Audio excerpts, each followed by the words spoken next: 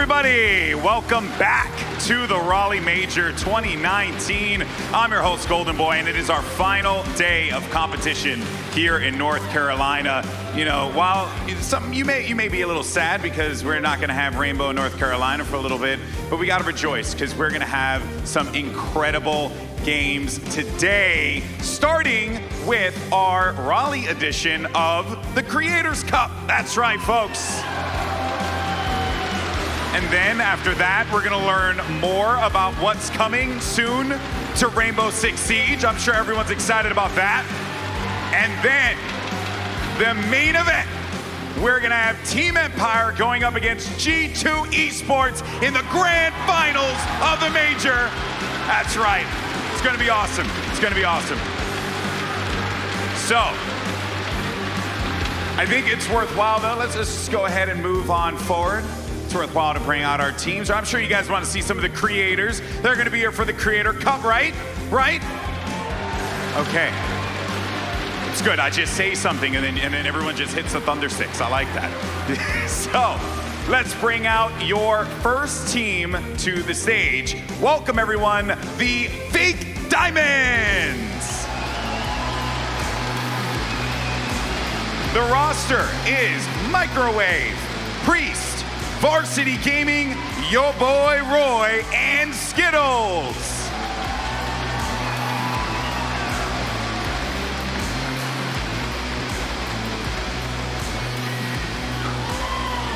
What's up, brother? How you doing, man? All right, let's get down to it. Fake Diamonds.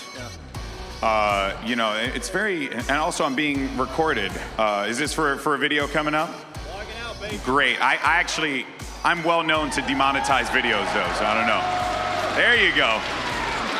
It's hype, it's hype. Okay, so, Roy, we gotta talk about this. You're coming into this one, you got a lot of hype, a lot of energy. What are you gonna do today, and how are you gonna win the Creators Cup for Raleigh? Honestly, we're just excited because we're gonna defend the title. We won the first Creators Cup, so we're just going with a lot of confidence, gonna treat this like ranked. We played these guys before and planning on clapping some cheeks. Oh! Oh! Clapping some cheeks. I like the sound of that. Guys, give it up one more time for the Fake Diamonds. Go ahead and take your seats, guys.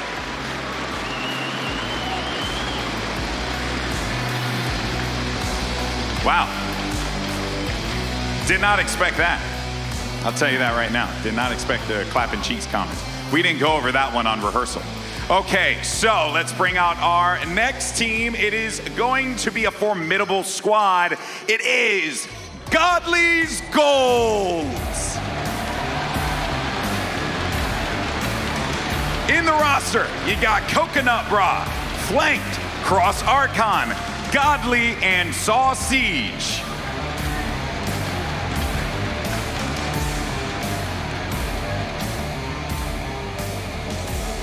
What's up, brother? What's up? How you doing, Archon? So, now, Cross, obviously, we have some choice words from Roy earlier. He said he was looking to clap some cheeks. And I want to get your thoughts on the very colorful language of your opponent. I want to be a little bit respectful. We'll see who claps whom. We have a secret weapon in our team, sausage. I like that. I like that. This is going to be very exciting stuff. I'm looking forward to seeing what you guys can do. Go ahead, take your seats at the stage. They're going to be our first two teams that take the stage and compete here. But we still have one more team to bring out. I didn't even say anything. But I think you guys know what team this is. Put your hands together for the Rowdy Shroudies! Your lineup is the one and only Russian Badger, Macy J, Shy, Saslin, and Shroud.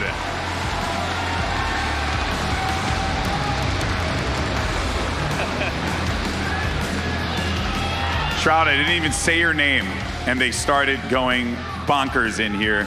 It's good to have you here, of course. Isn't it great to have this entire team here and all of our creators? Incredible stuff. Shroud, you're going to take on the winner, if I'm correct, of the next game here. So you're going to get an opportunity to get some strats down, learn what these players are going to do. How have you guys prepared to take the Creators Cup here in Raleigh? I mean, honestly, we haven't played too much as a team. I've played a little bit, but I've never played this game on LAN. We're gonna see how it feels on LAN and just kind of meme, have some fun, hopefully win. Hey man, at the end of the day, that's what it's all about. That's what it's all about. Shroud, thank you so much for your time. And guys, we're gonna see this matchup in just a little bit. Give it up for all 3 teams that are about to compete here. But now let's send it over to the studio for some fun analysis with Milos and his incredible chest hair, the 4th analyst. Take it away. I needed to open an extra button. What's up, ladies and gentlemen? Oh, no. I was just here taking notes, making sure that I know everything about these guys. People don't know, but my name actually comes from the Russian Badgers' old videos. So there's a tidbit for all you out there. Welcome to the fun analysis desk here. It's me, it's the 2 funnest people on the planet, at least the ones that I know, so you know how terrible my life is at this point in time. It's Rams, it's Valley. Boys, how are you doing this morning? I know it's Championship Sunday, but we got a bigger game ahead of us. I'm excited, man. Plus, the Rowdy Shroud is finally going to be able to play this game on LAN. We've all seen what he's been able to do on other games, but now he's on the game. I want to see if he's able to bring that skill over here. Yeah, absolutely. We've seen him with some exceptional gunplay, playing in ranked, streaming a little bit. He played with Fultz a bunch from SSG.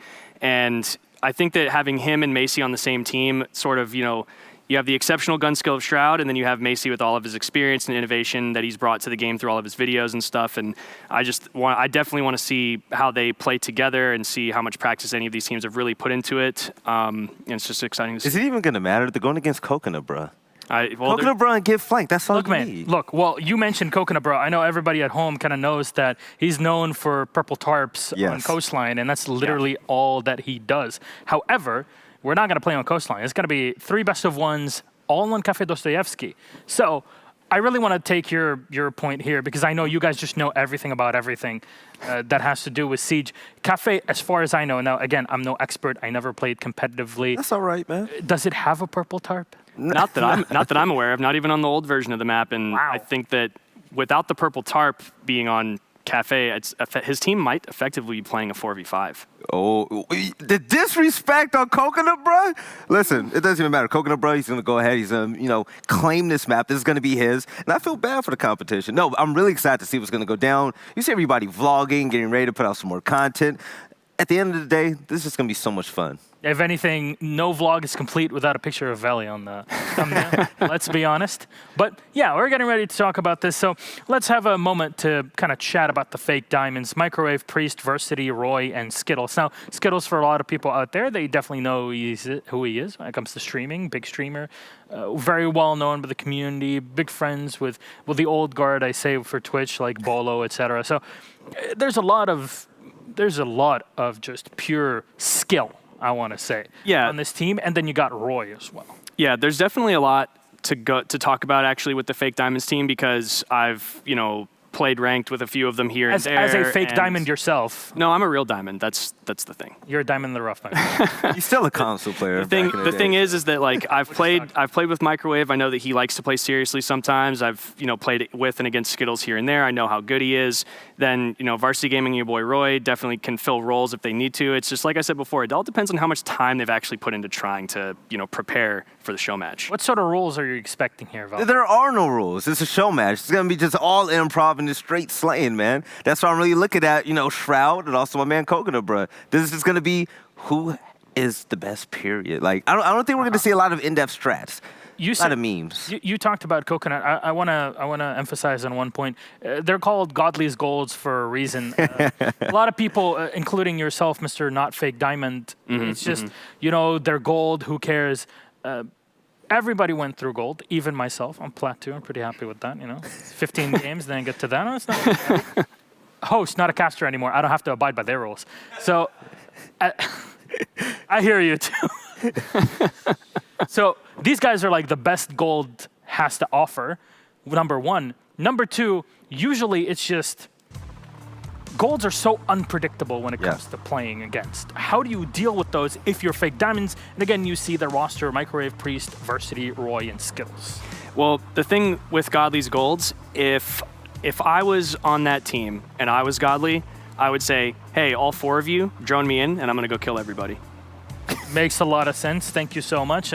Get Flanked is out there. He is your everyday man's and players kind of content creator. It gives you all the information. You got them over here. Coconut Bra, Get Flanked, Cross Akron, Godly, and Sausage. One thing I'm really happy for is that Dark Zero actually make it to the big stage. Oh, right, of course. Get Flanked, Okay, all right. Get Flanked is a part analyst for them as well, a content creator. Yeah. Can we give them some shine, though, man? Like, when I look at these content creators, like when I was learning the game, you take a look at people like Coconut Bro and Get Flanked. They offer so much insight. And Get Flanked, he does a really great job at doing that. You see a lot of interviews with Dark Zero. You get to see behind the scenes what happens with the players, their mindsets going into matches, and how they feel about competition in general. That's so important, man. You take a look at Coconut Bro, he shows you all the tricks of the trade, man. How to get on Purple Tar, Valkyrie cam spots, everything. Are you trying to get invited on Get Flanked's podcast? No.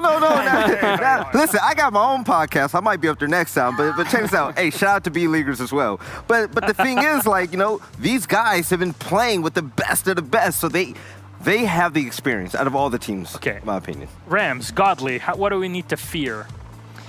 Well, he's got some crazy flicks. Okay. As we've talked about Bolo a lot this event, and now that Bolo is in Pro League, Godly has stepped in, filled the shoes of the underage, unstoppable force that just plays ranked and whatever else he can. And he's definitely going to be one of the players to watch for sure, because just if anybody's watched his streams, and if you haven't watched his streams, you should, because he absolutely just slaps everybody he goes up against.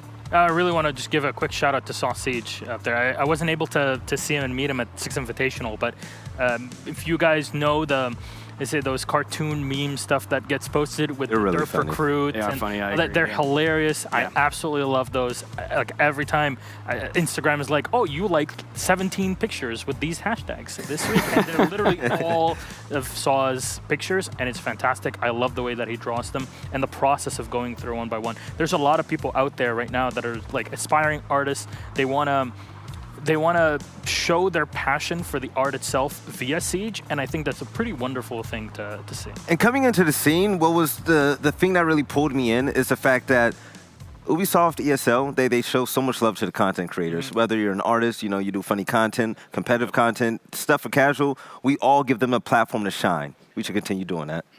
Very, very true. All about inclusivity here at Rainbow Six Siege, and even at the majors. Invitational definitely is a place for everybody to shine. You'll hear more information about that later on. Gentlemen, thank you so much. Any predictions?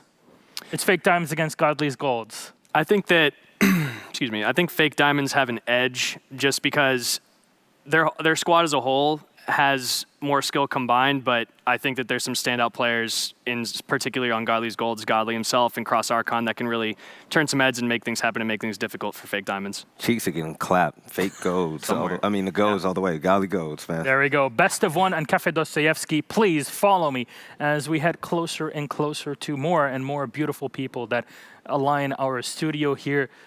Yeah, that's not how. Is that hello with let me explain. It's this is basically, I know there's a lot of big coconuts out there, as was mentioned on the desk, so some big brains playing this game. That's where they get that content from, coming straight out of that. I did manage to get a preview of some of Godly's strats they're planning to run today, so I wanted to give you guys, I know the content creators on the stage can't see this, so I thought I'd give you all a sneak preview. It's a good thing. I really hope that Shas is watching just to learn all of this. Yeah. Devin, thank you so much. We'll see you later. Please follow me over to the casters. It's Blue Eyes White Dragon and Gucci Mane. Where are you guys doing? How are you guys doing? I love those pictures. Stokes, you're a beautiful man. Guys, enjoy your game. Best of one cafe. It's going to be a lot of fun, man. Going to be a lot of fun. And Rams, well, at least Gassan was talking about earlier how Rams is a fake diamond. I think that's absolutely true. It took him longer to get diamond than me. And I did it in Europe, so therefore he's just bad. That's how that works. We also have Blue here, which was a top fragger yesterday inside of our matchup, where he's a gold, and that's just going to tell you how good golds are. They're just better than everyone that's diamond. They're the real diamonds of Siege. Listen. So Godly's golds, I'm really feeling them right now, let me tell I was you. the only one to drop a quad in that show. Dude, you were. Yeah. That SMG, I mean, the funny thing is, I was like, can you control recoil? And he goes, absolutely. And then I watch him play the SMG-11, and I go, you can't control recoil. That thing is That's not- wild, man. Dude. It's like, wow.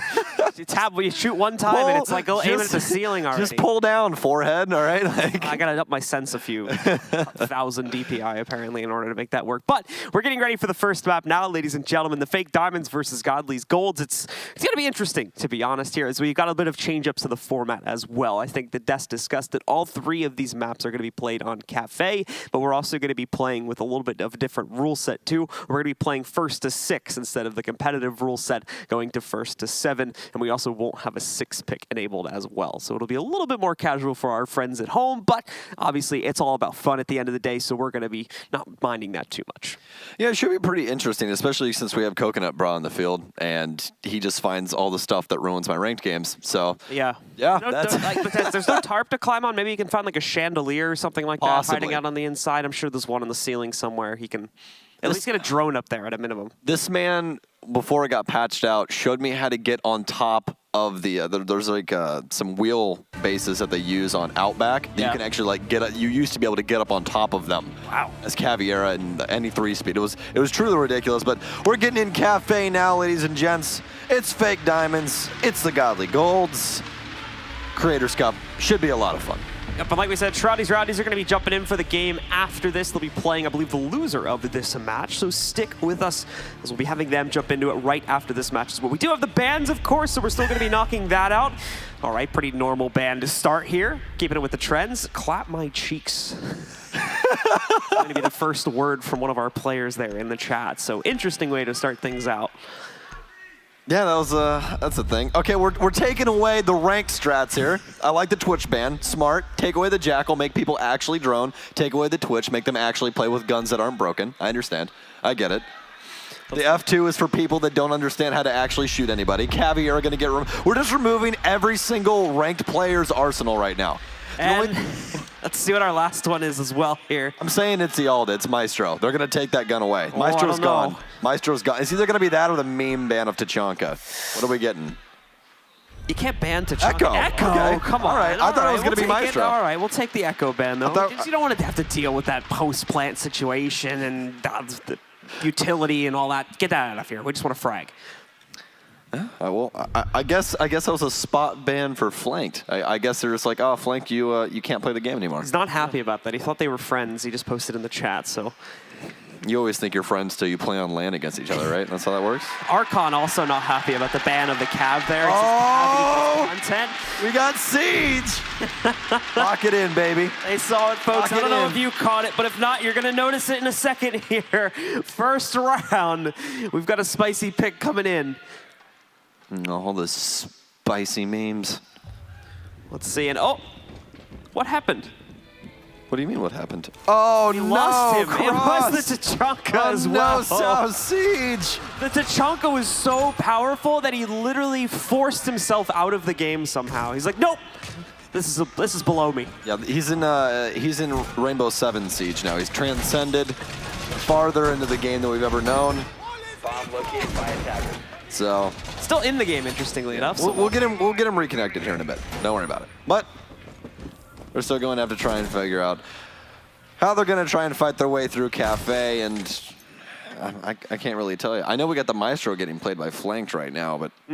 So we're going to do a rehost, folks. Apologies for that little bump there, so give us a moment. There you go. All right. We'll get the chunk in there after all. Big chunks. Big chunks. Plenty of turrets to go around. Well, at least one. Yeah. So. You got one. Well, I mean, you can count Maestro as a turret, right? The Alda. That's true, yeah. Yeah, that thing's... Yeah, that's... That's actually how they're going to buff Chanka in the next patch. They're just going to give him the Alda. Yeah. They're just going to take away all the Russian weapons and be like, here. Just take this. Italy. Perfect. We'll see if that works out to bring him into the meta a little bit more. I think people will be willing to deal with the turret if that's going to be the case. We'll see him picked every Pro League game then. Give the Russians the power of the spicy meatballs, and then that's how you go. There you go. Well, as we are loading things back in, we're going to have a lot of content creators, some of your guys' favorite content creators on all day up until, obviously, the panel where you guys get to learn all the new stuff. And you guys should be extremely excited. The operators are cool. You guys are going to learn a lot of cool stuff coming up, so definitely be excited for that. Trust me. You're gonna want to hold your breath because it's some pretty cool stuff. That's coming up. We can't tell you anything about it though. We got to keep it a secret, of course. But that's going to be coming up right after the show match, guys. We got 3 best of ones here. We got that panel coming up right after this, and of course the grand finals coming up later on today as well. We've got G2 going up against Team Empire once again. I know everybody's excited to see that as well. That's going to be rounding out the day here at Raleigh as we crown a champion and finally get to give away that trophy that's been sitting in the middle of the stage all weekend long. Speaking of that trophy, that trophy is beautiful, man. That is probably one of the most beautiful trophies we've ever had inside of Siege, besides the hammer. We know you all love the hammer so much for SI, but it's definitely one of the coolest trophies we've ever had. Yeah, definitely a very cool design. And we'll have to see as well what we get in the future. We have that. Remember the USN trophy? That was a cool one as well. That one was pretty cool. Yeah, we actually had a video of them putting it together. Yeah, that's right. I think they had like a blacksmith make it or something like that, if I remember correctly. Yeah. Like they had it like hand forged. So that was really cool as well. We had that happen.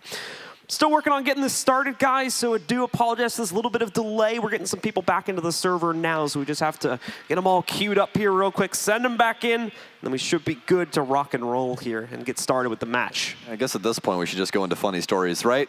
Right, crowd? So I guess I'll tell you about my story with Varsity Gaming. I actually yelled at Varsity Gaming inside of my ranked game for playing Tachanka overtly. He played it like 4 rounds in a row on defense, and I yelled at him because I was very mad about him throwing my elo. So there's a video of me yelling at Varsity Gaming about how I'm going to team kill him. I'm toxic, chat. I'm not going to lie to you. I was very angry. I was very angry about what happened. But Varsity Gaming, a great guy, a great fellow. Immediately after that, he was like, hey, I just realized that you were the person yelling at me about Tachanka. And I was like, oh, that was you? Toxic Stokes in his ranked games, dude. Let me tell you. I'm curious what Godly's gold secret weapon is going to entail. They said it was South Siege. So we need more information, though. We got to dig deeper on this one after the game. And from what I know, it's going to be South Siege's first time playing on M&K as well. Because I believe he plays on PS4, I want to say. Alrighty. Yeah. So, fun fact. Moving him over. Facts. Bring him to the promised land, you could say. Yeah, dude. Let me tell you, guys, if you're sitting at home right now and you're trying to debate on whether or not to get a PC to play Rainbow Six, just get a PC, dude. Just turn up. What is this guy? What in God's name? This guy's made a sushi roll of thunder sticks.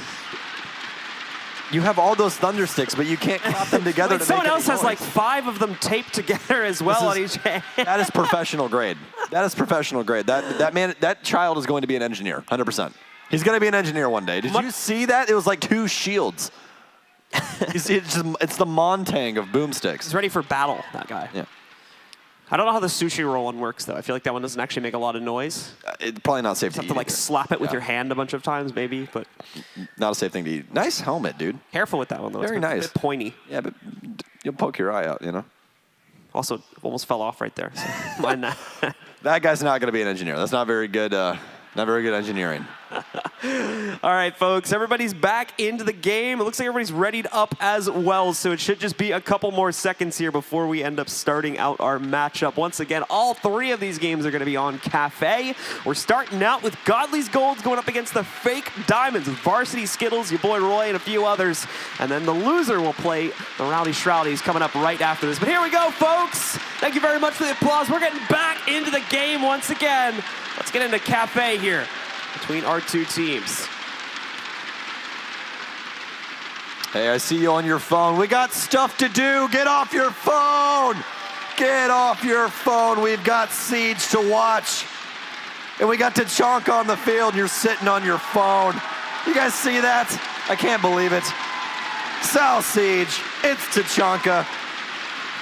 One of the best artists in the entire game. Everyone loves his comic strips. They're so funny. A solid pick indeed. So we've got him. We've got Tachanka in the server. And it's no one else. The first pick of this whole event, I believe. None of us used it in the show match yesterday. So we've got South Siege picking it up. I used Tachanka. Did you? Oh, that's right. You did have the one run. I forgot. I spawn killed Emzo with Tachanka. I forgot. That's my bad. How are you going to disrespect me? Sorry. In front of all of our friends. Well, look what you've done. It's all right. Look what you've done. But no, South Siege is going to do it better. Probably, yeah. He's just better than me. That's all that matters. Everyone here better than me. That's all you need to know. All right, so they're starting upstairs with their defense, keeping the pro strats rolling here. We're going to go with the site everybody loves to go to at the start of this map. Let's see, however, what their opponents have to throw at them. As we've got Godly's Golds out. Oh, no. Roy's on Ash.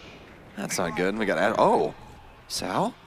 What are you doing inside a bakery, my friend? Oh, a little bit of one-on-one action here. It's a manly brawl between a hammer and possibly a fist. Oh, swing and a miss. Microwave, swing again. Oh, he gets some. That's a home run right there. Yes, indeed. First things first, inside of this extremely competitive game, we see a sledgehammer taking down a Tachanka. That's the only way to kill a Titan. A good Gotta start. bring the hammer down. Yeah. A good start to be sure. Let's see, that's the secret weapon now though for Godly's Golds. How are they gonna recover from that? Complete honesty, I have no idea. No? Okay. Do you see the coconut bra angles already being established, Chad? Do you see that? He's punched his way all the way through the little mini bar area over on New Balcony, or Heaven, as we now call it. Oh, look at this. Yeah, you can see all the way over to that other balcony. He's got a little bit of a purview down below as well. A lot to work off of here. He's playing it back. He's playing it safe right now. The rest of his teammates seem to be doing that too. Sal just kind of went off on his own, had his fun. The rest of the team's like, come on, man, what are you doing? We gotta close this out. But about a minute and a half has gone by now. Fake Diamonds starting their drone work in. We've got Skittles coming in through that top red hatch. He's gonna start working his way out here as well, but oh, Coconut Bro with the angles. Skittles didn't even see him. Good night, nice try, Mr. Coconut. Or actually, no. Take that back, Skittles. For some reason, I thought Skittles won that. I thought he pre-fired it, but he didn't. No. Oh, we got the replay, too. They're going to do him dirty with the replay. Didn't end up getting the second one, either. Godly's playing up closer to Bar. Coconut still playing on Heaven. And we have Get Flanked. He's currently somewhere not here. Coconut Bra now falls over on Heaven, as we see Priestley take him down. Priestley now rotating in. Godly still on side as well as flanked. Both trying to hold two angles just to cut off things. And oh, everyone's trying to rotate in through Freezer. Flanked had one dead to rights, but he doesn't choose to take him down. Microwave kills Roy. Godly downs one with a flick. Oh no, he's down two. Has the pistol, but no. Priestley stops him in his tracks. Priest there just when you need him. He saves the day for his team. And they're going to be able to pick up the opening round. A little bit of celebration, too. You guys didn't see that nice little spin around move after he won a quick little 180 for himself. So that's going to close out the first round. Not only is he good at Siege, but he's also a professional dancer. Very impressive. Very impressive. Very impressive indeed. Oh. Oh, whoa. Oh, okay. Oh, activated. I see. Oh, this is the important one we wanted to see. The in-depth He look. literally smacked him right on the top of his head. He smashed his helmet. Yeah, that hammer, apparently that helmet doesn't do anything. It's not coming off now. Oh, Roy actually just snapped on that guy in white stairs. That was actually kind of disrespectful, I'm gonna lie to you. It's a problem with the angle there from Coconut Bros. We did see it get traded out pretty easily. Let's see how this team, wait, what? He pulled his own teammate. Microwave. A little toxic there, but we'll see how he gets revenge in the next round here. Ooh, the toxicity. What else would you expect out of a competitive game, Blue? Yeah. It's not fun if you can't mess with your friends, right? That is so very true, my man. So very true. Attackers must locate and defuse. Well, we are going to have South Siege back on Chanka, our Lord and Savior. Aloe Vera be thy name. Does have the deployable shield as well as the mounted LMG, so we'll have to see. I don't think that's the best place for that, but I'm not going to give Sao any crap about it. Again. Well, we can listen in to some of those teams and see maybe how they're justifying their decisions right now. Let's take a listen.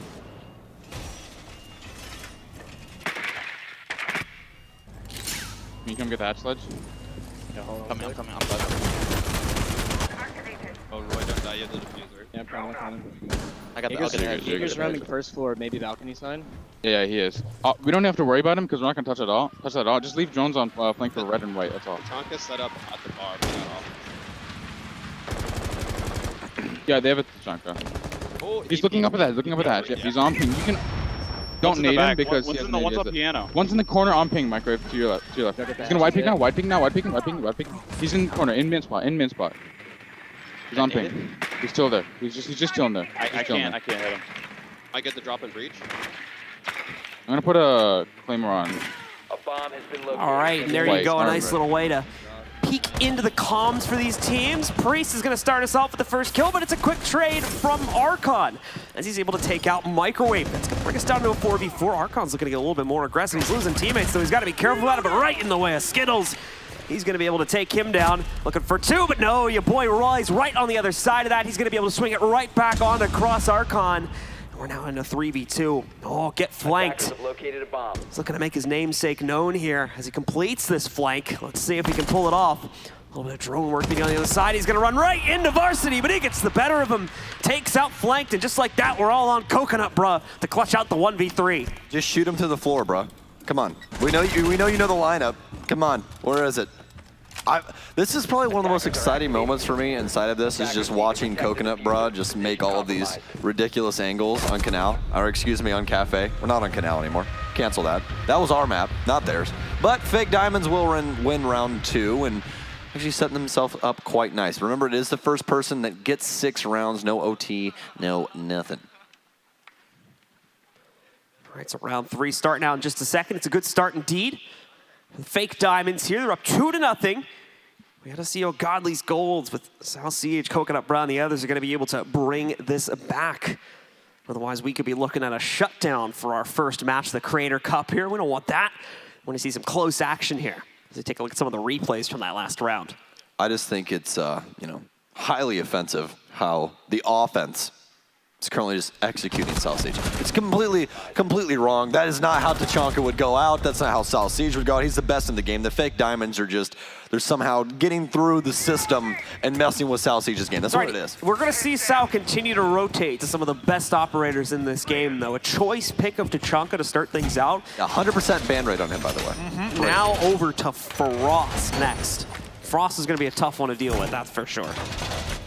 You got to look out for Frost. Oh, they're going for the trap setup here, Blue. Look out for that. We got flanked on the Mozzie as well. And make it to where he can possibly steal some drones if he places those pests in some proper location. We could do way more for a trap setup, though, to be fair, if they wanted to go for trap. We're missing a Legion still. We're missing Legion. We're missing Ella. You always bring those Gujmat mines.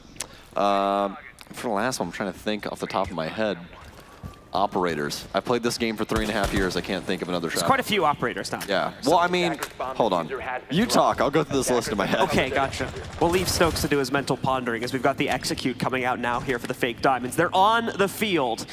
They've got 2.5 minutes left in order to figure out how to get past the Godly's Golds once again, who have changed up their site, as you see. They've gone downstairs now, so trying something a little bit different here. Oh, Stokes. It's Capcom. We just never talked about him.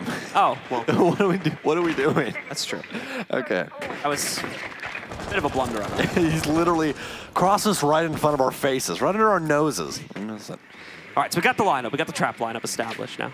You can just throw like a dock in there for good measure, just in case. You need a little bit of support, maybe. Let's promote everybody to dock. Let's do it. Let's promote 5 docks. Oh, Priest. Going fishing, set a cigar, won't find anything, but rotates to the roof. More than likely gonna use that skeleton key to open up some hatches for some drops for the Fake Diamonds. Again, it's Fake Diamonds against Gold, so they're practically the same thing. Like all the people that don't know how to play this game inside of my ranked games, but they're really good at aiming, so there's all of a sudden inside of sight in like a minute in, and it's very aggravating. Sounds like me, but the opposite. You're still outside. Coconut brought first to fall. Apparently those angles not helping him out too much, but probably has the best black eye cams in the game, so it doesn't matter. Oh? Well, the Zofia pickup, the self pickup. Oh, so close. But halfway stood up there for Zofia, but Flight gonna get the better of Skittles. Take out the Zofia and leave us in a 4 versus 4. Now we got a minute left here for the Fake Diamonds to make their impact known. Looking to trade things out, taking it nice and slow, playing these tight angles at the moment. Trying to catch Godly's Golds in a bit of an aggressive push if they can. But it's all quiet across the map right now. Not a whole lot going down between these two teams. And we'll microwave yet with another kill, as Roy's actually going to establish quite a long angle because they did have the opening there, but microwave again follows it up. Cross will fall. Godly and Flank, the only 2 remaining for the Godly's Golds. And you try and fight back here. Flank will start us off as Priest will fall. Varsity, though, trying to follow it up as Flanked is soon to pass. All up to Godly now. A quick flick over to the Thatcher of microwave, but Roy will challenge the door. Takes down Godly, and once again, the Fake Diamonds, 3 rounds in a row. Roy with a quick move down the hatch with Sledge as it wasn't reinforced. Got to get some better strats on the defense here, man. I feel like we're lacking. We're lacking on the defense right now. Godly's Golds. South Siege, I think, just needs to draw them a massive illustration of how to properly play this game. That's what it is. We have to make that joke at some point, right? Yeah. Yeah. got that out of the way now. Yeah. So we're good on that. But moving on into our fourth round here, it's starting to look great for the Fake Diamonds, and unfortunately not so good for Godly's Golds. We need to see them turn this around, and, well, they're going to have a chance to do so relatively soon here. Hopefully, if it's not on this half when they switch sides, maybe we can see them bring it back into it as well. But the set phase is upon us once again, and we have got our defenders on the second floor this time. I believe they're in the train yard for this one, along with mining. And they will be, we'll be seeing them set up here this time as they continue to kind of change around their site, experiment with the map a little bit. Seeing Cafe was the newest, I guess you could say, re-addition to Rainbow Six Siege in the previous patch, having some very nice changes made to it. Cafe 2.0. And the pro players have loved it. I think the community likes it as well. We've seen a lot of cool stuff coming out from it. Yeah. A lot of play at this land specifically. A lot of teams love this map. I like this map a lot. Flynn hates this map because Flynn hates everything, but yeah. Woo! Shout outs to hating everything. Shout out to Flynn hating everything, yes. All right, so we've got the Fake Diamonds making their run once again. Start out on rappel this time, so maybe a third floor clear. Got a very focused approach right now coming in from the Fake Diamonds. They're very focused on closing this out here. Waiting for South Siege to find his impact on those frost traps. Oh, he's just need one. We just need one frost trap, and then we're happy. Reloaded. Yeah, it's kind of like creating the light bulb. I messed it up a million times, but it's not a frost trap, but hey, we'll take it. It's Claymore. It's Claymore outside. Coconut Bro tries to get aggressive on the west windows and immediately gets blown up, but Varsity will drop diffuser as well, so somebody more than likely going to have to go claim that if they do want to get the diffuser down. Rest of the Fake Diamonds, though, currently poised on the roof as they are trying to take top control. Godly currently working himself over into a corner, but drops down to pillars and rotates into reading. Oh, have some gunfights from up top as Roy has dropped new drop now.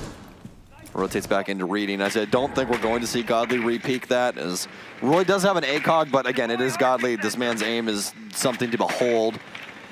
To see if he does try and get aggressive once again on the Jaeger. Minute and a half left, though. It's all quiet across the map. Godly's Gold's got to make a move soon here. Otherwise, again, the Fake Diamonds, or excuse me, the Fake Diamonds got to make a move here, or Godly's Golds will finally get onto the board and be able to put their first round up there. So, got Microwave making his slow push. He's going to bring Skittles in with him now, down through the red hatch. Oh, a little bit of spam here from Skittles. He was able to detect someone on a camera. He's going to call for a hatch to get popped open instead so that they can try to make that push happen, but I'm not going to see anyone go towards that too quickly here. Everyone's kind of playing their own game right now. Split up. We're going to see your boy Roy end up going down the sledge there. Tried to drop in, flanked, well, not kill him just yet, but there you go. Godly with a quick little swing out finds him. Takes him out. Some good drone intel being found here by the Fake Diamonds. Now we need to see them commit to the push. Oh, quick. Ooh. Oh, Godly with a nice 180. Takes down Priest. Heard him hop off the balcony. A couple seconds left. Skittles takes down Godly. It's a big pick. Skittles now rotating in. Bottom of red stairs. Quick shots into red hall, but nothing's going to connect. They are poised to try and take over mining right now. Does have Microwave right underneath a Microwave on a cross flank here. And Skittles, 2 quick shots. And the Fake Diamonds, 4 rounds in a row. Fake Diamonds are just proving to be too much to handle right now. They're crushing it, especially in these late round situations. They're looking good, man. Godly's Golds. What are we going to see them do here to step it up, Stokes? Well, I think we can help them out. You know, I think I can help them out. My mother actually told me that she heard all of you guys in line this morning chanting. We got a Pengu tweet. We got everything, guys. So I think we can help out Godly here. What's the crowd think? You guys think we can help out Godly? All right, guys, let's get a chant going. What are we feeling? What are we feeling? Feel like should we do the Let's Go Godly? We'll just get it going. Let's go Godly. Let's go Godly. Let's go Godly. Let's go Godly. That's what I'm talking about, boys. Obviously, the women are part of the boys as well. It's a whole community. That's how it works. When you say the boys, it's the boys and girls. That's how Absolutely. Good job, guys. So let's see if that cheer is going to be enough to bring Godly's Golds back into the game. Fake Diamonds are just a couple of rounds away from being able to close out. You got to be like Vela. You always got to root for the underdog, right? Yeah. His hopes in SSG, unfortunately, were dashed back on Friday when we saw them get knocked out, but I always die on that hill as well. It's just not... It's a great hill, very creative. So close, you know, so close. It's so far. Oh, they're still going. Okay, I see you guys. All right. Attackers are moving out to locate a bomb and defuse. You don't have to stop. You can keep going. Yeah, you guys. What? It's fine. It's good. You're in a venue. Yell as loud as you want about anything. Yeah, that's what I'm talking about. There you go. I liked how I saw it this morning when I was coming in because I walked in just a few minutes before the doors opened. The crowd was having fun at the front door because they were just, every time the door would open, even though they weren't being let in yet, like to let staff in and stuff, they would all just like cheer like crazy every time the door opened, even for like 2 seconds. I thought that was pretty cool. Yeah, the crowd here has been fantastic. Cross will actually falter. Coconut Bro, though, finds Skittles on a run out. But what else would we expect? This black guy camp's more than likely outside, and very creative things we've seen from him over the past few years in this game, so. All right, you can see the quick little replay of that one there. Let's end up with a nice lull in chat as well, and that's always fun to get those. I thought Roy was going to get shot in his head right there by his teammates. Attackers have located a bomb. Fake Diamonds with the steamroll right now. It's not looking too good. Fake Diamonds are taking this serious, man. They're bringing everything to the table here. They got like the execute ops and everything for this one. Look, here's the thing. Godly's goals is going for clips. Yeah, Godly's goals is just saving themselves. They're just saving themselves for Shroud. They know what's going on. Oh yeah. Shroudy's up next, or Shroudy. I'm so used to Shroudy. I don't. It's a tongue twister. Bit of a tongue twister. Bit of a tongue twister. So we got your boy Roy. Oh, a soft angle there. It's going to give it away. His opponent there on the other side from Godly's goals is running away, though. Doesn't want anything to do with that fight. So they're going to retreat further up the white stairs. Your boy Roy, though, with a nade. Is it a Kobe? Not this time. No. More Shaq than it was Kobe. Gotta slam dunk that really quick. Oh, good night. Of a dunk. Oh, no. Not Sal. You didn't have to do Sal like that, Priest. It's not even nice. Oh, Godly, though, currently on top of white stairs with the cardiac sensors. They're going to be able to get all the knowledge he possibly wants. As the cardiac sensor, a pulse, which is his unique utility, gains information off of people's heartbeats. Your boy Roy, though, does take down Coconut Bro. Godly with a trade out up top to knock down Priest, which, good riddance. He took down Sausage. We don't like him anymore. All right, one left here for Godly's goals. Otherwise, we're going to see the Fake Diamonds move on to map point here very quickly. Get flanked, gonna have to pull off the 1v3 clutch, but he's got Maestro. He's in the Maestro spot. This is his time to shine right here. All right, flanked. It's gonna be a highlight video if he's able to get this. Peeks wide. Oh, goes for the flick down, but Roy's ready for him. He might just be about comedy, but he's also kind of a good player, sort of, kind of. He left the Maestro spot, that's why. Yeah. That wall over there inside a cocktail, that's the Maestro spot. Oh, it's the Maestro spot. Like every pro team puts their Maestro there. Well, yeah, it's just really, really good, and there's a really good ACOG angle from there as well. I'm just going to start calling that Maestro spot from now on in casts. That might make a lot more sense. The amount of people that they see like one creative play happen in a space and they name it after that person, like the amount of things that used to be named K9 is so crazy. Oh, okay. Coconut Bro literally hopped up on the truck in order to get that angle, so very creative. Siege, I'm sorry, man. I'm sorry. A dope angle from Skittles at the start there, too. He's like waiting super patient with a single bullet hole in the garage. Bam, got a nice pick on that one. He's just waiting for everyone with those ranked angles. That's what he's waiting for. All right, guys, so we have switched sides now. We are going to see the Fake Diamonds jump onto the defense. Godly's Golds will have to go into the attack now, and they've got to win out from this point forward. We got to see them pick up 5 rounds straight.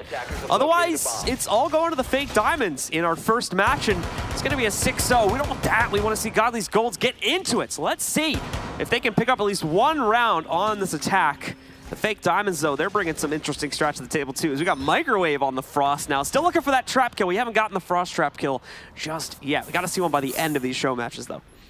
Yeah, most definitely, most definitely. Well, if Godly's Golds is able to get this round here, maybe they can probably try and lace these things together, because that's really what they need to do right now. We have Godly on Buck, Coconut Bro on the Capital, South Siege on the Habana, flanked on Ash, which should be interesting. Out of all of those, also Cross on Thatcher. We'll just check the box real quick, just so I say everybody's names. We got to keep it even here.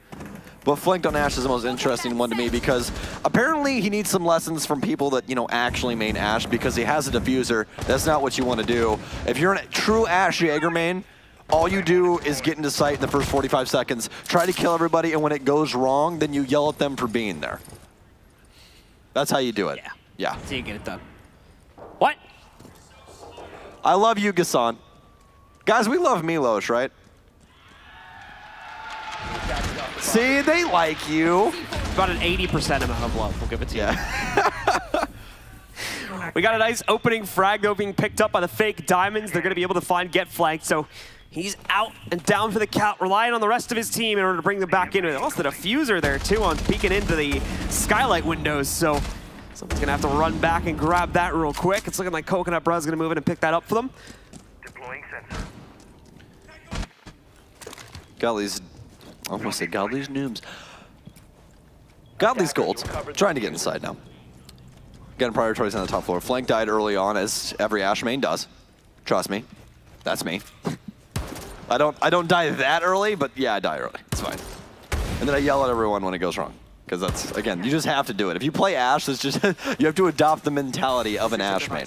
Oh, they're banditry. Oh, he attempted to, but Varsity's actually, well, actually, excuse me, South Siege is actually going to split the difference between the two walls, so therefore he creates a little bit of a hole, but could be more dangerous than anything else in case they do drop down to red, because Varsity could definitely peek it and more than likely get a few free kills off of it, as well as I believe he was playing Nitro Cell, which could definitely thwart any drop that Godly's Golds wanted to do down the red hatch.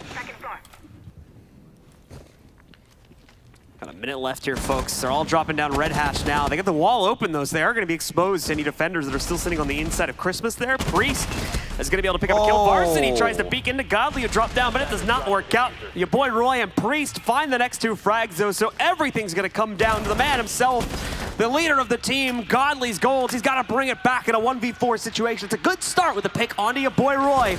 Let's see those chants for Godly. He's got to bring it back, but no, Priest shuts him down, and it's a perfect 6-0 from the fake diamonds to start out our Creator Cup here at the Raleigh Major. Truly impressive. I just feel like the Godly Golds, there's a lot more expectation for them. Just couldn't find much, but they now have to go down and face off against Rowdy Shroudies, which should be pretty impressive. Yeah, it's going to be a fun competition to be sure. We'll see how exactly are going to be able to face off against Shroudies, and that's going to be coming up in just a couple of minutes here, folks. But it's a solid start from the fake diamonds. Don't worry, we'll get to see them play against Rowdies as well. Oh, look at that. Oh, that's I see you, cool. Kill Maze. That's a nice little helmet. I see you, right Kill there. Maze.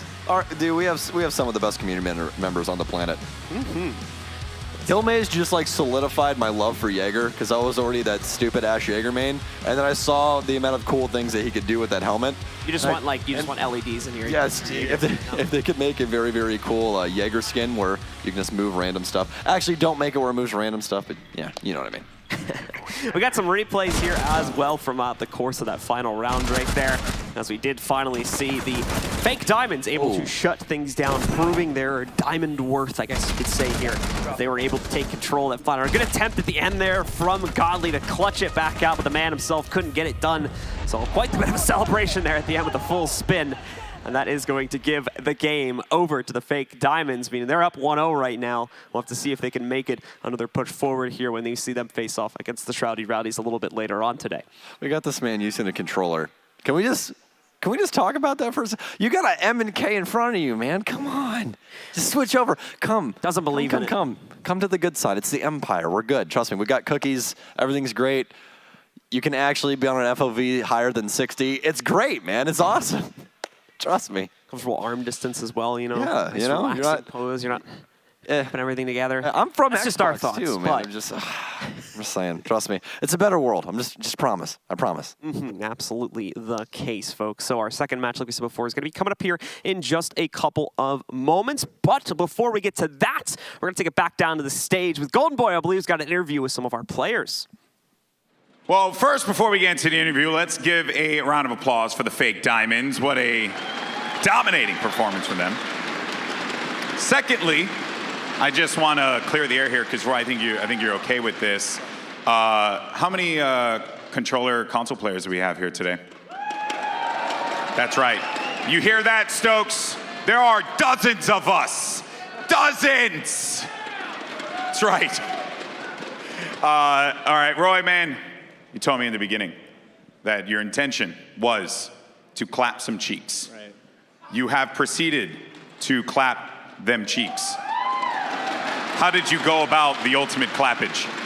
I mean, at the beginning, I thought we were going to be like super passive in our plays because, I mean, we have, I guess like these players rely on a lot of intel, so a lot of Valkyrie runouts, as you saw, a lot of spawn peeks at the beginning. So I guess we were just super passive at the beginning, and then Skittles IGL'd us, told us literally what to do, and it worked phenomenally, so yeah.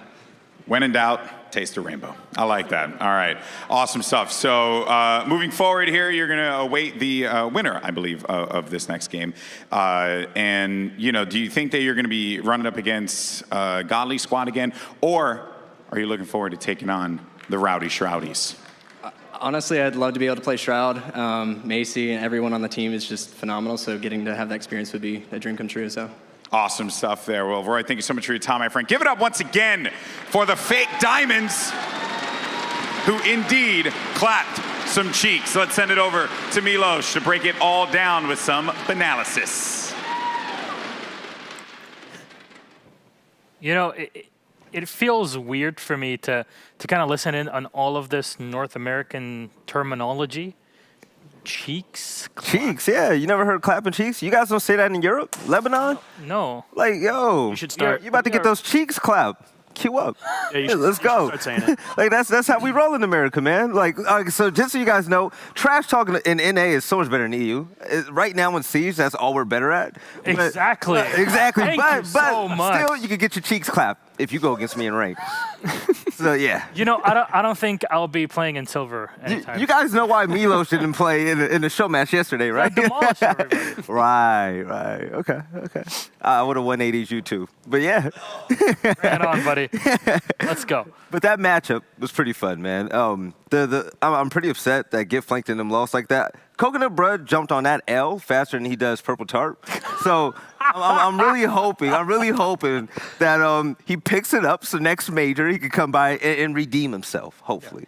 I talked about it earlier, sort of about how Fake Diamonds were probably going to have more coordination just because I've played with some of them and I know that, you know, how seriously they take the game at times. And they just seem to be reinforcing the mentality that winning this show match is just as important as winning a ranked match. Yeah. He's calling them rank stars. Yeah. I understand. You saying that the person that plays ranked the least amongst everybody. Everybody's like, oh, it's that important? Huh, I don't know how to gauge this in my mind. You know what? So we're watching a replay. You know what the highlight to me was? It was this. Sausage got donked on the head. Okay, what was he trying to do? Like, he ducked and turned around, and it got clocked on the back of his head? Look, that was bad. You can't trash talk Saw. In the end of this, I can. I like his He's art. just going to go home. He's going to draw a sad face of him, and as a and he's going to say, hey, guys, I tried my best. It was really fun. I'm like, Saw, you're too good for this world, please. He's like the Bob Ross of Siege. I love it. The Bob Ross of Siege. I love it. Yes. I was really hoping to see more crazy flicks from Godly. We definitely saw a couple of them here and there. I just want to see more of it again. I'm really impressed by Priest, I have to say. He was kind of dumpstering everybody. Yeah, and I think he was using a controller too. Yes. Shout out to Console. I know Stokes tried to hate on console players. Look at that elitist over there. He used to be one of them. I agree with him. He used to be one of them. I mean, I agree. I know, right? Right. Yeah. I am on the wrong desk here. Can we bring Zeronic? I agree with. Yeah, nice angles being held by Microwave there. We have a game coming up, though. It's Rowdy Shroudies. So, oh boy. You guys want to talk about that for a moment? I'll let you start. Please. I mean, Shroud is on the team, man. This is what we wanted to see. Shroud is finally in the building. I don't know. Man. I don't know if there's any Shroud fans in that crowd, though. I don't know. I can't hear anybody right now. I don't think we can hear the crowd through our No, headsets. So if the Can I crowd turn is off the cheering, we mic? can't hear it. Right, exactly. But yeah, Shroud is in the building, man. He's the best person out there when it comes to just pointing the cursor on someone's head and just clicking a button. There's no one better than him at that. I wouldn't be surprised if I saw like an 8. Oh, if I saw an ace from Shroud, I'll twerk on the. That would be. I'll go crazy. That would be so crazy. That'd be stupendous. Actually, I'm gonna see I'd love to Shroud pull some like real that. like montage stuff right here. It'll be amazing. You know, I really enjoyed these plays from Skylight. It's very difficult sometimes when you're like on Skylight, you're so confident in yourself, like, oh, I got the, I have the high ground, Anakin. Yeah. And then this happens. And then Priest is just sitting there. Yeah. What are you doing there? See, and the cool thing about them all playing on Cafe is that there's so many hiding spots, so many angles that can happen. So clutches are real. Clutches are going to be out there, and I just want to see just more memes. Oh yeah, definitely. I want to see more hammers from anyone playing Sledge, and more, maybe a full knife fight, an entire knife fight. I think that'd be really wow, that's always the most fun thing to see. I know, right? We never see it ever. There's just such a variety in the strategies that go behind knife fights. Like, do you pick a cav? Do you not pick a cav? I mean, do you bring a shield? Do you have does Cav have a commando launch? Not that I'm aware Attack of. knife? Thank goodness, no. But hey, you can add that. It's very balanced. Don't. But before they add anything, we need a wave check castle. We need a wave check castle skin. I mean, I've been fighting for it for so long. My man Castle, he needs to be done right. Look. The elite castle skin better be off the chain. If you get the elite castle castle skin, I want the elite maestro. And we'll wear it at the desk. Oh, okay. Ubisoft, 100%. call us up. They'll make so much money. Ubisoft, please, we need it. Yeah, so I can afford more socks that have sushi. I could buy some shoes like Blue, the Gucci joints. $1,000 slippers. This is a sort of cash prize we're looking at here for all the players. Actually, for everybody that's watching at home, don't really know the stakes at hand. The winning team ends up going with 5 golden trophies here that are very select and particular. Yeah, it's pretty nice. Yeah. So for once, everybody here can be a winner, and none of you will ever be. So it's great. It's great. Hey, he's the only non-pro, ex-pro player on this desk. I won a tournament, and I have a trophy to show for it. He's got a trophy. He played video games for free, but he wants to talk trash about it. It's like, who do you think he is? I don't get it either. We'll talk off camera. You better about Google me, boy. Talk off camera about it. I don't love you, Milos. I don't think I want to Google your official stage name at this point. Thank you so much, though, gentlemen. We'll be back for some more. I guess this is analysis, right? This is what I'm told. Emzo, please look. Give this guy a clap. We've got some real analysis here, of course. I don't know how he's going to do it. Please play your magic. First off, though, now we knew Fake Diamonds came out ahead, but they started in the very first round psychologically playing against them. They think, oh, we'll bring out the Tachanka and shame them, but no. The Sledge comes out immediately. Wow. In the very first round. Seriously. Oh, my God. It's the play. You see a little swing and a miss here, and it's unfortunate he misses on that first play, but he comes back, and you got to keep in mind, this Tachanka here, much slower. Every moment of this, Microwave is literally cooking it up in this. Absolutely. He is ready. You hear the buzzer ding, and boom.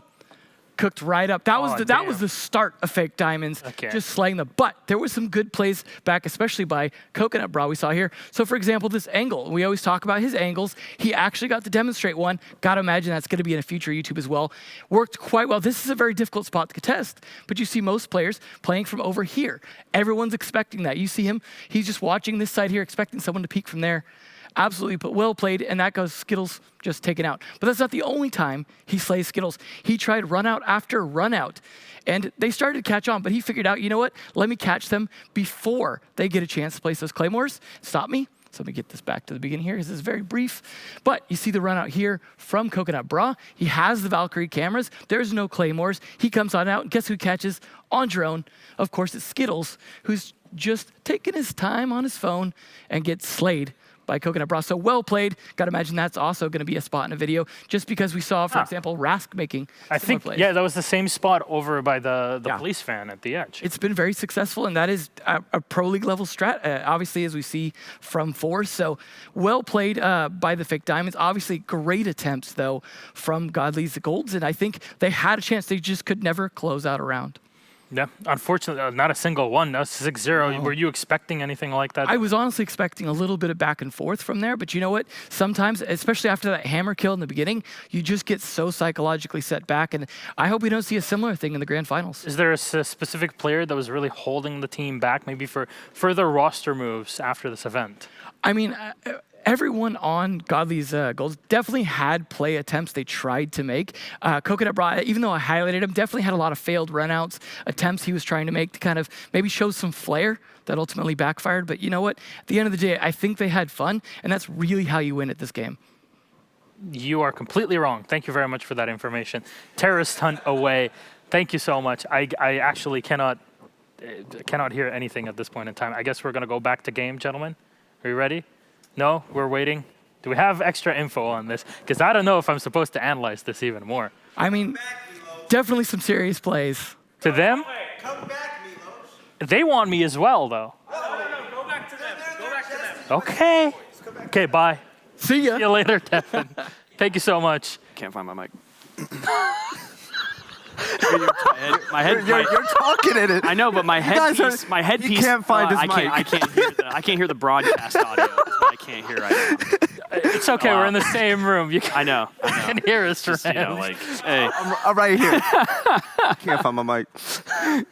All right, let's talk about Rowdy Shroudies for a moment. They got Shroud, sure, but there's some pretty decent players on there. Macy J, everybody's favorite. Yes. Macy J is so annoying, man. I love Macy J. Macy J finds those angles where when you get clapped, you're like, yo, where did I die from? And when you see it, you just want to throw your mouse at a puppy or something. Like, it's crazy. Macy J is so good. He's so talented. Everybody talks about 200 IQ plays. Try, 500 IQ plays Over 9,000. relating to how much time he spent playing the game and just finding so many little things here and there that, can definitely give him an edge in most engagements, just always, knowing where people are coming from and just knowing all these little tiny tricks and combining that with Shroud. Maybe we might even see a little bit of IGLing from cosplay. I don't mean to interrupt you. The cosplay is amazing. It's nuts. That's a great cav. That is a great cav right there. Nice cav. Valkyrie as well. What are you talking about? I don't know. That didn't look like Valk to me. Man, it's 2019. We got to respect everyone. Thank you so much, gentlemen. That's a beautiful Valk. Hey, man. Everybody's breathtaking in that crowd, and even you guys over here. Thank you so much for your information. It was absolutely breathtaking, as they say. I think it's time to throw it off to the casters. And so, Stokes, Gucci Mane, have fun. We're getting ready to jump into our next matchup here. Like I said before, it's the Shroudy Rowdies stepping up to the plate for the first time, and they're going to take on Godly's Golds. Once again, we're on Cafe, so let's jump into it. Oh, that's nice. Oh, yes. Yeah. So Very before nice. we get majorly into this, and this gets one-sided if that does happen, we're going to go down the list real quick, because I'm really curious. Take us down the checklist. All right, crowd. We're going to make some noise for each team. We're going to see which one has the biggest fan base as we go through these bands. So how are we feeling about the Godly's Golds? Okay, that's good. That's good. I like it. I like what's happening with Godly's. What are we feeling about the fake diamonds who just won the last game? Wait. No operator ban from Shroud's team. Okay. They're keeping it all on the table. They don't need it. I thought I said we weren't going to talk about it. Now we got to talk about it. That's no ban. That's incredible. That's the first no ban we've seen on stage, actually, funny enough. Yeah. So we didn't even do it in the show match. Next level strategies. Next level strategies. 4 million IQ. Anyways, how are we feeling about the second no operator ban? Because that happened. They don't need them. Yeah, Shroud. Get them out of here. We don't need those bans. We don't need the bans at all, dude. We don't need the bans at all. All right, but okay, we're just following suit. We just really hate Montaigne. That's all. Monty's a no. We can't have Monty on the field. All right. Well, back to what we were doing before, just for a second. How are we feeling about the fake diamonds? Oh, that's game. I think I know who you guys are all here for. I really do. How are we feeling about the Rowdy Shroudies? Okay. All right. We got a fan favorite. Oh. Okay. We'll see who truly comes out on top, though. We're into our first round, ladies and gentlemen. Let's get into it. As we are going to have... This man just assert dominance over everybody? I didn't see it. I just automatically went to just T-pose. Oh, T-posed? Yeah. Gotta be careful. Everyone else has got to be watch out for that guy now. Oh, no. All right, well. Upstairs hold allocated for the defense, and that's, well, what we're used to on this map. We've seen a couple people start downstairs, but not going to be in the cards for the Godly's Golds, which is the only team that banned literally anything. Very true. Only one being knocked. I was surprised it was Montaigne. I thought Sal was a big fan of Montaigne. Get rid of the Monty. Goodbye. Just not a big fan Goodbye, Mountain. The Mountain. I didn't have a mountain. I had a newsroom. All right. That's an old quote, dude. That's past my knowledge, unfortunately. It's from Anchorman, dude. Just like how Russian Badger's dead. That didn't even connect at all. But he's dead anyways. Definitely in a grave. Godly shot him in his face. Russian Badger not having the best time of his life right now. No, he's going to have to watch from Godly. support mode for the rest of the round. Godly playing downstairs, getting aggressive here. Ooh. Bringing out the pro strats against the rowdy Shroudies. This is the first time that we're going to see Nook on a competitive stage since her release. We did see her in the show match, I believe, last time, which before she was released. I believe that we saw them play a match with her. I can't exactly remember, but Nook, very unique operator. If you guys just follow competitive and don't really play the game, Nook is a pretty cool op. Just imagine Vigil, but better, but she has the FMG9. That's really it. FMG9's a decent SMG. She also has a shotgun, and she has a Desert Eagle, and she also brought the muzzle brake as well as the suppressor to help out the Navy SEAL op, so they got that for the Deagle. But she has a pretty cool utility. Pretty cool utility. Shroud's actually going to die to South Siege, of all people. Wow. All right. South Siege taking down Shroudy. He's gone. It's not even a kill yet for him. See? Oh, there you go. There's that health presence reduction. Macy doesn't, or excuse me, Godly doesn't even hear Macy creeping around those stairs right there. And he's going to find a nice pick as well. Godly's Gold's doing great. They've got another player down as well. Sasselin's now going to fall to Sao too. Sal's ripping it up right now. Coconut Bro with the C4 finishes off Chai. And now it's all down on a Macy. Yeah, especially with this Nook, he can sneak around everywhere with that hell presence. The only thing that negates it is sprinting, but when he turns it on, you'll see his hand go up and his top of his hand will turn bright yellow, just like that right now, where he's got his hand across. And all of a sudden you have suppressed sound, and also you're invisible to all cameras unless you sprint, and it is a little glitchy thing. But you can actually sneak up on people quite easily, but Angle's being held by Coconut Bra. He's laying on top of the diffuser. Coconut Bra is henning this diffuser right now. So Macy. Roosting, henning. Yeah. Roosting? Yes? Yeah. No? Keeping it warm. I should know this. I'm from Iowa. Yeah. Like. Macy getting ready to make a play here, trying to flash out Coconut Bro. What? Hello? Ah! What? What happened? Macy! Didn't even see him. Was hiding in the body, it looks like.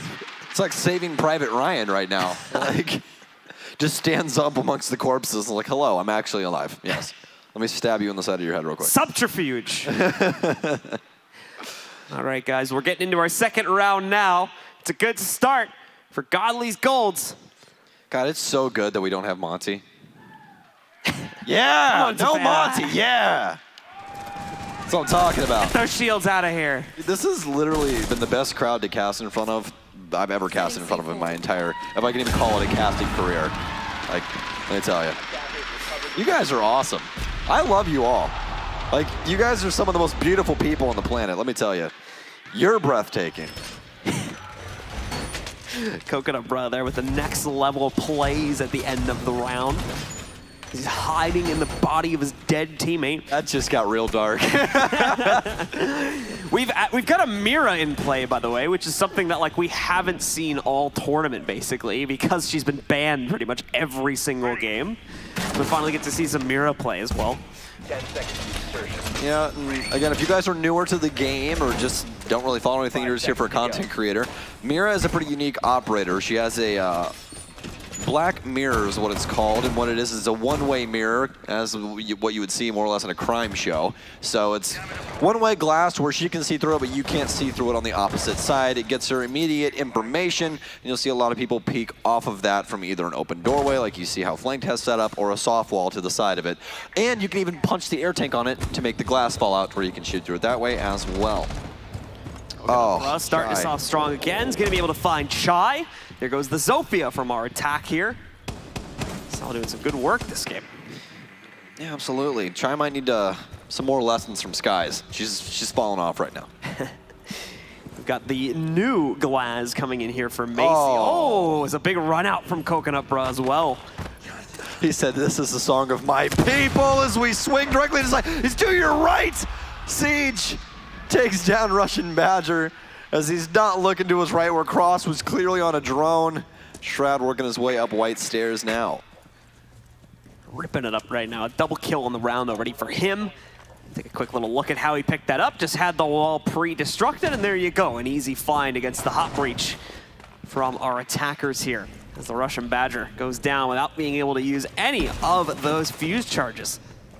We got all the Canadians inside of one room right now on the offense. Shrouded, as well as Sasselin, both sitting inside of Reading. Shroud looking in towards Dining, takes down Cross. That's his first kill of the game, second round, so pretty early on.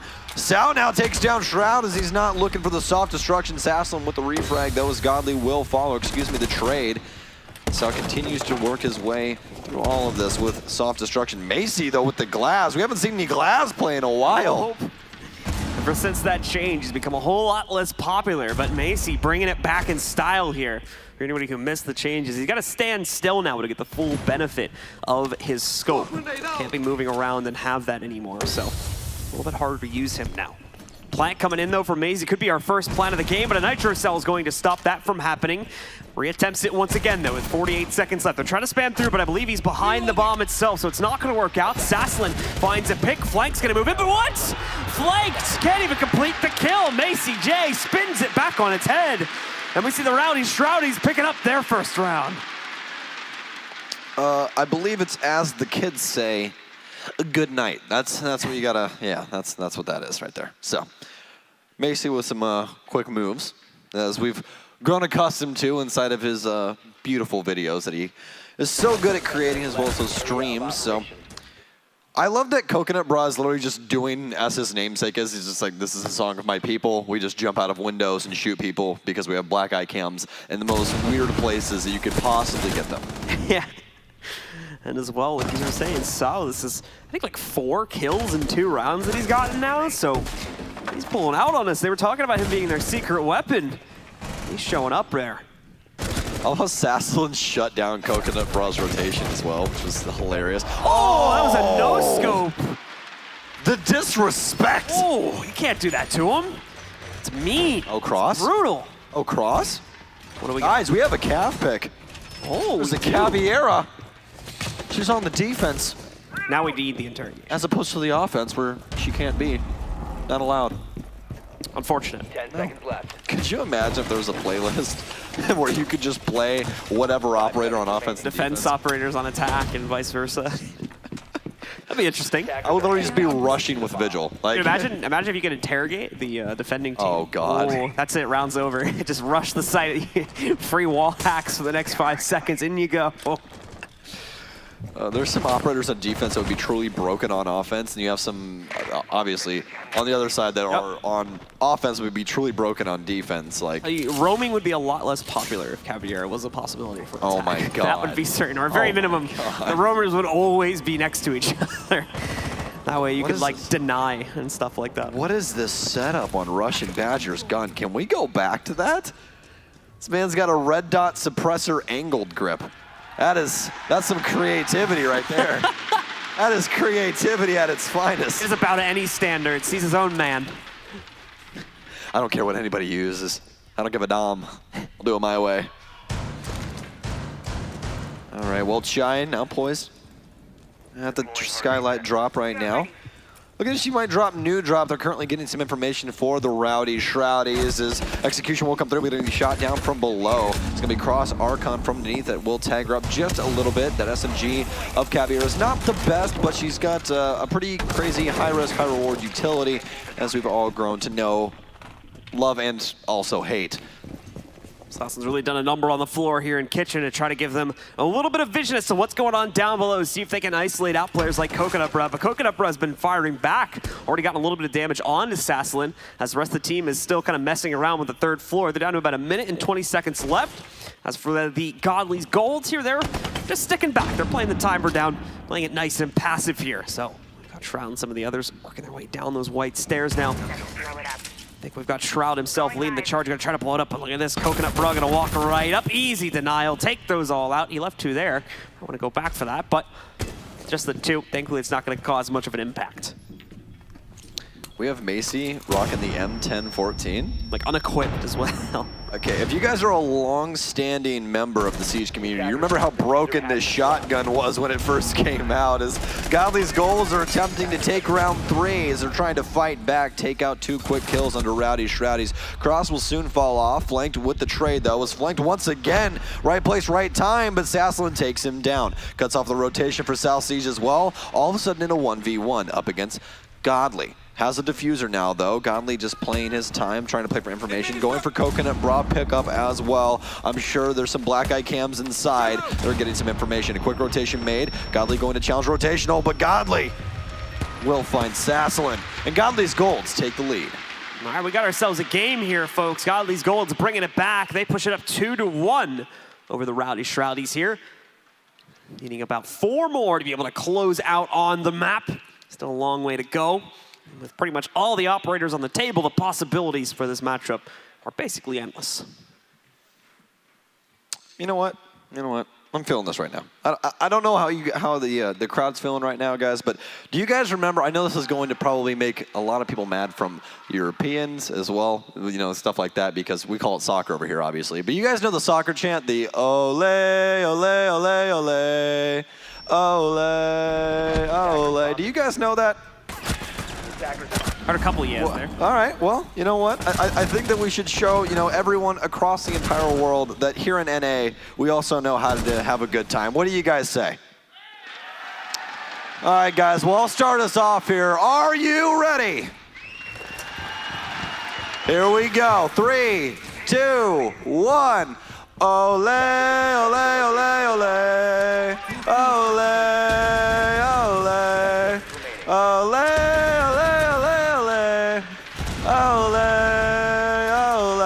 Keep it going, guys.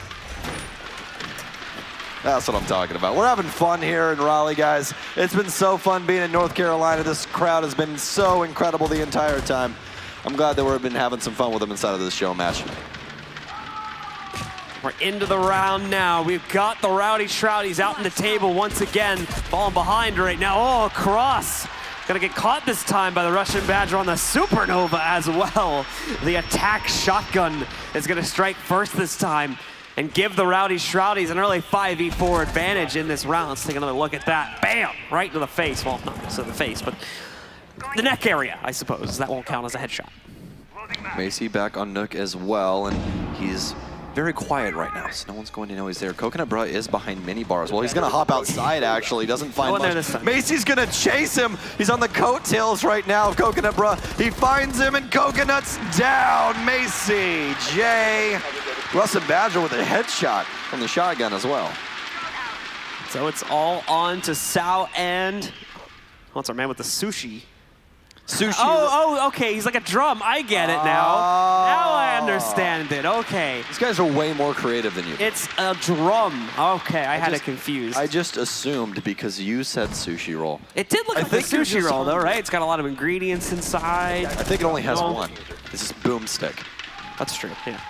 It's like Sausage, the boomstick. Hitting him with the boomstick. It's actually XM1014. That's what the boomstick is. But Godly now rotating up towards Coat Closet. Oh, he has Macy in his sights. Russian Badger's taking quite a bit of damage as well as Godly will rotate back. But no, a quick move, but a trade as Godly kills out Russian. But Macy J to capitalize. And Rowdy Shroudies continue on their reign. Gonna trade it right back, take us into a 2-2 scoreline. We are neck and neck between these two teams. Hey, that's pretty nice. I think I know that guy. There you go. Oh, that's sick. Dude, that's awesome. Did you carve that yourself? Hey, dude. Yeah. Very nice. Round of applause for that guy. That's sick. I think I signed that yesterday. I'm truly terrible at art, so there you go. That's why we have people like you and Sausage, you know? You're just better than me. That's it. That's it. Very cool stuff. A lot of very creative people in the Siege community like we've got here. Oh, you missed that, yeah? Did not catch that in the round. No. The Supernova pick. No, dude. Oh, we had another one, I think. Badger was just, oh no, he tried to run away. Flank was trying, oh no! The tactical crouch! Making sure his C key works. You gotta make sure that thing works. Maybe it's his B button since we got a couple controller players. Oh here, no, so. don't call him out like this. Shh, he doesn't know. They don't know. So they were telling me earlier that we got a lot of console players. How many people in the crowd play console? Quite a few of you. Ah, that's very good actually. 10 seconds left. Guys, I promise you I'm not a console hater. Don't let them put that evil on me, okay? I come from Xbox. I played Xbox for 20 years, okay? All right? All right, very long time. I'm actually Russian. Okay. Russian's actually throwing. That's actually what he's doing. The Russian Badger trying to use chat tactics here in order to win. It's a very effective strategy in Siege.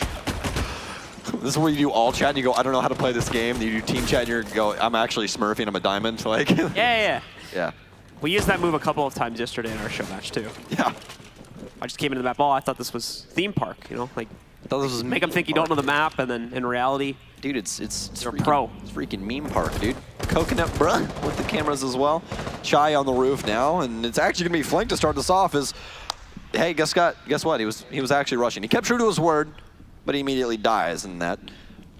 Oh, flanked with the move. Double kill for him on the round. He's warming up. Hit the diffuser too, so he's gonna end up dropping that right in the middle of enemy territory. Shroud's gonna get dropped by Godly. That's gonna leave just Chai and Sasselin in the fight now in a 2v5 situation. Godly's golds locking it down here on their site. All right, well, Sasselin on drone, trying to spot out Godly, who is on new drop. Does spot out the Maestro that's inside of Christmas. Let's head now over to the south windows as she will try and find Cross Archon, but chooses to go back towards the hatches. Does have one on new drop now. She goes for the grenade. Must have gotten a little bit of intel or something along those lines. Is going to drop down, but more than likely not going to do any damage. Didn't cook it very much. Rowdy Shroudy's in a lot of trouble right now as Godly's actually going to whiff a shot onto Cross, so doesn't overheal him. I believe that somebody else was asking for heals and he thought it was someone else, but Sasselin actually on an upside down repel does Cross a little bit wrong. A quick flick, almost finds two. Does some damage, but definitely not enough to be fatal. Sasselin looking for another one. She can hear that nitro cell, so quickly retreats back upstairs. It's going to be able to avoid that, getting out of the way. Nice hat. Nice hat there on the right. I like the hat. That's good stuff. That's good stuff. All right, well, this timer does tick down. Rowdy Shroudy is going to have to try and battle out of this one, but it appears that all of Godly's golds are poised, but Sasselin with a quick flick will take down Sal inside of Christmas. Godly working his way around the bar now, but only 40 seconds left as two quick shots from Coconut Bra ring out. And the Godly's golds once again take the lead. All right, so their defense going pretty well here so far, but it's all over now. We're going to see the teams switch sides here coming up in the next round. Let's take a look at how that's going to change things up. The Rowdy Shroudy's not as dominant as we saw in our previous game from the Fake Diamonds. It's a pretty close affair now, pretty much even at 2-3. And now the Rowdy Shroudy's might have a chance to bring this back if they can work their way on the defense. A couple crazy fans out there as well. Hey, these fans aren't crazy. They're passionate, Blue. Make some noise, guys. Let Blue know what you're about. He doesn't know. He doesn't know. You guys are having fun out there. I see that. Yeah. Take a look at the replays again from the last round. I think when they come back to the caster's desk, you have to show them all your GG belt, your real gamer hours belt. I don't think you can see it. Just step in front of the desk, dude. You got a full send. That's true, yeah. Full sends only. That's it. I'm on a cable though, so I can only go so far. That is true. Everybody else is wireless mics. It's like a dog collar almost. They can make a lap around the venue and still have their mic. Yeah, that's true. I gotta stick to this desk. Yeah, we were stuck to the desk. Cross, we indeed love seeing it. Oh no. I love how he's wearing the Chonka helmet. Dude, my immersion right now, all-time high. Oh! He flipped the helmet. Oh my God! Let's hear it. Oh! Please, just one. Take the duel. Just one. Do it. No. All right. No! The turret falls again. I keep telling them, just put wheels on it. What do you have to do to take down? Oh, the BM, Godly. No, you can't do that. It's just rude. So very rude. Oh, they're going to show a replay of it. Oh, the quick move. What else would you expect from Godly? This man has a sixth sense inside of ranked, which is something truly terrifying because ranked makes absolutely no sense. That's true. It doesn't. Anyone that comes to our game and then goes, I'm going to play really well on ranked, just go, no, you're not. Like that's just how it is. You literally cannot outthink anyone inside of ranked. It's literally impossible. You just have to literally prepare yourself for anything. Russian Badger not satisfied with the way that play turned out. Way too quick for him to be able to adjust his aim when you're surrounded by a king, the only thing that can take him down is a god. Kanye West told us that. That's very true as Kanye well. West. Kanye West. Kanye West. We've got a Warden pick coming in here as well, which is an operator we actually haven't seen anyone pick up just yet at this tournament, because, well, in pro play, he's not enabled just as of yet. Okay. Oh, more T-posing. We gotta be careful. Dominance is being asserted all over the place, as Godly's Golds are trying to assert their own dominance on the Rowdy Shroudies here and get the quick closeout on this game. They need just 3 more rounds. They've already got the advantage in this one.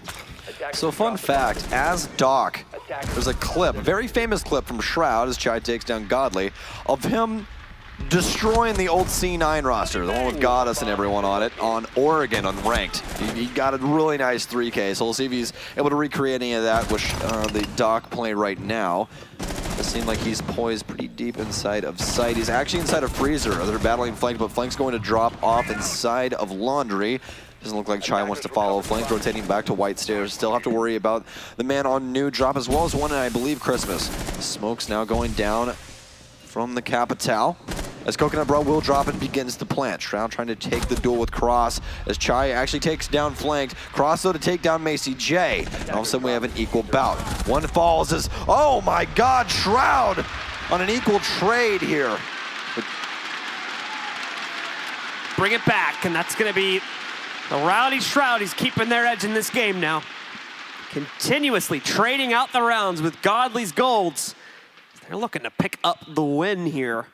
Well, they're definitely looking to do something. I don't know what it is, but they're looking to do it. I can tell you that. There's a thing. It's going to happen. Yeah.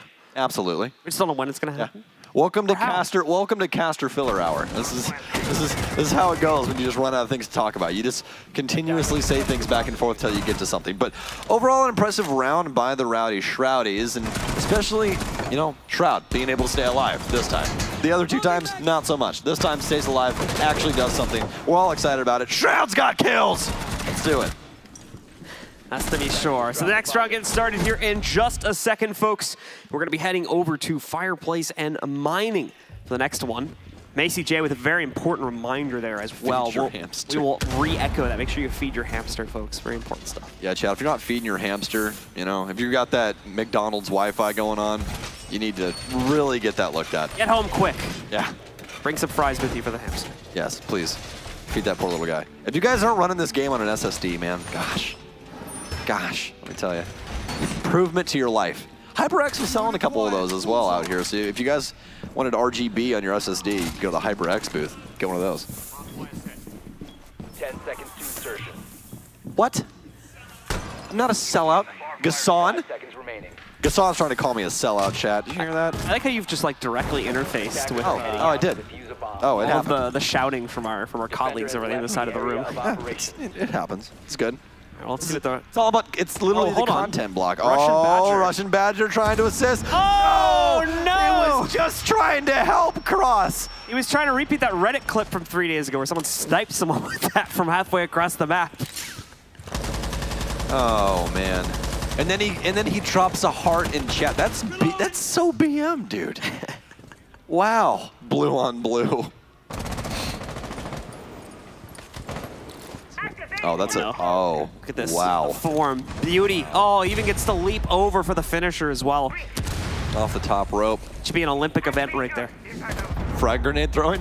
Yeah, but you gotta follow it up though with the quick little like pole vault over the wall and instead of a shot put, we just use explosives. It's fine. Yeah.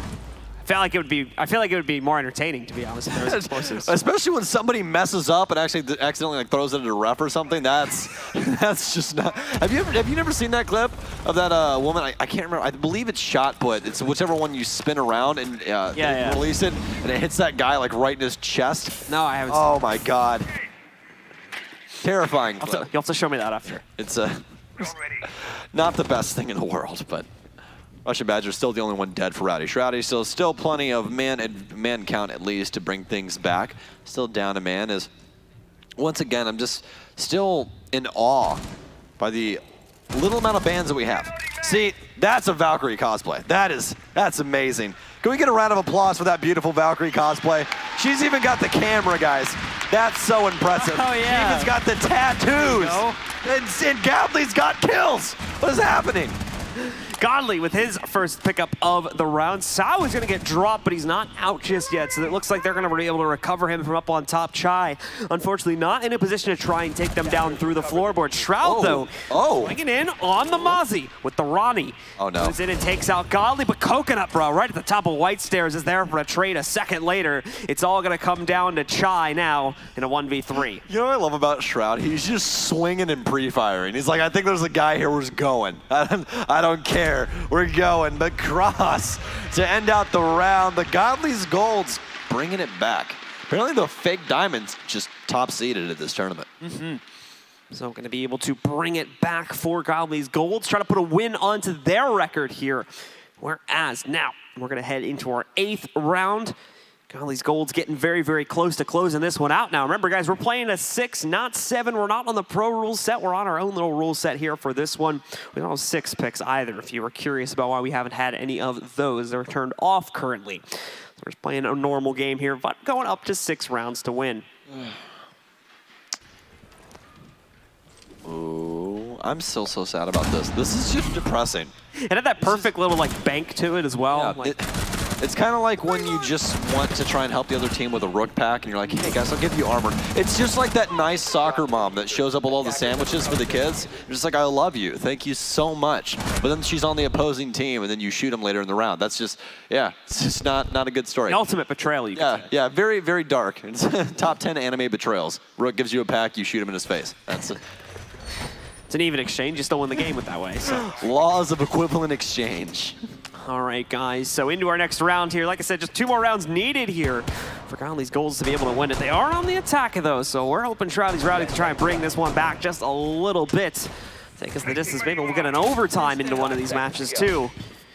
The Rowdy Shroudies gonna have to pick this one up a little bit more. Starting to fall behind, but thankfully they've been trading out pretty much every other round here. So still hope for them come back into this as of yet. We still got the 3rd match that's going to be coming up after this one. To the Fake Diamonds are going to be stepping in against the Rowdy Shroudies for our 3rd and final match of the day here of the Creator Showcase. I'm sorry, sir. It's the Fake Diamonds. You just said it a little bit wrong there. Oh. Yeah, you got to respect the culture, sir. Sorry. Yeah, well, I don't know what you're doing with those. You don't even have the Gucci shoes on today. No. This isn't even real gamer hours. You got to be careful with those. You got to retire. Well, I'm not gaming today. I'm just watching. So just got the regular kicks on. He does have the Gucci belt still, though. Blue is a subtle flexer. Subtle flex. Oh, Macy. All right, the trick. Oh. First one we've seen all game.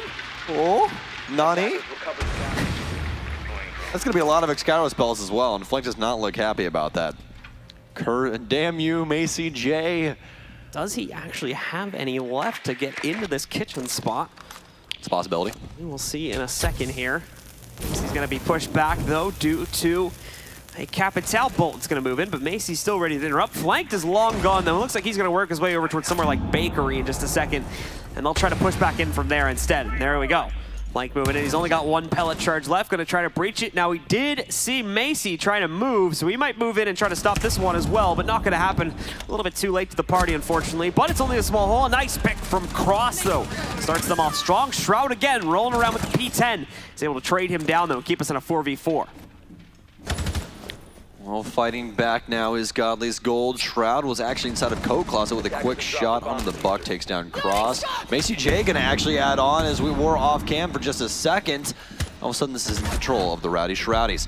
Downs yet another one's gonna be Russian Badger running the Express, baby. The M870, such a powerful shotgun. Is he's actually gonna get pinched? Russian Badger. Rowdy Shroudies bringing it back. Nowhere to run right there. The Russian Badger needing a bit more long range, so he's over to the pistol to finish things off, as they indeed bring themselves back into it now.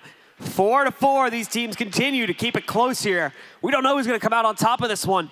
We're going to be deciding soon, though. We're reaching the end of the game very, very shortly, and it's neck and neck between these teams at the moment.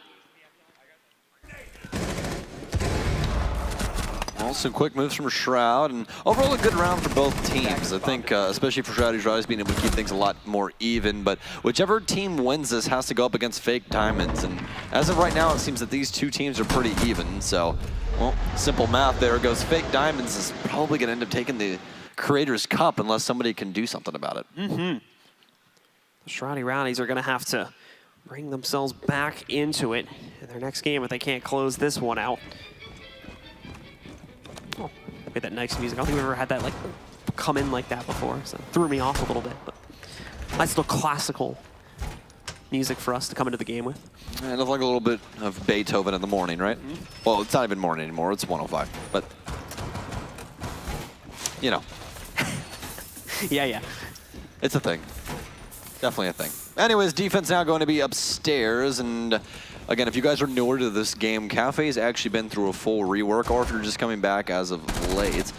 Cafe's went through a full rework as of recently, and it's actually pretty good now. One of the most competitive maps we have in the pool. Lots of fun to play. People still have PTSD about the old Cafe, so they hate it for some reason. But overall, very good map.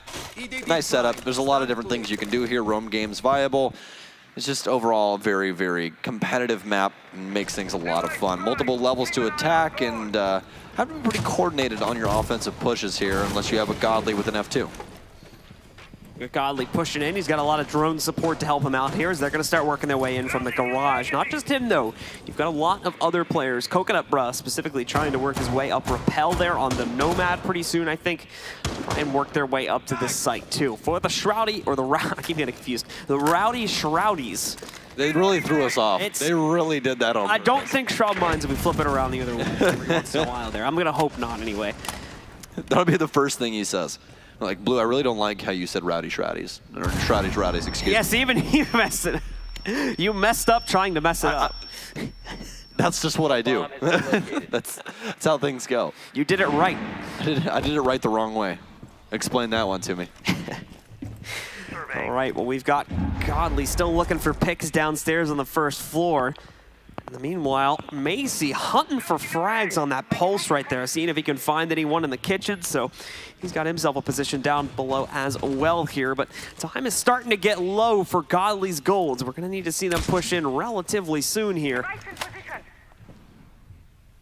Otherwise, time is going to start to become an issue here for these attacking players. Cross Archon finds that first pick, and Godly, his patience is finally rewarded as he's going to be able to take out Macy going out hunting. That's 2 down for the Rowdy Shroudies.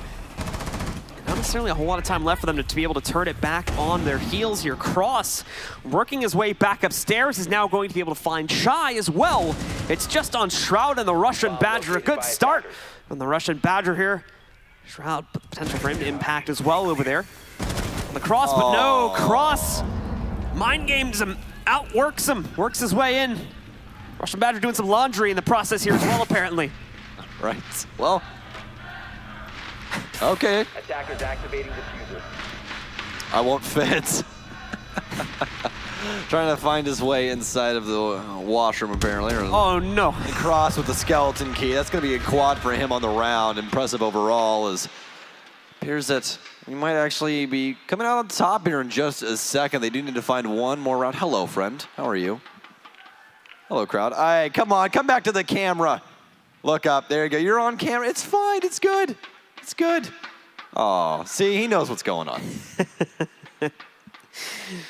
So we'll go into our next round here. It's still going to be the same site. We'll still be upstairs. See some of those replays as well. Cross. No way Cross Archon just took, Coconut Bruh's angle and just slammed somebody else. Cross was ripping it up that round there. I think Coconut Bruh should just start trademarking angles, by the way. No one else can use them. If a kill happens with it on live stream, it's just copyrighted immediately. I don't know if Ubisoft will be okay with that. Probably not. We'll have to talk to them. I think that's something we could talk about after the game, maybe. But we've got Godly's golds on map and match point here to try and put their record at 1-1 overall. We've also put a loss on the board here for the Rowdy Shroudies, but they've been trading out every other round so far. What the?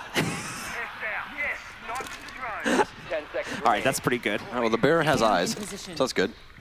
I can see. This is hello, Russian Badger. How are you? Just checking himself out. He's making whatever that thing on the wall is a little bit prettier. I don't know what animal that is, but he was just checking to make sure that his hair was good. Yeah. It was. Yeah. Now I need the full picture of that. Yeah. Well, Macy starting things off as Coconut Bruh will fall, and that means we're not going to have a Nomad, so nothing to watch flanks anymore. Godly's Golds is going to have to put somebody on flank watch. ACJ, oh, Macy with a spawn kill. in the Creators Cup. Doing him dirty. That's just wrong.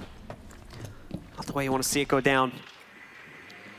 Not good for Godly's goals to try and close it out here either. Overtime could be a possibility, folks. The Rowdy Shroudies looking to shut down a defensive round for themselves in order to end the half out. They would take it up to 7 if that's the case. We're just going to play a best of 3 here if we end up in that overtime situation.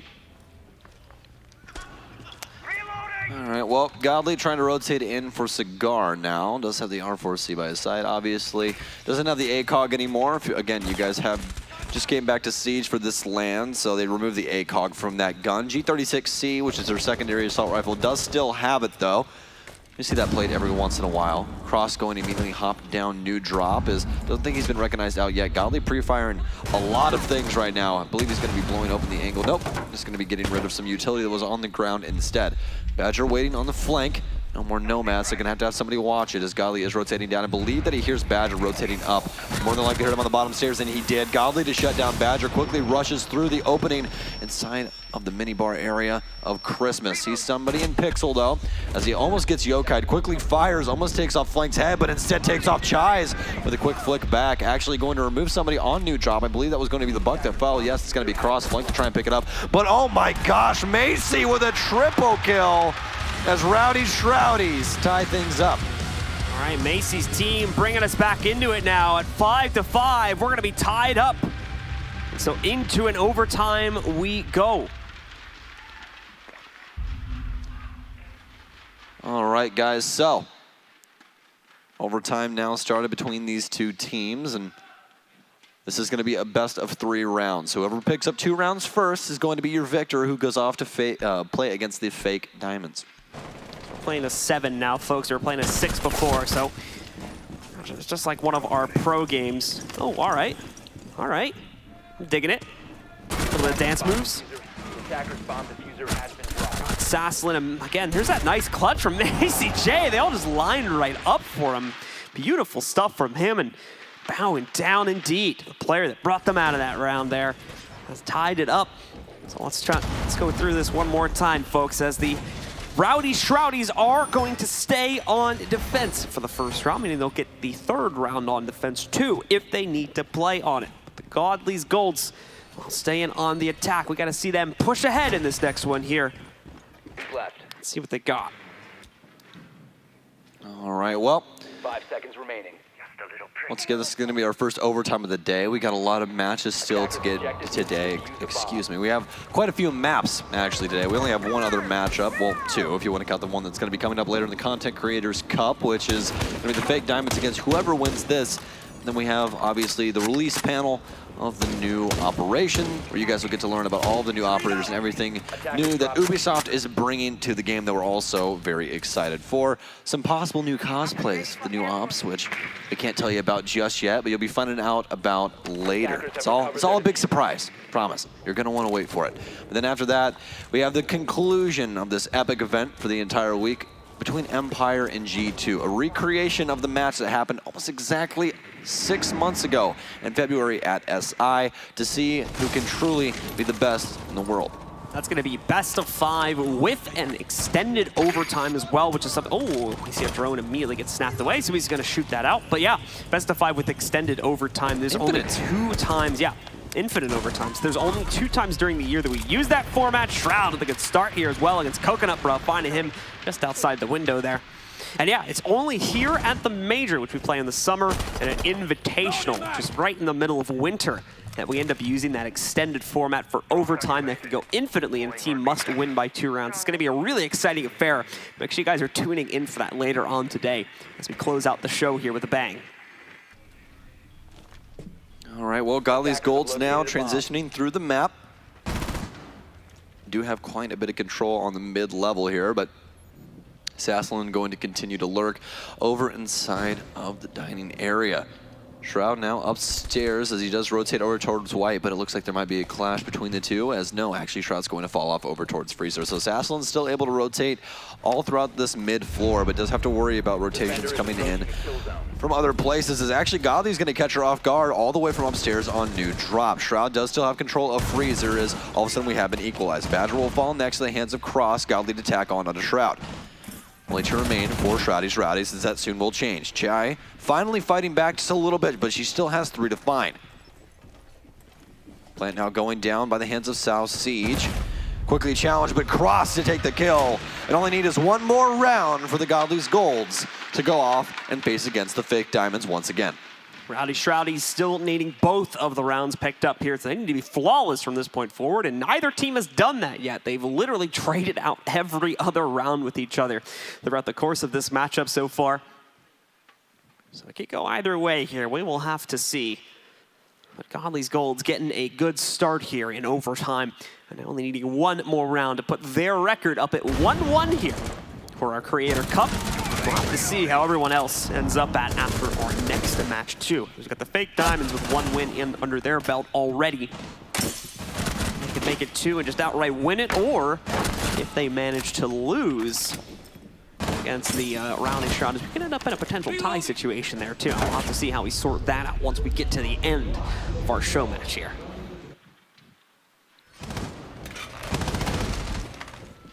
We're into our penultimate round of the match.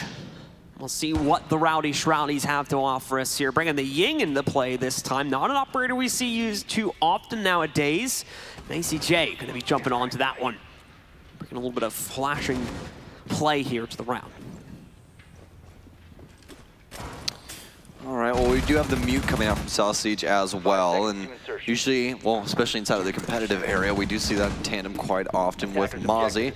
Always good at denying that intel, and actually Sal's been having a pretty good game, well, both games over the span of today so far, so we'll have to see if he can continue that in this overtime match point round. We're on round 12 right now.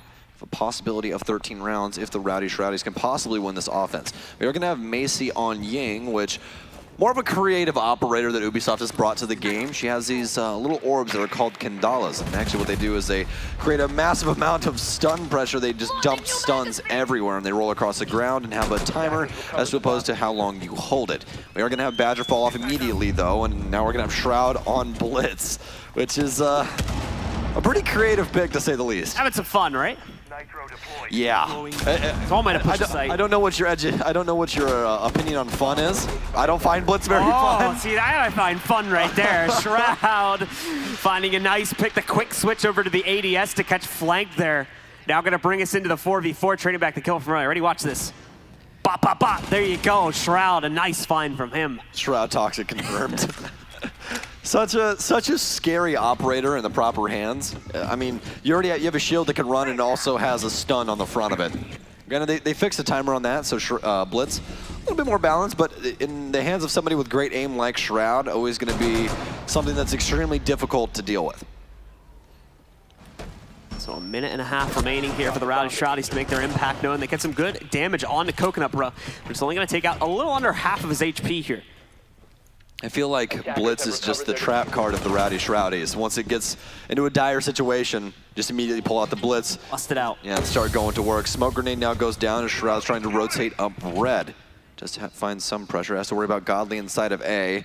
And Godly definitely has enough ammo to try and handle Blitz, as a little bit of his hitbox does stick out around the shield, so enough pre-fire could possibly deal with the situation. Of course, it's going to be kind of loud, though, so not really going to be too good for sneaking up on people in any of these situations here. You're going to hear that shield noise from quite a long ways away, as long as you got your sound turned on here. Zaslin finds the next pickup here. We're going to see Coconut Bread take quite a bit of damage from Chai as well. Shroud's just holding back the tide right now. This huge spray of bullets. He's taking a lot of heat from his side, but ultimately, the Rowdies picking it up. Shroud completely blinds out our last player. He gets the second kill, and the Rowdies bring it back, tie us up. We're going to the final round, full time between these two teams. 13 rounds between these two teams, and we still have to find out who's going to be going up against the fake Diamonds after this. Is it going to be the Rowdies? Is it going to be the Godly Golds? What are we thinking about the Rowdies, everyone? All right. I see, okay. What are we feeling about the Godly's golds right now? Are they winning? Oh, everyone wants Shroudy. Everybody, that's just, guys. Well, we've got someone coming back into this last round here now.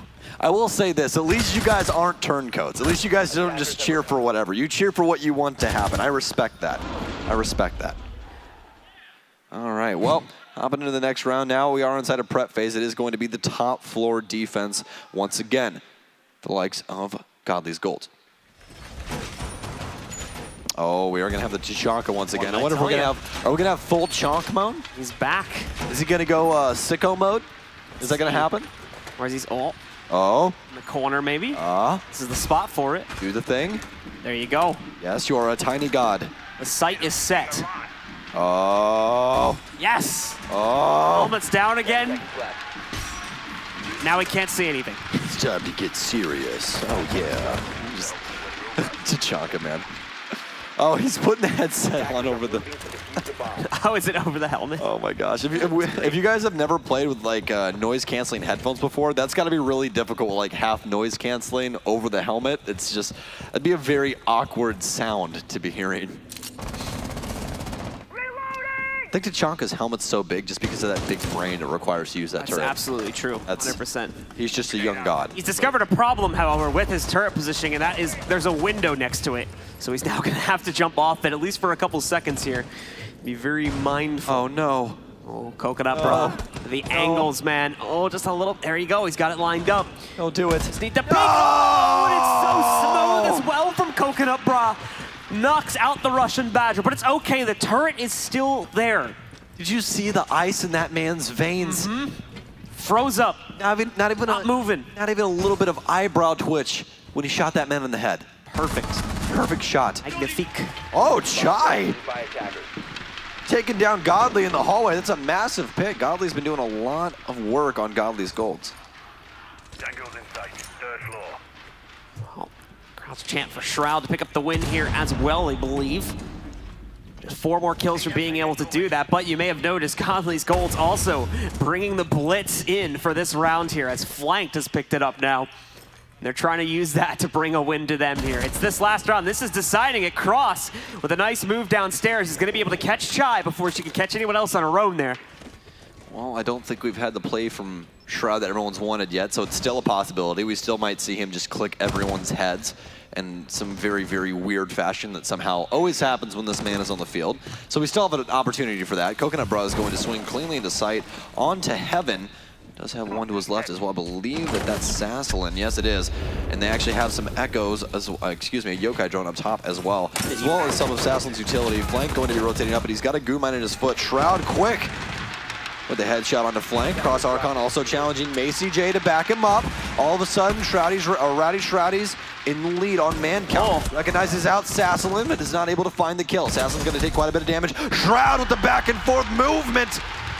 Show me your moves. This Coconut Bra falls off, and all of a sudden it's left up to Cross Archon. They look like they were going to have the rotation, but as soon as he gets into that goo mine, looks like an aggressive peek here. Macy's soon to find it, but no, the bolts aren't going to connect.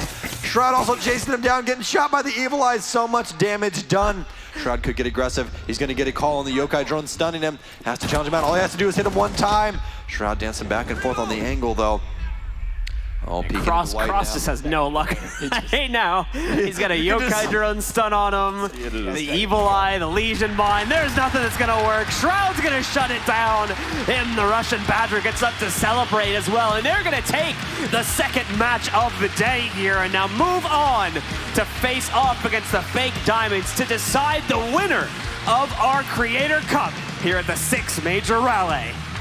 So the real question is this when you think that we go from like good fun to just absolute sweat? Well, it's all serious from this point forward. This thing when you just, you wipe your brow, it's just dripping. Like this is how it is on this next match? My calculations are correct. The tie possibility is off the table now. Ooh. There'll only be one true winner as both teams are sitting at 1-1 for our next match. That's going to decide who wins and who takes home those 5 golden cups. Honestly, the Tachanka play was really highlighted there for me, especially the commitment to the Tachanka play. Brought the helmet, flipped the helmet down.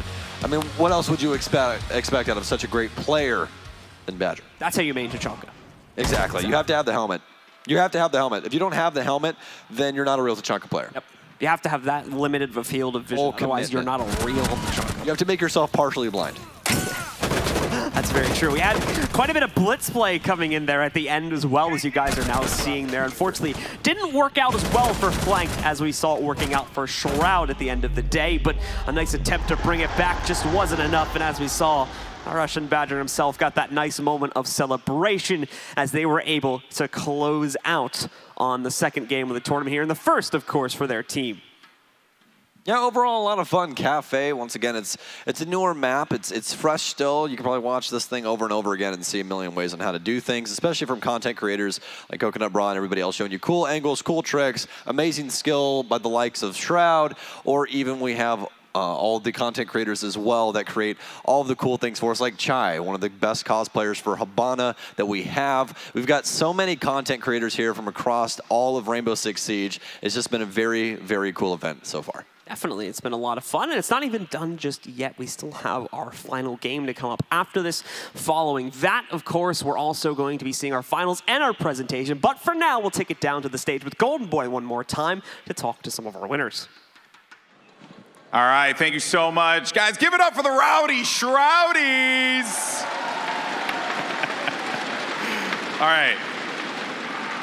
We talked earlier, you said slow start, slow start. Well, what happened? What happened with the team early on? I mean, it wasn't the team. My team was doing great, but I had a slow start. I had 1 kill for like 5 rounds, and then I picked it up on defense. Nice, not bad. So, you had some interesting moments in that game. Russian Badger just charging outside, not a care in the world. Great moments across the board. But what is it about this game? Because you have such great natural aim. I've seen you play so many different first-person shooters in the past. You have great natural aim. Is that what you rely on? Like, you know, do you also listen to like call-outs? Who's calling out on your team, et cetera? I mean, I haven't played this new cafe before, so I played it like 1 time, so I'm kind of confused. I don't know any of the angles. I'm just relying on my aim. People are commenting stuff. I got no idea. I'm just trying to frag. Hey, man, that's literally been me all weekend long. Okay, just figuring it out as we go along. Ain't that right, North Carolina? So now you're going to be going up against Roy's team, the Fake Diamonds. They looked really good in their match earlier. Thoughts on Roy? Do you think that you will be the victim of cheeks being clapped? I mean, they look pretty scary, so maybe, yeah, maybe. And anything you want to say, obviously, to the folks here as well? I mean, so many people so excited to see you here at a Rainbow Six Siege event. Is there anything you want to say to the crowd? I mean, just thanks for supporting me. I know I'm kind of new to this Rainbow Six scene a little bit, so I appreciate you guys. That's right, that's right. Shroud, always a pleasure, my friend. Good luck in your matchup. It's going to be happening in just a little bit. But for now, let's send it back over to the analyst desk to have some fun with the breakdown of that game. I know for once we get to have fun on here, Golden Boy. It's very unusual. We're usually very serious here, as we'll continue to be. You'll tell at home. That's usually how it is on here. Welcome back. I'm Mr. Medic Finch. I got 2 beautiful gentlemen here joining me on the desk. And yeah, I know, it's tough. We're actually going to break down a show match, so please, help me out here. The only thing we got to break down, man, even though Shroud's team won, Shroud was getting destroyed after. Yo, Saw Siege, if I don't see about 10 to 20 comics about how much he was getting in his cheeks, I don't know what to expect, man. Saw Siege was an absolute god, and the fact that they lost, it blows my mind. But you know what, Shroud, he said he's new to Siege, so I'm going to let that little toxic gameplay with Blitz slide just this once. So congrats. I'll be completely honest, I was actually very impressed with the way that Chai performed. Somebody that we didn't really have much to highlight on before the match, but she looked great. She's dope. Then on top of that, like, what do you think of Russian's comment, no fun allowed, sweat 24/7? How do you feel about that? That's something probably directed at Stokes. He has no idea how to relax and actually enjoy the moment. It's either try hard casting or try hard playing in a show match. So who knows? What? Fun is winning. What are they talking about, Stokes? Ladies and gentlemen. Stokes, come here, Stokes. Come here, Stokes. see, you know what, Stokes? I got your back. They keep talking about my USN co-caster, and we don't play that, man. One thing I really liked to see actually was at some point, you know, the rounds were looking pretty one-sided, and Godly said, "I'm going to step it up here," and he had enough. He said, "I've had enough. I'm going in. I'm picking Ash, and I'm going in." I think he's had enough as well. You know what I love? You know what I love, guys? I love that Gassan over here tells me I'm the fun hater. I'm the one that tries hard and everything, but I'm the one who told Valley to 180 Rams. That was me. That's what I'm talking about. Exactly. He IGL'd. That was me. Because Veli couldn't have done it on his own. You had to tell him what to do. He was staring at you on the Oh, staircase. so he's still talking trash. Oh, dude, this is Baby, he still got body. I mean, I took out a breach charge like a noob. This is so. the funniest thing. So, I don't know what to chat, say. I tell him to 180 him because he's playing Clash. So The best he coach in the 180s, world. And he turns around and he won't turn back around because he. No. He flaked me off. It threw me off. He It threw me flaked me. off. So like What he is he walked doing? Why into didn't his he turn own L. It was amazing. I was like, what is he doing? Why didn't he turn around? He didn't turn around when he was supposed to. And I knifed him twice, and I was like, all right, I guess I just suck. Just so much IQ inside of these waves. That's what So much. So much. I love you, Stokes. Chat. Give me a hug. Don't hug him. Love you, You're Love you, man. Stop. There's so many waves, I but mildly despise you, but I love you. I love you. Stokes. Veli has the waves, but I think there's somebody living in a pineapple under those waves, and it's Mr. Stokes over here. Stokes, rub his chest hair for luck.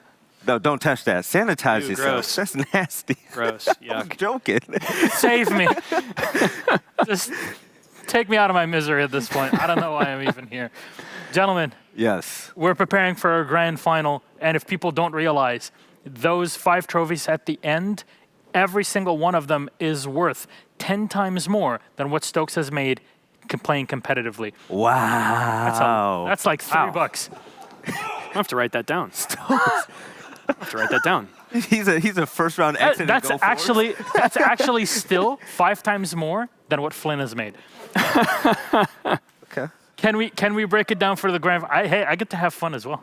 Well, in terms of the final match between the Rowdy Shroudies and Fake Diamonds, if Fake Diamonds were using their time wisely, they would have watched that match very closely and reviewed those VODs. But then you're going off the fact that they might have been smart and steady. But I still feel like the Shroudy Rowdies are going to take it over, man. The fact that they picked it up, Chai and all them, Macy, what? Oh, yeah. I think Roy just went and paid Shas to coach him for the game.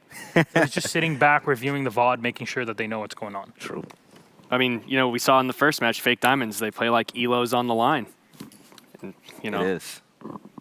Apparently it is. I don't know how this is going to go. Again, this is Cafe Dostoevsky, so I'm not really sure what to expect on it as well. Are we going to see some more blitz players? Going to be more Tachanka plays? Is everybody? This is a meme that apparently is still alive.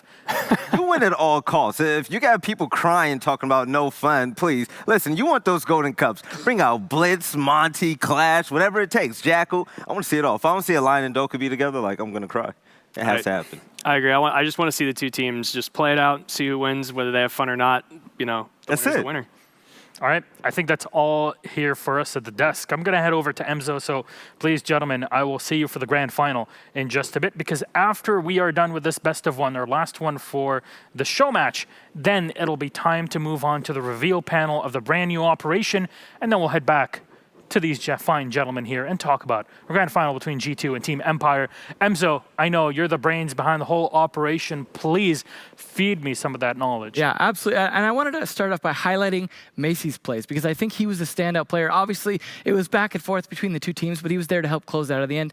But I'm going to start with one of the plays didn't quite work out the way expected. This is the round where Macy's all alone here to try and clutch on that Nook, and against 4 wasn't the best, but this was really the play, was Coconut Bras. And I know I highlighted him a lot last time. This is going to be the last time for him, possibly here. But the play here was just beautiful. The way he played into the spot, the best part about it was he was ready to guide against... lying in a body. That's the best part, is he blocked the flash with that as well. You saw that flash go off just a second ago. You see the result of that. And in doing so, that perfectly saves him. That's a gold play if I've ever seen one. Unfortunately, this ends up being a gold play here from Macy as he runs around. Just does not spot him. God. He's looking this direction. Coconut's looking this direction. Just the fumble here. And eventually, both turn around for Coconut Run to win the knife fight. But That was the only real big misplay I saw from Macy, because you see, for example, this round, I think this was a big round for him. You see, Macy came in from this side here, went and cleared the hallway. He knew he had a teammate over here covering for him. And he also knew the player was over here. Flanked is going to be watching inside here. He's going to be watching the flank. Absolutely, and he uses smoke to cover, and he hears someone coming in. You've got flanked here, but Macy plays it perfectly, uses the bomb to cover his play, and just absolutely at the right moment takes off. Like, now, of course, that is a loud operator who's going to be coming in, that 1-speed 3 armor. So as he comes in, Macy realizes it, pops off. Perfect timing. Low health as well, not to boot. So he goes for it, makes the play. But this is obviously the real highlight here, his triple K. Now, this is the round where he started off with a spawn kill. Wow. So he had already had one under his belt, and that was, at the time, the only kill that had been made there. He goes in a great position here. You see him creeping up. He'd been playing that echo, using his intel on his yokai drone. Comes up, gets one on cross. That's a nice takedown. But the beauty is how he rotates afterwards. You see him rotate around for a better angle. So he goes for that. Now he's got to deal with flanked. He's just got crossed down, takes down flanked. Perfect shot here. He's got the angle. Godly also watching a similar angle on the Ash. Should have the advantage against a much slower operator here. But Macy, what does he do? Makes it a 4K for the round. He's pre-ADS, turns around the corner. Absolutely. It's an ACOG. You're going to have the advantage in that. Sure, in a 1v1 gunfight up close and personal, the Ash is going to have the advantage. But the MP5 SD, when you're hitting headshots, as you saw there from Macy, you're going to have a pretty darn easy. Absolutely. I mean, using a weak weapon on a slower operator that is meant to be anchoring, just phenomenal play from him that round. I think he's a big reason why they were able to take the match, and I hope he can also be a big player in the upcoming match here, of course. Expectations for our grand final, Rowdy Shroudies, or how do you think? It really depends on if Shroud could show up. If Shroud could be making plays like this one here on Blitz, I definitely think it could happen. You see him just playing perfectly into his shield capabilities. He knows exactly what's going on site, even uses his own smokes to help cover. That's the way to play it. If he can play like this, going on forward, closing rounds out like that, I think we could see Shroud take it. I mean, he was even doing well on defense and finally picked it up on attack. So, Fake diamonds in the first game, was really something that impressed you in their play compared to what we saw here. I mean, it was at the end a 6-0 for them again. It was just consistency of solid play. Also, again, it was just Godly unable to close out rounds. Obviously, we saw that a factor here as well because they were able to bring it very close to possible win, but I think they just don't have the edge that they need, and that's why they're not playing in the finals. That sounds like perfect description of NA competitive Siege. Thank you so much for that, Emzo. Making me sad over here. We'll be back for grand final, and then we can break things down with you. Ladies and gentlemen, please follow me over back to the desk, because maybe you'll get to see my co-analysts' faces for just a bit I hope more. you trip and fall for those NA jokes. Not cool. Okay. Look, man, Not cool.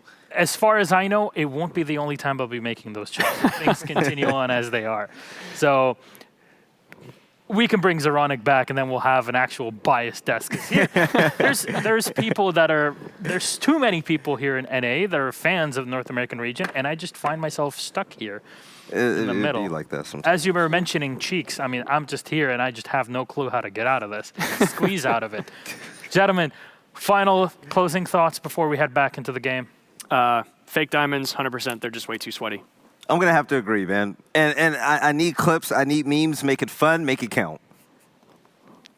Yeah. Fun, make it count. Anything you're expecting, Cafe Dostoevsky? I mean, we've been talking about Skylight. Are we going to see more play around the new cigar extension area? Oh, definitely. So cigar and red stairs, that's the main point of focus whenever you go on that top floor. We've basically only seen that area being played most of the time. So yeah, there's going to be tons of action, man. I still want to see an all-shield strat. Definitely a high traffic area, and an all shield strat would actually be pretty fun to watch. I'm not gonna lie. Yeah, it definitely won't be fun to play against. I can tell you that. No, I'd quit. I would expect this like Dokabe, Lion, Monty or Blitz, probably toxic Blitz. lineup. Yeah, you go for the lineup. You know, you can go for Buck, but in the end, it's all about just hammering your opponents, just making sure that they're tracked. You got Jackal as well in between, and then you got Finka with Boost. I think you should probably uninstall your game at that point in time. Do you think they're going to get that nerdy, though? It's possible. It's fake diamonds. I wouldn't put it past them. Yeah. Yeah, as a diamond yourself, of course, we all know how important it is to win your ranked game. It really determines how much of an alpha gamer you are. And it's not just the gamer chair, it's the gamer glasses as well. Does that help you with the bar? It's the gamer arm sleeve. It's the gamer socks. It's... I have gamer socks. They're great. Yeah, I just can't think of anything more important than winning ranked games. I didn't know there was anything more important up until you mentioned it. Thanks so much. I mean, as usual, I am always very right. So no changes in how the universe functions. Gentlemen, thank you so much. We'll be back for the grand final here on the analyst desk. But Blue Eyes White Dragon and Gucci Mane are still waiting for this matchup. So please, Stokes, Blue, let's see who takes the trophy here in the Creators Cup. Have fun.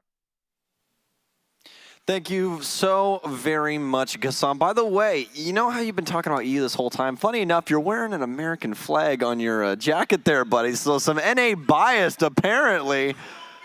Ghassan's got some NA bias. Sure. He's trying to say he's got an EU flag in his backpack. That's not true thing. But, Blue, how's things going over there? Pretty good. Just waiting for the game to start. That's really just kind of watching the chaos unfold as you just like walk onto the analyst desk and. Yeah, they pulled me from my comfort zone. You know, I got nervous there. You had to go over there and fight your battle, right? Dude, it's actually funny enough because in between that, you know, you always roll through your social media and everyone's like, oh, you know, all this crowd interaction, everything. It's like, dude, that's like part of the job. You just can't. At this point in time, especially when you've done this long enough, you really just like can't embarrass yourself. You can do so much silly things, just like it's whatever. It's all good. All right, guys, well, we're getting ready to jump into our final matchup of the Creator Cup. This will decide our winner, as we have the Fake Diamonds going up against the Rowdy Shroudies. Both teams have won one game at the moment, so the winner of this one takes home all of the trophies and all of the glory for winning our Creator Cup. And then following that, we will move into our reveal panel and the grand finals of the Raleigh Major. Let's get into it, ladies and gentlemen. It's our final game here of our show match, and once again, we're heading into Cafe. Well, let's see which team can possibly claim the trophies that are worth 30 times more than my competitive Siege career. And Flynn's, apparently. Yeah, definitely more Flynn's than anything. All right, guys, the bands are up. Let's see exactly how the Fake Diamonds and the Rowdy Shroudies are going to take care of this. I already have a feeling how Shroud's team is going to be handling their bands, but let's see if the Fake Diamonds want to follow suit this time or if they'll be actually knocking out some operators here. Oh, they don't want anything to do with that Shroud play from the last game. Yo, guys are watching the VOD. That's scary. Oh, no. They know everything they're going to do. They're inside of their heads. Tabs on everything that's going on. How? See, Shroud's mad about that. He doesn't like that. No way that they're spot banning Shroud, man. That's crazy. Oh, and Gridlock off the board, so not going to have any roam potential. Well, at least we're actually, going to have roam potential. Don't have to worry about any of those track stingers or anything of the sort. Second ban now for Rowdy Shroudies, and again, they've been very unpredictable so far. I'll just see what this one could possibly be. A little bit of an argument amongst the team, apparently, as we are going to go the full-timer. It's going to be Valkyrie, so actually some very competitive bands coming out. The Gridlock band we don't often get, and I don't actually believe we've seen her band all week, but the Valkyrie band we've definitely seen. That was popular for a while, to be fair, though, at least going back a couple of months, and there's the Legion band. I'm so happy. I'm not. You can launch that operator into the sun. You really can. Like, just launch Legion directly into Parker. the sun. I'm just saying, like,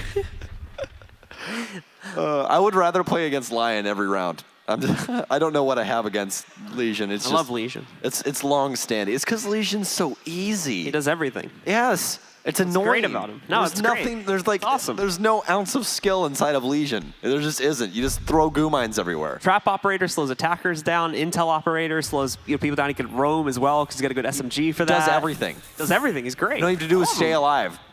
Yeah.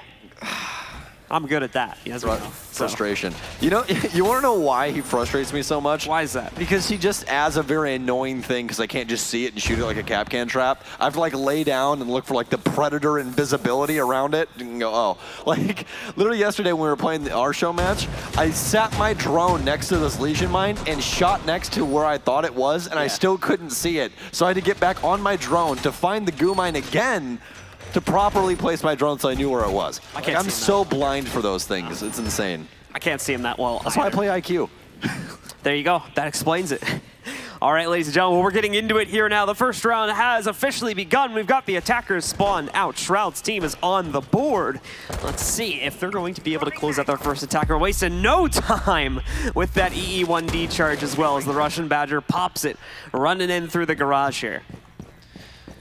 We just got all the way back to Operation Chimera, apparently, because we have both of them on the field at the same time, which is something we have not seen for a very, very long time. Oh, Russian Badger going to take a lot of damage and get stabbed, as apparently it's going to be the rush. That would be definitely translated by the fake and aggressive push by Microwave, but Shroud shuts him down. Skittles rotating up red as your boy Roy has control. Quick shot through the wall of Shroud and a double as Roy takes down Sasslin. Nice play from your boy Roy right there. We'll take a quick little replay. Oh, at the dirty, Skittles knife to the back of the Russian Badger as he takes him out. We're down to Chai and I believe Macy J now for the Rowdy Strawdies. They still have a fuse here, but the hatches have been popped, so not much that they're going to be able to get from them. Not that we would really expect any defenders to be under that hatch anyway, but Macy got to continue to wrap around this roof with Chai looking for any picks, anyone that might be overexposed from the fake diamonds. If not, though, it's going to be difficult to work this. Currently looking at the way that it's set up, we're in a 2v4 situation. The Rowdy Strawdies, unfortunately, don't have a whole lot of control over their current situation, so pushing in it's going to be a little bit difficult here with the setup the fake diamonds have. They'll drop in both through red hatch, though, and oh no, the Pulse has a full scan on both of them here. Your boy Roy is ready and is giving that intel to his teammates now. Droneworks going to head upstairs, but wait, your boy Roy is going to get caught on the scanner. Chai takes him out, and that's a good start here for the Rowdy Strawdies to try and bring this round back under their control. Two still have Macy J alive as well, but plenty of intel coming in from Varsity Gaming. A quick shot by Skittles, but not going to be able to make too much contact. Does knock Macy down quite a bit, but these yokai drones now coming into effect for the defense. Varsity Gaming shifting the yokai across over to the corner of the bar as to play them out a little bit longer just in case they need to deny plan, but Chai will soon fall off. And all that's left is Macy J with about 30 HP. A quick rotation, and Skittles gathers up both of them. And the fake diamonds have the first round. So the fake diamonds get off to a strong start. The same stance they were taking in their opening match. Looking for yet another 6-0 closeout if they can get it here against the Rowdy Strawdies. We'll see if that's going to be a possibility. Again, the halves are 5 rounds long, so we are playing to 6 instead of the normal pro rule set where we play on to 7. In the next round we go. They're picking up their operators now. Nothing too crazy coming out here for the most part. It's looking like everybody for them is going to be sticking with basically the same thing going into round number 2 here. All right, well, we are going to have a Frost actually picked up by the likes of Microwave, so could actually see our first Frost mat kill, or at least Frost mat down. We'll have to see exactly what happens. Apparently we did have a Frost mat down in the first game, but I don't know if it led to an actual kill or not. We just didn't see it in the kill feed because it didn't fully kill a player. Oh. Happened towards like Bakery or somewhere near there, supposedly, back in our game 1. Someone tweeted that at me. So things happened. Shout out to that person. Things happened. That's one thing. The internet's never wrong. They always find the one thing you missed, and it's like, hey, this is why you suck. And you're like, oh, thanks, dude. That's a million eyes are better than 4, I guess. Right? You'd say in our Exactly. Case, so. Exactly. Especially inside of Siege, where you literally have to keep track of everything all at once. Otherwise, you miss one thing. It's truly incredible the amount of stuff you have tracked. Between operator, utilities, everything else, it's truly incredible. Like, the amount of knowledge I have of Siege inside of my brain, as opposed to like actual school, is probably rivaled. It's really stupid. Badger actually with a sausage shotgun is, you know, SAS G12, but in the Siege community we call it the sausage. We'll be able to take down Roy, and that's actually going to be a very, very impactful pick early on, as he won't be able to control those drones. Seems like a shotgun fest, but Skittles will change things up as Shroud soon falls.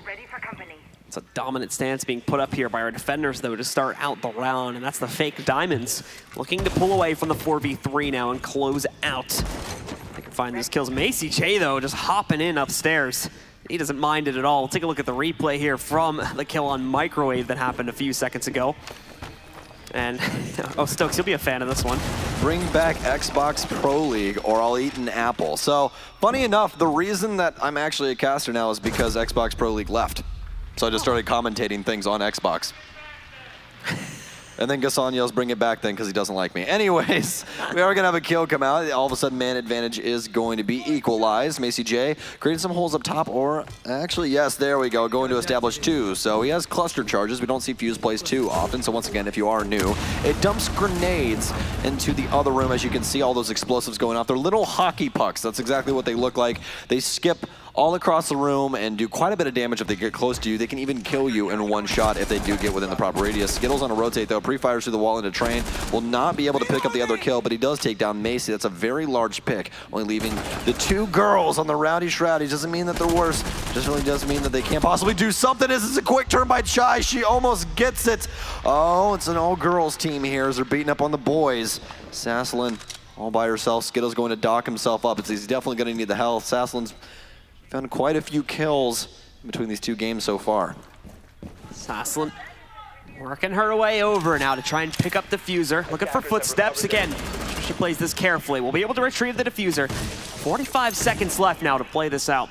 Pops open the window, and again, just a quick double check. She's still probably going to commit to heading back outside, but wanted to make sure there was no one coming up on a flank that she might be able to catch and at least bring this down to a 1v1. Now she's going outside, wrapping all the way down to the site as well. There's not any time left to waste here now. Bandit spamming in for that a little bit. Saslin's still going to have to remember that there are frost mats in play here as well. Still a few that haven't been dealt with. Bulletproof camera will go down, but the intel is already given over to these defenders. They know she's going to be pushing her way in through the prep kitchen. So she's got to move quick. 12 seconds left here. Sasslin trying to push past Skittles, but the angle that's been established seems to be impenetrable. But no, Sasslin with the pickup. Oh no, the frost trap. She didn't see it on the other side of the kitchen hop over here. And we're going to see Sasslin's clutch attempt faltered by a frost trap to close out the round. Nice bandana, dude. There we go. All right, well, 2-0 currently in favor of the fake diamonds. So as we continue on down this, we are going to see Nook played once again, and we're actually going to see one of the craziest lead skins that we have in the game, which is the second shock army of fuses. When you get the MVP for this skin, it is one of the loudest things in the entire game. It's a tie between that and the Doc Elite. They are just so loud. I actually take my headset off when somebody has that MVP skin, man. It's truly crazy how loud those skins are. They're so cool though, especially the Doc one. The Doc one I definitely think is a little bit higher than the Fuse one. Just a little bit because of the mustache. It's so good. We saw Kizoku utilizing that during the group stage as well. That was a great meme. That was fantastic. Just channeling his true mantra in game, I guess you could say. What is happening? We're just showing off the facial hair of the audience now. This man is just rubbing his beard vigorously. Like, please get a room, sir. Sorry, that's everyone's like doing the little like the think. Yeah, the big think massage. Big thonks when you're rubbing the beard. Like yeah. I can't grow a beard, so. Changing mags. It's a very sad time. Sucks to be you. Yeah. Just no brain there, Blue, apparently. I don't know. My chin just like doesn't know how to grow hair, apparently, so. Not by the hair of my chinny chin. I grow a really ugly mustache, though. I know that for sure. Been some dark times in my life, Stokes. Please tell me you've never cast it with just a very awkward mustache. Oh, I have, absolutely. Oh my god. November, dude. No Shave November, you just grow the stash? Mm-hmm. Oh man, that's a commitment. That's a full-on commitment. Macy, though, now moving into the top level as Nook. Once again, if you guys are just joining us, Nook has a help presence reduction system that she uses in order to make it to where she is not seen by cameras and also moves slower for 12 seconds. They did just recently look at buffing her, so we'll see if that will be approved, or it already has. I can't exactly remember it off the top of my head, so apologies for that if it has happened. But nonetheless, Nook, a pretty creative operator. I'd say she's one of the most creative ones that we've had in a while by Ubisoft. I definitely like playing her inside of rank. She's a truly incredible operator. She's also got one of just the coolest looks out of anyone. She doesn't need anything else to look cool. She doesn't need another skin or anything. She just looks terrifying. Absolutely terrifying. Giant little fishnet or whatever that is over her head. So actually, another funny thing about Nook is that everything about her inside of her bio in-game is redacted. You don't know anything about her. Just like how Macy redacted Microwave's life, and Roy, with some quick trades, takes down Zasslin and Chai. So All of a sudden, the Rowdy Shroudies down to 3 as they will equalize. Priest falls. Varsity Gaming trying to battle back over into reading, but cannot find anything as he goes fishing with that ACOG. Some quick shots. He does see the nook of Macy J, but can't find much. Your boy Roy does go on a flank. That's going to be a triple kill for him. Possible ace if he's able to find the last 2. Coming down to the wire here, but the fake diamond still looking good to try and close this out. Some spam from Macy is not going to lead to much. Your boy Roy is going to get dropped by the Badger, though. And that's going to bring us down into a 2 versus 2. Skittles, along with one other player here, Varsity from the fake diamonds, going to need to try and close this out on the defense. Thankfully, there's only 30 seconds left until the round timer expires, so it falls to the Rowdy Shroudies now to make the next move. Thankfully, they are relatively close to sight. Next to an execute point here. Macy cuts off Varsity, and now we're down onto Skittles. The plant also going on to sight here too. Skittles needs to make a move now, as the plant is going to go down. He'll try to stop it here, but he's too slow. Macy puts it onto the ground, is going to be able to juke his way around Skittles. He'll also more than likely have the flank coming the other way. Macy's smart about this. Ditches out, heads back upstairs. Is going to start rolling down though. Is Skittles just committing to the counter defuse this point? But no, Macy catches it, takes him out, and that's the Rowdy Shroudies getting their first round onto the board. That's all you need. That's all you need. How's it going, IQ? Hope you're having a good time. There we go.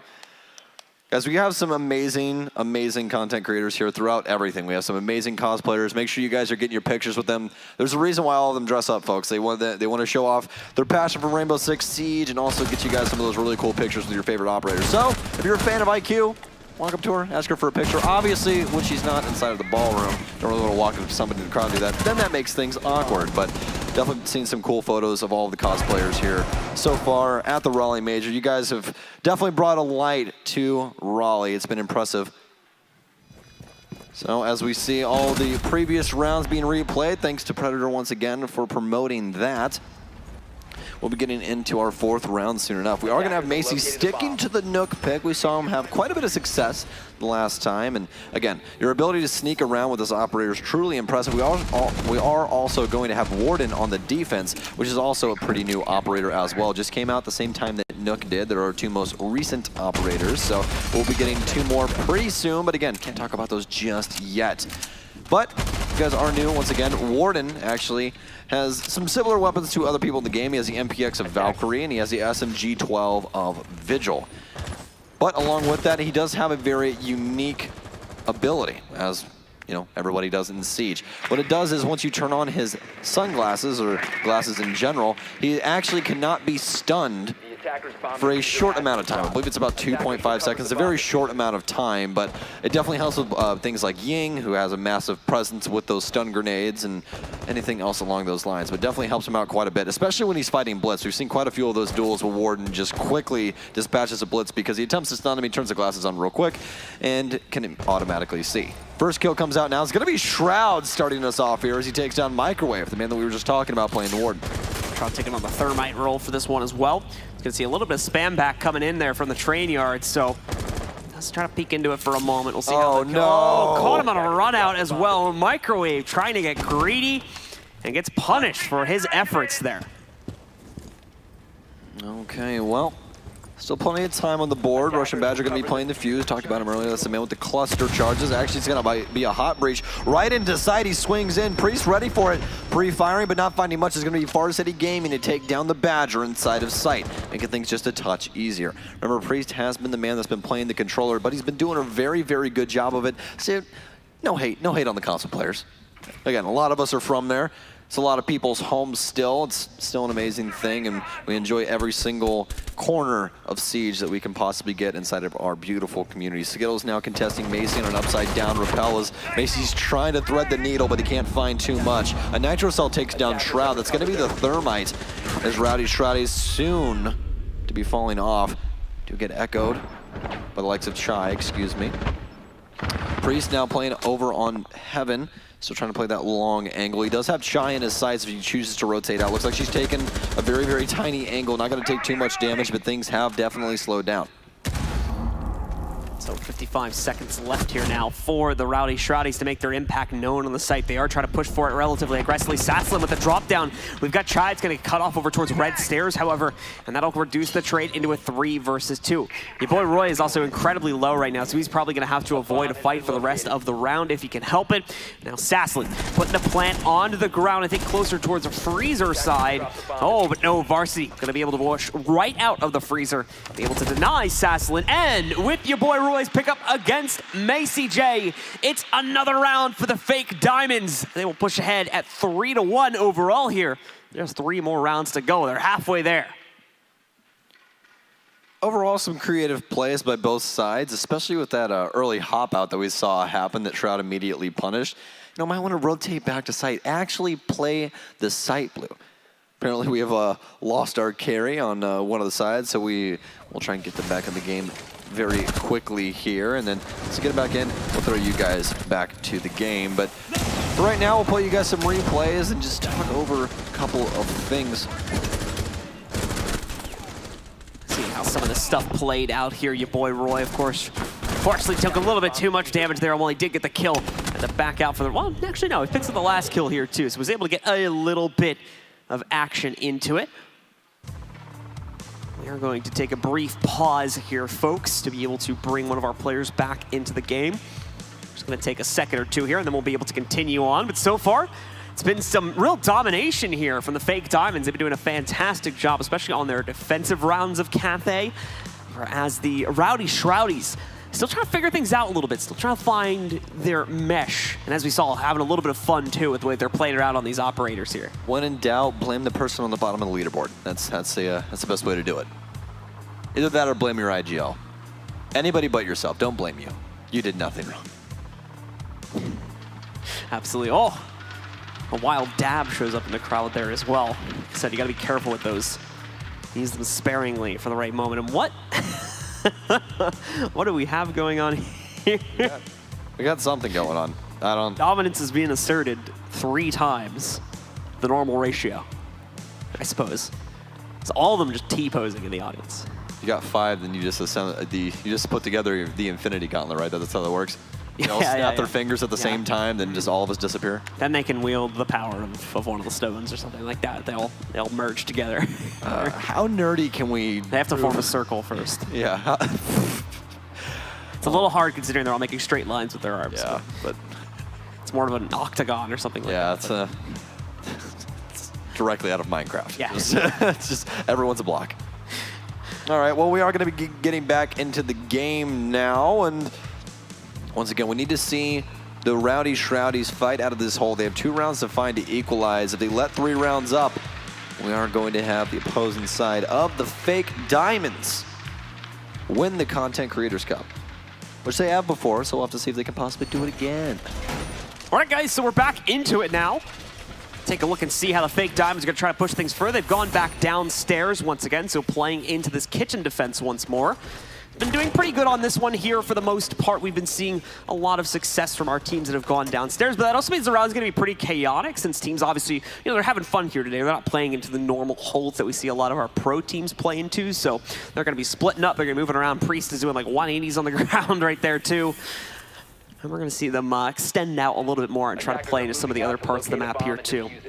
It's also where we see players try to get a little bit pokey with their peaks here, especially towards some of the outer doors you're seeing now from the dock on the defending team there. All right, well, now Rowdy Shroudies have been let out on the field. Not too much map presence just yet. Just using those drones to try and find any information for Chai and Sasslin. They are in some of those aggressive ops. And we saw Chai actually almost have a nice 180 flick earlier on, and Sasslin's definitely been showing just how dang good she is at this game. Shroud, though, on the Ashe as well. So the only 2 supports, well, actually really the only support, because you really can't consider Fuse the support, can you? So the only support we really have is going to be on... He supports in killing other people. Yeah. That's how he would support. Yeah, that's I would definitely say that that is a support. He also takes good care of the hostage, too, from what I hear. Oh, what a nice guy. Yeah. Fine dining?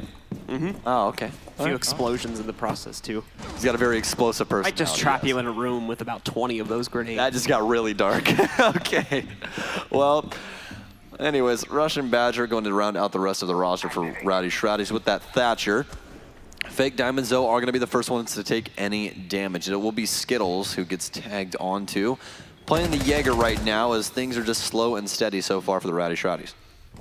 Time going to continue to tick down here now, but a minute and a half remaining in the round. Microwave doesn't realize Macy J has crept into his room right there, walks right up, knocks him out. And that's going to bring us down to a 5v4 as the Rowdy Shroudies pick up the first kill of the round. Your boy Roy's going to start to panic a little bit here as this does mean control's been taken, but the spray back from Roy, and he's going to go for 2. Finds Chai as well to take her out of the round. We're going to see as well Macy J. Oh, that was off of a fuse deploy as well. I didn't even catch that before. So some nice stuff happening there earlier in the round from Macy. Able to pick up the opening frag at this one. Skittles going to be able to move in though, pick up the frag and trade, more importantly, onto Macy. Bring us down to just Shroud, and I believe the Russian Badger. That's still all that left here at this point for the Rowdy Shroudies. Shroud himself is going to be able to move in and find your boy Roy, so that takes him down. Slowly tilting this back into his team's favor. Skittles next to strike though, knocks out Shroud, so it's all on the Russian Badger. 1 versus 3, and even worse, he doesn't have a whole lot of time left here. And he's playing with the M590. Shotgun commando mode here.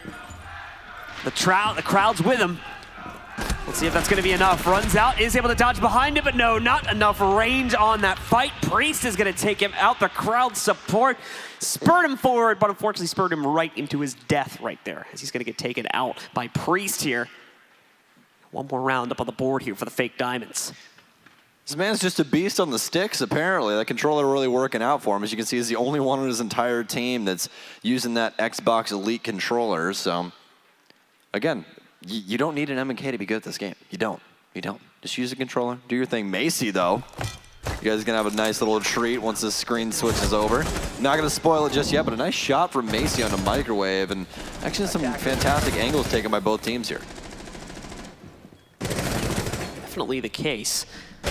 Seems like the Fake Diamonds, though, are inching closer and closer to victory. Rowdy Shroudies keep getting confused. Not been able to put anything up on the board here too much just yet. They've been able to find that 1 round, but extending beyond that for their defensive half has not gone, for their attacking half has not gone that great. So now we got to see them find impact on the other side of the coin, over on the defensive side of things. So let's see if they'll be able to do just that. 10 seconds left before 2 more rounds for Fake Diamonds, and they will claim the Creators Cup once again. In pretty deciding fashion, Rowdy Shroudies only able to claim 1 round so far, but they have brought the lethal weapon. It's Macy J on Tachanka. Gotta do it on Tachanka. Oh, and he's it's right at the dining room window, too. He's not a true Tachanka main, though. He doesn't have the helmet. Needed to borrow that from Badger real quick. Yeah, I mean, it's right down the line, to be fair, so. Just pass down the helmet. We can set him up, too.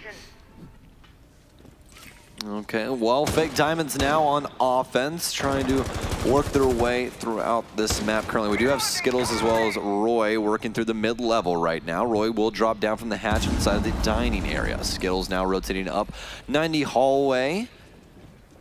See if he can possibly claim anybody's life, but no, there's not going to be anybody home. Sasslin appears to be laying down inside of Cigar, actually. Could be a surprise for the Fake Diamonds, but Skittles definitely taking his time. Skittles continuing to slowly wrap his way up. Bomb located by white stairs and work over towards some of the back lane areas. Oh, Skittles' window is going to get popped open, though, behind our repelling player, so he's going to need to back away. Skittles also looked like he was going hunting there with the breaching round as well, but not going to be able to find anything from it. He's being pushed all over the place here right now. Again, nothing coming up just yet here for these guys. Sasslin will strike next, though, on the Alibi. I think it's the first time we actually seen someone pick Alibi here so far in the Creator Showcase, so she has those prismas that can be thrown out. They look exactly like her, and if you shoot them, it reveals where you are. You could see one just to her right there after she shot out the push from the Fake Diamonds. But not necessarily the reason a lot of people end up picking her. It's normally for the weapon she has, the MX4 Storm, proving to be quite useful and really good to use in a lot of these close gunfights, as you're seeing right now, to be able to easily pick up some kills. Sasslin Now getting stun dumped. We'll have to see if they can possibly get her out of Cigar. Priest is going to rotate around, but Shroud's going to start things off. Assassin actually going to kill, gets immediately traded out by Varsity Gaming. So Varsity does rotate and he takes down Shy inside of Christmas. So trying to bring this back right now. We do still have Macy alive, and he probably still has that turret, so be looking out for that as well. 45 seconds remain, and Macy gets the first kill. He's going for the second, but Priest cuts him down. Macy to falter, but Shroud and the Russian Badger still alive for the Rowdy Shroudies. They're trying to find their second round. It's going to be a rotation from Badger here. Priest is looking for it. Quick shots. It's a 1v1 up against Shroud. Priest on a controller up against one of the most skilled players with an M&K. Can he win out this gunfight? This will be something truly crazy. This is the final battle of mouse and keyboard versus controller right here. Exactly. Priest trying to take it to the house right now, trying to prove them all wrong. Shroud's going to take a little bit of damage. This is for all the console players at home right now. You can tell all your PC friends to shut their mouth. You can possibly win out this gunfight. It's going to be a quick rotation. He had the skeleton key, pressuring through, doesn't have time, and no! Oh, so close. He had the angle and everything. Just couldn't control the spray at the end of the day. So Shroud picks it up.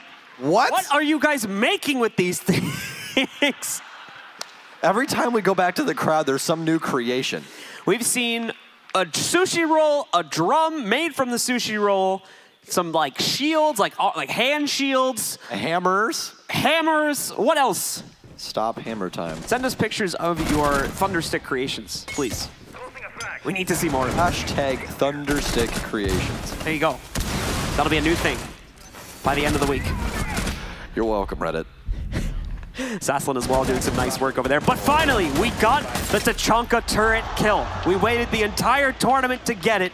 And finally, Macy J came through for us. That's the only Picked it up. That's the only reason I was here. I can just take the headset off and leave now. Yeah, our job is done here, folks. Thank you very much for coming. Yeah, thank you, guys. You guys can all go home. It's fine. I'm just kidding, by the way. Make sure you come back for the finals, though. It's in just a couple of hours. In fact, I think about 1 hour. A little bit more than that. Yeah. Just a touch. Close to that, though. We still got all of our panel for everyone to show us all of the new stuffs, which I'm sure you guys are also very excited about, especially the people in the crowd, as haven't done one inside of America just yet, so you guys get to be here first person and see all of the new stuffs. It's going to be cool. It's going to be really cool.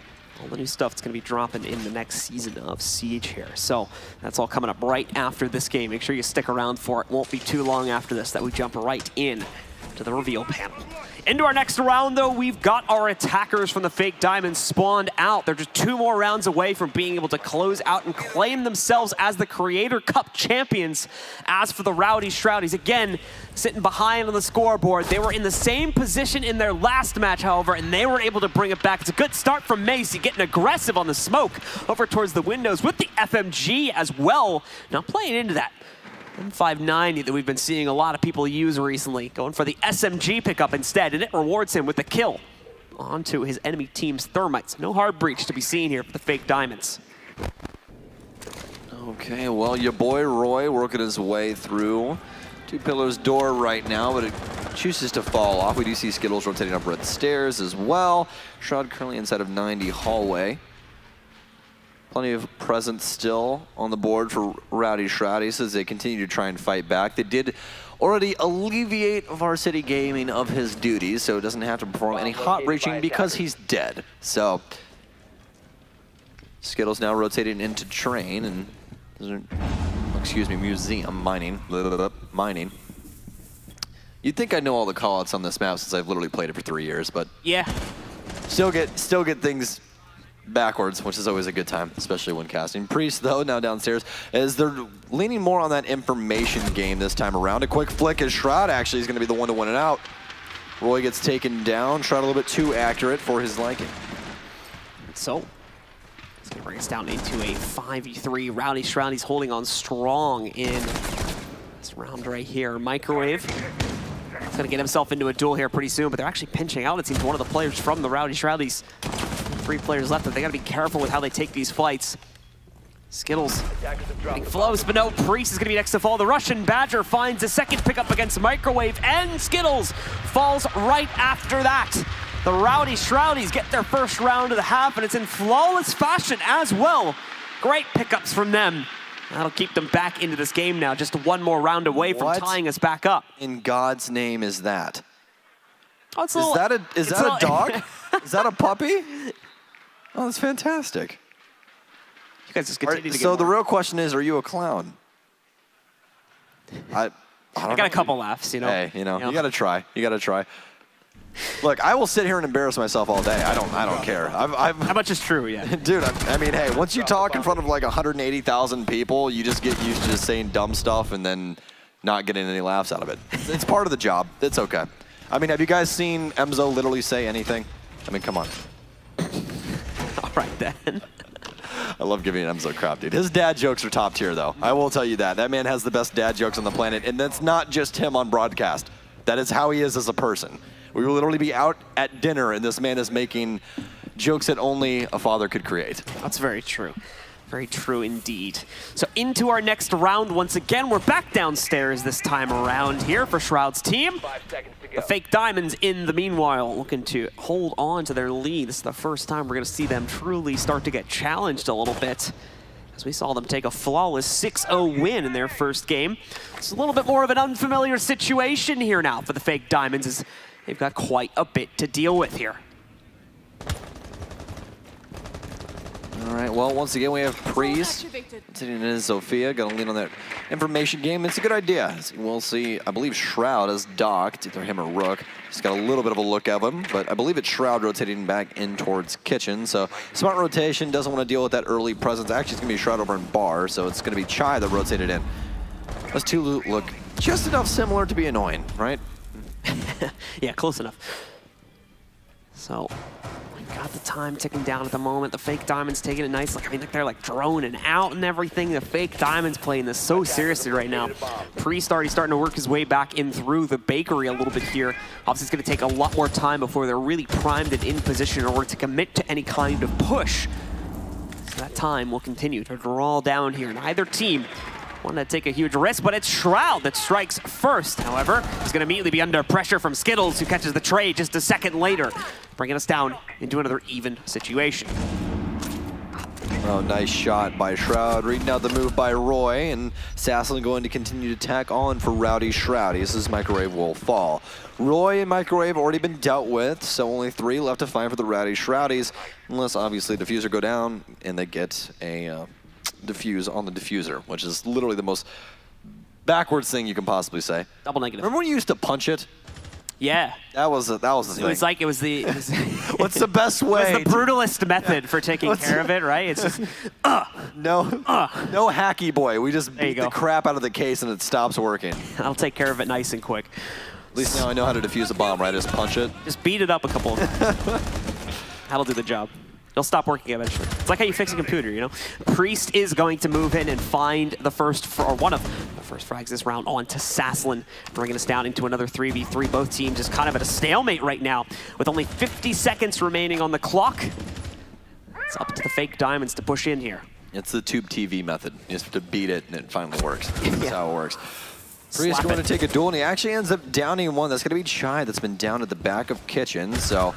Again, been having a fantastic game so far, but Priest has definitely been holding his own. That's going to be a double kill from the round. Varsity going to rotate in. He's the man with the diffuser, and they're going to be getting that diffuser down in the little horseshoe area of the front Kitchen. Skittles saw ahead, but ended up hitting him right in the neck. That's not a headshot. You got to earn it. There you go. Badger goes down. Skittles with 2 as Macy J will soon fall, and the fake diamonds continue on their reign. Also, we have replaced the tournament trophy with our 5 creator cups now that are sitting there in the center of the stage, waiting for one of these 2 teams to claim. We're getting close to that moment as well. As you can see, folks, the fake diamonds only 1 more round away from being able to close this out and take the championship here on Sunday. This is the much more important one, right? Not the whole $500,000. No. Yeah, this is the one that matters. I like the little trophies.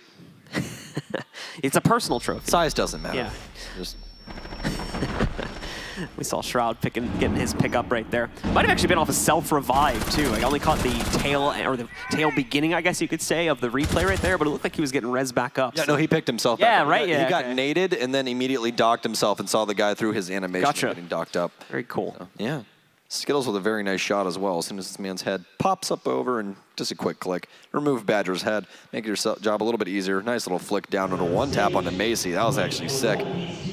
So, getting into our next round here. Let's see if the fake diamonds can do it. They're only one more round away from being able to take this. You guys think they can do it here?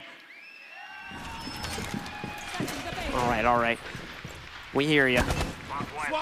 So we'll see if that's going to be the case. And all the rowdy shroudies looking to come back into it as well. They're back upstairs at least. They've got the easier site to defend. This is the site everybody loves to go to start and stay on if they have a choice in the matter. Got the castle reinforcements going on to the windows. Macy doesn't want anyone to get in the way this time. Also got the Warden popping back in. We were talking about him earlier and you were explaining some of his mechanics. He's got the glasses to let him see through flashes, as well as see through things like smokes as well if you have a team executing in front of you. Whoa. We got somebody talking smack about my Nook. Now I called her a creative operator. She is a creative operator. She's got a massive skill gap. A massive skill gap. You have to know how to use her utility correctly. She doesn't have the best guns in the world. You have to get very creative with how you use her. Because if you don't, you just die. A lot of people just overuse her utility and then don't have it when they need it. You use it to get rid of cameras, turn it off, crouch around. If you're going to sneak up on somebody or you feel like there's presence around you, you turn it back on to eliminate your sound and sneak up on somebody. She's a very creative operator. Just apparently, Mr. Sir, you don't know what you're doing. So get educated. That's what we're trying to do for you. So just big brain it. Get smart. There you go. Just like these guys we have on stage. All of them. Intelligent. It's going to be interesting. It's going to be interesting to see how she's used if we end up, or rather, she's a very niche thing. Yeah. I will give it that. She's a truly niche op. But that was the point I was leaning to. Is it's going to be interesting to see how she's utilized once she's unlocked for pro play in a couple weeks or months here, or whenever she's unlocked to do that. What is? Okay, guys, you guys are going too far. This is like I don't even know what that is at this point. It's like an octopus is on your head. I don't know what's going on there. Jellyfish going into their brain or something like that. But yeah, it's going to be cool because it allows an actual operator to get a lot more aggressive. We're in a position where you may not be able to push drone intel forward because it's either jammed in that room or something like that. I think she's good for trying to push a lot of otherwise riskier angles without, obviously having to worry about someone hearing you, making a push and things of that nature. So I think she's going to be good for trying to move in, get actual person-to-person intel compared to drone intel when that's not a possibility. But definitely much more of a niche operator for those niche situations when she's needed. Exactly. She's just very selfish. She doesn't really give anything else to the team except, hey, I can get aggressive and you can't. But though, speaking of aggression, Macy J will be able to take down one of the fake Diamonds players, and all of a sudden this is looking like we might be hitting that OT mark once again. Very possible. 5-5 is where we'll end up in that. We are going to see a res attempt, but no, it's going to get interrupted here. Varsity. Oh, Macy J just keeps spamming on through, is able to finish off Priest, and because he tried to go for the res, Varsity is also incredibly low right now at under 25 HP. Looking to get the spam in. It's not him, but Microwave impacting next as he's able to find Chai. Closer towards those white stairs, I believe. Now they can push in, start to pincer out the angle onto the cocktail lounge. But unfortunately, with only 13 seconds left, this is going to be troublesome for them. The fake Diamonds trying to win out this 2v3. Varsity Gaming actually gets 1 and 2. One from a Claymore, 1 to go, and they get it done. One final pickup from them. And we are going to see the fake Diamonds pick up the round. And I believe with that, that'll be the map as well. Congratulations indeed to our fake Diamonds. They're going to be able to take it 6-3, and they will be our Creator Cup champions as the crowd continues to do very strange things with the Thunder Sticks.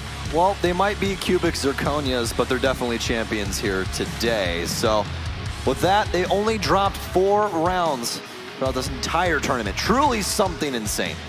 4 rounds? And they're celebrating there, as you can see, getting the vlog done in the process. Priorities matter here, folks, for our fake Diamonds, as they're going to be able to take control of the cup. Overall, a very impressive showing by everyone. And again, guys, it's a content creators cup. We're here to just celebrate Siege today, all the way up until the conclusion of the tournament in that best of 5 between Empire and G2, where things really do get back down and dirty, and there's going to be so much stuff. So, I think, once again, I'll let you do the honors. Yeah, well, we got a couple of seconds here. Okay. To go, but no longer, as we are ready to say goodbye to you folks for now and send it back down to the stage for an interview with our winners. Alex, take it away. All right, thank you so much. So I am without champions here, and I need to have some winners up here. So why don't you guys all just come around? Come join me on the stage. Join me on the stage. Come on, guys, give it up for the fake diamonds. Wow. Awesome stuff. Big round of applause, guys. Come on, let's go. Give us some love, North Carolina.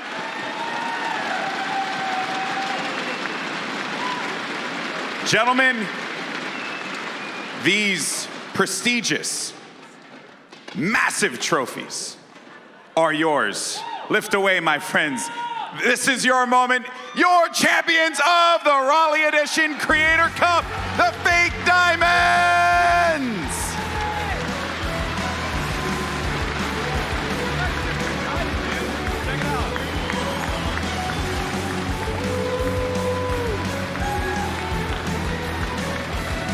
Roy, come over here, my friend. Get some final words with you. You know, you wanted to take on Shroud. You had the mission. You wanted to win this whole thing. You know, you won on main stage here at the major, which is pretty awesome in front of this great crowd. Anything you want to say, you know, to the crowd here? Any love you want to give them? Because they've been showing you that love back. Yeah, y'all were phenomenal. The fact that you guys watch, I mean, we're all content creators, so the fact that you guys watch our content is just, it's amazing. So thank y'all for being there for us, for supporting us, for everyone that competed today. We really appreciate y'all. Awesome.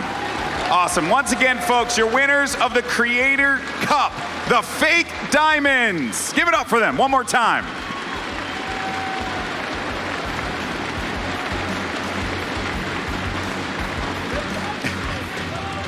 All right, they're gonna go ahead and gather their stuff. We still have more to do, and very excited because coming up next, we're gonna find out what is coming next to Rainbow Six Siege.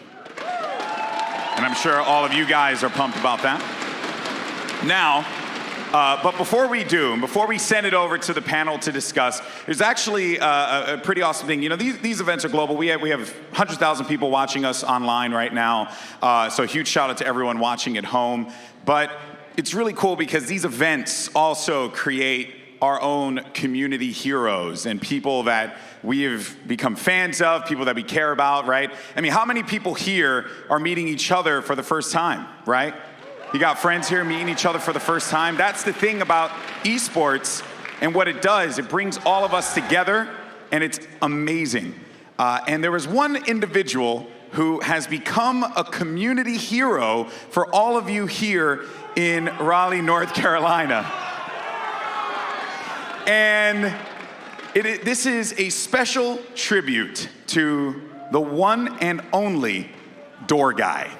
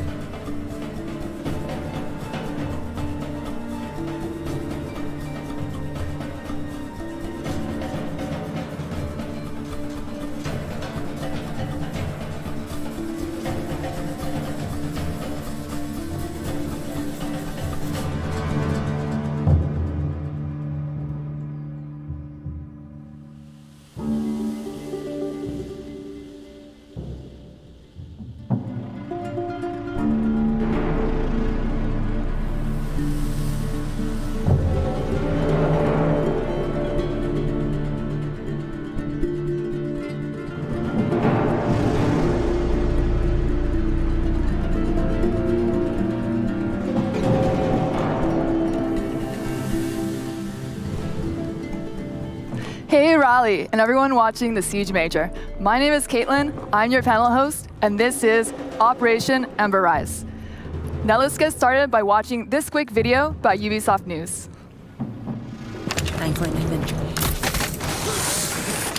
Operation Ember Rise is bringing that super hot fire to Rainbow Six Siege with 2 new operators and a newly reworked map. The defender bringing the heat is Goyo, who can use his Vulcan shields to create strategic cover points, deny entry to the attacking team, and serve up the occasional operator flambe. The attacker rising to the challenge is Amaru. Her Gara hook can quickly zip her up to rooftops, exterior windows, open hatches, and skylights. We've got the details you need to know about the new operators, as well as a tour of the newly reworked canal map. First up is Goyo. This operator from Mexico's FES unit is a savvy tactician who can rapidly deploy his Vulcan shields to stymie incoming attackers. The Vulcan shield shares all the attributes of a deployable shield, including the new look and the new snap to doorways feature, but the Vulcan shield has a surprise. Anytime Goyo, his teammates, or even the attacking team sets off the incendiary core attached to the back of a Vulcan shield, there's a small explosion, followed by a prolonged "oh my god, it's all on fire" effect that you definitely don't want to try running through. The explosion can be triggered by damaging the core directly or destroying the shield entirely, so Goyo doesn't necessarily have to stick around and be the one to set it off. In fact, this medium speed, medium armor operator can be quite deadly while either roaming with his Vector 45 ACP or hunkering down with the TC-SG-12 shotgun. If things go bad, his shields are still a threat even after he's been killed, especially when paired with a Kapkan trap. But the threat goes both ways. While Thatcher's EMP grenades and Twitch's drone can't disable the incendiary core, and IQ can't detect it, the Vulcan shield is still a deployable shield at heart, meaning it can be destroyed, and the explosion triggered by a frag grenade. Or Ash's breaching round. You could also use Zophia's impact grenade, or Sledge's hammer. This is fine. On top of that, anyone with a clear line of sight to the incendiary core can set it off, meaning a poorly placed Vulcan shield can work against the defending team. The goal with Goyo is to leverage the power of the Vulcan shield and deny entry to enemies at critical moments, or simply buy your team some time early on. When the attackers are pushing, or when the round is coming to an end, trigger your Vulcan shields to keep them away from the objective or cover your flank. A well-timed Vulcan explosion can be the difference between lighting up the scoreboard or going down in flames. While Goyo seeks to impede the movement of his enemies, the Peruvian attacker Amaru can get around the map like no operator before. This is her Gara hook, and it lets her zip to any repellable ledge or window to quickly position herself where defenders aren't expecting her to be. And once she's inside the building, the Gara hook lets her travel up through open hatches and skylights. That's a first for Rainbow Six Siege, and defenders will have to adjust their strategy accordingly or pay the price. When it comes to choosing your destination, the Gara hook makes it easy, clearly showing what it can or could grapple to. You can't grapple to something that's too far away or too far below your position, but you can use the hook for horizontal traversal, as long as you're entering a window. Once inside a building, you can't target anything but open hatches and skylights. While the hook will instantly break a wooden barricade on a window, a castle barricade will prevent you from even targeting it.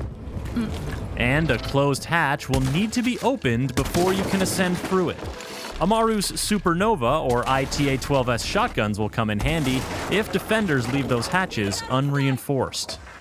This makes Gara hook entry a bit noisy, so team communication and good droning are all the more valuable. Amaru doesn't pull her gun up until landing from the grapple, so she's completely vulnerable to Kapkan and frost traps lying in wait, not to mention any defenders who may have heard her entry coming.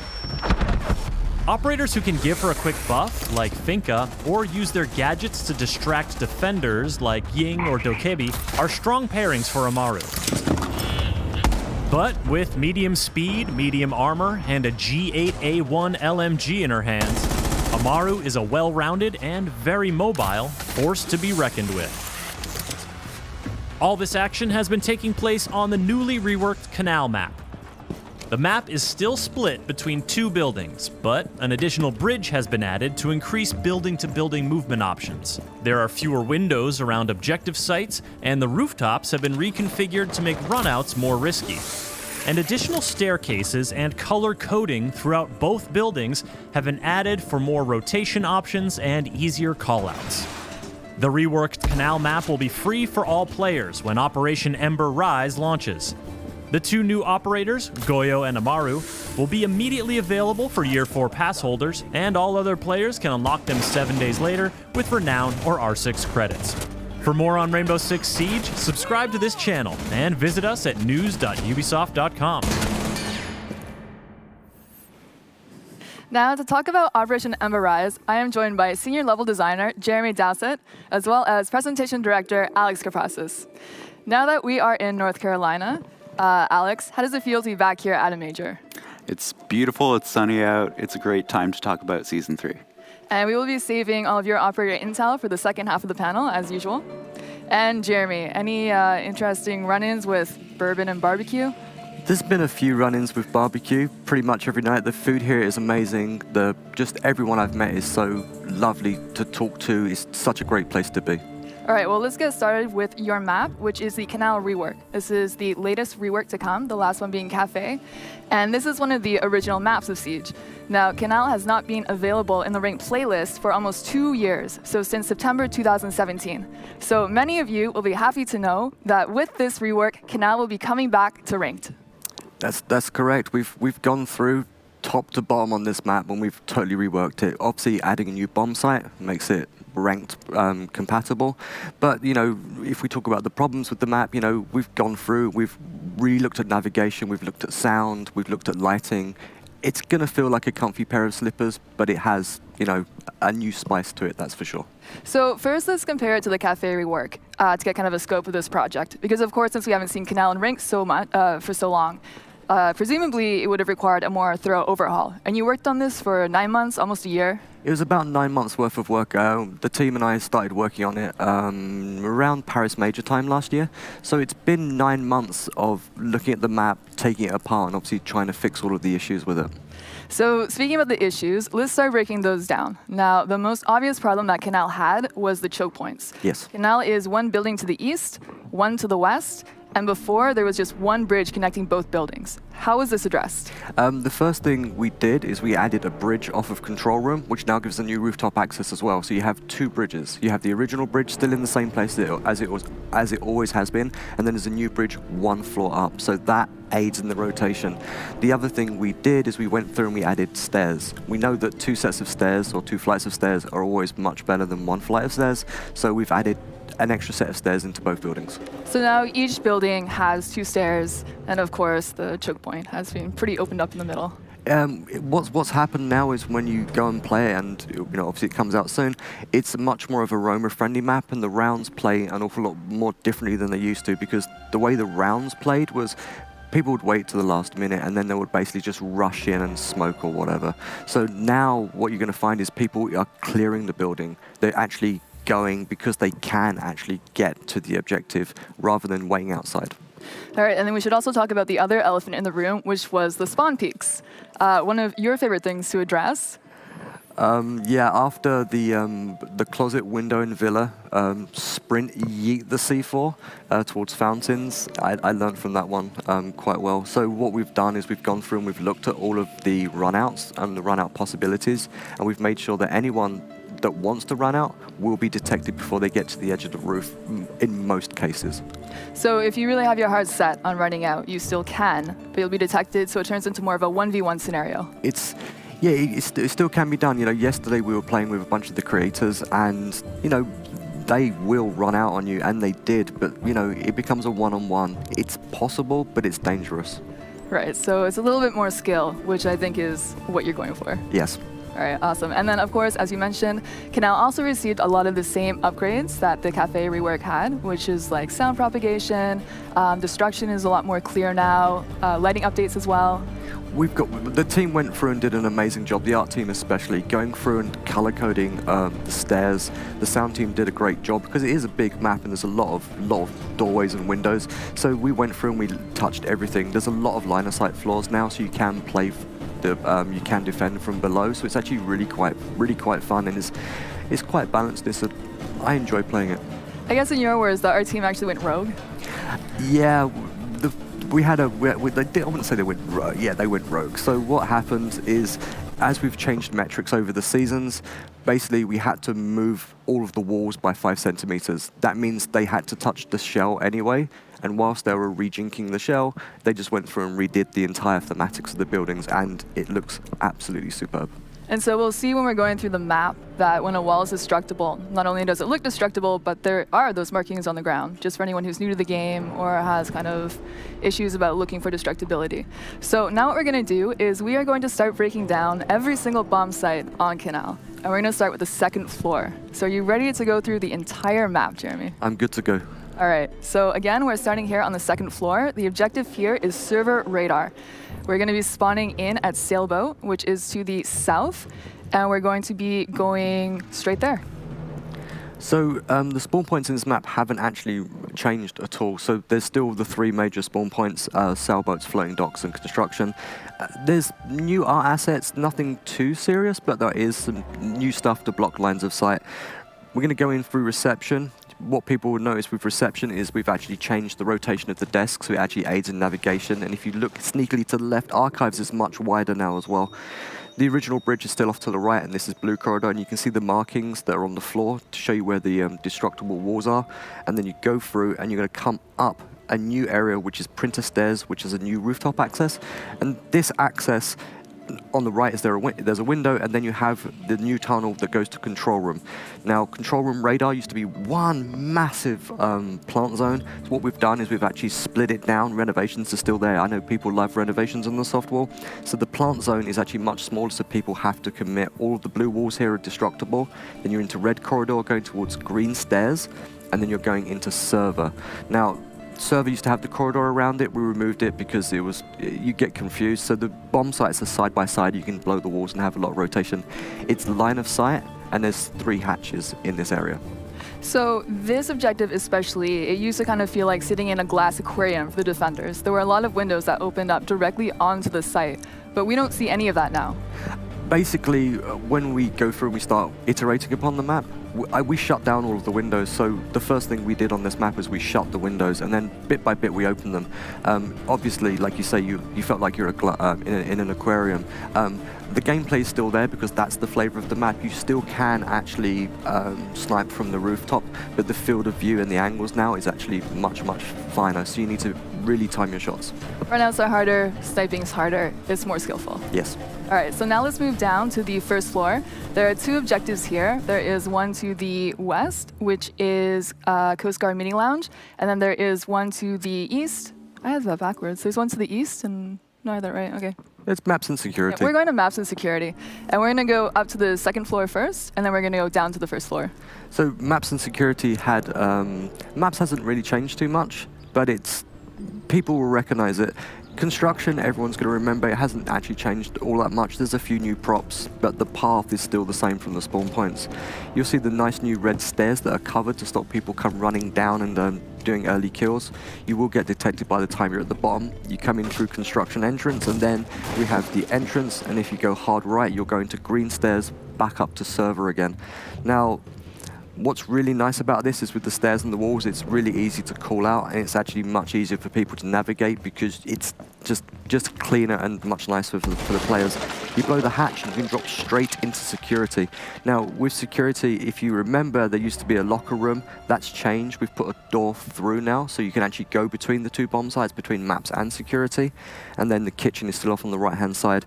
You'll notice there is actually a window in projector just to the side, so you can still get shot at from the roof or across the buildings. And obviously there's a window in kitchen if you want to try and come through. Right, and so this is an objective that's been changed so that you have to commit when you go onto the site. You really need to get through the door, and it's one of the sites where you're going to find that you can actually defend it remotely, and I think we'll see a lot of that being played. All right, so let's go on to the other objective on the first floor to the west. We're actually going to spawn in construction again, so this is a bit of a longer route to take, and instead of going up to the second floor first and then working our way down, we're going to go from the basement. So, everyone remembers Coast Guard meeting. There's been a number of significant changes to this this area, but it's still going to feel quite familiar. So we're off at Coast Guard again. You can obviously see the wonderful submarines that are docked there. You come through, and the route we're going to take is we're going to go down into Garage. Garage is now external rather than being internal, with the doorway to the red stairs on the left-hand side. So this is now, you know, a place where the defenders can't go. So we've closed it up a little bit. Obviously, we're underneath the new bridge. You can see the windows that go up into football, and we're going to go into lockers. Lockers hasn't changed a great deal. Everyone will remember it, and it goes through to showers. You go up the hatch with Amaru's hook, and then you're straight into football. Half of this room is destructible floor, half of it isn't, but there's a lot of destructible walls. Then you come across blue corridor into Coast Guard meeting. Everyone will remember the 145-degree wall that's actually in the map, which is the split between the two rooms. Go through complete line of sight floor here, and then what people will notice is Archives has changed. It's much wider, there's a breakable wall, and there's a double door, so it's less of a choke if you're actually going to try and attack from Archives. It's still hard, but you can do it. Nice. So still, once again, it's skillful. Yes. And we also saw Amaru's gadget being used there, as you mentioned, coming up through the hatch, which makes defending this site kind of tricky, because now you have to decide if you want to reinforce those hatches, which limits your rotations. It's a choice that people will learn, and they'll actually, the strats will evolve over time. Obviously, with you having to reinforce hatches, you know, you make a decision. If someone's staying anchored in the bomb site, you can cover the hatch. You're going to hear it get blown, so it's not so bad, but it does change the strats a little bit for sure. All right, so let's move on to the last objective then, and this is in the basement. Now, the basement never had an objective before. Of course, this brings the total number to 4, making it ranked playlist compatible. For this one, we're going to start by spawning in the northwest at Floating Dock, and we are going to make use of a new tunnel to get on site. Ah, the tunnel, yes. So this area's changed quite a lot. Everyone will remember Coast Guard suppliers. It hasn't changed. It looks exactly the same, but we've rejinked a little bit. When you start a floating dock, you can now go up right. There's a path that leads up to car park, and you can drop down into Forklift Alley. There's a new tunnel that goes all the way through to the car park as well, and all of this has been completely reworked. So you've got the new shell, you've got diving alcove, and what we're about to do is jump into diving, which is a new room. In the far right-hand corner behind the scuba gear, there's the set of stairs that leads all the way up to printer. So it goes yellow stairs, blue stairs, up into printer. You have a tunnel that comes all the way from diving all the way through to in between showers. So if you're getting pinched, you can drop into the tunnel, but you have to be careful because obviously defenders or attackers everyone can use it. You come through bathroom into the basement corridor, and then you're into boat suppliers. This will look very familiar to people because it hasn't changed all that much. Obviously there's a bomb hatch there, and we go into kayaks, which is a new room and a new bomb site, which is really good. The white walls are all destructible, so we've color-coded that, and then you have diving. So you've got a lot of options, and the site plays really interesting because everyone tries to use the same old strategy. You know, there's always a firefight on white stairs, which is quite fun, but now it changes because there's different options. So from your testing, is the tunnel more advantageous for attackers or for defenders? It's really a 50-50 because it's a risk versus reward, to be honest, because there's a ladder and it does leave whoever uses it, they're going to be prone when they're coming out of the ladder so that they can get attacked quite quickly.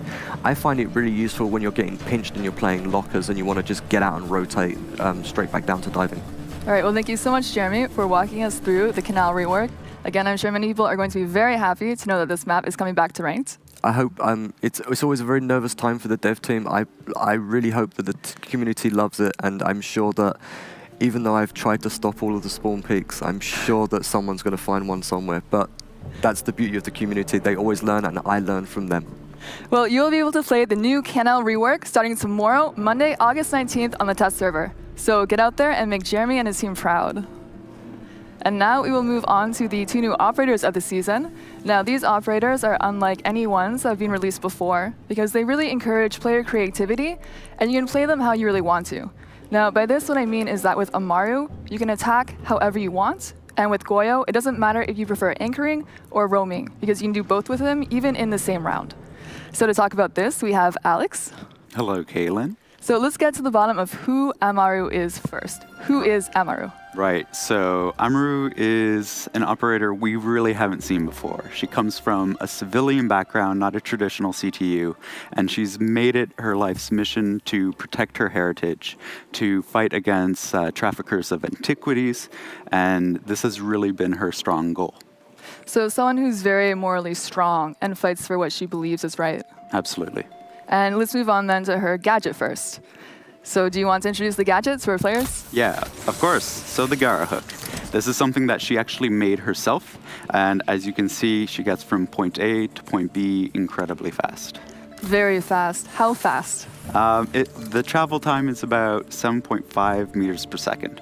And we'll get into that a little bit later on. And so the hook outside, it works on ledges, skylights, windows, and inside it works on hatches. So she is the very first operator who can ascend up through hatches. Yes, and like Jeremy was saying before, this kind of changes things up now for defenders, whether or not you have to reinforce those hatches on defense.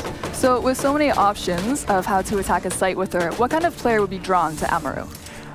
Someone who really enjoys creativity. This is the first operator that's not really based on a role, it's based on movement, and we haven't seen that before. So there's going to be a lot of freedom with that, and I think players who are very well accustomed to our maps will really enjoy it. So creative players, and again, it doesn't really matter what operator you go out with, because she has synergy with all operators, really. It's really about playing with your team, making sure that they're droning so that you know where you're going, where you need to be. It'll be a really good team play operator. All right, so let's talk about her loadout. Starting with her primary loadout, Amaru comes with either a Supernova or a G8A1, so a shotgun or an LMG. And what's interesting about this is that the Supernova now comes with a silencer attachment, and the LMG has an angled foregrip. Now, the silencer, that's not for sneaky shotgun kills, is it, Alex? Not really. So for hatches, you have to break them first in order to get up them. So the silencer just helps her be not announcing her position as loudly as before. And then with the LMG, having that new angled foregrip means that she can ready the weapon a little bit quicker. Right, because she'll probably be popping up from a hatch, maybe literally on site. Yep. And you don't want to spend a year bringing that gun up to your face. Absolutely. All right, and so for her secondary loadout, she has the option of taking either a shotgun again, which is the IDA 12S, or an SMG, the SMG 11. And what's great here is that even if you take the LMG for your primary, you still have the option of taking a shotgun so that you can still open up hatches, because they have to be opened up in order to use the Gara hook on them. Right, that's our designers just making sure that you have some options to play with and that everything fits with her kit. So her secondary gadget options are either breaching charges or a claymore. The claymore is really useful if you need someone to watch your flank. So if you're zipping around the map, going through hatches, and you're worried that a defender might follow you through the hatches, then it's useful to put down a claymore to warn you of that. Right, and if you want the breaching charge, this opens new ways to flank, to move through some of the jungle of a map to make sure that you get to the objective quickly. So both of them are good picks overall. Yeah, absolutely. All right, so then let's talk about what I'm sure people are waiting for, and that is how do you counter Amaru?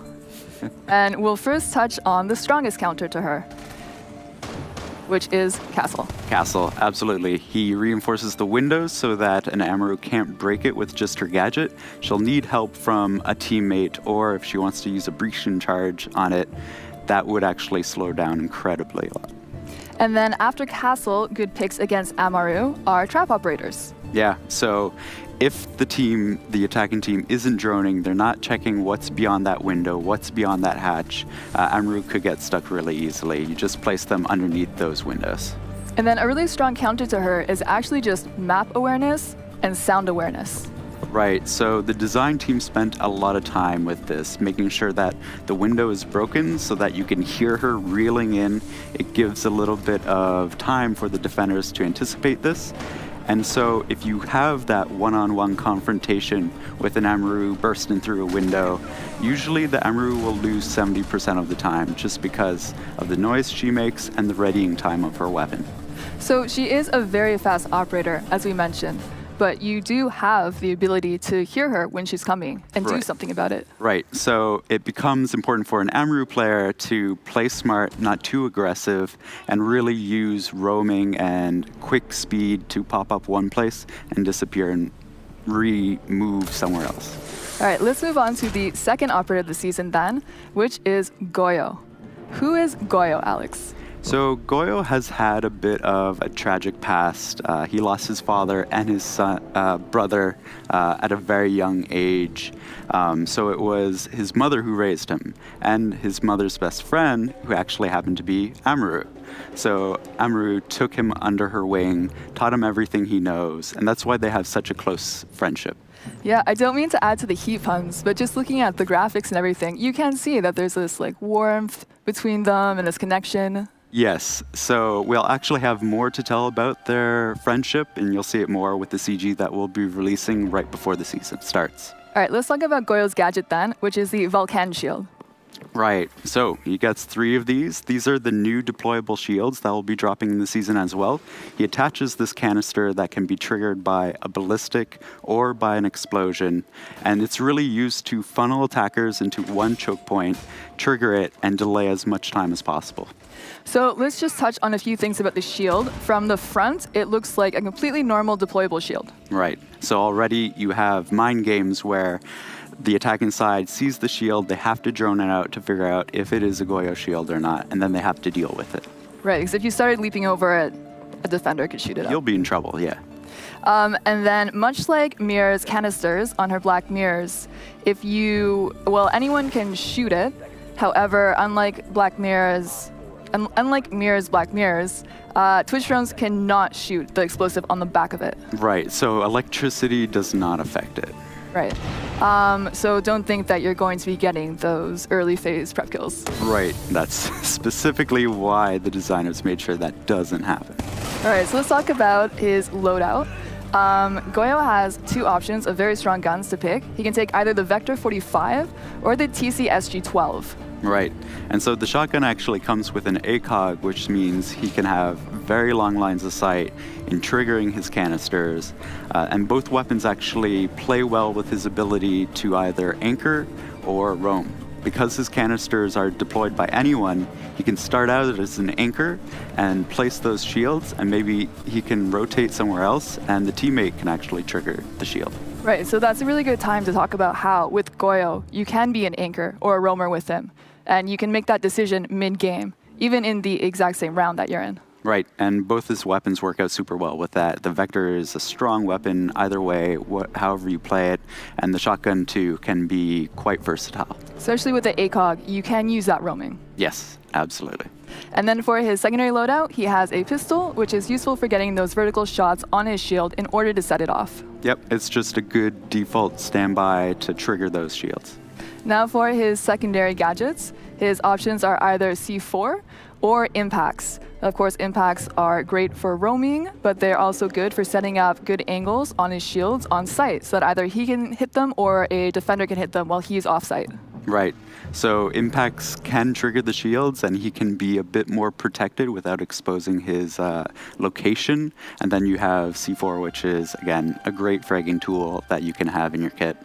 I'm sure some people would never dare take the impacts over the C4. Yep, and that's totally their choice. How you want to play Goyo is up to you. So let's talk about his counters then. Countering Goyo is really about making the best use of your utility. Right. So these operators that we're seeing now that counter Goyo, like Ash and Zofia, how they counter him is by swapping 1 charge of their gadget for 1 charge of Goyo's gadget. So it's kind of 1 utility for 1 utility. It's not the most cost-effective way, but is a quick option to get rid of his shield. That's right. If you come across the shield, you don't want to be delaying any time for your team. So these are 2 great options to quickly deal with it. And then moving on to kind of a similar counter to Goyo, using consumables, so using frags to take out the shields, is another way you can get rid of them. Right, and it means that you don't have to rely on that Ash or Zofia. You can have some versatility in dealing with these stalling tactics. But one of the most cost-effective ways of dealing with Goyo is taking operators like Buck or Sledge, and then using the charges on their gadget to get verticality on Goyo's shield, and then just shooting it. Yeah, and this becomes really important for a good Goyo player to make sure they're placing these shields in places that you can't get those line of sights vertically. You can't destroy the floors and then get that nice angle on it. And of course, just anyone shooting it with a bullet is very cost effective. That will absolutely do it. So that is the first look at both Amaru and Goyo. Both of these operators will also be available to play starting tomorrow, Monday, August 19th on the test server. And now we're going to talk about other upcoming features of the season. More with Alex. Yeah, and we have a lot of them. Yes, there are a lot. We'll start with player behavior changes first, though. Right, so the player behavior team has been working really hard on some quick fixes that actually really improve the game.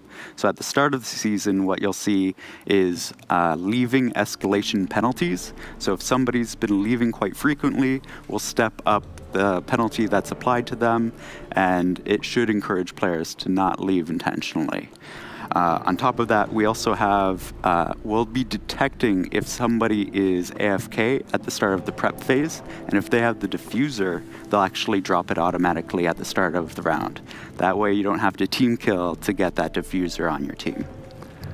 Then, during Season 3, we'll be introducing a couple more changes, which is squads and reverse friendly fire.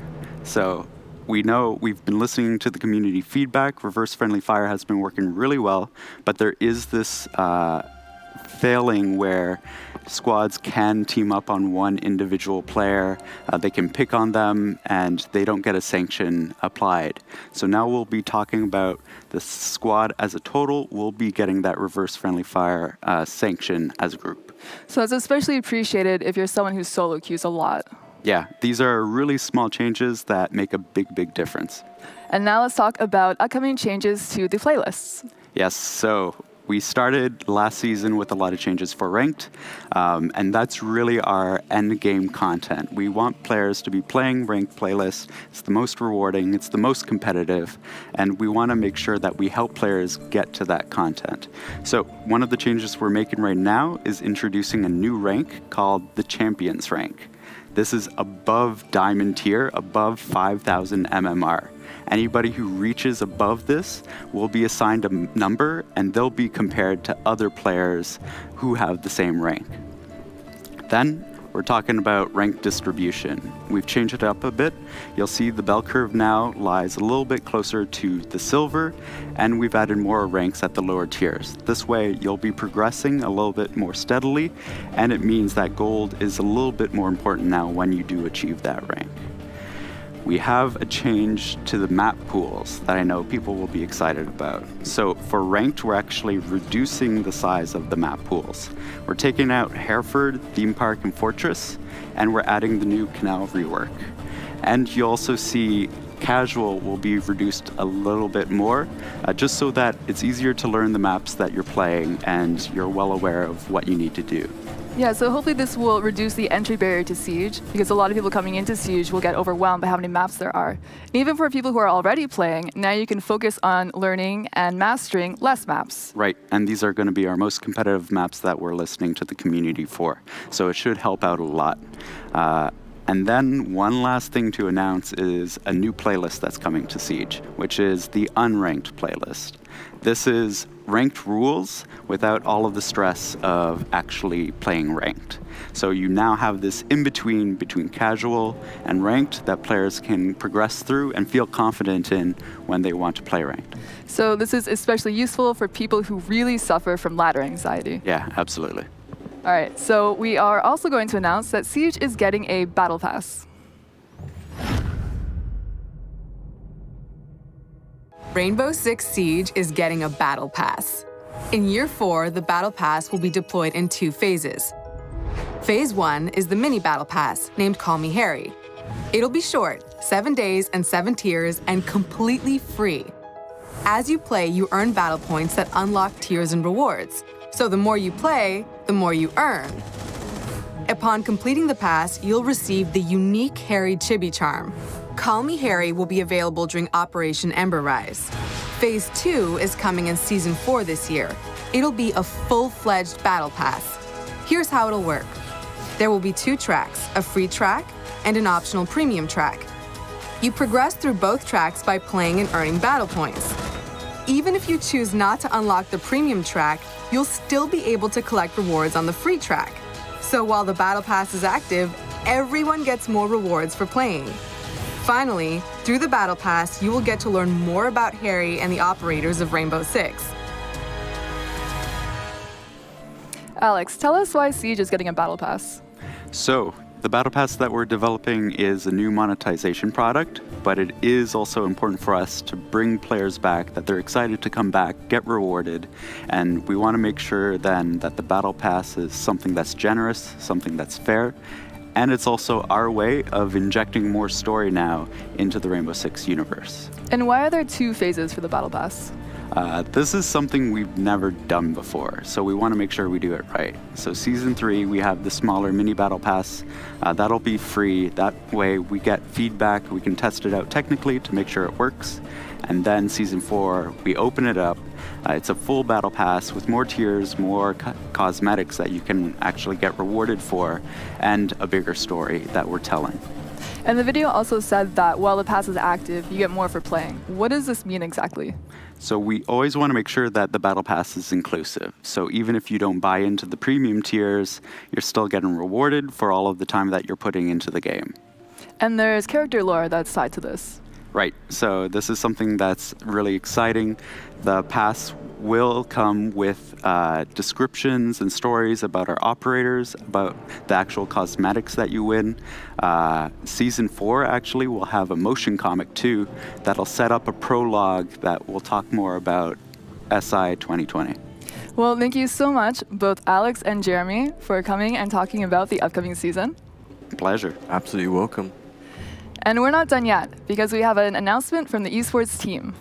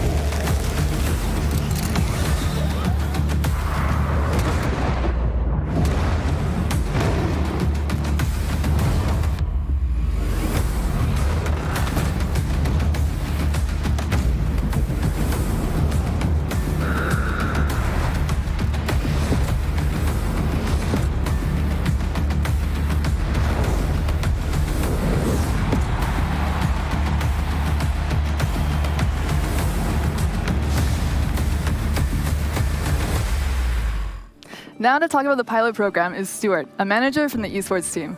Thanks a lot for having me. We're super proud to announce Phase 2 of the pilot program and its member teams today. So Stuart, tell me, who is in the pilot program? In North America, we have Evil Geniuses and Rogue returning, joined by Space Station Gaming. In Latin America, we have Team Liquid, FaZe Clan, the newly christened MIBR, and INTZ Esports. In Europe, we have Penta returning with G2, Natus Vencer, and Team Empire joining the fold. And over in APAC, we've got Cloud9, Norarengo, and Fnatic. And what is the overall goal behind the pilot program? We want to extend our support to all of the organizations and players within the top level of our community to make Rainbow Six esports a viable career path for as many people as possible. What's changed between this version of the pilot program and the previous version that we saw before? So scope and scale, for starters. We wanted to expand the number of teams we support. We wanted to support players directly through this, and we changed up a couple of the revenue sharing mechanics as well. So let's get down to the brass tacks. We saw the pro team skins. How does the revenue share for this work? That one's pretty straightforward. It's a 70-30 split between Ubisoft and the team respectively. 30% of those revenues that a team makes are also forwarded to their players. And the Pro League Gold skins, are we still going to be seeing those? Of course, they are a staple of the pilot program these days. We've tweaked it a bit from version 1 of the pilot program. Now in Phase 2, it's a 70-30 split evenly as opposed to a 70-21-9. This is to account for the increased number of teams in the pilot program itself so we can support more. And how does the Road to 6 Invitational tie into the pilot program? So this one's a bit different this time around. So beyond just contributing to the 6 Invitational prize pool, we've added a mechanic that acts as a performance incentive for our pilot program member teams. Basically how it'll work, imagine a hypothetical scenario where you're the only team participating in 6 Invitational. So base prize pool is 500 grand. You get 1.5 million from the crowdfunding from Road to 6 Invitational. As the only member team there, the players would take home 1.25 million. The org would get 750,000 of that. Thank you very much, Stuart, for explaining that to us. And does the esports team have anything else to announce? We do. We're super happy to announce that our Pro League Season 10 finals are sold out. We have over 4,000 fans going to join us in Tokonami, Japan. Huge thank you to our Japanese community for coming out in force and making this one of the best events. And of course, to close the panel out, we will now reveal the next elite skin. Welcome to the club, Mira.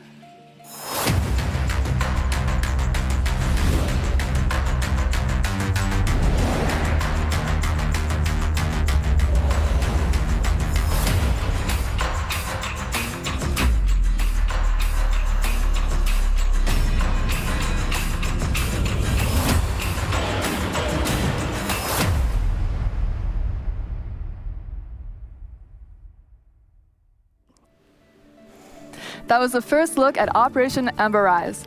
Thank you, Raleigh. Everything here will be playable starting tomorrow, once again on the test server, Monday, August 19th. Don't forget that date. And stay tuned, because the grand finals between G2 and Team Empire will be coming up right after this.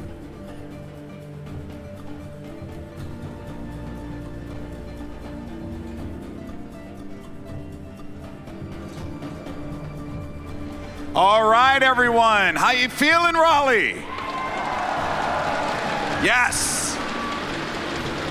It is finally the moment that you have been waiting for. The grand finals of the Raleigh Major start right now, and we have 2 of the best teams in the world that are about to take the stage and compete. But first, let's see how both Empire and G2 got to this point.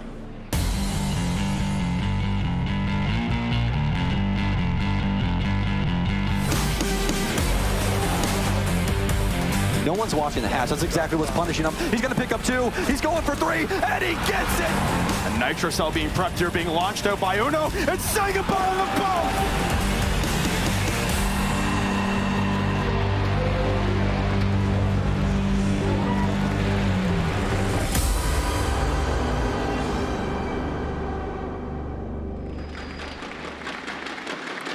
There you have it.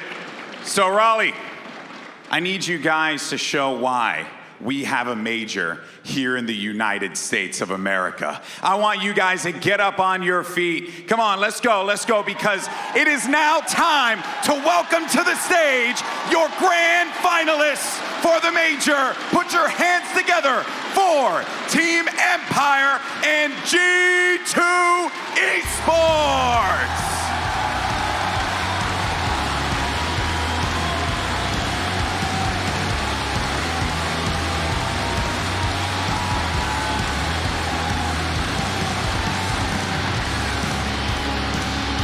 It all comes down to this.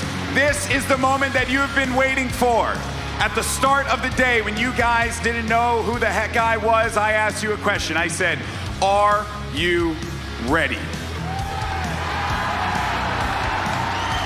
North Carolina, USA, I'm gonna ask you one more time.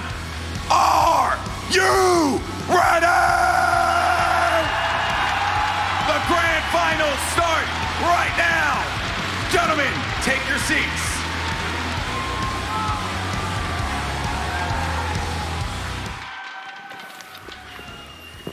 No. Welcome back, ladies and gentlemen, to the analyst desk. Yes, it's grand final time. G2 Esports versus Team Empire, the best of the best in the world. And are we even surprised? It's 2 grand finalists coming in from Europe. Let's take a look at their stage so far and how they made it to the grand final.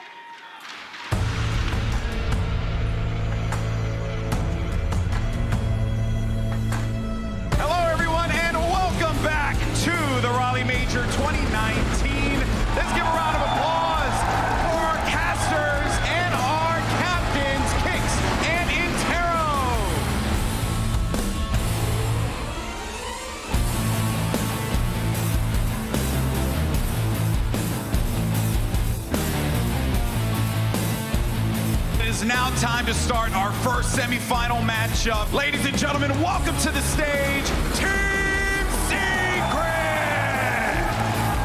Your next team to the stage, it's Team Empire!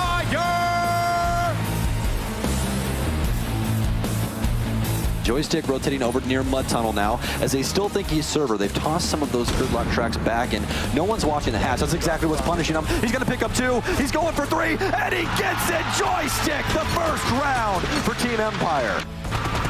Best diffuser down on the floor. Empire has everything they need to try and pick up this round. Another shot by Joystick. Limbs and Funker's the only 2 remaining. Funker's trying to battle back. Shepard puts it down to 1. Shepard's still playing inside a work office as well. Or excuse me, workshop. So let's rotate at the bottom of the metal. Has a quick shot, and it's Shepard as Empire. It was a really tough match. We didn't expect them to be so good on the attack on the coastline. Just we were ready for them, and I think that's why we won.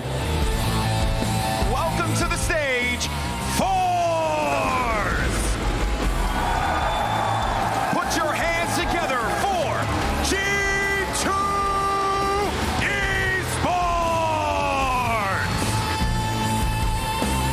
Lines are in towards the window. Both be spotted, and now I think that's Pangu who's going to try and take a swing at him. And Nitro Cell being prepped here, being launched out by Uno, and saying goodbye to the both! Uno trying to come for the flank in through pool table. WTG is been down and finished off. It's 2 quick ones for G2 now. Shockwave completely surrounded as the plant is going down momentarily. They will pull off an all barrage hit. Go get closes it out. The best support in the world on the best team in the world. I want to thank everybody who's been supporting us through the tournament, through our rough online season.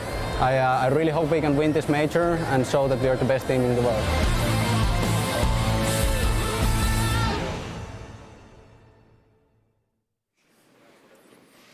Welcome back, ladies and gentlemen. We're here at the analyst desk, and yes, we finally made it. Team Empire versus G2 Esports, and we've been waiting for quite a while for this grand final, a rematch from Six Invitational 2019, only a few months ago. Please join me in welcoming my 2 analysts here, Zeronic, Rams. Boys, we're finally here. I'm so excited that this is the match we get. I think Empire want this so bad, and they get to try again. I can't wait. I don't think we could ask for a better match, and it's been the one that's been anticipated. It's a huge rematch since the last Six Invitational, and I guess, you know, Veli will actually be replacing me on the desk for the finals, but I just wanted to say thank you to everybody at home. Thank you, my family, my friends. I definitely couldn't have done this without all of your support, and I really appreciate all the support on Twitter and online and everything. I'm so thankful to be a part of this event. And the last thing I'll say about the 2 teams in general is, you know, Empire, they really have their work cut out for them, but they have excellent gun skill and excellent game sense. They can definitely make something happen. But then on G2's side, to me, they look like 5 operators being controlled by 1 person. That's how coordinated they are. Rams, again, for everybody that's watching here, there's a lot of people in that crowd that don't know. Rams is from this state. He lives 20 minutes away. Please, can you give him a bit of a shout, a bit of a thank you, and chat it in the crowd for all the work that he's done, his first big event. I'm really proud of you, Rams. Thank you so much. Appreciate it, Milos. Well, Zeronic, let's dig a bit deeper into this. You know, we were talking about Empire, we're talking about G2. What does Empire need to do to get over their opponents? Because this is a best of 5, unlimited overtime on every single map, and they failed before. I mean, at least they've increased their map pool a little bit now. Still expecting, you know, Villa to go out, and they only have 1 ban. So I hope they got some new stuff ready, because G2 is extremely confident in this matchup. You could see just with Force, right, how they basically ran circles around a team that we've otherwise see do extremely impressive things. So I don't think Empire is afraid, per se, but maybe they should be. Maybe they should be. Well, Veli, welcome back to the desk. It's Wave Man. He's in. What's going on? Well, yeah, Rams got a little bit taller and a little bit more browner. But I'm ready for this matchup, man. But talking about G2, what makes them so good is calculated aggression when it comes to their pushes, man. They are the only team that I've seen bait and switch teams to death, and they did it. They did it to Force and made them look like amateurs in the long run. Really love G2. Watch out how they do pushes. The way they hunt down roamers and clear out the site is phenomenal. but can they do that against Empire? That's going to be another story. Very good point. Well, let's take a look at the bracket, ladies and gentlemen. We'll recap how we actually got here to this grand final. Fours against Vodafone Giants. That was a big upset. Nobody was expecting it. They played against G2, who defeated TSM, one of the two NA hopes in the tournament, knocked out in the playoffs, and G2 2-0-4s, making them look like amateurs, a team that demolished everybody around. There in the grand final, quarterfinal 3 and 4, Team Secret prevailing over Space Station. North America knocked out of the tournament, as well as Latin America's Face Clan. They made Empire bleed, but they were still alive, and as they licked their wounds, Empire fought back against Secret. And at the end, it's the Imperial forces here on their horses. They're very happy to be in the grand final, but Empire talked about this. Karjeka, in the final interview after their victory at the Pro League Final Season 9 in Milan, said, "We are not really the best yet. We still have to face the best team in the world, G2. Now let's take a look at Empire's lineup. And gentlemen, let's just quickly go through Shepard, Joystick, Dan, Scyther, and Karjeka. I mean, every single player here stands out, performance-wise and as a group. The fact that we used to just have Joystick being the one that everyone mentioned, every single one of these guys has been playing, you know, crazy good this entire season. It's been lights out, and whenever you see players slack, for instance, Shepard and Scyther weren't having such a good game last time they played. And then, you know, when we came around the 6th and 7th round, they're the ones that won the round down low in workshop. So any player can pop out at any moment, and I 100% agree with Zoronic. And a lot of the rounds where, I mean, again, if it matters a lot if you're losing and you don't have any frags on your team, but if you're winning and you're still one of the guys alive on cams trying to help out, then it's a bit unfair to dig too much into why this guy doesn't have a lot of frags when every frag is being stolen by Dan. Yeah, Dan has definitely been showing up the entire game. He's got support from all of his teammates as well. Shepard on the planes constantly. We'll talk about him a bit later. But, you know, you have Dan, you have Joystick, but the coordination with Karjeka on the team. Alex, how do you handle this as an IGL with like what it seems to be two massive cannons at your side with Joystick and Dan? So from G2 perspective, I don't think it's so much about how to handle anything, because I mean, we saw them look mortal on Clubhouse for once. We know that they're basically forced to ban Villa because of their performance on that map, but now they can't really play Clubhouse either after what we saw G2 do with Force, right? So this is all on Empire to change things. G2 has to do nothing but play like they do. It's all on Empire's ballpark. Veli, yesterday we were talking about this. Alex was saying Empire did not change anything. They wanted to play the same and just refine their play to learn from the mistake against FaZe.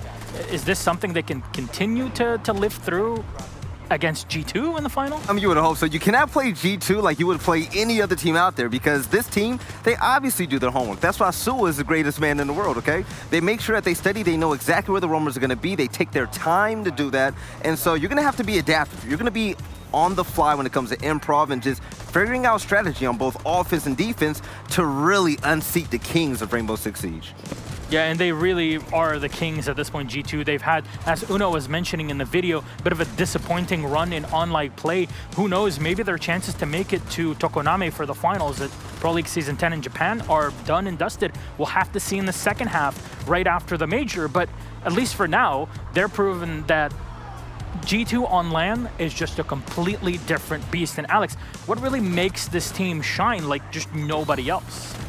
I think you can be the team that tries to define the meta and the ones that, or the reason that certain maps are played in a certain way. And G2 has been doing that more or less since before they were even Penta. These players and the culture in that team have defined so many maps, so many strats and playstyles, operators, how they work together. It's hard to reflect any other team against these guys. All right, well, here's their rosters. We're going to put it up on the board and take a look at what G2 is bringing. If you've been living under a rock for the past 2.5 years, here they are: Goga, Fabian, Pengu, Kantoraketi, and Uno. Every single one of them is bringing something to the table. And with Fabian is your worst player on the team with a 1.1 rating, I think that says a lot about the rest of the squad. There is no worst player on the team, man. Goga's a support player, and look at him, he's a positive 21. That's unheard of most of the time. Goga is an animal, and Uno is the man to watch. Uno opened things up for G2 like none other. Before Uno came on board, you heard a lot about Pengu and Kanto, but now there's another man there to help to help them take that load off of their shoulder. He's been doing such a phenomenal job at that. I don't think there's many teams that win as many 3v5s being down as G2 does. Yeah. Their ability to not be two-faced about losing one guy early on, it almost seems to not matter at all. Whereas most teams, we have the stat on losing the first guy in the round. It makes you like 80% likely to win that round. Yeah. That just doesn't really go for G2. And that's because their adaptability is trash. Whenever they lose an operator, they seem to always have a plan B that they immediately switch to. And that's what makes them so genius. Well, it's going to be pretty tough for really anybody to face off against G2. It seems like before every LAN, they come together, practice, and unload a lot of their negative energy to make sure that when they make it to a major, they're always in the grand final and they're always fighting against, well, all the odds, especially considering their online play. Gentlemen, we've yet to talk about the maps, but what's really the variety that we're expecting from G2 in this one, Alex? Well, they have the biggest map pool, so I mean, they could go anywhere, right? For them, it's more about how they line up the maps. We might see Empire take 1 or 2 maps maybe early on, but when it comes to the best of 5, the infinite overtime, we have the old coastline game, right? That's the best one to go back to. Empire gets gassed out after 1 map, although it kind of lined up to almost be 2 maps in one. That's a very important part that you brought out because this will be a best of 5. And the fact is, last time these 2 juggernauts faced against each other, G2, they were able to tire out Team Empire. Team Empire going to have that type of stamina this time around, okay? You can always start off hot, but it's all about how you end. And let's double down on that. Veli, you just talked about it, the stamina. In a best of 5, it's something very difficult to manage. And from your knowledge and experience over the years in esports, there has to be a way to kind of control it and not expend all your energy in one map.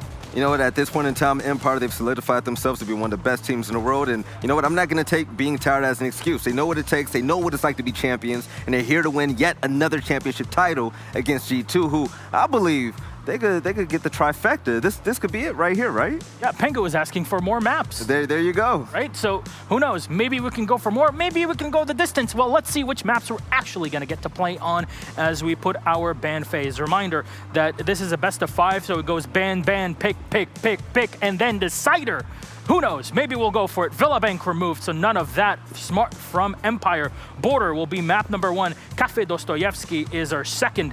Clubhouse is our 3rd. And we've got still 2 more to go. Everybody knows where they're at. It's Coastline, and what'll be our decider? That's our last one in the 7-map pool. That's Consulate. I think that is a perfect map to end it on, gentlemen. Consulate between Empire and G2. That's pretty huge.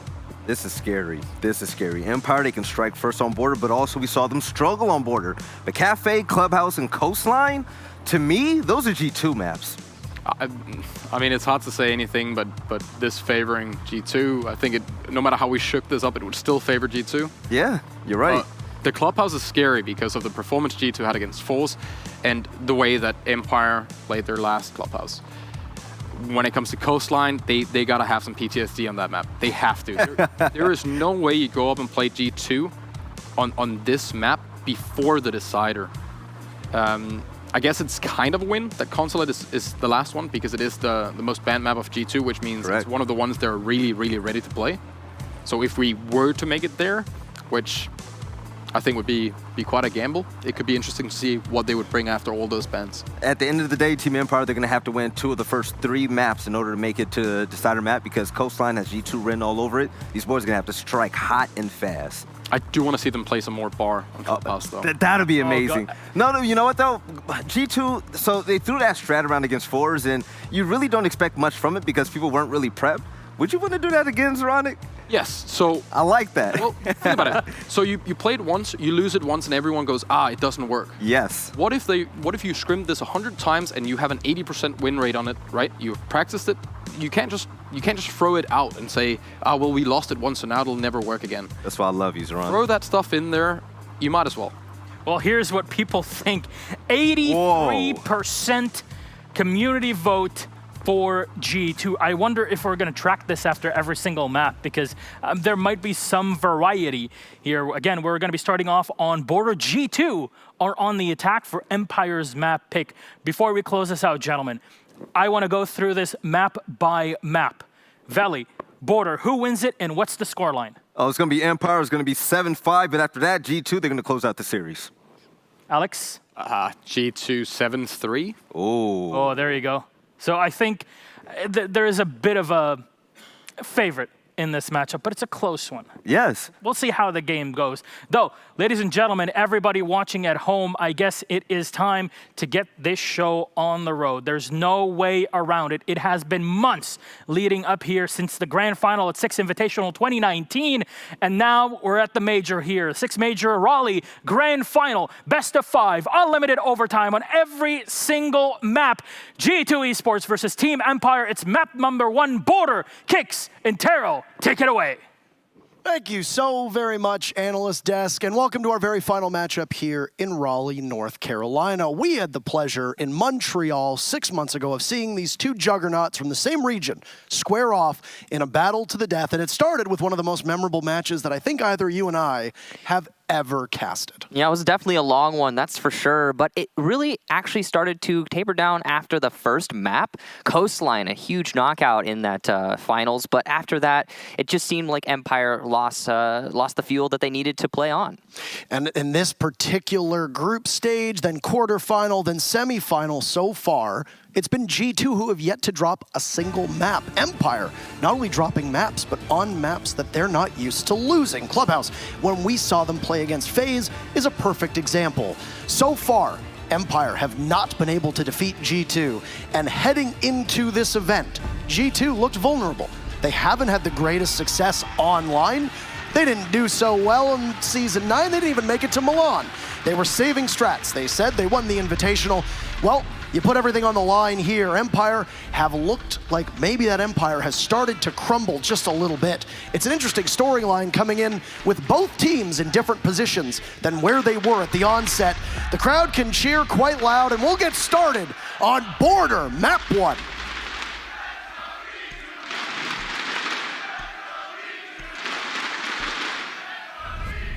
All right. As the bans start to finish off, we're likely to see a Mira ban here from Team Empire. They have seldomly banned anything else, and G2 gonna get rid of Echo as is normal. So here we go, typical ban phase, all things considered. The Nomad has been a counter pick for many teams recently. G2 just don't want to deal with that from Team Empire, which is sensible. Empire going with their standard bans though. Capital and Mira. So far, nothing too crazy. It'll be an Armory defense to begin. There's not a lot of information operators being brought here. It just seems the Mozzie and Maestro. Possibly a bulletproof cam on the dock from Dan. Standard operator selection from G2 as well. They have brought a Thatcher, so it could very easily be an Armory take or an Office take. The options are abound here. I think the best way to get under Empire's skin was actually shown by FaZe yesterday, which is just simply, or 2 days ago rather, which is just be very unpredictable. Empire, a stoic team that does the same thing time and time again. It's a routine, and it works so effectively. There's a couple teams in Pro League that use that kind of strategy. But if you can get under their skin, be unpredictable, as G2 has shown they can do, especially against Fours yesterday, and what ended up being, I think, a far more disappointing matchup for the viewers than we expected. I think we anticipated maybe something a little closer there. But G2 not just brought the fire, but they brought things that we hadn't seen before in the way that they rotated, in the way that they held map control, in the way that they pushed back against the same patterns that we know Empire commits. You know what I think that is? I think it's because G2 has so much insight into their opponents, being such a knowledgeable squad, that they also simultaneously have insight into themselves. They watch how they play. They're very good at self-inquisition, just like fixing the problems at home, as well as finding out how to counter your opponent. Change a lot of things pretty rapidly, and that's why you'll see a totally different G2 event from event. It's also why some people say they are really good at LAN. That could be one of the contributing factors because it's easier to prepare for a set date of a LAN rather than a league that continues. There is no team in Rainbow Six that has, I would say, more experience and more prestige on LAN than G2. Yeah. And while Empire has certainly been adding their name to a possible list of replacements, as G2 failed to make it to Milan and at the moment seem pretty hard pressed to make it to the Season 10 finals in Japan as well, Well, that experience is going to prove to be invaluable. Empire's come a long way since that matchup at the 6th Invitational where they look shell-shocked after map 1 on Coastline. I would imagine there's going to be a more experienced squad of Empire here waiting for a possible opportunity to humble G2. So far, nothing too crazy happening. It looks to be an office take. Empire roaming inside of CCTV and by break room. That is going to make the office take a lot more difficult because from this position, Joystick has a lot of angles into office itself. So as long as he persists here, it's going to be a problem for G2. And that's why Uno's going for this upside down rappel. A very rare one, but he's trying to deal with his opponent inside a break room. He'll move over to the balcony instead. Probably a safer bet. The rappel leaves you very exposed to the roamers that could be downstairs. Oh, very nearly the first kill there. Pengu just barely making it out of that engagement alive. Dan going for very wide peaks, and he'll be punished by Kantaraketi, who gets the lead-off kill of the series. Dan absolutely needs to show up in every single map that we see today. When he falls off, Empire loses. That has been the story of this tournament so far. Joystick has had a quieter event. Karzeka has really stepped up. Scyther's looked as good as we expect, and Shepard's actually a better event than usual too. For Empire, you're not so top heavy, but if Dan can't frag, Scyther can. Goodbye Uno, he looks the wrong way. Sloppiness from G2, but they've managed to get site control. Nobody is aware, there's no echo, there's no information. You can't contend with Goga getting the plant down on round number 1, all right? Not a bad tempo to set. There's another for Kantaraketi, a third. Kantaraketi carrying his team through this round. Pengu adds to the fun, and Joystick was isolated, and he'll be shown an early grave. Kantaraketi picks up a 4K in round number 1, and G2 off to a hot start. Kantaraketi with a 4K, but not to be forgotten is Goga planting inside of Archives. Now we saw that there were limited information operators on the defense side, and that's highlighted there.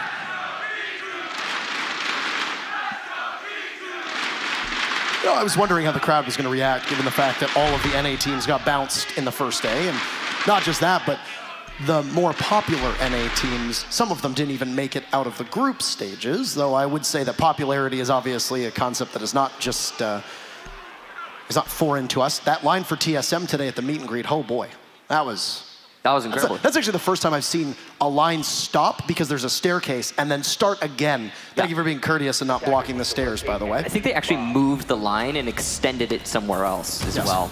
Yeah. Empire setting themselves up here again on Armory. Not going to be changing the site. All right, decision made. They'll have to stick to it now. Now, last time Empire were here, the round prior, they got a little bit over-aggressive, over-eager, and they took way too many fights that didn't exist. That's how I would describe it. G2 were not in exposed positions. They waited for Empire to peek into those positions, and then G2 capitalized with having that peeker's advantage, taking the kill. Mostly Kantaraketi doing that, but generally speaking, really good pacing by G2, and some questionable peaks from Empire. G2 beat Empire on Border in map number 2 of the Invitational, and they later drew on it online in Season 9. It's been a close contest whenever G2 has performed poorly and Empire has performed really, really well, but Empire does not have a victory over G2 yet, ever. Yeah. And that's amazing. Some people say this is one of the strong, like the greatest rivalries in Siege, and in a sense that is true, but you're right, Empire still haven't managed to get a win against G2. Another thing to remember is they haven't actually played against each other a crazy amount, so keep that in mind. Right now, it is just Empire who are so hungry for the victory over what they perceive to be the best team in the world. Deploying Claymore. Yeah. People forget, Empire has never even won a map against G2. Yeah. Not a single map. Which, for me, I don't know about you, Kix. I got about as much sleep last night as Chala usually does. About 16 hours, give or take. Mr. Well-rested, of course. I was sweating about a possible 20-plus round coastline. It's map 4. If the trend keeps up and G2 or Empire puts this one away in 3 maps, then we don't have to go back to that. I don't have to have flashbacks of an almost 2-hour-long contest. I'm gonna be honest, in the Invitational Finals, I was still ready to go, and I really want this to go all the way to map number 5. I want to have a few infinite overtimes, and I want this to be the longest match in Siege history. That's what I want out of this. Even though it was, even though we had a limited OT on map number 1, it wasn't the fastest. There you go, Joystick! Oh. Okay. How does he do it? Kanto, Raketti, and Gogafall. This is a huge breath of fresh air for Empire. Empire's timing much better in this round so far, but it's going to get a little bit worse as Scyther gets picked off by Pengu. It's a good job to Pengu to bring it back somewhat, though not entirely. Joystick got that kill on his very final bullet. So a bit of good luck and good aim on his side of things. There's another for Joystick, trying his best to outdo Kanto Raketti in the previous round. Additionally, one of the first kills for Team Empire came onto the Hard Breacher. How about a fourth? Takes down Fabian, all right. And an ace! What the hell, Joystick? The man, the madness, all 5 kills. And he answers beautifully onto G2's first round. Well, G2, they stomp you into the dust in the first round. They show you what for. What do you need to remedy that situation? You need a joystick. And he really did show up in that round. You know, interestingly, joystick's name is actually not like just joystick. It's like the Russian word for opera and then the Russian word for insane or something along those lines combined. I did not know that. Yeah, it's really interesting. Because he was big-time opera back in games he used to play. Oh. Really good ace there from Joystick, and I mean, there's not really much else to say about that round. He ran around the map and he killed a bunch of people. Yep, that's about as deep analysis as you need. Yeah, absolutely. I mean, G2 did not know where Joystick was, and Joystick killed everybody. Everybody. That's it. So, with Armory being successful, it's a workshop defense for Empire down below. Unsurprising. Map control from G2 will need to be assembled pretty quickly upstairs on that second floor. Oh, look at that. Wow. The first at this major. We haven't had a single ace at this major? We've had a lot of, I know we had a lot of 4Ks and a bunch of 3Ks. I mean, I wouldn't know because I never cast the aces. That's your job. You just did, didn't you? But that's what I was saying is I wouldn't know up until this point. You've casted it. Because even if there are aces happening, I'm not casting. But you got it. You got it. Very impressive feat. And I mean, an ace is impressive no matter who you're playing. Right. To do so against G2, even better. After round 1, Team Empire didn't look like they had assessed where G2 was coming from. Round number 2, Joystick had perfectly assessed where G2 was coming from and gunned them all down. So round number 3, Fabian starts it off. And off goes Shepard's head. The buck is already in. They've got a Montaigne in tow and a Glass, an operator that has seen almost 0 plays so far. Where are the anchors? It looks like it's just pure vertical control here for Empire. And they do have hold of these entry points, but there are soft walls that can be utilized here by G2 to make more entry points. Imagine G2, a team as experienced as them, will be aware of this. The drones go in and will hopefully find somebody above if you're a fan of G2. But it appears to be a backwards plant. There's Pengu. He'll get lit up. You can see the tail of the shield from Scyther, but he can't do much about it. Karzeka guns down Fabian, but the plant goes down. All right, that's 2 for G2. But it's a full press from Empire to take down every single person. Pengu and Kanto add back, so it's a 2v2. Leaving Dan and Joystick in Empire's hands. When a round is with them, well, you got a pretty good shot of being able to walk away with it. But the back of Dan is exposed and Joystick makes a bunch of noise. A pre-fire cannot land. Pengu finishes the job as the shield main will give G2 a win on Workshop in very quick order. G2 tactically in these rounds playing really well. If Joystick is not running around with a big stick, then it looks like G2 have what it takes to just get a plant and then play off of that post plant. Pengu in particular had a really excellent round there. He got into customs quick. The wall was opened by his teammates, smokes down immediately, and then a backwards plant. No one from Empire is really expecting that. Good job there again to Pengu, especially getting that last kill. It could have been that Raketti lost the fight to the final player on Empire, but nope. Pengu is there to support. Oh, he almost lost the round there. Imagine if Pengu had died from behind. We would have seen a very different result. Not sure if the smoke was any different on his screen, but Scyther saw the bottom of the shield of the Monty, and the leg is exposed and the arm is exposed. I understand that with an SMG-11, sometimes the recoil can be unpredictable, to say the least. But you can at least still try for it in this case. It's also very limited ammunition, so if you make the mistake, then it's hard for you as a player to then recover. What we really need to talk about, though, was G2's post-plant strategy. Everything was designed for a post-plant strategy in mind. If you recall, the first 3 kills after Fabian's kill came from Empire. It seemed like the tides were turning, but then G2 recovered. And they recovered because they were set up as they needed to be, watching the 2 entry points to get into the diffuser, and Empire fed right into them. Whether that was just simply the fault of Empire not expecting G2 to be as far back in customs, to have a body over by bathroom, I'm not sure. But retake strategies and post-plant strategies are a forte of both of these teams. Empire's retake is usually good, but not in that round. So that was just a really easy pre-fire for Cancer on a very standard angle, but well-timed on his part. You could see he waited for the opportune moment to get that pick, expecting someone to be possibly reinforcing triple wall. And, well, there goes Dan. That's really not good for Empire, of course, but it's got to be hard for Dan to sit this round out, essentially. He's going to be on cameras trying to give as much information to his teammates as possible. And, fun fact, Empire have brought a Valkyrie, which is going to be really good when you have a dedicated cameraman now in Dan, since he's not going to be able to shoot anything anymore. Yeah. Depending on where you've put them for Empire, you might be able to have full vision of the coming push from G2. You might have them outside of the sites to possibly aid your roamers or your lurkers, in which case Empire doesn't really seem to have any, at least from what I can see here. The only one who's lurking at all is Shepard down below, but I mean, how do you need to lurk when Joystick gets yet another kill? Goga will answer that one back, taking down Scyther. So the IQ from G2 is done. That means that any electronic utility that you might find from Empire will just be found with a simple eye test.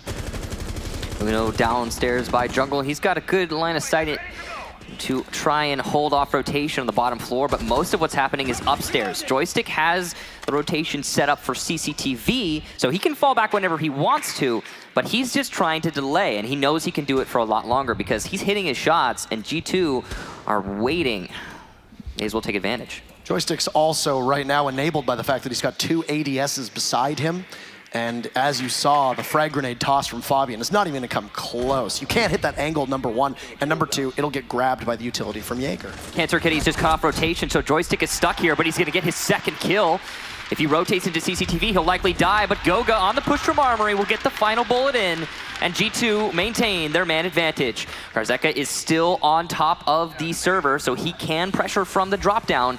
This is very dangerous to him, but it doesn't mean that G2 are aware. Karzeka let 2 G2 players skate by as well. So obviously there's an intended strategy here for him to hide deeper inside a site. And now it looks like he's on cams. He'll get off for the time being. Shepard, vulnerable inside of ventilation. The UMP is not a gun you want, taking multiple fights, but he's gonna get a kill with it anyway as Karzeka's gone. It's a 1v1 as Goga is down. Kanto has 4 seconds left, and Shepard will do it with the pistol. The sidearm is good enough. Empire, they'll lose each site the first time they go there, but they'll recover for the second attempt. Armory opens back up, and as we expected, these teams so close. It's 2-2 through 4 rounds. As you say, back to Armory. That last round was really interesting. Joystick played a huge part in its victory for Team Empire. Not only managing to get the 2 kills that he got, but also delaying for a solid 2 minutes on the top floor. Usually the roamer in that position would fall back much sooner, but Joystick said, you know what, no, I'm landing my shots, I'm feeling confident, and I will linger. And I will be part of the success for my team. The other part, though, Shepard downstairs on Castle, really clutching it up with the UMP and the 5-7. Truly impressive, especially against the likes of Cantor Akedi at the end there with the pistol. You say the 5-7's good enough, the pistol's good enough, but Shepard is as well. That's really the point I'd like to highlight. And here it is in all its glory. Beautiful headshot there, pre-fire onto Cantor Akedi. Now Empire, keeping nice and even here with G2. Now one thing that I'm sure many of you have noticed, it is individual efforts on the side of Empire that are allowing them to get these round wins. It is clutches and just amazing gunplay from the likes of Joystick and Shepard that is allowing Empire to get these wins. On the other hand, with G2, what are they doing? They're planting. They're playing as a team, as a unit, and they're playing off that post plant to get the round wins. That's what's happened both of the rounds both of these teams have managed to get. Actually a little surprised that there wasn't a call from G2 to plant at the back of Workshop. Once they took Karzeka out, they had to have known that Shepard was inside of the other site. Yeah, you got 6-7 seconds left on the clock. Goga ends up going down to Shepard, and I think that's when G2 might have been aware, okay, Shepard is inside of ventilation. Maybe we don't have the opportunity to plant. That could have been their call, but I was surprised it wasn't a little bit swifter. After Joystick was done, I assumed that it would be a push towards the back of the Workshop bomb site, and then an execute being taken out from them.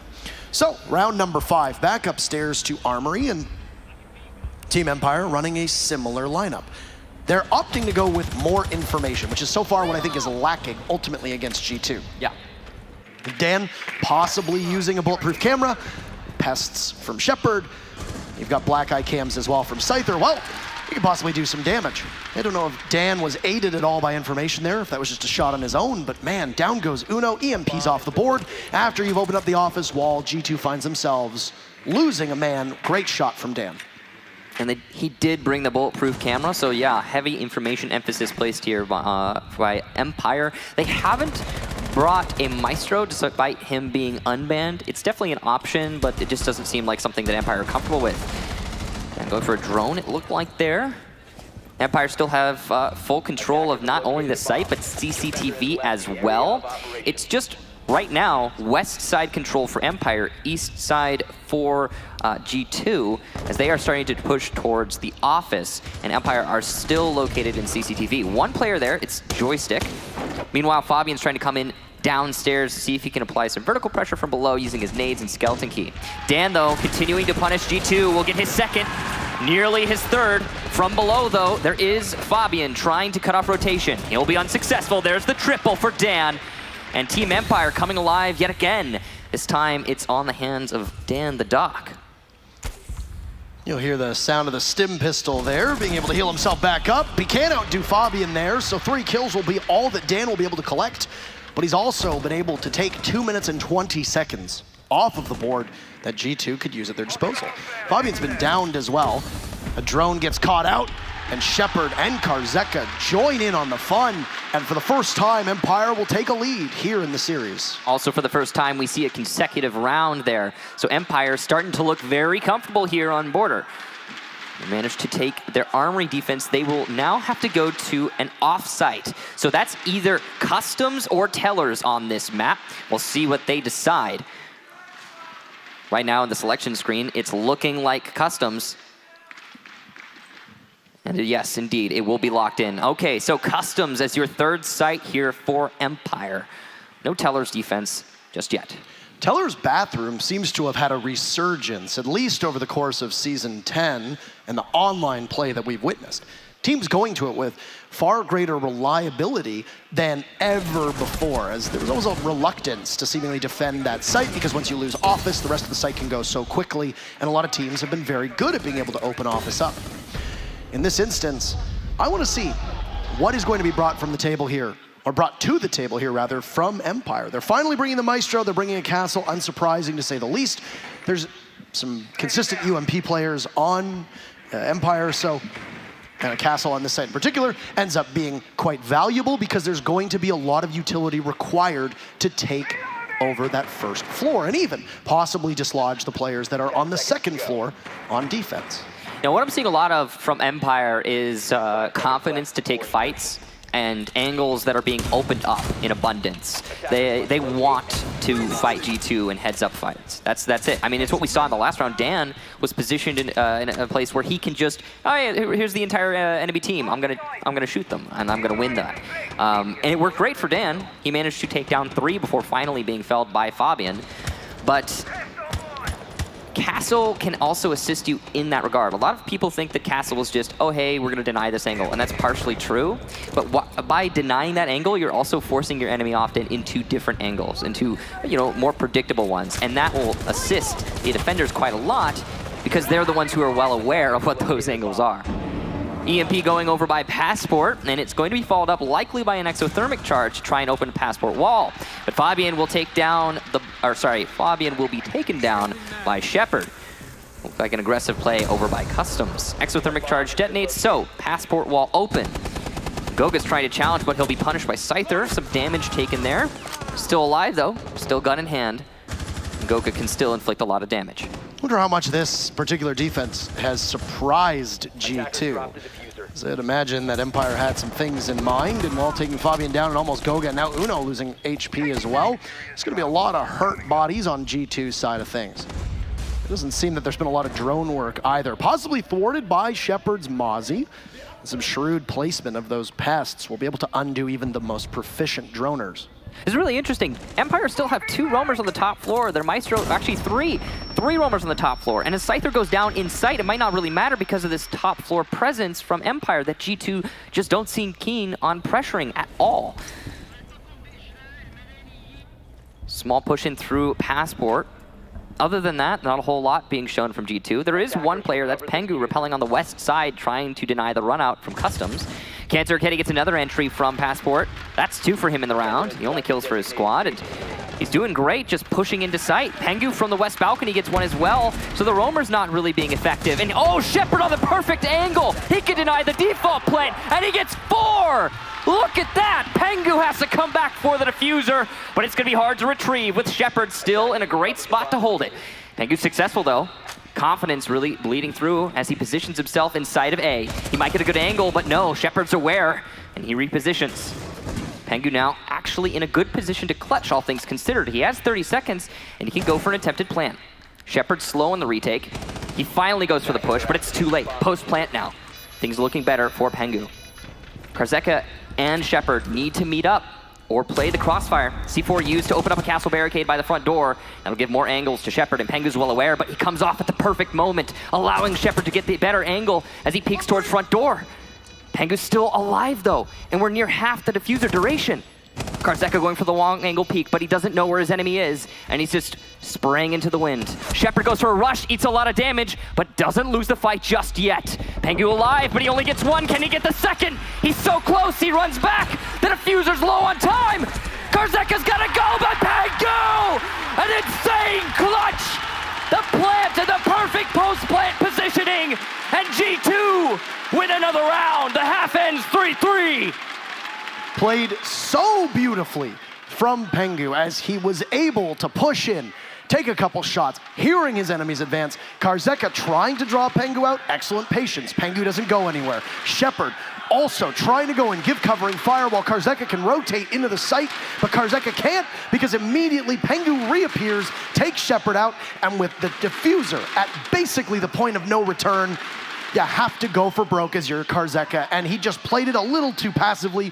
Pengu was outstanding there, and it covers up how great Shepard looked as well. And Shepard isn't somebody who's topping the scoreboard in almost any Empire matchup. That's not his role, that's not his job, that's not his duty, but so far through every single match of this tournament, Shepard has been outstanding. His initiative and his effort falls just short because of how good of a play that was from Pengu. And man, what a motivator that must be for G2. What a heartbreak that must be for Empire. And now that we move and switch sides, G2 might have the wind at their back for the remainder of this matchup. Round 7, G2's first defense, and we'll go upstairs to Armory. Man, you watch back on those replays, and it just seems like Pengu doesn't make mistakes. His positioning was impeccable. But that's the attack half done for G2, and now we switch to the second. It'll be Empire after showing us what they've got here on this map. Now, this is quite interesting. Fabian's actually going to bring a Clash. You don't see that a whole lot, and we have actually seen experiments into Clash from G2 before in the past. It has not worked out for them very well, as we like to say. It just doesn't seem to be their cup of tea. But it might be perfect when playing against Empire. As we've talked about Empire, the way that they set themselves up can sometimes be readable, and it can also sometimes be rather thin. So if you can position a Clash somewhere that will alleviate pressure for your teammates, it allows them to, play a little bit looser, play a little bit more aggressive. So that might be good for G2. He's also playing in a very particular spot. It is by the Armory wall, and the wall has been opened preemptively by the defenders to hold hard angles. Curiously, there's no one playing by half wall for G2, so Fabian doesn't actually have any direct support other than the players inside of CCTV. It's actually more likely that Fabian is there to support those CCTV roamers rather than to hold the Armory wall. A bit of both, I suppose. And he can chip away at the players on Repel using the shield. I find it interesting that the best operator to counter the Clash is so far away as well. As Zofia is on the other side of the map and not really positioned to deal with Fabian. Because if you get Zofia up right now, well, Joystick or Shepard in particular can take care of him. There you are. Dan does just that. He rotates up perfectly, hits, and Shepard finishes off Fabian. That's what you need to see from Empire. They tackle that obstacle beautifully. You know, it's true, because you were mentioning how far the Zofia was. Zofia was pretty far away, because Dan had a different job to do. And it did take some time for Empire to rotate, but it was faster than most teams I usually see in that situation. So good adaptation there from Empire. But they still haven't cleared out CCTV, and that's very important to note. Dan's job was to try and flush out monitors, which is where Kanto Ricchetti is playing. He's backed up by Uno, the doc, and of course there's going to be an abundance of ADSs situated so that, well, you can't get flushed out by grenades, you can't get flushed out by flashes, etc. Zofia tears through ADSs like a hot knife through butter. That's the operator you want over there in order to start that engagement. But after the first pick, Empire have not been able to put anything else together. Dan doesn't see Uno's position, takes a lot of damage because of that, and it's almost do or die for Empire on this round. They're running out of time. Kanto Ricchetti still inside of monitors while Uno is rotated back, and this is a challenge because if Empire is droneless and they don't know that they don't have control of monitors, Kanto can be just as elusive as Joystick does, or can be, for Empire. It's a rotate, though, as Empire realizes, hey, we're going to have to go right in. And Uno's a free kill for Karzeka. He takes an awful lot of damage with their Scyther, and Empire have seemingly done it all. And while Pengu gets a trade, it's Empire regaining the lead. They calculate that if they can just isolate Kanto Ricchetti inside of monitors, then the defense sitting on site are very vulnerable, and Empire, to a T, finishes that round out. All right, let's pick that apart because it looks like just a pure bull rush into Archives, but it's much deeper than that. As soon as Empire saw the clash over by Armory Wall, they thought to themselves, oh boy, this is going to be a pain to deal with. And then they thought to themselves, let's rotate our Zofia over, get that pick. Once we have the man advantage, we can do pretty much anything we want. Because yeah, it was a rush into Archives, but it was with man advantage. It was calculated. And I really got to hand it to Empire. They were in great positions to get refrags if necessary. In this case, it wasn't necessary. G2 were not prepared. Well timed from Empire, but it all stems from that first pick at the beginning of the round onto the Clash. Generally speaking, when you bring a Clash, you say to yourself as a defensive team, all right, we've got one less gun in the game. That's fine, it happens. We'll take that sacrifice because of what Clash gives us. But losing the control by Armory means you have to rotate a player on the side of G2. That happened. Less hold on Archives, and yeah, Empire take advantage. Tactical timeout here from G2. They need to think about what's going on here. Probably the right timing. Yeah, you don't want to lose momentum. You've never dropped a map to Empire, ever. Border is Empire's map pick. It's a good way for Empire to start off this matchup by being able to do something you've never done before, a historical breakthrough for them in what is a pressure cooker of an environment here. Probably the second biggest event that Empire have ever played in after the Invitational, of course, when they were still relatively new and they came up against G2 at full force. Now, there's a new look for G2, not just in terms of G2's success, but they also made the roster move a couple months back, picking up Uno in replace of Jonas. And since then, G2 have looked not hobbled, but not as strong and ferocious as they used to be. This event, G2 has not dropped a map. They have never dropped a map to Empire either. They have looked fantastic. Probably one of the most dominant performances at a LAN that we've seen from G2, but they've been aided a bit by the fact that we have had a very high number, a suspiciously high number of teams seemingly fail to show up. And I think because of that, there's been a lot less predictability as to who you're going to play in the quarters, the semis, even the group stages when you go back and look at it. Yeah, this has been a really weird tournament. You know, we always like to say the level of competition at this tournament is so much higher than the last one, and it always is true. You know, you look at the participants here, and yeah, definitely, the level of competition is better than the last one, and I'm sure it's going to keep going that direction as Siege continues to grow. But it's so strange how many of the teams that made it here didn't show up when they actually got to Raleigh. It's curious. But we have boiled it all down to the final 2 contenders, of course, and that's what we're all here for right now. So in this map, in this match, right this second, G2 haven't shown us much on defense. The Clash experience and experiment failed. It was they're throwing it out the window. They're not even holding CCTV anymore. This time around, they're going with a much more standard lineup, and they're going to be holding anchor positions on the site primarily. G2 seemingly wanting to play a little bit safer. They are extended, I believe, over by Office, but other than that, not a whole lot going on in terms of off-site presence. I think maybe one roamer downstairs, but can't quite tell. You know, Fabian and Pengu as the supports on site as well. Maestro doesn't always see the most amount of play on border. It really depends on the teams that you have. His utility and gadgets that are applied a little bit differently than an operator like Echo.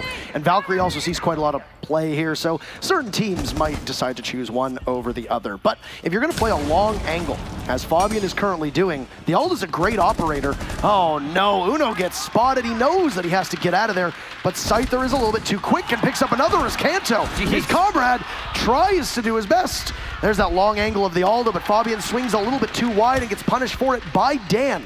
He cannot connect right now. Goga will have to come on in, get Fabian up, but if he gets pushed, this could be a terrible situation. They managed to bring Fabian back from the dead, as he'll go right back to a similar spot before rotating on in towards Fountain. A reposition from Fabian as map control for Empire is very firmly in hand. Still, look at where Fabian's gone to. He's all the way back in Office, and he's going to play behind the desk, go onto a cam, and be able to get tons of information should there still be Valk cams up, should there still be Maestro cams up as well. Final moment, and we're back at even, but Joystick immediately gives the favor to Empire, taking Goga out. Goga a little too aggressive there on the counter to the repel, trying to go prone, and not working out great for him. Pengu luckily still has gas canisters, but the C4 from, oh no, not a C4, just an impact from Dan. He'll actually damage himself, but Fabian's from behind, and there's no flank watch. An easy kill for Fabian, but the refrags in for Shepard. At least there's that if you're Empire, but a shot from Pengu onto Joystick puts this into a 1 versus 1. No gas canisters left, 20 seconds left, the flashes come out, and they are successful! Shepard gets the kill, and Empire 2 rounds in a row, once again, 5-3. A sneaky lurk from Fabian gets immediately thwarted from Empire, and Shepard in particular, who has just looked great. He looked good yesterday, he's looked fantastic. Phenomenal, probably the most consistent player so far through border on Empire's side of things, which is not the norm. At the very start of this map, I said if you don't get Dan to show up, the team does not make it to the finals. Well, whether Dan shows up or not, Shepard is there, and he just doesn't want to lose. He's played very well, not too far removed from the action, even though he's on your hard breacher, even though he's on your support role, even though he's not the main point of contact for Empire, he's still there. And he's doing cleanup, working very well with refrags, and I think that's actually been his greatest strength so far. The refrag potential, in large part because of the way Shepard has played, has been stopping G2, a team that can snowball very quickly and just absolutely smother you. All right, so important note to make. G2 have now gone to the same site 3 rounds in a row. It's an interesting decision-making process for G2. They seem keen on trying it again and again and again. And to be fair to them, they are trying different variations of this defense every single time they're here. This time, they won't be bringing the Maestro and playing by 90. The first time, they played Clash aggressively on the Armory Wall. So there's changes. Yeah, it's not like they're doing the same thing over and over again on the same site. It's just it's curious. They continue to stick here. Maybe not try events. Then again, if you have a different strategy and it's so different than the last on the same site, sometimes it can be more different than an entirely different site. Totally depends on how you set yourself up. We'll see what G2 actually has now to show us if they're going to be more aggressive, more passive. Last round, it seemed like they wanted to play a more passive role, but extended themselves into 90. It was definitely a curious strategy, and it could have worked out if not for the efforts of not only Scyther, but also Shepard. This is going to be an interesting round for G2. You don't go back to the third site for no reason. G2 definitely feel comfortable enough to go to every single site on this map. We've seen I'm sure. time and time again. You don't hang in Pro League as long as either of these teams have done and not have some semblance of strategy when it comes to bathroom tellers, customs, armory, or workshop. Well, I don't know what semblance of strategy you have there when Kanta Raketti gets picked early from Dan. I wonder where that happened. It looks like we're going to see. It's on the same angle. We've seen a couple of kills come out for Empire. I believe Dan died from that angle, actually. Was it Dan? Yeah, no, you're right. It was. In the beginning, it was Kanta Raketti who got it, yeah? So a little bit of payback, actually, from the same two players. Interesting. Now, Dan has taken control of Break Room, and by extension, CCTV. He knows it's clear because his teammates droned it out for him. With that control, you could do quite a lot as Empire. You can cut down the middle of the site and eliminate the rotation factor. But you have to be worried about office presence, which is something that Dan will have to keep in mind. Karzeka's got some airmail here. Then he drops it, but it actually looks like it misses. Blows up with the frag grenade seemingly hitting the lip. I don't know if he's ready to go for another one, but there's nobody inside of office that's going to be there to receive it at all. Looks like it might be an armory execute here, as the only person from Empire that seems to be interested in the B-bomb site is Joystick. Fabian doing his best Karzeka performance here, and or I guess interpretation. And he was looking through the bullet holes, but he's gonna walk right into somebody's sights. Don't know who it was. Tough for him as he'll need to get picked back up. There is no dock on the board for G2, so Fabian will languish for the time being, trying to act as a drone. Joystick gets Goga, Scyther falls, Pengu takes down Shepard, it's a 3v3, but still you don't have Fabian, he's downed, so is Pengu. It's Uno in a 1v3 now with match point on the line for Team Empire, seemingly unstoppable. Uno doesn't know where to go. Fabian trying to give information, they hear the buck, but Uno is nowhere close to the diffuser going down. Joystick will sit next to Dan and wait. Karzeka takes out Fabian, who finally bleeds out, and Uno now begins his entry back into the site. Oh, he'll get Joystick, but he doesn't know if somebody's playing outside. He's very low on HP, and Empire here look poised to be able to take us to match point. Is there a Claymore on the jump out? No, but Uno has no idea where he is. He's just given his position away. So that gives all the advantage to Karzeka, who's gonna play the angle for Uno's reemergence. Still there. Karzeka has it, and Uno, even though he knows the spot, the pre-fire won't work. Match point, and 3 rounds in a row on attack for Empire. All right, now we've seen everything. Yep. An operator made out of the boomsticks. I gotta ask a question. Are we going to Armory again? Because we've got an Armory 3 times now, and it's worked for Empire, not for G2, 3 times now. G2 are the ones who make these decisions. Is it, are they sticking to their guns? Guess we'll find out. It looks like no. We will actually see ventilation. Spoilers. And we're going to a different site. All right, G2 trying to adapt finally. Now they did, again, in G2's defense, because I don't want this to be the only thing that people talk about. In G2's defense, they did have completely different strategies every single one of those Armory defense rounds. They set themselves up in entirely different ways. However, it's clear as day that Empire are just too comfortable attacking the Armory bomb site. You don't want to bring them there. And maybe it's the same on ventilation. It could be. It could be that border is Empire's map through and through. But at some point, you just got to say, we're looking at something different. Let's try something different. And that's this point as we go to ventilation. Shepard and Joystick right now competing for the lead on Team Empire. Man, see the day that Shepard would play this well, but you have to give him so much credit for the way that he plays and the way that he's played in this matchup. Dan has been the MVP for Empire in almost every single map, let alone matchup. Just an absolute model of consistency so far.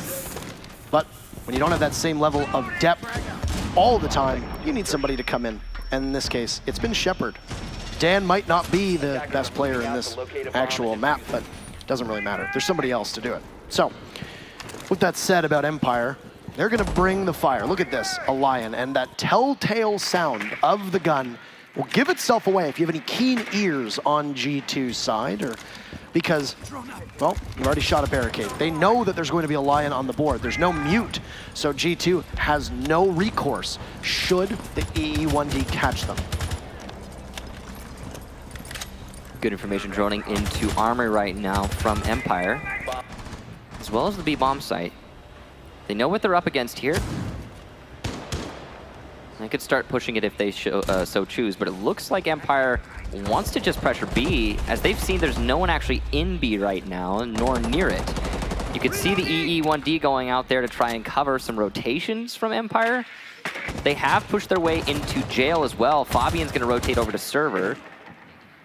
And this is all being watched and tracked by Empire. They've seen the rotation, and oh wait, actually, they might not have seen that Fabian has rotated all the way into B, and he's actually getting aggressive on the front door.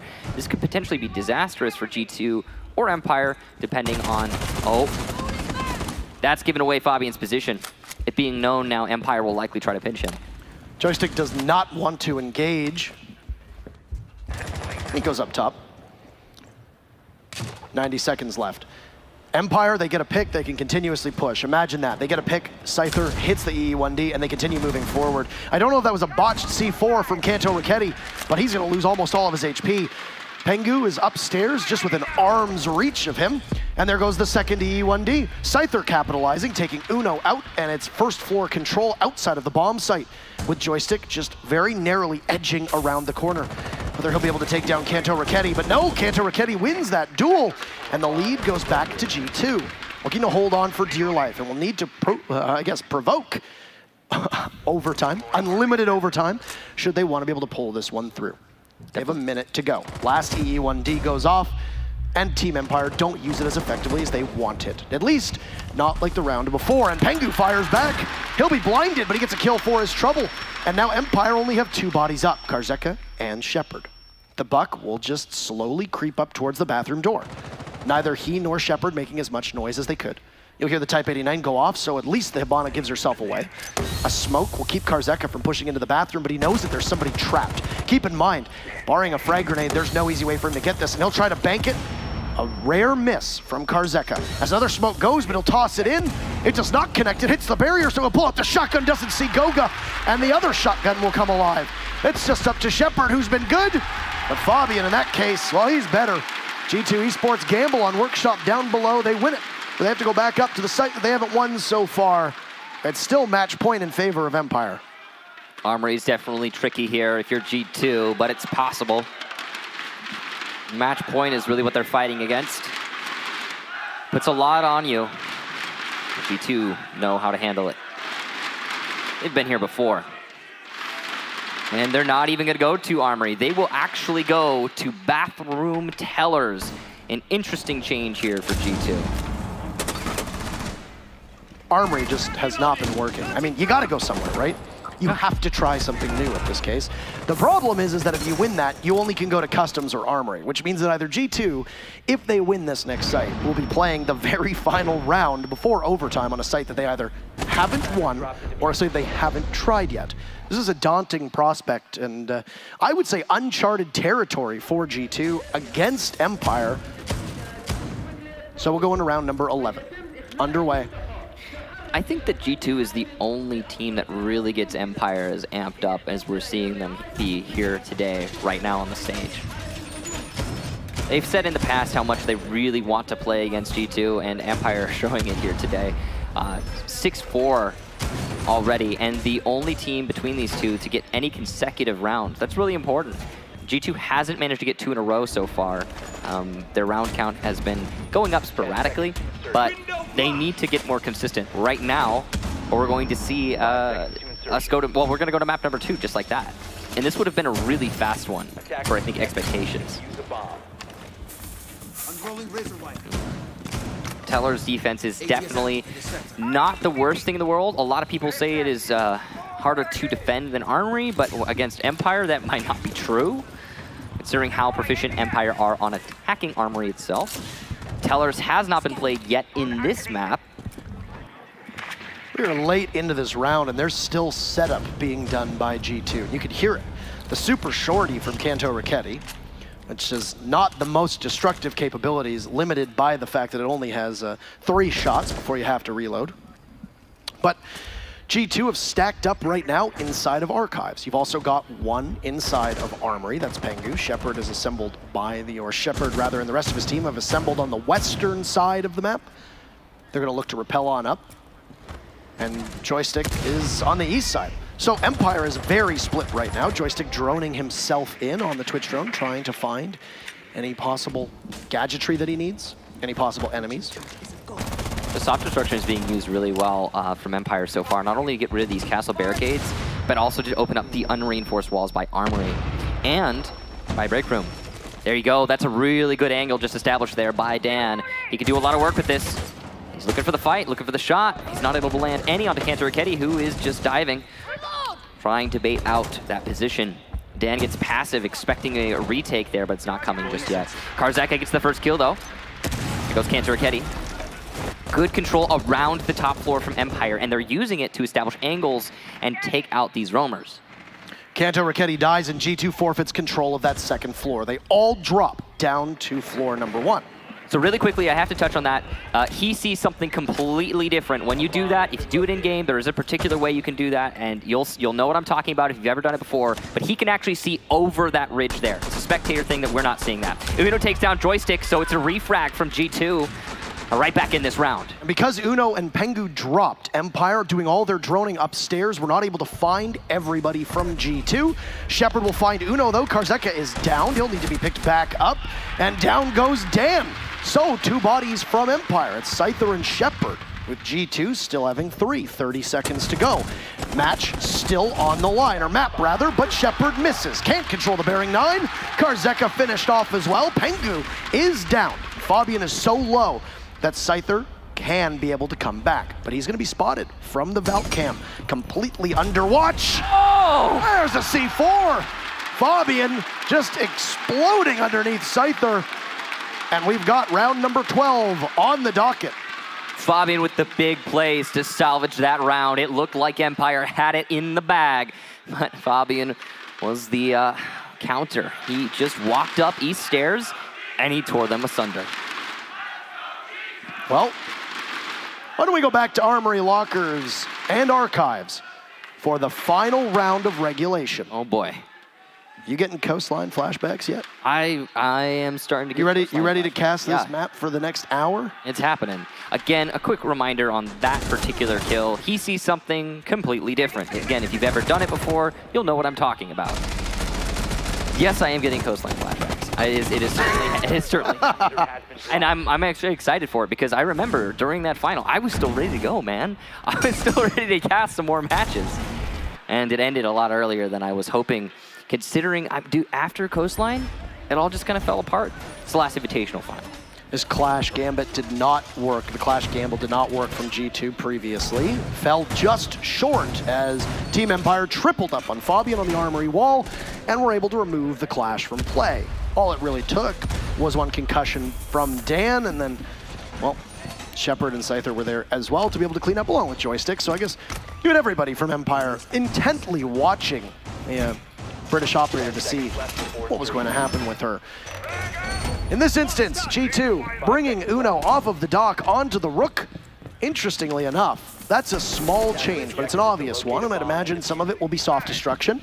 You have 2 impact grenades in the hands of Rook, so he's able to open things up a little bit quicker, and possibly, if they haven't been used yet, you can open rotates later in the round. And so far, the last 2 rounds, G2 has been able to win simply because they rotate and Empire doesn't know. The fall off from G2 on the bathroom defense in the last round was great. And that's what G2 needs to do more of, because it seems to confound and get under the skin of Empire. One thing that's really big is that last round is actually the first consecutive one that G2 has managed to win. It's a really big win for them, and well, they'll need 3 in a row, of course, to bring this to OT, but they're feeling a lot more in this match than what we've been seeing from them previously. So it's definitely looking possible. The one big thing is that G2 has to win on a site that they haven't looked comfortable at all on in the past. Fabian is very aggressive here, and I don't want to question it because there's obviously a strategy. You're not going to have G2 doing this for no reason. But there's 2 people watching, and it's a waste Fabian is so easily dealt with, and G2, no trade potential. You know what's happening there? When Dan comes to Lifeline, that clash, he's not exposing himself. And the Empire tally is just going up and up here as Scyther gets another one, and Cantor Raketti gets lit up by Dan. Cantor Raketti getting aggressive on break room door. This is very dangerous and could cost his team the round, but if he's able to do any damage, it will salvage it for his team. Dan and Karzeka both look poised to go below, but Dan will fall off, go right back on to repel.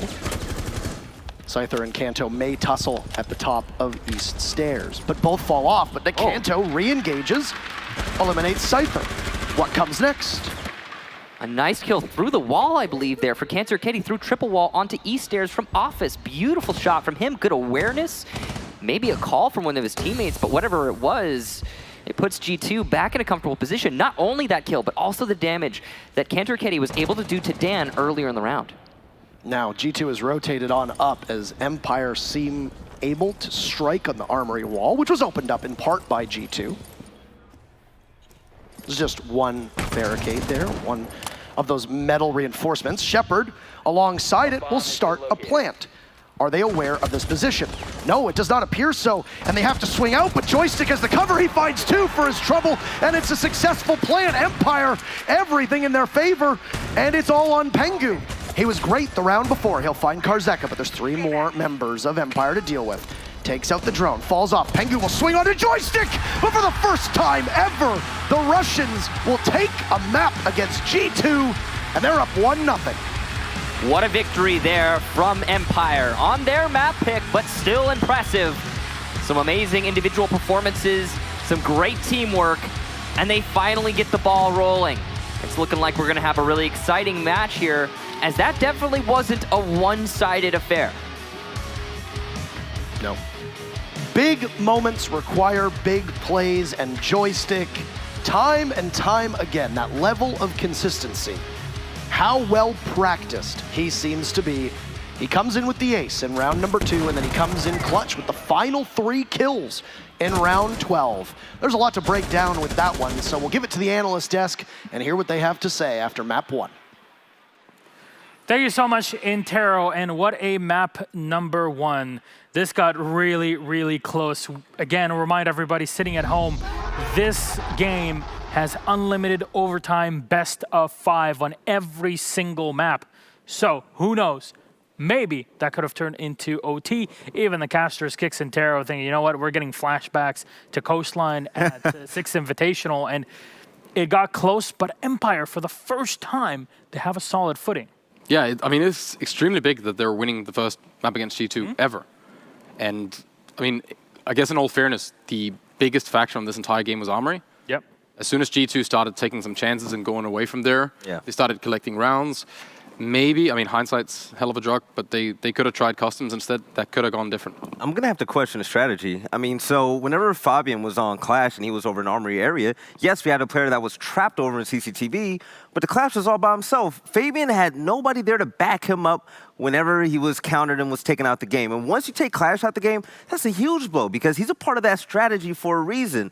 If you're going to put one person in CCTV, at least have a backup plan in case Fabian runs into trouble. Yeah, I'm not sure who was supposed to be supporting him in that position. Maybe he was the one trying to flush players out, but you know, there's Zofia on play, and Empire did a great job to just put him in position right outside of the wall that was already half breached and just stun, take away. This is, if you were showing off the DLC with Clash, that is the clip that you show. It's 101. But gentlemen, it got really close here. What did Empire have as an edge against G2 in this? Because this is Empire on a higher level even. It was a counter to a counter. So when we first saw Empire play, they were on defense, and Dan was in the infamous Dan spot over in Office. He had that line of sight looking towards CCTV while 2 of his teammates were camping out over there.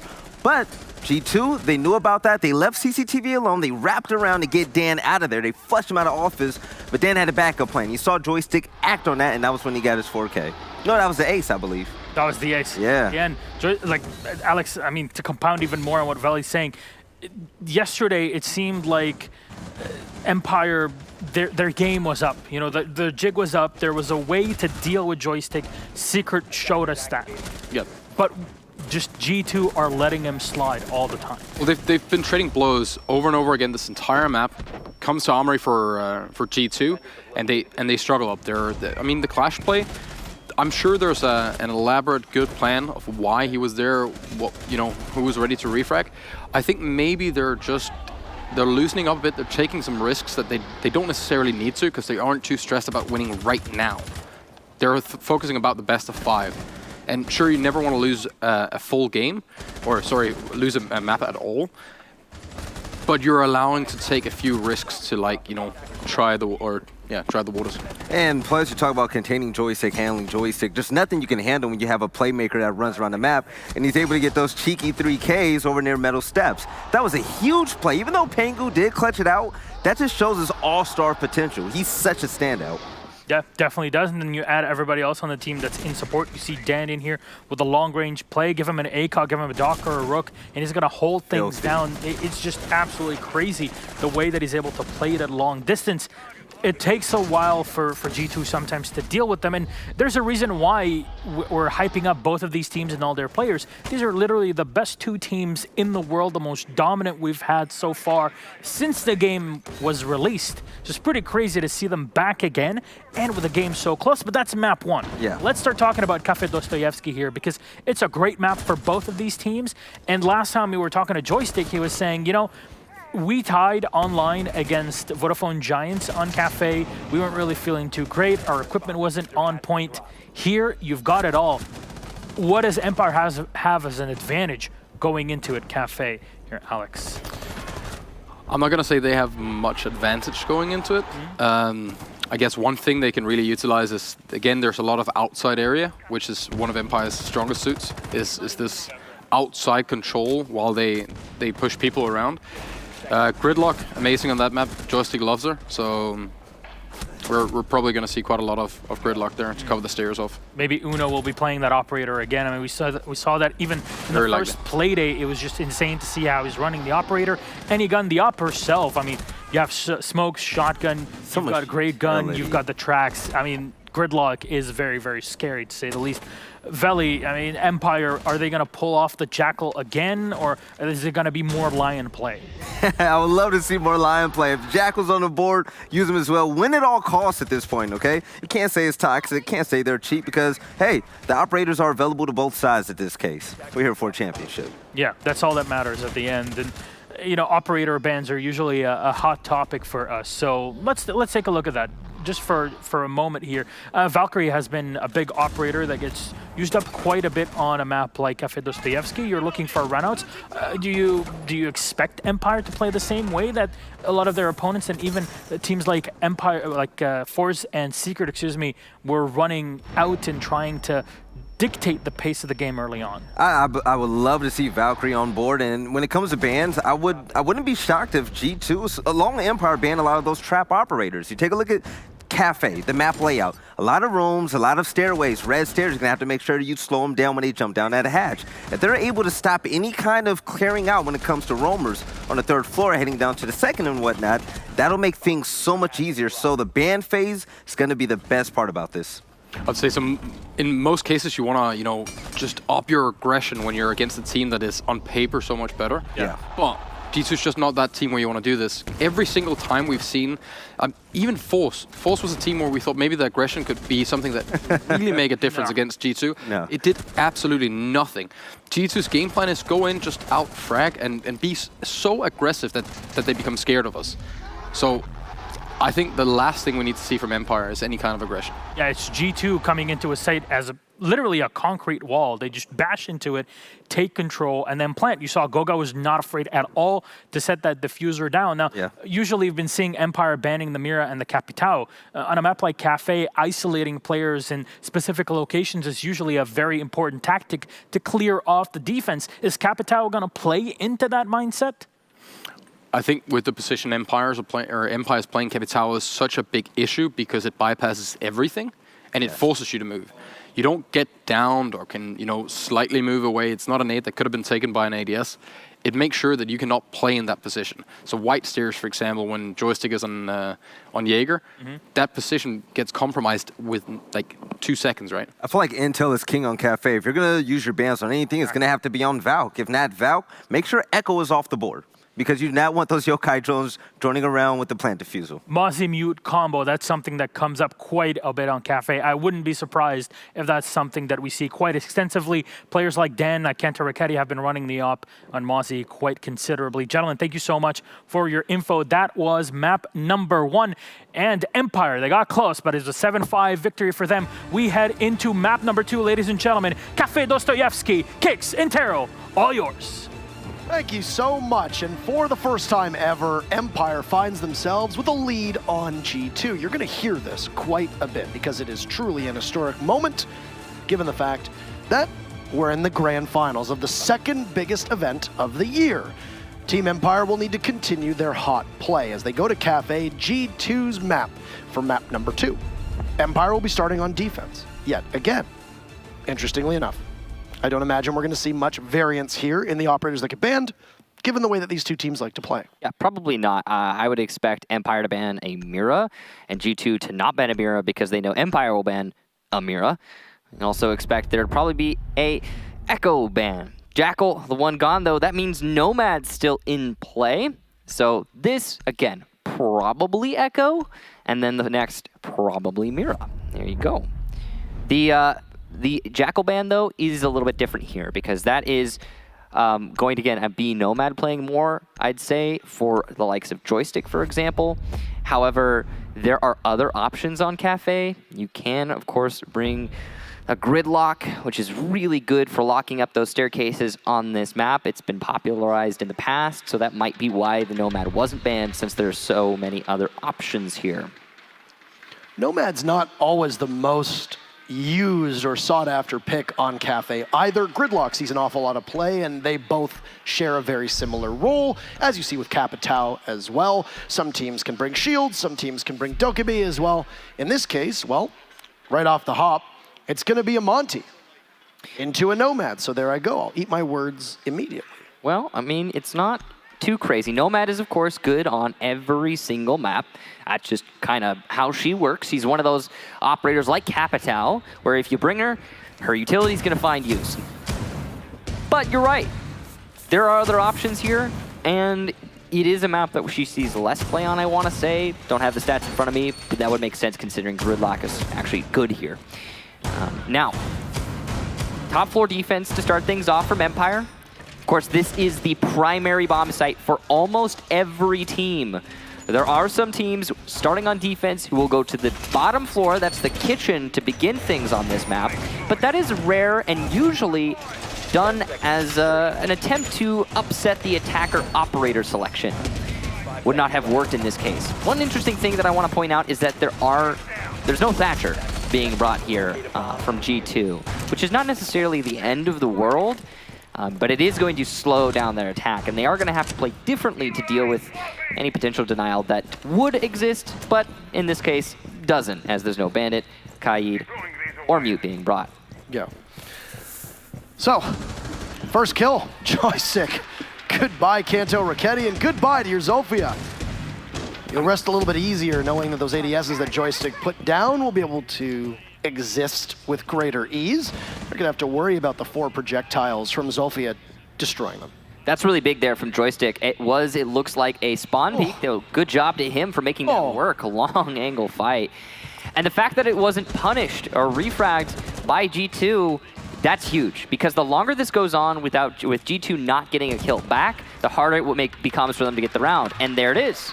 Joystick goes down, getting a little too aggressive there on the white stairs, and she's taken out. That was literally Uno running in white stairs, kill Joystick, run down white stairs. Very simplistic, very easy, but very effective. And you find yourself back. There you go. Just run up white stairs, take them down, and then leave. Target was called. Uno was there and prepared. Nice execution. And if that had not happened, we would see Empire firmly in the driver's seat. But because G2 didn't lose the most influential operator, yes, Sophia is very powerful, lots of utility, They still have the buck. They can open up into sight. They still have the thermite, but Uno's in sight, and Goga's there as well. Suddenly, G2 are adding to the tally, and Shepard will get one back. Very important from White Stairs, but sight control is already lost, and Goga's going to go for the plant. He seems to be able to get it down with relative ease as Empire attempts to retake from the White hallway. Post-plant now, G2 waiting things out, but Scyther's still alive, retaking by the big bar. Smoke's coming out from Shepard. He still has an abundance, but he'll get Goga as well. That's 2 for him from White Stairs, and Scyther's in a great position to punish the players in Cocktail.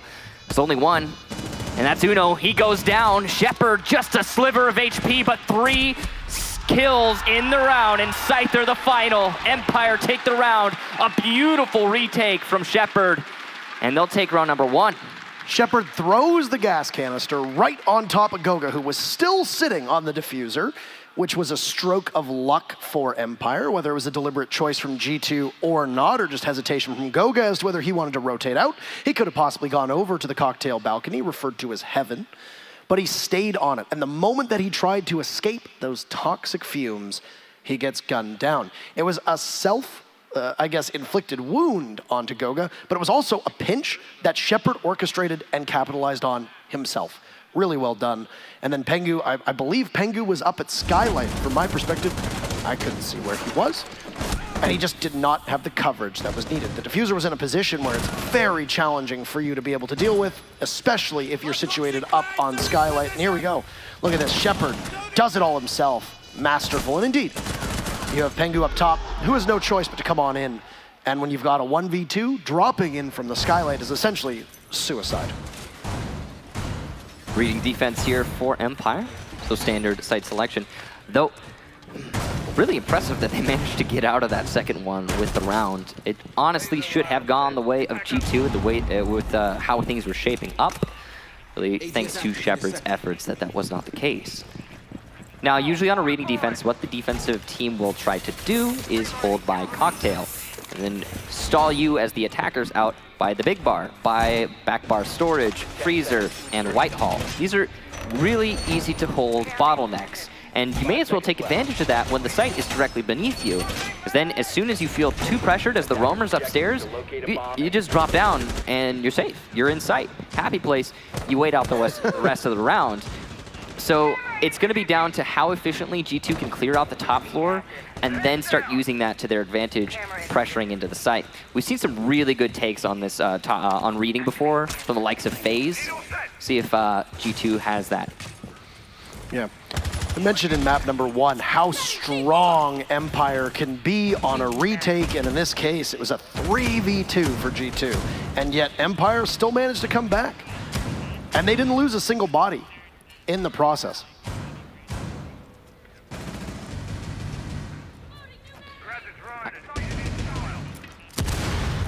G2 up top on the roof, assembled over the hatches, both of which have opened up, and just waiting for the time being. On drones, as you do on Cafe, you don't have map control from the top floor. And when I say the top floor, I mean the roof. But assessing that it's safe, G2 will have one person go down below. It's Fabian. And he's going to get droned on in. Some damage. Fabian, I think, is the victim of Kanto not nailing his shot on the lifeline. And he'll sit inside a cigar and go back onto drone. Empire still have 4 roamers upstairs, just 1 anchor. That's Shepard. The A site is undefended at this moment. And Empire are just trying to hold on to the top floor, which is fine. That's normal. It is your standard hold for this site. You need to also be aware that our site rush could happen, and it seems like Empire playing joystick on White Stairs certainly are. G2, wary of overextension, also unable to aggressively take control of the storage upstairs. Look at the first pick in the second. There's a flurry coming out here as Scyther adds one for his team. It's traded off, and still an advantage in G2's favor for the time being, but it's gone now. Back to an even contest, 3v3. Kanto swinging onto Karzeka, trying to land something, but Scyther's just been so good, holding down the same position as everybody just walks right into his waiting arms. Both he and Karzeka will be hit and disoriented for just a moment as Kanto unable to leverage his position onto a kill. Karzeka still above, Scyther still above. It's all on Shepard down below, and he could be a sitting duck. Kanto is all on his lonesome as well, trying to figure out exactly where Empire is positioned. He might have saw the legs of the Mozzie, but he can't collect the kill. In fact, it's Scyther, yet again, unshaken. 3 kills from the same spot, leaving Pengu in a 1v3. Tirelessly playing well so far through this matchup, and with just a shred of HP left, Pengu will emerge victorious before a 4K from Scyther closes that round. Empire, 2 rounds, they're perfect so far on Cafe. Looking good for Scyther, looking good for Empire, but remember, please, that this is a defender-sided map. We've seen G2 getting close, but their attacks are a little bit hesitant, I want to say, and that's a big part of why I think Empire are taking full control of these rounds. If the attackers are trying to pressure you in Cocktail on a roam, and they linger in Piano for 2 minutes. They've opened up back bar storage, but they just, 2 minutes, they're just chilling. They barely push up to bar. You manage to take that guy out, as you see Scyther do right here. You have freedom of movement, and you know where you need to peek, because the attack, the push is clearly coming in from the top floor. When you're in that kind of situation that Scyther was in, and you know what's happening, it's generally pretty easy to push it in your favor if the attackers aren't actually pressuring you, but rather your teammates, and that's exactly what happened. So, Kitchen down below, a site that can operate as your second most used site. In this case, it's last on the rotation for Empire. It's not out of the ordinary to see a team complete a full rotation, especially when Kitchen ends up being the second place to go. It's usually Reading that tends to occupy that third spot. So this actually is great for Empire because, well, they're going to a site that you expect a lot of defenders to win. A perfect rotation on defense, on Cafe after that first map is enough to send G2 possibly into a spiral. And as much as we say they are one of the most experienced, if not the most experienced team when it comes to LAN play, they are still an emotional team. Any team that has those 5 players, or even 2 of those 5 players, will have emotions running rampant at this point. They managed to pull off an impressive comeback at the 6 Invitational in 2018. But I think this is a different G2 team that we see now. If Empire can knock G2 even farther on their heels and complete a full rotation, go back up to Cocktail and possibly even persevere there, well, that'll be very difficult for G2 to get their heads back in the game, even when the site rotation will happen, and G2 will go into defense. For the time being, because of the way that Cafe is structured, you're likely going to have an operator from Empire on every single floor. This is no exception on this round, as we could see from the silhouettes that somebody from Empire was playing above. And given the fact that Dan and Joystick both like to roam in tandem, and the fact that Dan is a Vigil, you've got to imagine that G2's map control will come very late in the round, if at all. You lose a body real early on as this roam from Joystick will capitalize on an early pick, and an immediate reaction from G2 as it's an EOD. Completely blind Fabian was when he walked right in, and Joystick, only a couple bullets are required to take him out. Yeah, that's just Fabian not droning, and the rest of his team not droning the player inside of Reading. Definitely a serious mistake there from G2, and there's still another roamer upstairs, but Uno punishes him. That's Scyther by Red Hall. Good job there to Uno. So we're back to an even man count. Pengu using his soft destruction to open up from above and give rotations. This is going to be a lot of pressure now that the anchors are going to start to feel inside of Kitchen. The drop down also getting opened up by the exothermic there. It's a great angle from Pengu, and it could work out in his favor. Difficult nade, but one that is certainly possible. No damage done. Or at least it looks like a sliver done to Shepard maybe, but not a whole lot. It's an off-site hold right now for Team Empire, as they are feeling too much pressure from this vertical destruction to play in typical anchor positions. Yeah, they're very aggressively roaming right now. And I think with G2 having all the drone work they've done, they know this. So it'll have to be a retake from Empire, and whether they can get back in sight in time is going to be the big question. There are 3 people from G2 all inside a freezer, and the one who's not is Uno. He's finding kills on his own. It's the E1D, and now G2 will have to fight themselves out of a box. Shepard is the first line of defense. Karzek is there. Goga makes a huge mistake, and then Karzeka pounces upon him with Shepard now as well. G2 falling victim to their own mistakes, and Empire says, thanks for that one. We'll take the round. Let's go to round 4. Up Empire 3-0 and a perfect rotation. As we had said at the onset here, nothing so far going in the favor of G2. Looked like a little smile there on Joystick's face as after that team kill, G2 kind of did themselves in. It actually did seem like it was going to shape up to be a G2 round. They did have a lot of power centered in Freezer, which was a heavy investment, maybe too heavy, but it could have easily turned into an explosive site take. And it looked like that was the play, but there's the team kill. Not exactly Goga's fault. It does definitely happen, but because that team kill came out, Karzeka was saved by the person that Goga killed on his team, and then managed to pick up a bunch of kills deep in sight. It'll be a tactical timeout here from G2, probably the right timing, considering they just haven't been able to make anything work here on Cafe so far. This has been extremely difficult to watch, I'm sure, for G2 fans, as Empire have just been able to pick apart everything that we have seen G2 try. The first round, failing in the post plant, as Empire with their retake lose 0 of their players. It's a 3v2 and it becomes a 0v2. Round number 2 was pretty dominant on reading, and then Kitchen looked like it might have seen the tide turn, but once again, in the dying seconds of the execute from G2, Empire were there and they capitalized off of mistakes that G2 made. Unsurprisingly, we'll go up to Bar and Cocktail Lounge. And we'll do that because teams don't like to play that second floor mining dining, and because Cocktail is back open. Now, as I said just a moment ago, the reason why we saw that first round go so emphatically in Empire's favor was because of the retake. You can't always play the post plant that effectively, and because of the way that Goga played it, because Pengu wasn't able to get into sight quickly enough, playing on Skylight as he shouldn't have had to, Empire prevailed. I don't expect either of these teams will make the same amount of mistakes, and obviously G2 are here to play. They're going to continue to bring the lion, and hopefully they feel that that will be able to change the tide for them. Or turn the tide, because you know what I did? What? You smashed the idioms. I smashed the idioms. Yeah, it happens. I would know. Oh, Empire. As the infographic just popped up there, they are actually really, really dominant in their opening kills. 10-5 in Empire's favor in terms of opening kills. That's really impressive. It's been a good job for Empire so far in establishing dominance early in these rounds. And now, if you're not familiar with CG Esports, a quick reminder, or some brief information here.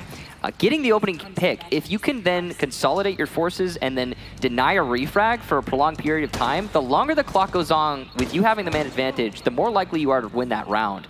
It just gets harder and harder for whatever team to bounce back from those situations as the clock comes closer to 0. Because when that explosive team fight comes out and there's just a brawl, the team with the man advantage, obviously, is going to have the outright advantage. G2 were able to enter onto this third floor quite fast on rounds 2 and 3, but that's because you're not going to aggressively defend those 2 hatches. They're going to waste no time and do the same thing. 2 members of G2 will drop. Goga getting the wall off. He sustained some damage so far. And there goes the wall inside a piano. Scyther is lurking below as Uno makes his own ascent, climbing up the red stairs. He's on the 2nd floor, and it's a boarding party from G2, as they now have 3 separate members that are all over by the red hatch. Uno's going to find kill number 1. A masterful shot, and then takes out the pest for good measure. It looked like Scyther was crouched there, so that might have actually been through the mining contraption, the wheel. That's impressive there from Uno. And, oh no, just over at the end. Poor positioning from Scyther, but still impressive. And now G2 have a great spot, as they've also taken control of Cigar and Piano. They could turn this into back bar storage control if they so choose, using those exothermic charges, and it looks like that's the plan as Goga goes for that exothermic plant. Dan is playing inside a bathroom, so he can counter this as he has a rotation. G2 are going to have to deal with Dan at some point, or they won't be able to hit the site, which is really important. Drone him again for good measure as Dan was detected by the EOD. He's got some covering fire from Joystick on white stairs, and you know how good Joystick plays in that spot, especially with the carbine in hand. But I don't think they are aware that Joystick's there. Fabian wins the fight, goes for 2, he ties them both together. He'll trudge on forward looking for more, and he finds a 3rd. Who else is in his line of sight? It's Karzeka, but Kanto will sweep up, and G2 puts themselves on the board, fixing their errors and playing the cocktail defense from Empire masterfully. Wow, big round there from Fabian. and G2 suddenly look very much more alive. That tactical timeout has worked wonders on not only their performance, but clearly their morale. Now, it is going to be a rotation here from Empire. This is interesting. They're going to choose to go to reading rather than the top floor. That's a big change because they could easily just defend top again. They lost it, of course. So it's really up to Empire.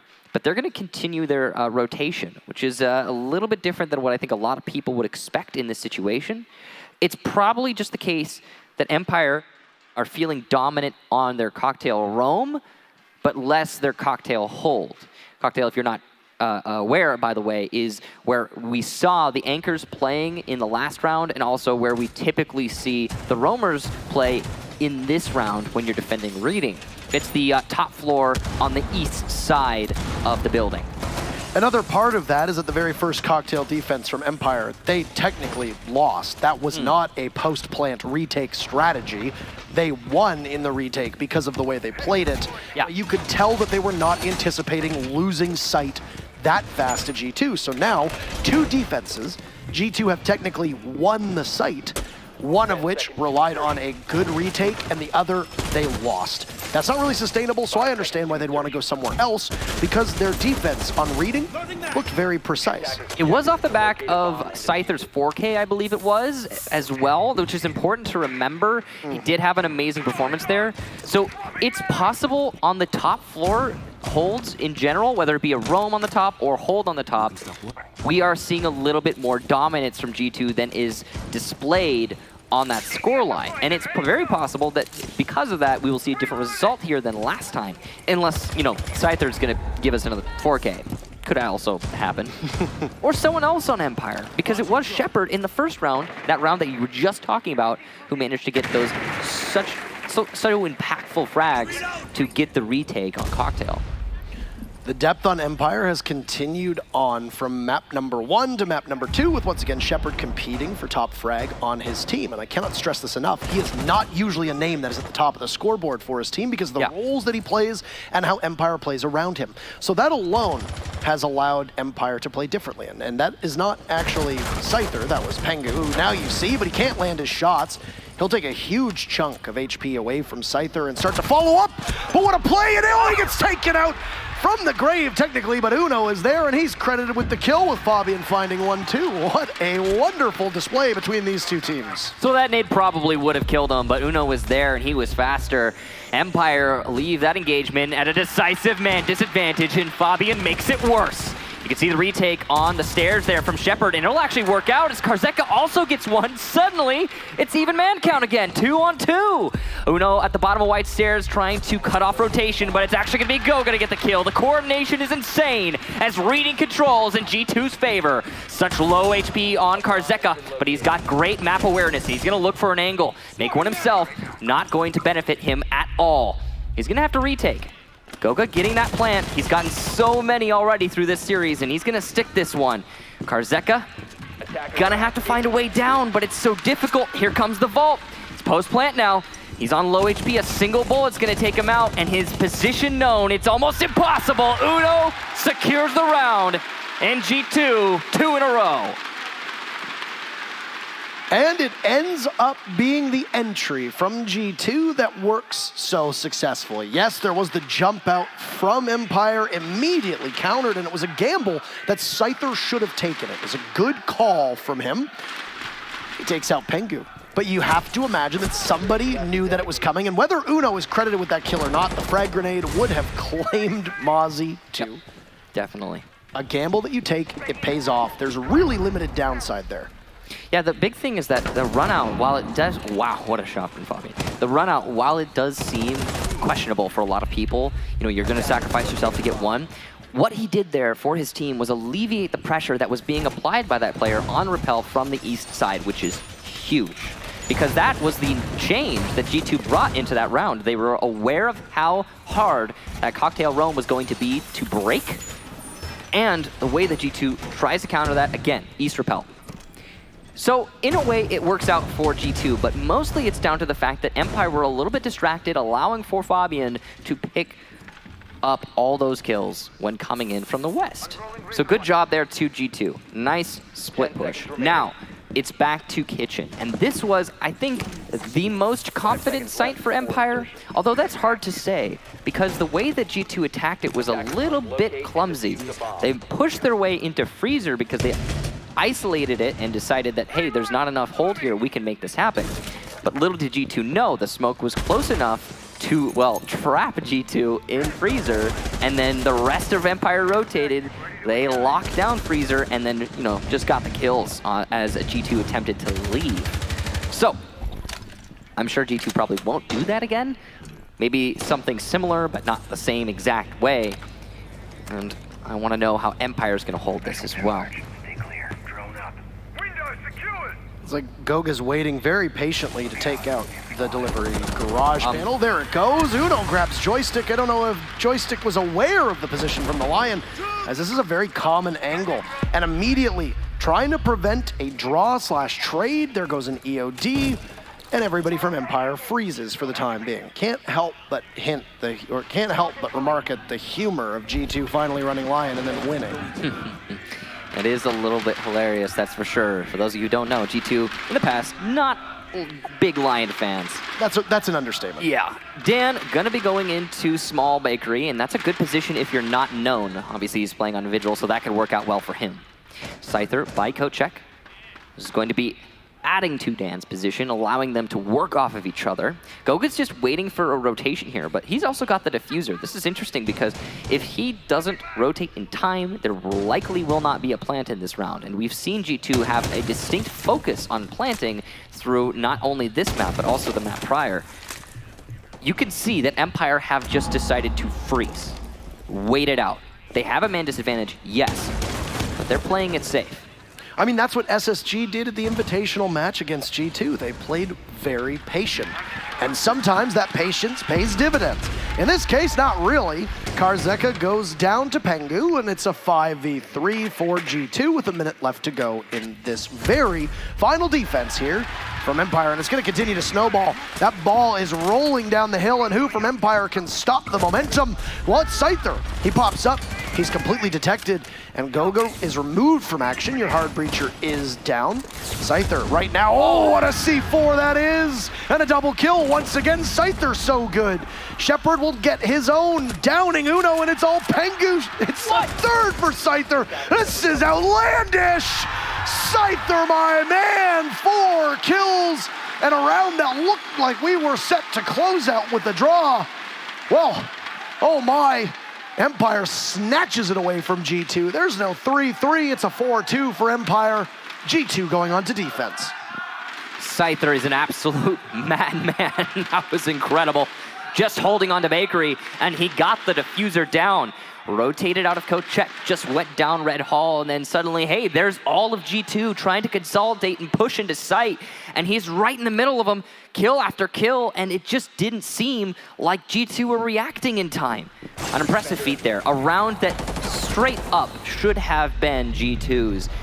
That could have been 3-3, but now an advantage to the defenders, and that's really hopeful if you're an Empire fan. Now, we transition to the second half. Empire going on to attack. They should be at a slight disadvantage if the record holds on Cafe, but anything is possible with these two teams. G2, I'm guessing, are going to be much more confident on their top floor hold than what we saw out of Empire. The way that they're setting themselves up, looks like it's going to be pretty standard. They brought the Maestro, which is pretty typical considering Echo almost always banned. And they also have brought a Kaid, which means they're going to be trying to slow down the hard destruction on the bathroom and back bar storage wall. There's a couple ways that you can play a Kaid here too. One that we saw from the Sonics and among a couple other teams, but most notably, and I think among that most, I guess I'd say recently, was you throw the Electroclaw underneath, which requires you to, if you ban Thatcher, go down to that second floor. Of course, Thatcher is unbanned, so it doesn't really matter where you position it here. You don't have to put the Kaid down below either, so flexibility with where Fabian can play. Early drone work from Empire has spotted the Valkyrie of Uno, who's been having a good game so far. In fact, he's probably been the best player on G2, not just because he's been running Lion. He's been picking up kills, but he's also been working with the rest of the team to secure some for the rest of them. On Empire's side, well, I mean, you can point fingers at a lot of different people for who've shown up today. Interestingly enough, it's been Dan who's been very quiet through 2 maps, and still Empire have looked in fine form. The M870 down below the window. An entry from Dan, the aforementioned player, could spell doom for him and his team. If he repels in, it will be at his peril. The Pengu will have to get out of there. He hears the exothermic charge, but he'll successfully bandit trick back with the M870 and just narrowly missing the perspective of Karzeka. There goes an EMP, and Kanto cuts down joystick. Pengu still sitting, waiting. Frag grenade goes over top of him, but he has not been moved off his position. There he goes. He gets bailed out by Fabian as Empire now look to collapse onto Piano. And every member of G2 have moved out of the way. Empire are not aware that they have control just yet because they haven't droned it since that first frag grenade went off. This is insane. Empire not only failed to dislodge the players in Piano, but now have failed to capitalize on their absence. And also, this is important, they didn't punish the retreat. How does this happen? A huge mistake from Empire, and now they have Piano control, but so little gained. A lot of teams like and favor the smoke drop here on this bomb site. You can't do that from the skylight anymore because Empire have lost their only set of smokes in joystick at the start of the round. So you have to play it completely differently. You're going to be funneling in through doorways. You're at the mercy of the setup that G2 has for you, which right now has an M870 once again in the hands of Pengu playing the door just next to Piano. Exothermic charge goes off. Fabian picks up 2, he just sprays on in. And oh my, the Kaid shotgun finds its intended targets and just does so much damage. And a third for him as the Swede inside of Barback's store cannot be removed from his spot. It was Scyther's job to watch from Skylight, deny the thing that Fabian just used in order to get those first 2 kills. And he, well, unfortunately was not looking the right way. Fabian given freedom of movement, well, he'll punish your team. And now it's either an ace in 12 seconds or G2 take the round. And oh, beautiful shot from Scyther, but it's not enough. Pengu in Cigar and G2 put themselves up 1, but still down a single round to Empire 4-3. There were a lot of fail-safes that I would say G2 had working for them. Number 1, Pengu, underneath the windows in Piano, he was in there for about a minute or so. M870 in hand, you're gonna kill people in 1 shot, especially if you've got the aim that Pengu does. They didn't need it though. Not only was he there as insurance, should that wall go off, and he's not able to successfully bandit trick it, but then you have Fabian there too. G2 invested an awful lot in holding Piano, more than a lot of teams do. A lot of teams give it up, they fall back, they take cocktail, they play long range towards both of the hatches. Not this case. And G2 could not be shaken from their position. Every single time a fight appeared, it was either Pengu or Fabian taking it, and they were really all that was needed from G2, while the rest of the utilities sat back.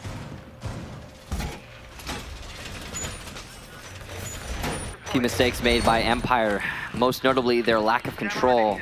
Not only did they fail to get control of Piano, and again, if they had potentially 2 kills there on the punish when G2 tried to retreat, but also Scyther on the Skylight, not shooting Fabian when he goes for the peek by the big bar.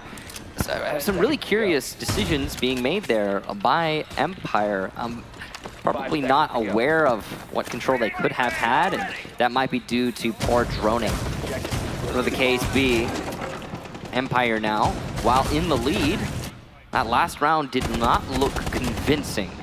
They're gonna have to show us something completely different as they now attack onto reading. It is likely going to be another hold of the top floor, as is typical.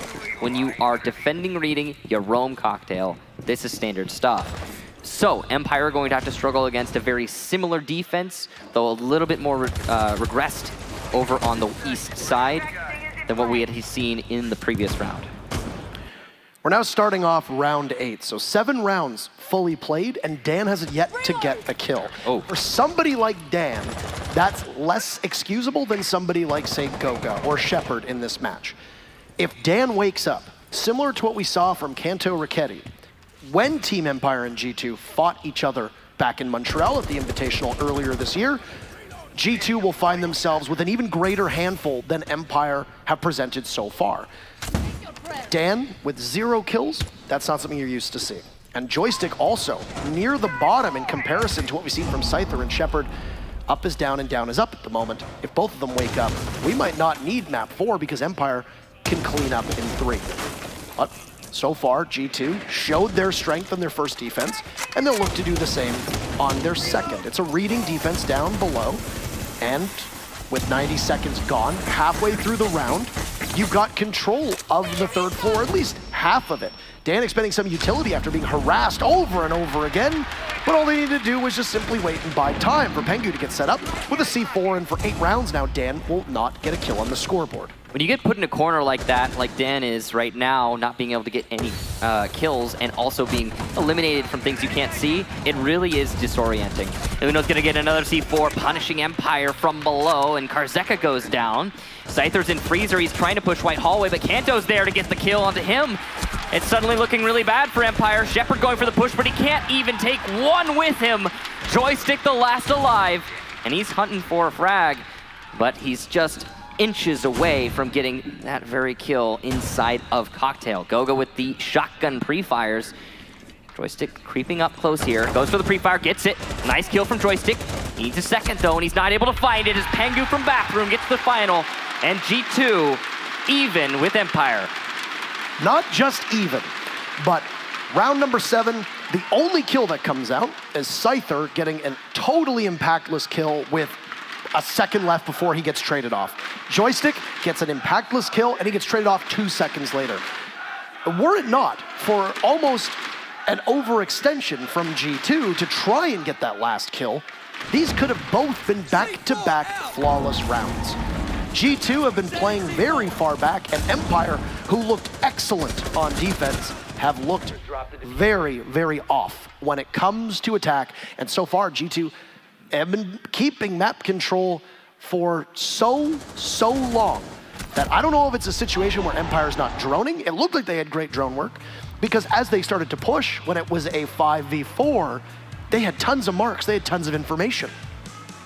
But the crossfires from G2, playing at the top of White Stairs, holding the angles, and the openings that were created from soft destruction ended up being the main difference, because Team Empire committed their drones towards a push to Cocktail and weren't wary of anybody playing over by White or White Hallway. So after 2, I would say, phenomenally bad rounds for Team Empire, they take their tactical timeout, because now we have a tie game. Empire have not looked great on attack, that's for sure. It seems like their coordination is one of the key flaws.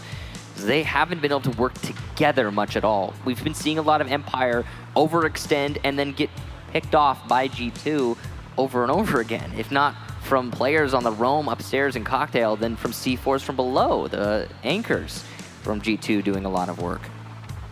Dan, for example, by Big Bar, yeah, he got C4 from below, but if he had been killed by someone from Cocktail, it didn't seem like Empire had anyone to do work off of that. It didn't seem like anyone had a position to punish G2. Empire need to work on that, of course, but that's what tactical timeouts are for. They just used theirs, and we'll see if Empire can enact enough change to actually drastically influence these attack rounds. It is a kitchen defense now from G2, which is something we have yet to see, as there's only been 3 defensive rounds, including this one. You're just gonna have to get there when you get there. 5 seconds to go. So, kitchen round number 9. G2 looking to try and break this stalemate. They have not led here on map 2, their map pick, at all.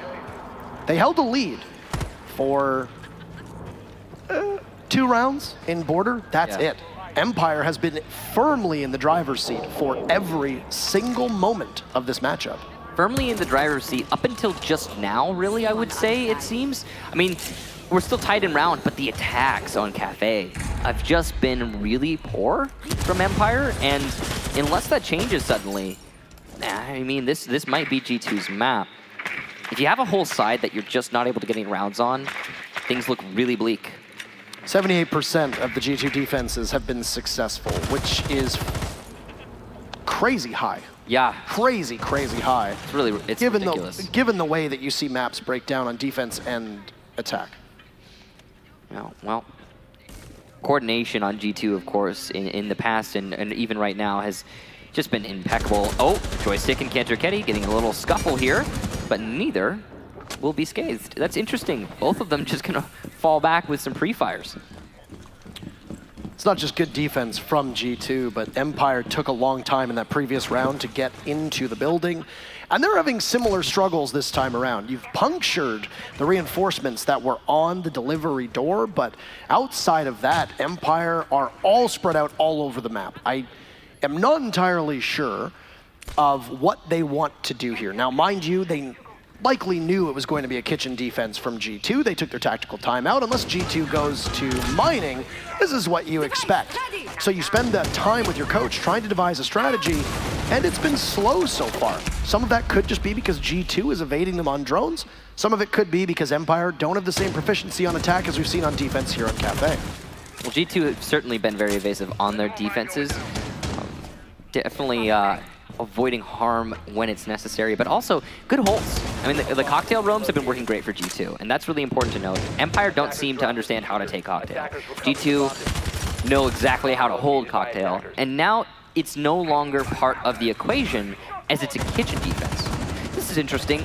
The freezer wall left unreinforced, and I believe impacted possibly by the defenders, maybe in an attempt to create a rotation for the roamers. Dan gets the first, though. His first this game. Yeah, the first in the round and the first in the game, but G2 answer back with 2, and it's looking good for them as a drop from Karzeka is shut down. 2 left for Empire, but they're just walking into the meat grinder. It's all Joystick. 1 versus 4 at 10 seconds to go. He'll go with the drop, but one more for the meat grinder, and it's over. G2, an easy round. Please tell me that you deliberately chose meat grinder because that's the freezer with all the meat in it. I mean, they're all walking. It was really just they're walking into the same place. It sounded. And yes, a little bit, all right, a little bit, Parker. But mostly it was down to Empire funneling themselves into the same place over and over. So here's something that we're doing. The community vote will continue to roll on, and we have an update now as it's closed just ever so slightly. Still favors G2 despite the fact that Empire took map 1, which is surprising to me, but nonetheless, I think it just really speaks to the way that Empire has played so far. They've impressed a lot of people, but G2 have been pummeling Empire. Yeah, this has been, this half of this map has been G2 looking so strong. And, well, things look definitely good for them in the long run. They've managed to push it now into G2's favor. This is the first time that G2 will have the advantage in this map, by the way. They've been fighting on the back end throughout most of it.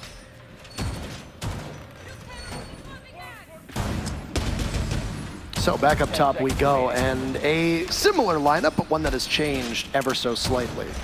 Obviously the play with the shotgun in Bandit's hand, and the denial onto the wall from Piano to Red Hatch has been prioritized a little less. There's still going to be denial there as Pengu is bringing the mute, and there's still going to be an Electric Claw that can be applied through a variety of different panels, depending on where Fabian is sitting on that 3rd floor. But overall, there will be no active tricking of the wall unless Fabian pushes up, which I think is unlikely given the way that G2 has traditionally played Cocktail from above. So Empire shouldn't have as great degree of a struggle at getting those panels open. They do lack a Thatcher, so that could prove to be some hardship for them, but I mean, you're gonna have a mute jammer located in a pretty obvious position that you can usually shoot from the window. If you're wondering how to get involved in that community vote, by the way, if you haven't voted yet, again, as Parker said, it's gonna stay open, and it's on the R6 Esports Twitter, so you can go there if you want to go ahead and say, you know, voice your opinion, as this is definitely going to be a very back and forth match. At least that's the vibe we're getting so far. Already just 2 matches in, or 2 maps in, I should say. Cantor-Ketty lit up early in this round, and G2 seem to be at a slight disadvantage, but of course on this site they've been very comfortable so far in this map. Empire with the joystick on Ash play, aka break glass in case of emergency. And joystick has not really been missing his shots, but he hasn't exactly been involved in the entry of Empire as much as we're used to seeing. I don't know if it will change anything here for the way that Empire plays, but it's always a confidence booster for joystick. Dan only has 1 kill so far. He pre-fires around the corner, trying to prompt Pengu to move, but Pengu stays for the time being. He fires 1 shot on in, doesn't commit to the fight. As Empire have dropped through Red Hatch, they know they have piano control. They've got 3 people inside of it. Dan now over by the new hatch. Scyther stays above. Good coverage for Empire, at least for the time being. Kanto still lit up, Fabian absorbing some damage too, while Karzeka's lost some, so ultimately things are decently even here. Remodeling work as Dan looks to barge on in, and he is! He's heading towards the bar back store, he gets 1 on ping, down goes Fabian. He can't get traded off, so Dan will continue to exist there. Just waiting for the Maestro to emerge himself. He'll get Pengu. Dan's on a mission, looking for a third. It'll end at 2. Goga goes, but Joystick knows where his position is. He'll get him as it's a distraction play, but Empire comes alive, and they just slaughter G2 to finally break the streak that G2 was putting together, and we are tied yet again.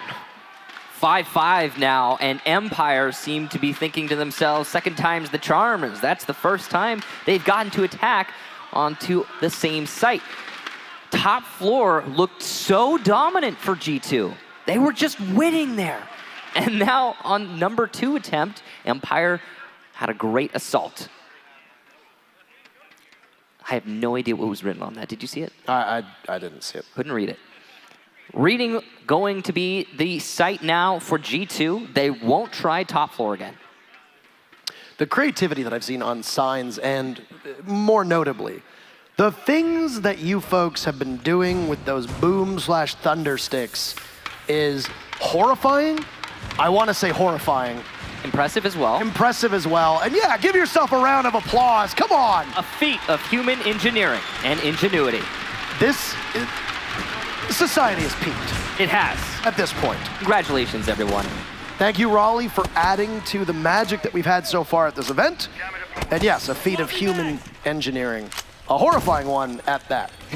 10 seconds left before insertion. So, we go to reading. Now, reading has been successful for G2 in the past because of their C4 play.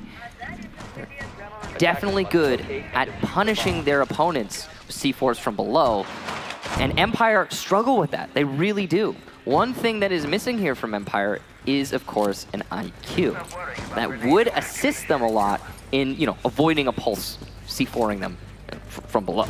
And they haven't really been running those anti-gadget operators. Thatcher is a staple in Empire's composition. Been off of the board for most of Cafe. Same with IQ. Not an operator that we see all the time, but you can see it in the hands of Karzeka, you can see it in the hands of Scyther. It depends on who they want to run it. In this case, there's nothing there. Oh, that's such sloppiness! Dan, how do you play at this level and not know that somebody could be there? He's gone. Off the Ash, off the rappel, and off the board for 2 minutes or so, and Uno gets probably one of the easiest kills he's ever had in all of Pro League. Well, good job there to Uno to be available to get the kill. But yeah, definitely got to put that on Dan's shoulders. He's had some really impactful frags, though. Let's not discount Dan's influence on this match. He's only got, I believe, 3 kills, but they have all been pretty important in these past rounds. Now, here in this round, Empire find themselves in a tricky spot considering that loss. And oh, no clear of Pixel Spot nor Bathroom, and Pengu is punishing Empire by just peeking. Keep in mind that you don't have a hard breacher now either, and Empire will be left with Scyther, who's been carrying the team in terms of kills, and Joystick and Karzeka, who have underperformed so far here on Cafe Dostoevsky. We go to match point for either G2 or Team Empire. You'll need some hero plays from Empire to be able to get out of this one, because so far Empire are even blinder now, and even worse for wear. Joystick gone. 5v2. Suicide drop from the hatch, or rather the skylight, thought of for just a moment by Scyther. He still hasn't been able to get down to help Karzeka, who with the F2 will do great work, but he looked right at the C4. It takes him out of action, so Scyther will need to press up. He's got the opening over by Lumber. He could look towards Cocktail. There's somebody over on white stairs. It's Kanto Raketti. He doesn't miss the shot at all. G2 on match point. Great roam up by Cocktail again for G2. It's much the same as what we were seeing from Empire in the first half. That top 4 presence so hard to dislodge for the attackers. And the C4, the big difference maker for G2. If you can't take the direct fights and win them consistently, then don't allow your opponent any direct fights. Do things like what we saw there from Pengu, just peeking at the right moment. The C4s from Goga as well. Everything's looking... Did you miss it? I was looking at the left screen. It was... Don't worry about it, you'll see it later. Damn it! It was a nice clear there of the top floor from Empire, but a better hole and roam from G2.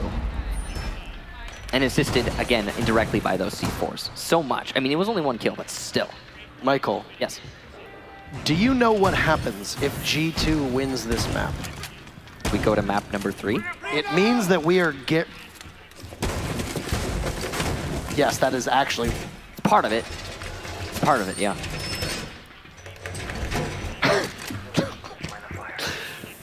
Not in such a literal sense. But it means that we are guaranteed map 4, which is Coastline, and we could end this series on the map that started it all at the 6th Invitational, the first time these 2 teams tussled against each other at a major. That would be something, and I hope it happens. Now, whether or not it's now or later, not really that important. But what is? Kanto Raketti eating some damage very early on. We've seen this a lot, actually, from the Jaegers, who are roaming very aggressively on both sides of the fence. Kanto Raketti gonna have to fight for those headshots now, which is pretty, it's typical him, but it's gonna be a little bit more pressure on his shoulders as he is on 1 bullet's worth of HP. Potentially even a few zaps from the shock drone could take him down. Now, somebody's very pumped about that one. Yeah, Kanto Raketti low HP. Let's go. Kitchen defense here is also going to be very important, how you treat your roamers, where you position them. And right now it seems like G2 are just going to be playing primarily horizontally, not a lot of second floor or top floor presence. Kanto Raketti went for a spawn peek. That's where the damage came from. He decided to take a huge gamble with your team on match point. And, I mean, he doesn't get anything for it. You can see the HPs of Empire's players. They're perfect right now. Well, last time around, attacking Kitchen, Empire struggled to clear out white stairs, and then 3 of them dropped into the proverbial meat grinder, that is the freezer, and got gunned down, 1 by 1 by 1. Empire have successfully grabbed white stairs, at least for the time being. They are assembled at the bottom. They'll have to go up against Pengu, who's on Smoke, an operator that he can play quite well. Joystick and Shepard are there, and Karzeka will drone on in to see if there's clear passage for the members of Empire. For the time being, the answer is no, there's not. But with a minute left, Empire could just decide to push on in. If they assess that G2 don't have enough bodies on site, then it's very easy for them to be able to cut off G2 as G2 tries to retake. Dan in a great spot here to try and pressure his way into the main lobby. Uno's there to stop him.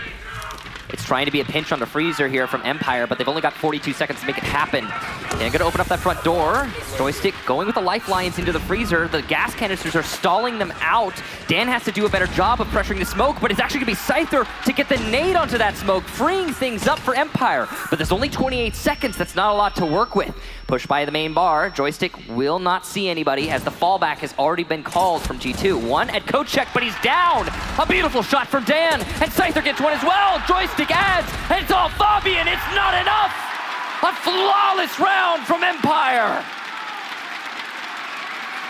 Reminder, we have unlimited overtime, so we could keep going and going and going. We'll see the first overtime between these 2 teams. We played all 12 rounds of regulation on Border. We'll do the same on Cafe, but then some more. We have no idea how long this could last for. We could be done very quickly, or we could be going late into the evening. What I will say is that the team that defends more is going to be at a massive advantage here, and it's going to be G2 going to defense first. G2 went 4-2, just as Empire did. It has been a very favorable map for the defenders thus far, and with the way that the teams have been playing it, that advantage is going to fall in G2's favor as they start on the side where you expect them to win. They're going to go to reading, though, because Cocktail did not go in their favor round number 10. They didn't want to attempt it again, so go to reading. You were perfect there twice. The second site, providing you win this one, is where things get a little dicey. Yeah, well, overall, it has just been a defender-sided map. We've seen so far 4 attack wins. That last round being one of them. 10 seconds It's left. really impressive for both teams' defenses. Now, because it's infinite overtime, the way that this is actually going to scale out is like, okay, you start on defense, so kind of, you have a small advantage, of course, but because it's infinite overtime, you can just keep, you know, bouncing that back and forth and back and forth and back and forth continuously. In theory, we could be here all night, guys. So I hope you brought some snacks, maybe some, you know, liquids. Oh, you like that? Yeah. Okay. Well, that's good. You said we could be here all night, and they cheered. So, all right. I'm glad you guys are prepared, and sure we are as well. Now. Oh, I could be here all night. I could sleep in this studio. I don't think we're going to be able to do that, but what we are going to be able to do is find out how it is Empire deal with this defense on reading. It's interesting that reading is the first site that G2 decided to go to, and it is the same thing we saw from Empire earlier. It's the same thing we've seen from G2 in the past, but it's still interesting. It's just a clear preference to roaming on the top floor rather than holding the top floor, which is cool. And as I said, reading was the only site that G2 won both times. They fell short on Cocktail, they fell short on Kitchen. So why not go with what works? They've changed up their roles an awful lot, though. They've got Pengu on the Mozzie, which is normal. Goga is going to be playing the Mute, which was what Pengu played when they were defending Cocktail above. So flexibility, of course, from G2 is what you need. You got Empire on Dan. And I believe this started off with Uno on Pulse getting the kill onto Dan. You're not going to be gifted that opening yet again. And because of this, Empire will already have a better time. Empire putting a lot of emphasis on that East Repel. This could be punished, in theory, by a run out from G2, but not yet.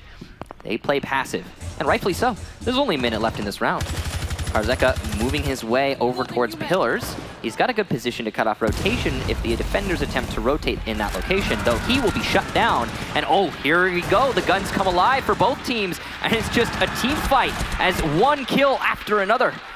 Still an advantage for Empire, but down goes Karzeka to the sidearm from Pengu. A drop from Dan does a lot of damage to his opponent, but no kill. Pistol out, and he rotates into reading. He could still take one, but he's going to think better of that wide peek. Shepard on high HP compared to his opponents and one of his teammates. And Pengu also significantly lit up. Dan with some pre-fires. He knows he's on such low HP that if he doesn't pre-fire, he'll lose the fight, but he loses anyway to Pengu on a tight angle. C4 to secure the kill, because why not? And it's all on Shepard. He's got to find 2 with only 20 seconds. He doesn't seem to know where either of them are, so he's just walking around aimlessly. By 90, he can find Fabian, but he's not even going to get to him, as Pengu, the final kill and the first round of overtime, goes to G2. Shepard got caught at the worst time possible to try and refrag Dan. Shepard had rotated over from mining. He was right at the double reinforced wall that leads into reading. And by the time Shepard almost got to the reading doorway, Dan peeked Pengu, and Shepard caught in the middle. Shepard had nowhere to go. He was in no man's land, and as you said, wandered aimlessly as his indecisiveness, or rather, maybe not his indecisiveness, but the calls from the team could have led him astray. One thing to remember in these circumstances are that we are not privy to what they are saying. Shepard could have got the call to go one way, and instead go the other. It was just unfortunate timing for Empire, and unfortunate timing for Dan, in which Shepard found himself, despite all of his best efforts to give his team an advantage here, at a disadvantage himself. So, Empire will go down to Kitchen as it's now their turn for defense. The defenders have been doing quite well, and Empire just as successful on defense as G2. Match is on the line, though, because G2 back on match point. Kitchen has been an interesting sight so far. We've seen mostly attacks into the white garage and then into freezer. Actually, we've seen one bakery attack, and it was hard countered by Scyther, who managed to get a 4K in that round. After that round, it's really just been, white garage into freezer. So I'm curious to see what it is that G2 decide to bring this round. Are they going to shift back to the bakery take, or are they going to go with what they've been doing time after time? Now, to start things off, of course, on Cafe, what is going to happen? A top to bottom clear. That means that G2 are going to prioritize establishing that there, yes, indeed, are no roamers on the top or middle floor before they attack onto the bottom floor. Not all teams will do this on all maps, but it is a, it's a pretty meta way to clear out on a kitchen defense. Right now, it's just poking and prodding going over by garage. That's really remarkable.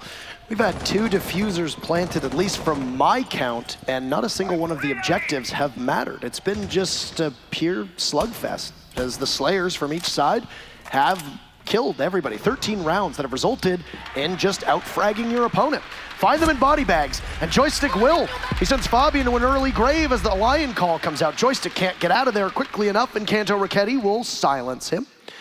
Fabian on the IQ, an operator that will go quite a ways with the composition that we see from Team Empire. The only operator that would be immune to it would be Shepard. Soft destruction on that second floor, and keep in mind that Shepard and Scyther have worked so well together in this matchup. Scyther in particular here on this site has been a major playmaker. Whether he gets a big round or not, Empire finds themselves hanging their hats on a successful defense with G2 still on match point. They still have 2 Lion charges left. They still have utility. And if they decide to push in towards Bakery, they can find Dan, who's now maneuvered over to the smaller room just by the Bakery window. He's taken some damage, so obviously they knew that he was there. He's going to rotate back into sight if they need him. Well, it seems to be a bakery take, which again, not one we've seen a whole lot of so far through this match. And the one time it was brought, it was hard countered by Scyther. Now, this could work well for G2, considering how much work they've done vertically, putting Pengu up here as the buck. Here comes the EE1D to take bakery control. It's going to work great as Uno takes down Dan. Dan not knowing he's exposed from behind, but Karzeka goes for the refrag and gets it. So there's Goga there from the front door to also enact change in this round. But it's still Shepard and Scyther, the 2 who have been so clutch in the long run, and Scyther looking to try and start it. Well, he'll get 1. He also catches Goga, but the Spaniard with 1 HP downs him and removes him from the equation. Shepard nestled up in the bomb site, throws out a toxic canister, but there's no clutch here. All the magic runs out, and you can see as Goga wipes his brows. It's a heroic comeback from G2, and they'll take map number 2, 8-6. Great job there to G2. It was a hard-fought map, but definitely a well-earned victory at the very end. Scyther almost put it away, though.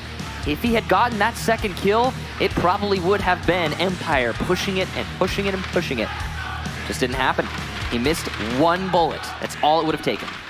And Goga being alive, getting the exothermic charge off, completely changed the way that Shepard was able to play inside the site. He lost the comfort of those 2 reinforcements, and he had to play watching 2 separate angles. But we've got an analyst desk, and just like in map 1, they're gonna break down map 2 for you. We didn't need a lot of overtime, but there's still a lot of stuff for them to go through. Thank you so much, Intero Kicks. Ladies and gentlemen, we have a series on our hands. We're tied up 1-1, G2 versus Team Empire. Welcome back to the telestration station. What's I'm Medic Finge. This is Devin Emzo Becker, ever so handsome. Devin, you've been watching this, going through map 1 and 2. What do you want to highlight here for us to break down? I mean, I feel like, first off, I got to say, I could probably do a half-an-hour special of clips if we had got time. I just want to highlight some specific aspects here of play, a little bit from G2, but mostly from Empire here, showing some of the phenomenal defenses. They did lose at the very end on their defense, but you saw how close it was. Of course, we're going to start with Joystick's ace, but there's some things I want to highlight about why that worked. Now, G2 won the first round, Dan just not being effective. So what do they change up this round? They were already bringing the Mozzie, but they bring Dan on the mute. What that does is that allows Joystick to roam very, very freely. Now, he'd already gotten the 3 kills leading up to this, but look at his ability to just roam. Oh, sorry, this is the 3rd kill to start with. His just ability to move around the map. You see him get a situation here where now he's able to fight this angle, and he's also worried about players coming in over on this side. But total head on a swivel here. Fabian tries to come in, completely countered. Joystick totally rotates around and gets the last kill for the first ace we've had of this entire series, and it has been phenomenal for them. Obviously, we have some other great plays, but there was a good counter the next round. What did they do when they couldn't drone? They brought Pengu on a shield. Definitely one of their better plays. What did they do to Joystick? Poor guy gets pinched at the end. You've got Kanto, who had a great defense here, and you've got Pengu. Not much Joystick can do, and so it was countered somewhat adequately. But the shield play was, while it is a weakness for Empire, not so much when they tried to bring it on defense. Great counterplay here. You've got Fabian just constantly teasing Joystick here, trying to play him, and he's like, I'm not scared to shield. You know why? He called his buddy. And what is a good counter here when you don't have Capita, who's banned? Zofia. Actually, I want to talk about that for a moment, because for us watching this, seeing Fabian in this position, we couldn't quite understand why he was pushed up so far. And it's just, is he trying to support Kanto Raketti? Is he just awaiting somebody to help him from behind? Well, you look at the time, for example. You're already a minute in. Everyone here is repelled at this point. No one's really anywhere near the site. Like you said, he does want to help Kanto a little bit, because Kanto obviously needs to hold that CCTV for as long as possible. Now we see it. Look where Uno is. Absolutely. He's playing downstairs in customs. Could have gone for a run, could have played, has the info that the wall is already opened up by the buck. Maybe there was a setup for something else. They were counting on his intel. The bait was baited and taken and then fought back. Empire, extremely well done. Yeah, let's take a look at this here to see exactly how that went down, because I imagine you guys didn't have the exact same viewpoint I did here. And just the timing here from Dan, hits it, Joystick perfectly plays it. We don't always see that level of coordination against the Clash, though. And you see, the instant that Uno started moving is the moment Shepard really got into position, but it was all so well timed between the 3 players. Fabian just does. Speaking of Shepard, we also had a really good highlight from him. He had a great play here, playing similar to what we saw when the Castle was playing in Bathroom last time. Plays great in the Bathroom here. First plays a little bit aggressive against G2, and then waits for the opportunity. He loses his teammate, just plays perfectly in these angles here. He knows he's got to watch Diffuser here, but he knows they also need to try and push for it. There are holes in the walls. You can see a little bit of a hole here. Try and play that. They try and play aggressive, though, and he knows the timing because they've got to get that Diffuser, because as you can see just a moment before, 2 seconds left. Yeah, there's not much. You still have the rotation hole. Nobody's coming through there. Gogo was not picked up. There's no time to really pick him up and play around. Kanto didn't have any utility as well, so it's kind of lost. It's their aggressive defense really stalling things out. And Shepard, again, with a fantastic quad kill this round. You see him setting up just in a great position. He's got an angle here where there's just not a lot they could do. We couldn't even see the players from his POV. It's just so crazy the amount of just practice that he has to spot these details. You've got them opening these walls here. It just opens up the angles for him. He just lines them up, gets a quad kill. Not much they could do about it. That's Diffuser down as well. But the best part is what Pengu did in response. He gets that Diffuser. He gets for a plant here. Now, Shepard at this point is concerned, but he's on that hot hand. He's got a teammate of Karjeka up there as well. 2v1. They've got full health. This should absolutely not be going in Pengu's favor. But just skip ahead a little bit here in terms of how long he's trying to stick on that Diffuser, trying to play it, but he plays very smart in his positioning. Falls back. This is the big problem with Empire. They didn't have enough manpower to probably from the other side, but look at this drone. We were not able to see this. If I could just use this for a moment here. But the drone was outside. This was being watched. If anybody had moved in to fight from the outside, would have been immediately spotted by G2, and then Pengu would just turn around and fight it. Absolutely well done. There was also some great plays on Cafe as well, but first I want to highlight what happened once they tried to bring a Lion at first to try and counter some of that aggression. You have a play like this. This is one of the very first rounds where Uno was bringing it. Everyone ends up here trying to play, and then they think they could just pop a Lion and get their way out of trouble. It ends up in just nothing but chaos, because despite everyone playing outside, Uno getting even some good kills on that Lion, everyone at this point, they just pop the Lion and go, okay, we can get our way out of this trouble. You just can't do that to a team like Empire. They just collapse. It doesn't help when Gogo, of course, gets that team kill. That certainly doesn't start things off nice, but that highlights the chaos that they were in against such an aggressive defense. You have a couple seconds with the Lion E1D, so it's not as long as you'd like it to be, at least even back when it was in the day. So it's kind of misjudging the utility that you can use. To be fair, though, I do think, and I criticized Uno's Lion play a little bit yesterday, he was very good on the gun today. He didn't necessarily always have a lot of impactful EE1Ds, but he absolutely got, I think, at least 1 kill a round on average on that Lion. A V308 is a hell of a gun. It certainly is. And Uno, we know, can be a fragger. Last thing we're going to take a look at was this play here, which I think a lot of you saw. You're in a situation now, it's 4v2. Should not be clutchable at this point. 43 seconds left, though. And the one advantage, the one thing that Scyther knows he has is the diffuser. You've got Kanto out here just trying to play for it, and Scyther knows that. But he's got the counter in between them. So what does he do? He plays the diffuser, just takes some shots, tries to keep Kanto at range, but makes the smartest play of all, and you can see it just for a moment there, throws the C4 out just in time to stop it. And that was the play. From there, they turned the round around completely and clutched that out in that 2v4. And that is the kind of plays on the aggressive defense. G2 obviously had some great as well, but Empire, while we highlight a lot of their attacks, have just been phenomenal on defense this entire matchup so far. Now, both teams have definitely been putting up all of their abilities for this one. There's a reason why we're so close in this game. We went 7-5 on map 1, we're 8-6 on the second, and now we go to map 3. Devin, thank you very much. We'll be back to you later on to dig deeper and deeper into this matchup. Ladies and gentlemen, please follow me over as I burn a bit more calories here. A lot of carbs in Carb City, North Carolina. Guys, how you doing? Alex, Veli, we got to break this down for a moment. First off, Emzo, that was amazing. We need more of this. Where has this been this whole time? 300 IQ, Emzo on point. It's the dad jokes, man. That's what happens to you. No, it was a really great comeback by G2 against Team Empire. At first, Team Empire, they looked poised and ready to take it. You saw them being up 3-0 in round 4.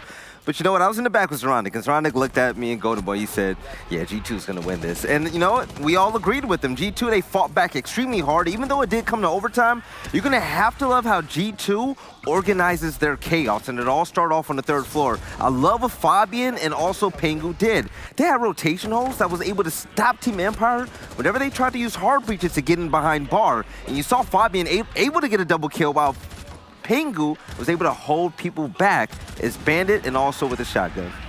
There were so many small things though from Empire, like just tiny mistakes.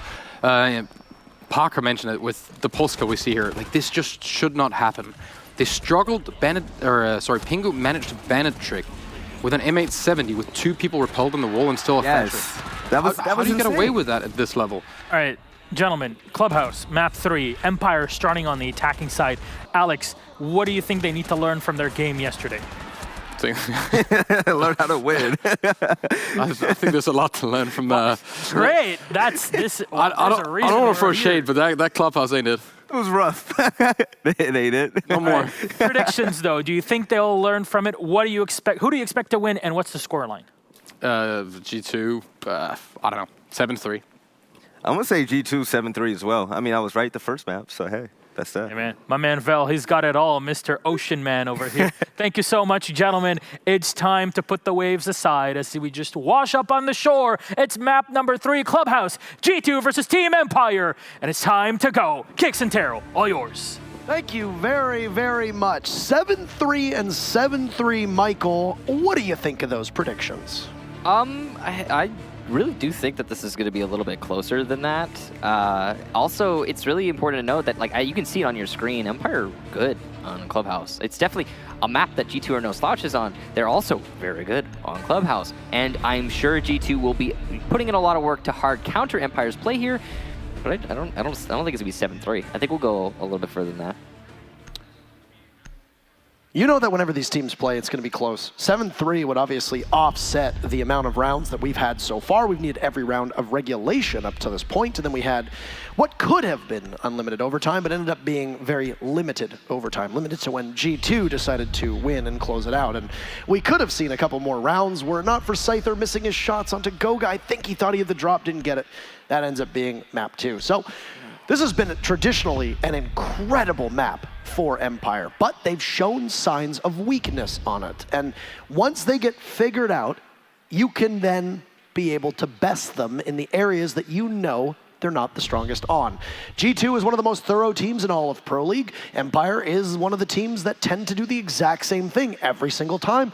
Preparation in that sense for G2 could make a huge difference here. Or Empire could have changed some things up, a team that doesn't do that and is notorious for doing the same thing over and over again, and that could end up confusing G2 and giving us a much closer matchup than the 7-3 that the analysts suspect we'll get. So, so far through this match, we have seen Empire ban nothing other than Capitao and Mira.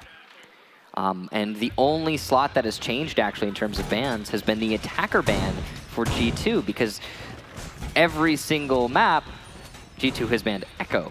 So, yeah, we've seen Capitao, Jackal, and Nomad banned on attack from G2, but other than that, no changes at all through our operator ban phase.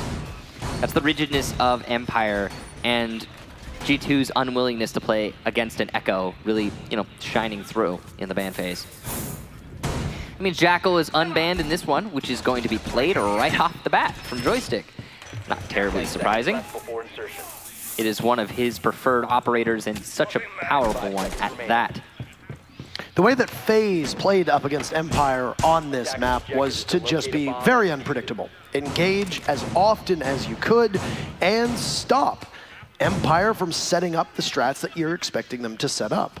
In this case, you look at G2 and they've got Uno all the way over on the other side of the map.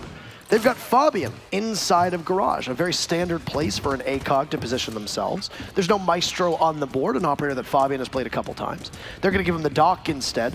No Capitao means that you don't have to worry about getting fire arrowed, which means that the ADSs that are put down from Kanto Raketti will be very powerful and very necessary for Team Empire to get rid of them.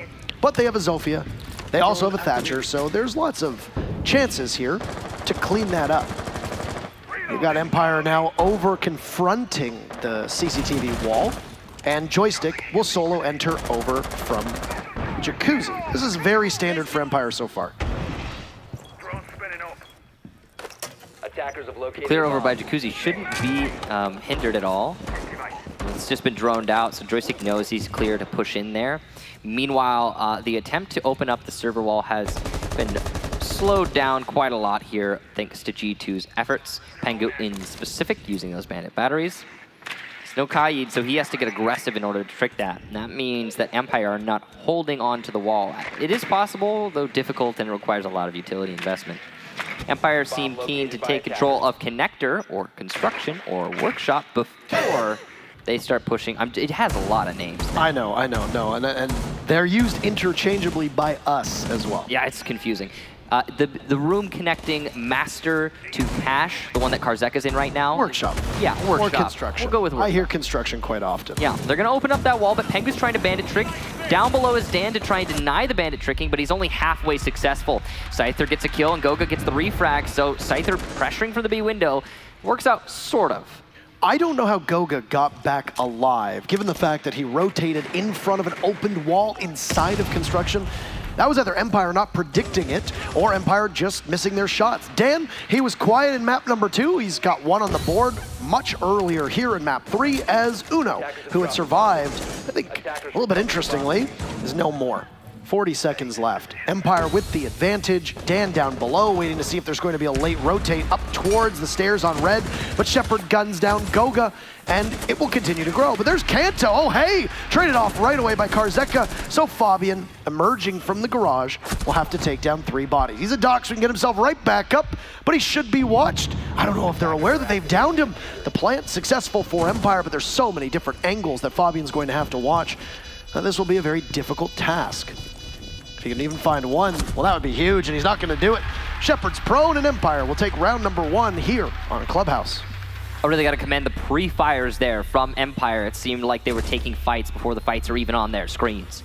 Got to be impressed by that knowledge of the positioning of G2. Well studied, well executed, well researched, I'm sure. Cache CCTV again from G2. We're going to try it one more time. It was a really decent effort put in there from G2, especially Pangu. Got to commend him on Bandit. He not only denied the server wall from being opened up, but he also put in a lot of work to slow down that workshop wall being opened. That was a really impactful kill there from Dan from below. Again, that, though, is just good knowledge of positioning. He was shooting right behind Island, a position inside of Cache, right next to the A bomb chassis. And it's pretty typical. If you know where it is, you know where you can shoot it. And, well, Dan made it work to his advantage that is a really standard hold position. There was a lot of investment into Garage by Mute putting down 2 jammers, the reinforcements, which are standard fare on the walls, and then Fabian there too.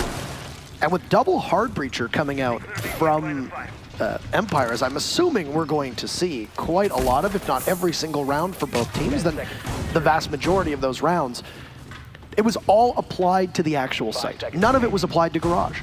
Fabian didn't have to worry. He was essentially just ignored at the top of Garage. And the way that Empire worked around that, going back to when we first saw the reworked clubhouse into the map pool, go into the map pool, teams were taking through construction. That fell off, and teams started taking through Garage. Empire take through Garage from time to time. They can continue to move through it once they get control. In this case, they changed things up a little bit, so already learning from their mistakes in the past. So that barricade there, of course, to try and deny the lifeline is expected to come from Dan, which will allow Pengu to continue to bandit trick, because the lifeline would counter the bandit tricking. It's a mute jammer at first. That's going to give an extra layer to this hold for Pengu and also waste the EMPs. Here comes the bandit trick. Oh, the lifeline's successful, though. It goes low enough. It can come underneath the barricade, but still Pengu tricks the wall. Truly impressive through a lifeline, no less. Usually you don't see that. Lifeline detonates, bandit's gonna have to run away, not if you're Pengu. You also hear an Electroclaw get tossed up, as that's a juggle from G2. They instead take the batteries off of the wall, throw the Electroclaw up, so you can keep Pengu somewhere else. Might want the MP7 in his hands. He's been pretty good in this series so far. But as you can tell, the rotate from Shepard, meaning that, well, Empire's not really going to focus on that exterior cache wall, or CCTV wall, rather, at all. So the fact that the Electroclaws are here means that Pengu can now bandit trick the construction wall, which is really big because since Empire was not able to open the server wall, they will commit fully to a construction wall take. Now there's no one bandit tricking right now. The bot is opening the wall as we speak, so the fact that Pengu didn't rotate is going to work against him and his team, but that was because of the B window pressure that Scyther was putting out. So well done to Empire cutting off the rotation.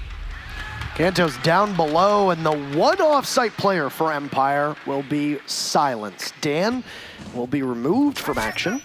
Joystick on the main stairs looking to push up at some point. He's going to find the tracks of Canto Ricchetti, so target acquired. You have to hunt him down, and of course, always a hint of irony when it's Jaeger who's the one who ends up getting hunted.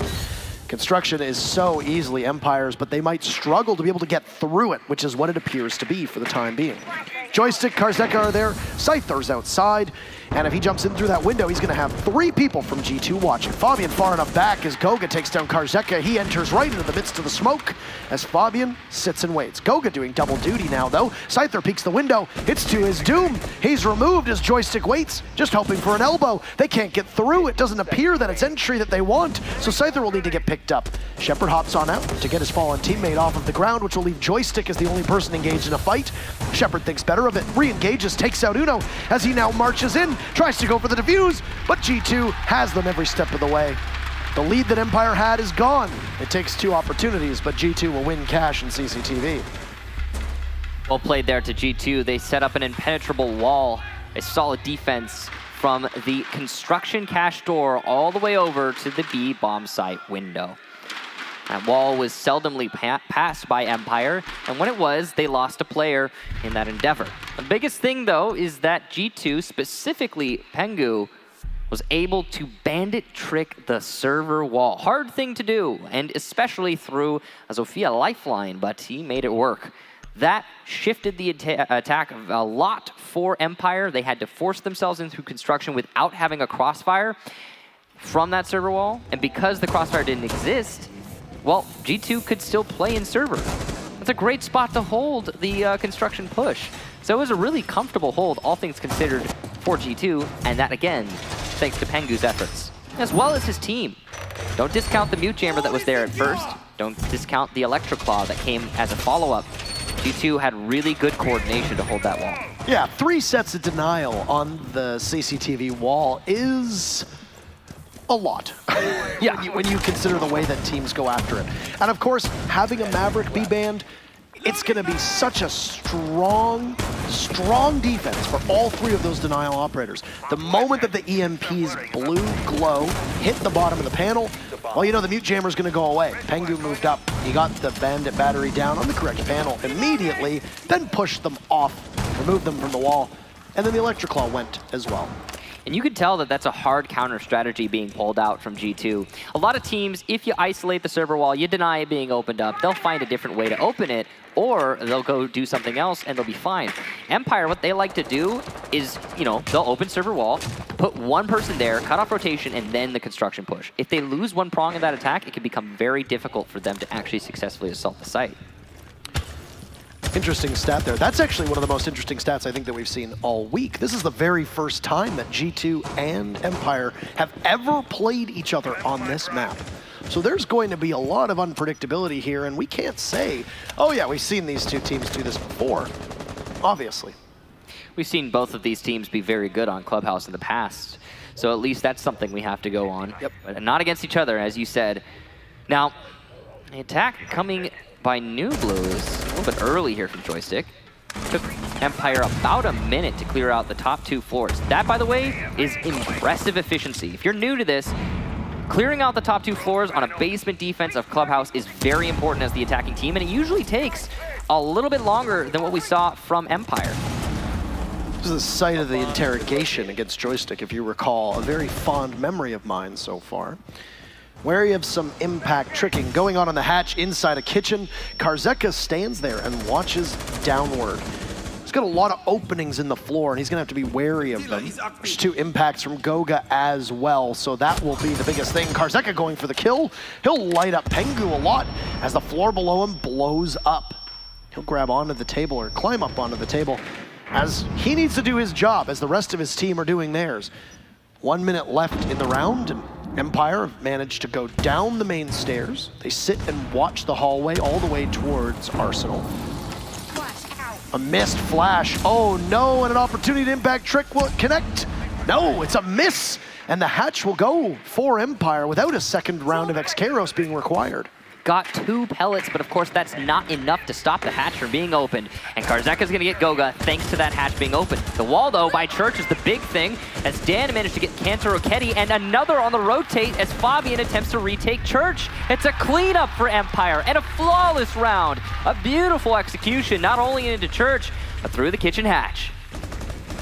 There were some serious misplays there from both teams. Number 1, the flash missing from Karzeka could have meant that you don't have to worry about the impact taking out the Excaros, but then the impact doesn't go where it needs to go, even though the Excaros were positioned on that hatch perfectly for an impact grenade to take out more than just 1 or 2 of them. In fact, it looked from our perspective that only 5 landed on the hatch. Now, for those of you that don't know why this is important, when you shoot Hibana's pellet launcher, it shoots out 6 of the Excaros as you want to call them. You need 4 to break a hatch.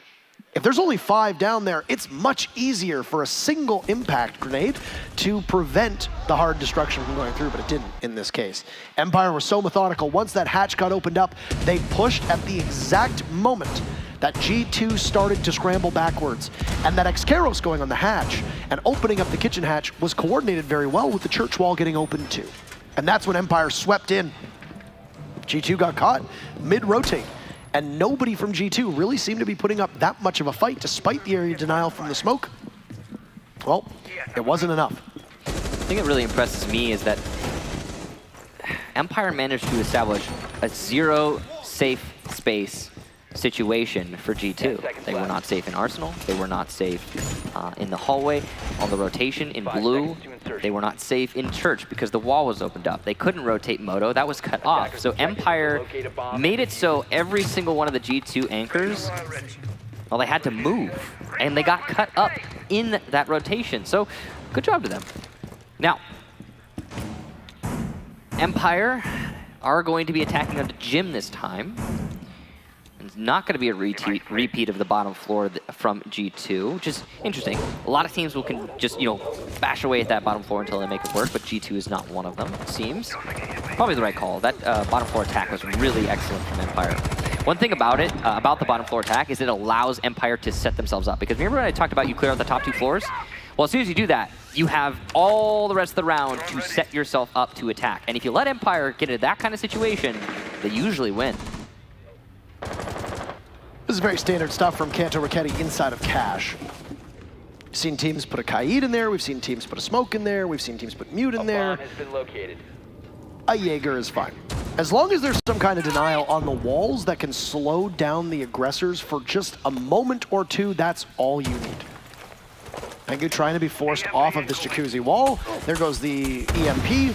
He'll take out the bandit charges, but Pengu actually looks like he misses, and not just does he miss, but he's gonna be slowed, and he tries to get away as quickly as he can. He'll do so successfully without taking any major damage, or any damage rather at all. It's only Shepard who's below full HP for the time being. As Joystick does on the second floor, he's gonna be entering on his own. This is why Jackal gets banned a fair bit against Empire, but simply the way that the operator bans work means that G2 has to take Maverick out, which is going to open up Joystick to play whatever he wants. In this case, what do you do if you're Joystick? If you're attacking Cash CCTV, you entry through Jacuzzi. The other way, you'll entry through Cash CCTV if you're attacking Jacuzzi here. Karzeka's in sight, and Uno is gone. Down goes Shepard, and Pengu is there to inflict some serious damage. Smoke also looks to maybe have missed Karzeka as Dan eliminates Goga, so no more smokes on the board. This is tough. Very minimal plant denial now from G2, barring the 2 C4s that might be on the board. That's a slow peek from Scyther. I don't think they know that Pengu's crawled all the way up. Karzeka expects a push into the bathroom, and Pengu will be dead if he attempts to do so, as Karzeka not only with the advantage in terms of his positioning, but also the HP advantage. Pengu will go for it, or at least for the time being, looks to be doing so. He's just gonna sit and wait. The blind spot of Karzeka fires around the corner. Karzeka gets away with it, traded off from Fabian. It's a 2v2, 30 seconds. This has been a whirlwind from both teams so far. Joystick will need to retrieve the diffuser, which he does so while Dan covers for him. That is the win condition for Empire in this round. Dan's at the window, waiting for Joystick to go on in, but he's dropped it. Oh no! Dan is gone as well, so Joystick will just need to fight for the frags. 5 seconds left, and G2 can just continue to move backwards. He has the diffuser in hand, he's picked it back up, but he knows he's out of time. We're back, tied up 2-2. That round, Kanto Raketti held Cash for 3 minutes, and then following that hold, he managed to get one of the last 2 kills, one of the most impactful frags in that entire round, just on a simple angle from Cash holding on to the balcony. Great job to Kanto Raketti, but also to the rest of G2. Pengu bailed his team out, not only with this kill, but the following kill that he managed to get thrown in the hallway. And there it is. Again, that really was a salvage of the round from Pengu. And Fabian there to support his teammate. Perfect refrag push from him. There's the final kill for G2. Not the last, of course, that could have happened, but Kanto Raketti, again, he waited 3 minutes for that kill. Zen-like patience, Michael. Yep. Zen-like patience. And I think if Fabian's a little bit quicker, you don't even lose Pengu in that instance. Karzeka falls to Pengu or Fabian, depending on who gets the last shot on that. And the round will continue to be in G2's favor, but maybe a little bit more definitive this time. Now, the lineup from G2 on a Cash CCTV defense will lack the Kaid. He's still got the same denial of both Mute as well as Bandit. Uno likely sitting inside of Garage, just waiting ever so patiently, as Empire will not change anything up as per usual. But I would imagine that after going through construction as much as they have, it will likely be a focus on Garage here. Who knows? Empire don't really change things. As I said, they might just choose to ignore Uno yet again. He was successful as Kaid playing inside of Garage. He will be less successful as Doc, depending on the way that Empire attacks this. If they open up construction, there might only be one angle that Uno can watch from, and he might be at the mercy of an additionally opened up wall on the CCTV balcony, in which case Uno would be caught in a possible crossfire. That's why, if you're playing in Garage, you need to make sure that the rest of your team keeps construction in your favor. Okay, so Empire have thus far struggled to open up the circuit wall, and they're attempting to do it this round. They've got the lifeline, they've got the EMP, lifeline goes off, EMP does as well, but Pengu again successful in the trick, it seems, as he manages to get, well, the battery down, and yes, indeed, an exothermic charge. Great job there to Pengu yet again for somehow holding onto that wall. This has been exemplary stuff. It seems so basic, right? Yeah. But a good bandit trick can save you an entire round. And it has already in the past. Empire, when they shift over to construction, this just doesn't work for them because they hit a bottleneck. They hit several bottlenecks, to be fair, but it's too much for them to jump over. Dan's trying to deny the bandit tricking to the construction wall from below, as you can see, and this should be pretty easy for him. He's got a great angle on it. The second explosive from Zofia will take out the mute jammer, and Fabian will now need to move. The entire bottom of the construction wall leading into cache has been opened. It sounds like Karzeka will do the last bit of destruction to open up the wall, and it should be, from the looks of it, good, but oh, no! That might deny them entry as there's a thin metal bar. That could be their undoing. That could be fatal. So you might just need to go for picks, and Joystick will do that. I don't know if he sees the head of the Jaeger. Oh, he does. That's a beautiful shot. Joystick finds his second. Pengu guns down Scyther, and there goes the wall as Pengu will lay prone. He's so low on HP, and he's going to die to Karzeka, who pushes on up to the window. Everything that G2 had done before that looked to be such a success has unraveled. 30 seconds left, 2 people from G2 in completely different angles. Gogo watching the entry from the balcony. Uno now as well. He still has stim pistols left. He gets traded off. Uno gives his position away. Hard pressed to imagine how he's gonna be able to dig himself out of this one. He doesn't know who has the diffuser. We do, it's Shepard. Who's in? But he's in the wrong site. So Uno is chasing Phantom Illusions, at least for the time being. He's got marks at his disposal, but he can't do anything with them because they're in a separate room. Can't shoot through those walls. The bulletproof camera that he'd set down earlier, proving to be his friend. But he's got to have to clutch this. An absolutely miraculous clutch that won't happen because it's Joystick looking fine as ever. Just watching the only angle the dot could come from. And this seesaw so far of a map is gonna go back for Empire. Seesaw indeed, as we've seen no consecutive round wins for either team. And Empire in a slight lead, but a slight lead on attack of Clubhouse. They managed to end this 4-2 in the attacker's favor, then Empire is sitting pretty on this map. But of course, that would only be their second in the series, and well, they're gonna need 3 to win it outright. After this, we will certainly be going to map number 4, and that will be, as you mentioned earlier, no. Coastline. No. Yep. No, don't cheer! It's happening. It's right after this, guys. And we're definitely gonna go there. The only question is, which team will have the advantage when we get there? Now, right now, it is Empire who hold it on this map, but that could easily slip away. We're going to a defense of the bottom floor, which you've only seen once before from G2. And it was actually a successful attack from Empire, which is why G2 haven't been keen to go here again, as not only was it a successful attack from Empire, but it was really one-sided. G2 at no moment looked like they were able to bail themselves out of that inevitable defeat.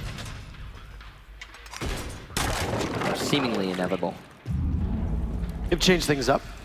Obviously, it's a different site, so you don't need to aggressively defend cache the way that we saw Peng doing before. It's gonna be Uno on the wall. He's over by CCTV. He's gonna rotate over to red if required. And he can possibly fight somebody off. Uno has looked good so far this entire tournament. He showed up when the team needed him the most. There were some vocal critics of his addition to the team after G2 dropped one of the fan favorites of Ionis, trading a Finn for a Finn, taking Uno off of the team at the time that was known as Lestream, now known as Vodafone Giants. And there definitely was, I feel, a time period where Uno needed to adjust. But he's shown up hugely so far, just alongside Shepard, who, with Uno right next to him, Shepard will be able to get the wall into CCTV, and now you've got even greater coverage and some map control that you've taken. Not too much, because Uno's fallen back, and if Dan doesn't see it, well, he might end up being removed. Kanto Raketti, kill number 1, it's on to Joystick. Well, it's great for G2 to get rid of Joystick early on. That's an aggressive play from Kanto Raketti onto the Jacuzzi balcony. But it's refragged, so Dan, good positioning there inside of Connector. He's looking for more, potentially by the main stairs, and he could very well get another kill, but it doesn't seem like G2 are going to be giving him one upstairs, as they are primarily anchoring the site. There's actually no roamers at all, unless you count Fabian, who appears to be by oil pit. Not entirely sure. Yeah, he was by oil pit. He'll rotate back to blue. Probably the right call. It's the safe call. There is no one cutting off his rotation right now, but he's going to play it safe and just try and consolidate in the site. Karzeka and Dan right now tag teaming upstairs over top of the B bomb, waiting to see if Pengu can possibly use his impact grenades if the smoke has them equipped. It was Goga last time that was doing it. And now Dan will push down to the main stairs. This is like clockwork, exactly what we saw last time. And Karzeka takes Goga down. This is what Empire needed so desperately. They've got complete control up top and should be able to open up the hatch too. And in sync, like before, Empire appeared to be able to get that church wall at the same time as they're getting the hatch above. But oh, is that an impact? Or is that rather a bit of a mistake? Uno comes out of nowhere, but he loses it. And Empire drops from the hatches, and they sweep up on attack on Clubhouse. 4-2 for Empire. Well, a 4-2 attacking half for Empire is truly staggering and not what I think many were expecting, not what our experts expected earlier. But it's going the way right now of Empire, and they'll switch to defense, a much more comfortable side on Clubhouse. Now, that last round, I don't think it was the impact that got the exothermic. I think it may have been actually the bandit battery, which somehow made it down. So great job to Uno bandit tricking that, but it wasn't enough to salvage the round. The big thing, again, is that attack round. It was Empire allowed to set themselves up. They were just given the opportunity to position themselves in a way that they're comfortable when assaulting the site. Whenever Empire is like that, whenever they've got the crossfires that they want, they almost never lose there. G2 didn't try to counter it. They played passive. I thought Fabian was going to try and run out of oil pit, go into garage and flank, and that might have changed things. Of course, hindsight 2020. But he decided to, again, bring it back to site and play it safe. That mentality, again, just so rarely works against Empire. It does, of course. But Empire on attack, if you let them set up, they make it work. 10 seconds to go. Somebody who's shown up really huge in this match has been Dan, or this map to be more specific, because he was very quiet for both Border and Cafe. This tournament? But, I mean, this tournament he's been exceptional, but he fell off the board for both Border and Cafe. He's returned to form here on Clubhouse. On Zofia, on attack, he was instrumental in not just disrupting possible bandit tricking on the wall, though it wasn't always successful. His soft destruction was utilized in conjunction with Karzeka inside of Kitchen, and because of that, Karzeka was able to get 2 kills that were enabled by the soft destruction from Dan. And then Dan's march down the main stairs, holding the angle, being able to push freely into Moto. The soft destruction work on the wall above, he did his role perfectly. And he committed to it, and with it, the rest of his team was able to pick up kills. And while Dan is middle of the pack on this team for kills so far, he's got 6 of them, I think you're hard-pressed to say that the rest of the team doesn't succeed without him. Yeah, and overall in the tournament, he's actually got some of the best stats going into this match. So well done to him, having a good LAN in general. Now, moving into this round, this is the first attack from G2, and they've spent a minute trying to get their way into the server wall. They were setting themselves up, and now the setup is done. The Buck downstairs, denying the bandit trick, and he is successful. See, this is what Empire could have done, and what G2 certainly will do to deny any potential bandit tricking, Kaid, Electro Claws, or anything of the sort, denying that wall getting opened up. Joystick was playing off-site as well. He was lurking over on by Strip Club. He's moved now to blue stairs. This is a position that he plays often on attack. Why not play it on defense too? He'll lurk and lay in wait, roaming just beneath. On an upside-down rappel. Oh! He sees the body of Kanto, but he can't get the shots he needs. Neither of them walking away with a kill, and Joystick will go somewhere else. I don't know, but no, actually, he will stay. And Kanto, a rare miss. I don't know if Joystick is aware that he's going to get pressured. Ooh, beautiful shot from Joystick. What? Clean from Joystick, and a follow-up from Uno as the refrag comes out.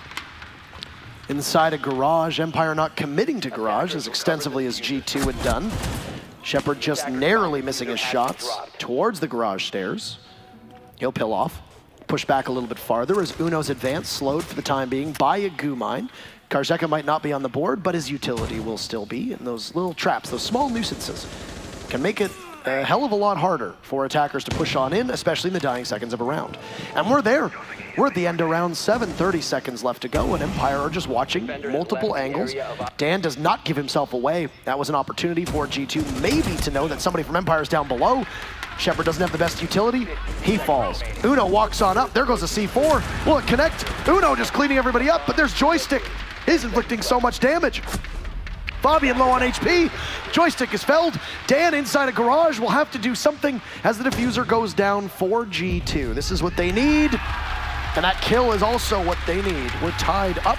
No, it's 4-3 for Empire. Pardon my math. Arithmetic can be very difficult. Still the lead, but the very first round for G2, and the attackers are looking mighty fine on Clubhouse. A great attack there from G2. Empire had some good counterplay that came out there, especially from Joystick. Players in the right spots at the right moments, but it just wasn't enough. It ended up being well played into from G2, specifically Uno. I really got to highlight his play downstairs. The fact that he not only managed to deny the bandit trick, but then follow that up with this nade right here. Karzeka, I believe, was, no, not down. He was just prone. So having him eliminated was fantastic.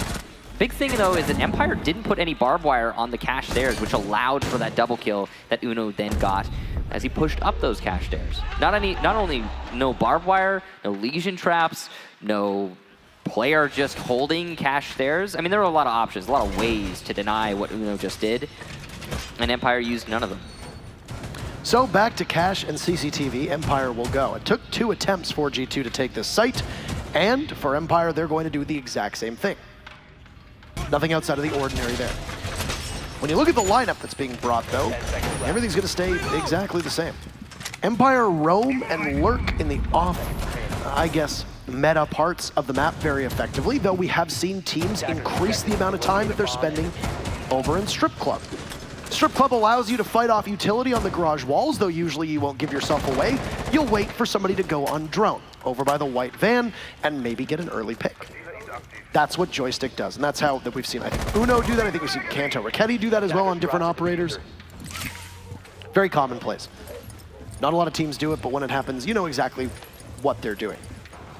Now, I don't suspect that Empire will make the same mistakes they made in the previous round. This round, I'm sure that they'll actually hard hold those cache stairs and not allow Uno to just walk up on them.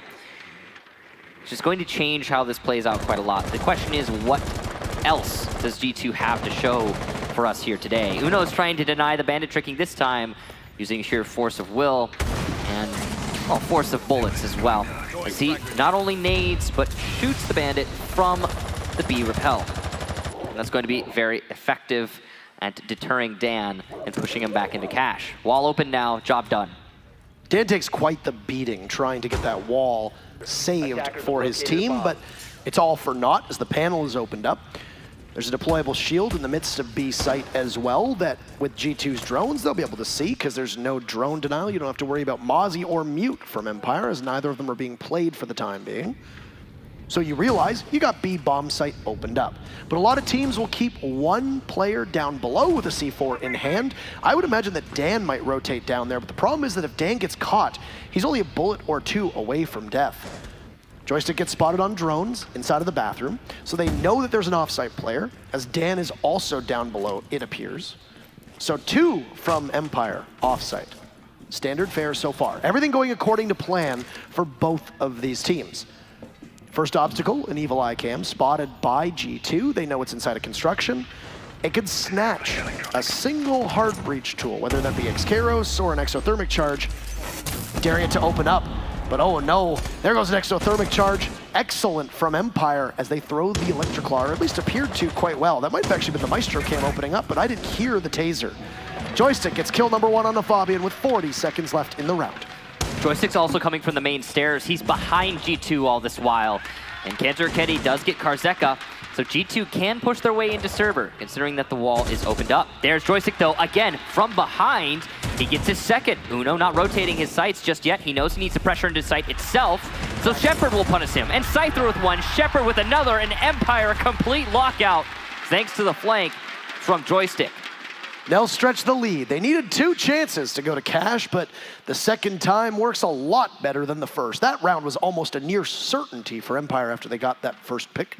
And the second pick as well, it was all over as G2 just couldn't enter through where they needed to go. Like I said, I don't know if that was the Maestro Cam, I don't know if it was an Electric Claw, but the exothermic charge inside of construction that got taken out was such a massive blow to G2's fortunes.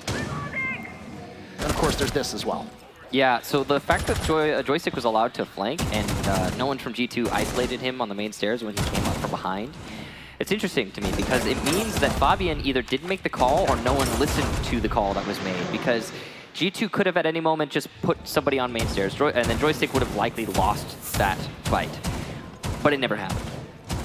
And because Joystick did so much damage from the flank, Shepard in sight was allowed to just, well, I mean, easy hold on the bottlenecks. He doesn't need to worry about the refrag, about the second entry. So good job to Joystick, great job to Empire. Weird lack of communication or lack of coordination, despite good communication, whichever it may be, on the side of G2. Yeah, G2 looked a lot, I would say, less formidable on their entry, especially on that main floor, if they even had one to try and pin down Joystick. Yeah. The site's now church downstairs, so you're likely not going to have somebody committed to a roam as aggressively as before, but we've seen a couple teams do that. If you look at the current setup, it's probably going to end up being Joystick, because as much as Pulses can roam on other maps, a Pulse on Clubhouse is usually indicative of playing underneath Kitchen. Not just for C4s, also for impact denial, also so that when the push comes, you can also see the bottom of the main stairs. That would be my guess, at least. Right now he's playing on the main stairs, but it's just a fallback strategy. It's another thing that we see the Pulse do a lot. You'll play by the main stairs, you'll slow down the attackers, maybe get a C4 kill for free, and then you fall back to Kitchen because you're safer there, and you can use your C4 there as well. You've got options as the Pulse, as it were. Now, G2 have successfully cleared out what would or could have been roamers from Empire on the top 2 floors, and it only took them a minute. Again, very good efficiency from both of these teams on this clear. Most teams, for a little bit of context, will take half the round, or maybe a little bit less, 10 seconds less, to clear out the top 2 floors. Not so for these 2 squads. There's been no focus on Kitchen so far. 1 minute and 40 seconds left in the round, so we're almost halfway, and you haven't done anything to take the hatch inside a Kitchen. As expected, G2 have been running both hard breachers. Unsurprising, you need that in this instance. Whether Goga is going to just get the hatch and then also go down to church, which is what you usually see on this site, or whether you're going to have him maybe use another hatch and you could possibly drop blue and go in through the back of Arsenal. There's options here that G2 have at their disposal, but the church wall will likely be the target for G2. It actually appears that Pengu, though, has rotated down below, so the Hibana might just go for the church wall. You have anti-gadget utility from the Thatcher in hand, so Fabian can take out anything that's on the other side of it. And it's only an Electric Claw for Empire. That's all you have to worry about. Well, could do wonders. There also could be impacts. Yes, there are impacts in the hands of Shepard, so he can trick this. He's going to throw down an Electric Claw to bait out the EMP. Bait successful. EMP detonates. The question is, do they have more? Lifeline to deny the tricking, and the exothermic charge goes off. Great job to Goga, and also Cancer Raketi for making that happen. Shepard is trapped in the corner right now, and his salvation, that reinforcement, is all but gone. Fabian walks in and takes him down. Joystick will have to swivel, but he doesn't know. He gets taken out from Goga, and G2 are there every step of the way, out-muscling Empire with Scyther now against Uno, and it's a flawless round from G2. What a statement to come back. They don't need a plant. They'll just kill everybody in the process. 5-4 Empire, but G2 will close that gap again. What a beautiful late flank there from Uno. And the muscle on main stairs from G2 was truly impressive. Not only did they do a lot of work there from main stairs, but also after the church wall was opened up, the push in from Moto worked to great effect. G2 and every one of their engagements coming out on top as well. Really well done, and a bit of a misplay from Shepard as well. He threw the Electroclaw at the wrong panel. He got knocked out of the animation from the concussion of, or rather the concussive from Zofia, and then missed. And he was intending this wall right here, which is what Pengu was able to open up and give 2 separate windows on in. Ultimately, that mistake it cost them dearly, because the Electroclaw ended up getting taken out by the EMP, but regardless, it still would have gone on the correct wall. It was a miss. The wall gets opened up, and the 2 minutes and 30 seconds prior to that from G2 were essentially figuring out where are they inside of sight, how do we pinpoint their locations, do we need to contest blue, do we need to worry about the stock hatch, etc. And it's not rare, but I want to say it's not common to see a team utilize most of their hard destruction on just the church wall and the moto hatch. That's it. G2 did not seem particularly interested in the kitchen hatch nor the bar stock hatch at all. It's an older strategy, one that was common in the past when there was only one hard breacher. Yeah, we're looking that far back. The only strategy was to open up church wall when you were attacking the basement. You could do other things, like you could come from dirt and kitchen hatch, but the mainline strategy was opening that wall. Now you have more hard breach. You can open up that wall, the drop downs, the dirt tunnel. You got choices. And there's only one hard breacher banned in this match, and it's a very important one. Maverick on Clubhouse, he can be an absolute terror, but you can work around that. And G2 certainly are doing a great job. Considering it was their ban, it makes sense. Uno's very quick to the punch here on the main stairs. He'll find one of what will probably be many of Dan's goo mines. And that little bit of damage doesn't mean as much as the information as to the position of somebody. And if you're particularly, I guess, a keen student of this game, if you're a particular keen student of this game, you can actually tell which operators take damage based on their voice lines. In this case, you know it's a buck. And Uno's now gone up to Kitchen, so G2 are trying something different. Kitchen was neglected that entire previous round. Not so much this case. Shepard still has the impacts in the Electroclaws, and he's going to try to hold on to that church wall again. He wasn't successful the last time he did this, but I'm sure he'll be more liberal with his utility usage this time around, because he did hold on to a lot of that as the wall was being opened up. He could have used. It's a slower attack so far from G2, but also just a much more passive defense from Empire. They're not allowing themselves to get picked off by taking unnecessary risks. You got to respect that, but it is going to be the kitchen dropdown actually being opened up, it seems. Completely successfully, as Dan gets knocked with a concussive and he returns back deeper into the site. He'll actually sit right now inside of escape tunnel or dirt. They'll feed him a drone, and Gogo will now realize that maybe dirt is where we need to go, and it's the last exothermic charge that will go off. That means that the church wall might be just a target for Pengu for the time being, but maybe not expected, because a lot of teams will account for the fact that you will lose 1 to 2 rounds of those XKROs on the impact. This is an entire shift from G2 right now, and it's working in Empire's favor so far. The refrag comes out here, but it's a complete back and forth. Scyther shooting the tail end of an opponent there, but not able to secure the kill. Fabian is downed, so it's a 2, no, not downed. Correction, on 1 HP. So it's a 3 versus 3, but just narrowly. And as Pengu and Fabian enter the site, they get 2. It's just Shepard, but he's only got to survive for 10 seconds, or at least deny the plant. That's not gonna happen. Pengu going for the plant, and there you go, Goga. G2 take the round. We go to 5-5.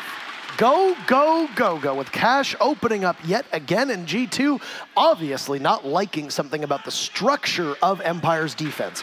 They lead Empire to believe, hey, they're gonna come down maiden stairs. They've opened up the hatch, they've got the control they need. This is where they're gonna funnel in from.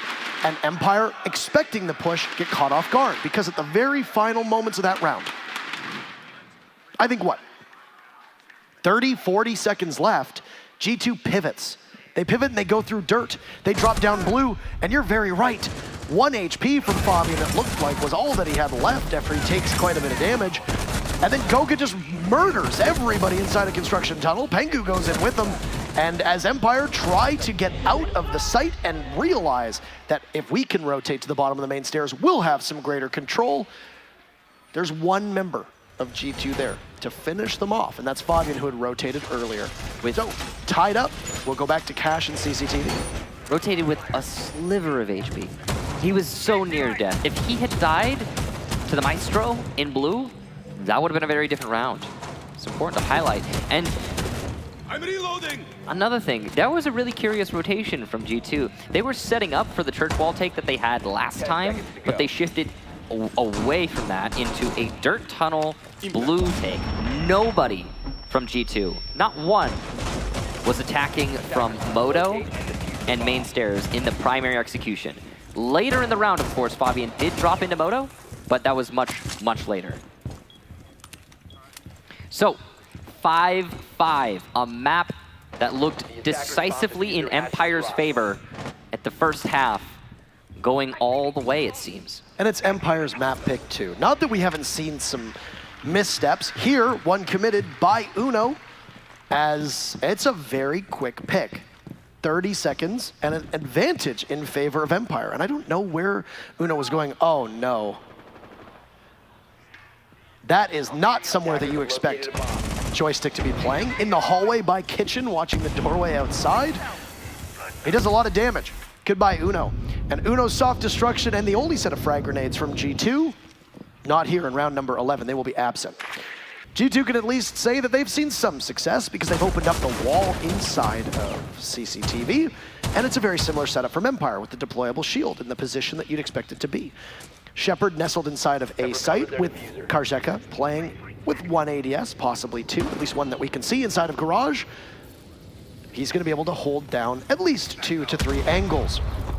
He can trap the doorway beneath, he can trap the doorway into Garage, and the only real way that you're going to be able to take care of him is destroy the Garage underneath him and force him to have to rotate. Or just simply burn through the ADS and utility dump inside of Garage.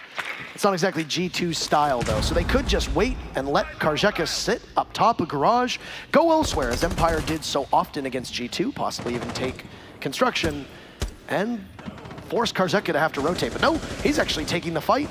He's done so little damage at all. He's gone. Shepard takes out Pengu as Fabian removes Karzeka from the Garage, and that's Garage control from G2 as they march on in. Oh, Joystick tries to fight, but Kanto guns him down. Goga gone from Dan. As Dan is outside, he might, or down below, he's gonna try to get back in Lounge right now. That just leaves Scyther and Shepard on site, and they've been good so far in the clutch. They'll need to be here. Kanto is coming from Garage, which is a great position to get that plant. It's the safest way to get to default, but Shepard is trying to deny the push in through the server wall. He is successful. Fabian takes down Scyther though, so in this position, Kanto just needs to find 2. There is potentially a C4 from below, and one certainly horizontally. No, not in fact, as Shepard gets the last kill. Empire push themselves on a match point. This has certainly felt like another map that's gonna go to overtime, Kicks, so buckle up, and I hope everybody here is well and ready for a possible unlimited slugfest from these two teams. There you go. See, you like it. You like it. We're warming up to that idea. We're getting close, but it also could just be a lockout here for Empire. We're gonna have to see what they can do on the bottom floor. There has not been a successful defense of the bottom floor for Empire so far through this match, and that is why we are 1 away from overtime. Because Empire tried it twice in a row and couldn't make it happen. Doesn't appear that we're getting a tactical timeout either, which is an interesting decision. You could save it for overtime, I suppose, but G2 finds themselves down. Maybe they're just gambling on winning Church yet again. They've been successful both times that Empire has defended this site, so G2 could be gambling, hey, we're gonna win this, we know we're gonna win this, let's use it in overtime.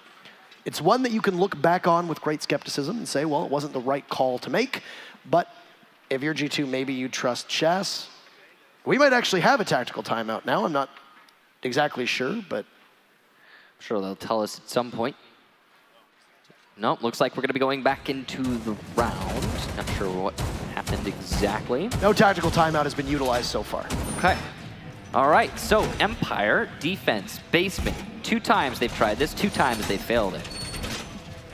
What do they do different? That's the real question you want to ask here. Well, they're bringing a Valkyrie. That's a difference. We missed the pop-up there.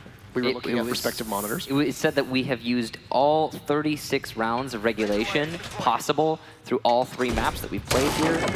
Are you expecting to speak over the next 3 days? Because No, I'm not either. Gonna be very quiet. Yes. After this match, I don't need my vocal cords. not a whole lot of talking. And for my family, who I will be seeing tomorrow, it is probably a benefit to them that I am not able to speak. If you catch me on the way out and I'm just grunting, then that is because of this. Now, we'll find out how long this actually ends up going. We've only had technically only a few rounds of overtime, as the pop-up said only 2. So that's not a whole lot, considering this is now our 3rd map. But it could be that in this map, here and now, we do see those OT rounds. All it requires is one measly round from G2 right here and now.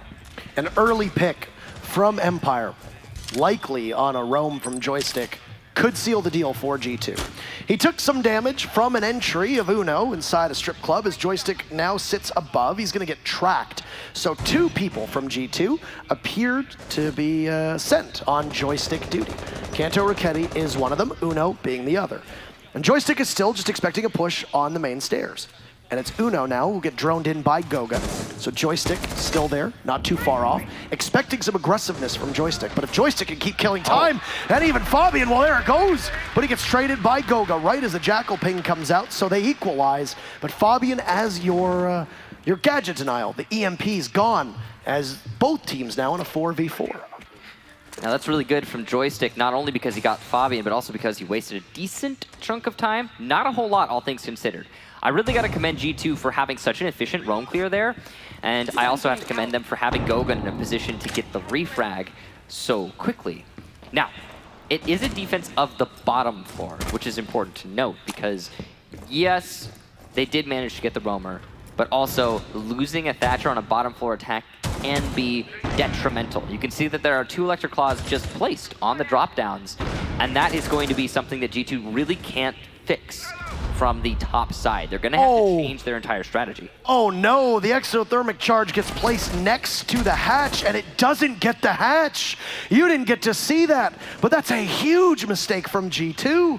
The hatch is still intact for the time being, unless it was simply a distraction, but it appeared to be calculated as now G2 will scramble. They were trying to take out the hatch because they don't have a Thatcher due to Fabian dying early. Oh, wow. That could be a very pivotal and crucial mistake.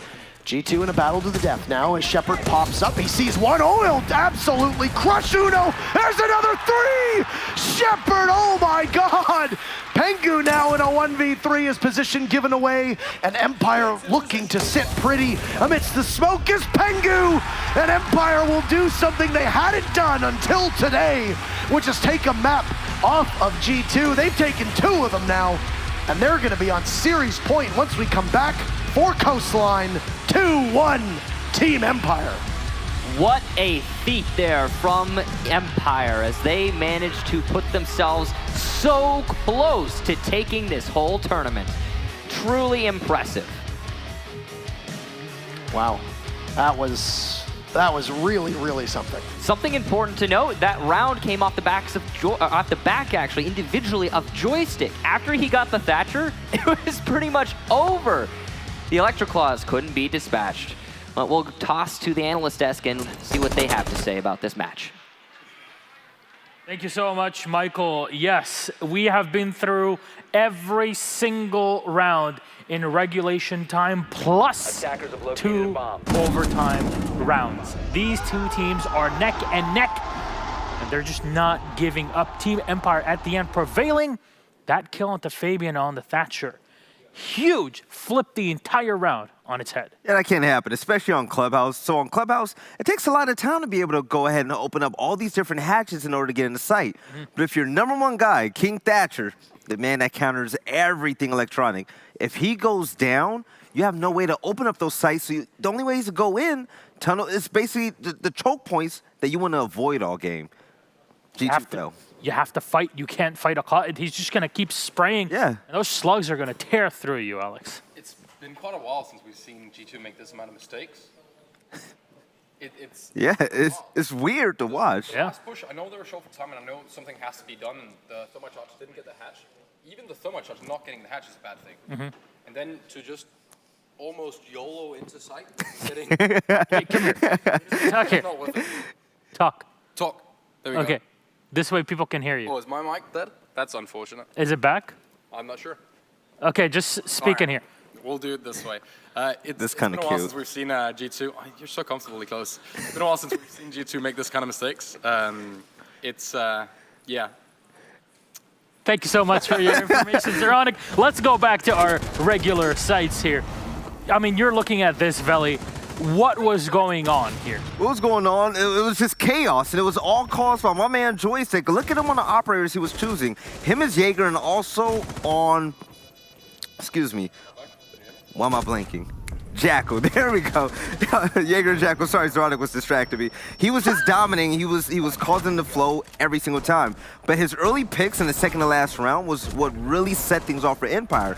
I still thought G2 had a great chance, but the two blunders at the end really made them fall flat on their face. We're really just trying to check things out here. As to be honest, last time G2 really had that major problem in momentum when they were down in maps.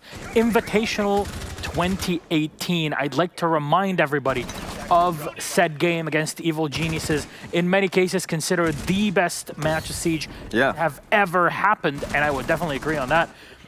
They went to the backstage, they talked through it, and Fabian was definitely flaming. He was just furious, and it put the team back on their feet, and they were able to bring it back. Is this something that we should probably be seeing here from G2? I mean, I don't want to see them go ahead and tilting and just yelling at each other. I really want to see them come together as a team because, you know, let's face the facts. Even though that they're down a map, they still look extremely strong when they're playing as a unit, and that's what we want to see from this roster. It's the early picks that are really killing them. But like I said, Thatcher going down, Pengu being the victim of first blood, that has to end ASAP. Honestly, I really want to see them. Oh, your mic we're works, back on. yes. He's back, he's alive. I missed your beautiful voice. I really want to thanks see so much. G2 go out and get angry at each other. That was what worked for them last time. Having Fabian scream at everyone, do you guys like losing, was what brought them back. Yeah. So you like that? That's how they function. There you go. That's some the passion squad. in it from their side. We're seeing Empire for once actually show emotion. You're right. Like there's something on the line. And you know, remember back in the day when we used to talk about G2 in all of their forms, and we would always say, you know, this is a team that runs, this is not a democracy. They are definitely a hierarchy that is built in a certain way to make sure that they can function and win. And Fabian is on top the entire time. If the team is not motivated, Fabian's not doing his job there. But let's look at this, and I have to say it. I have to say it, that Vel. guy. Say it. G2, they made that team change. And now they're looking at being eliminated in the major when they can win 3 in a row now. That could be a problem. Jonas was the answer back then, and they were dominant. They made this team change to Uno. A lot of people, you know, it raised their eyebrows. Uno has been a phenomenal player. He's been a standout. But right now, they're struggling. They're falling to Empire, a team that they won, that they beat, you know, in that long finals. Could this raise more questions? I wouldn't get ahead of us here yet. Is that just still lack of coordination, Zeronic? Maybe Empire is just playing a hell of a good game. I mean, we've gone 7-5, 8-6, 7-5. It's as close as it can get. Empire went from playing honestly atrocious against FaZe on Clubhouse. It was not impressive. It was not the Empire we wanted to see. And now they fixed stuff. They're back.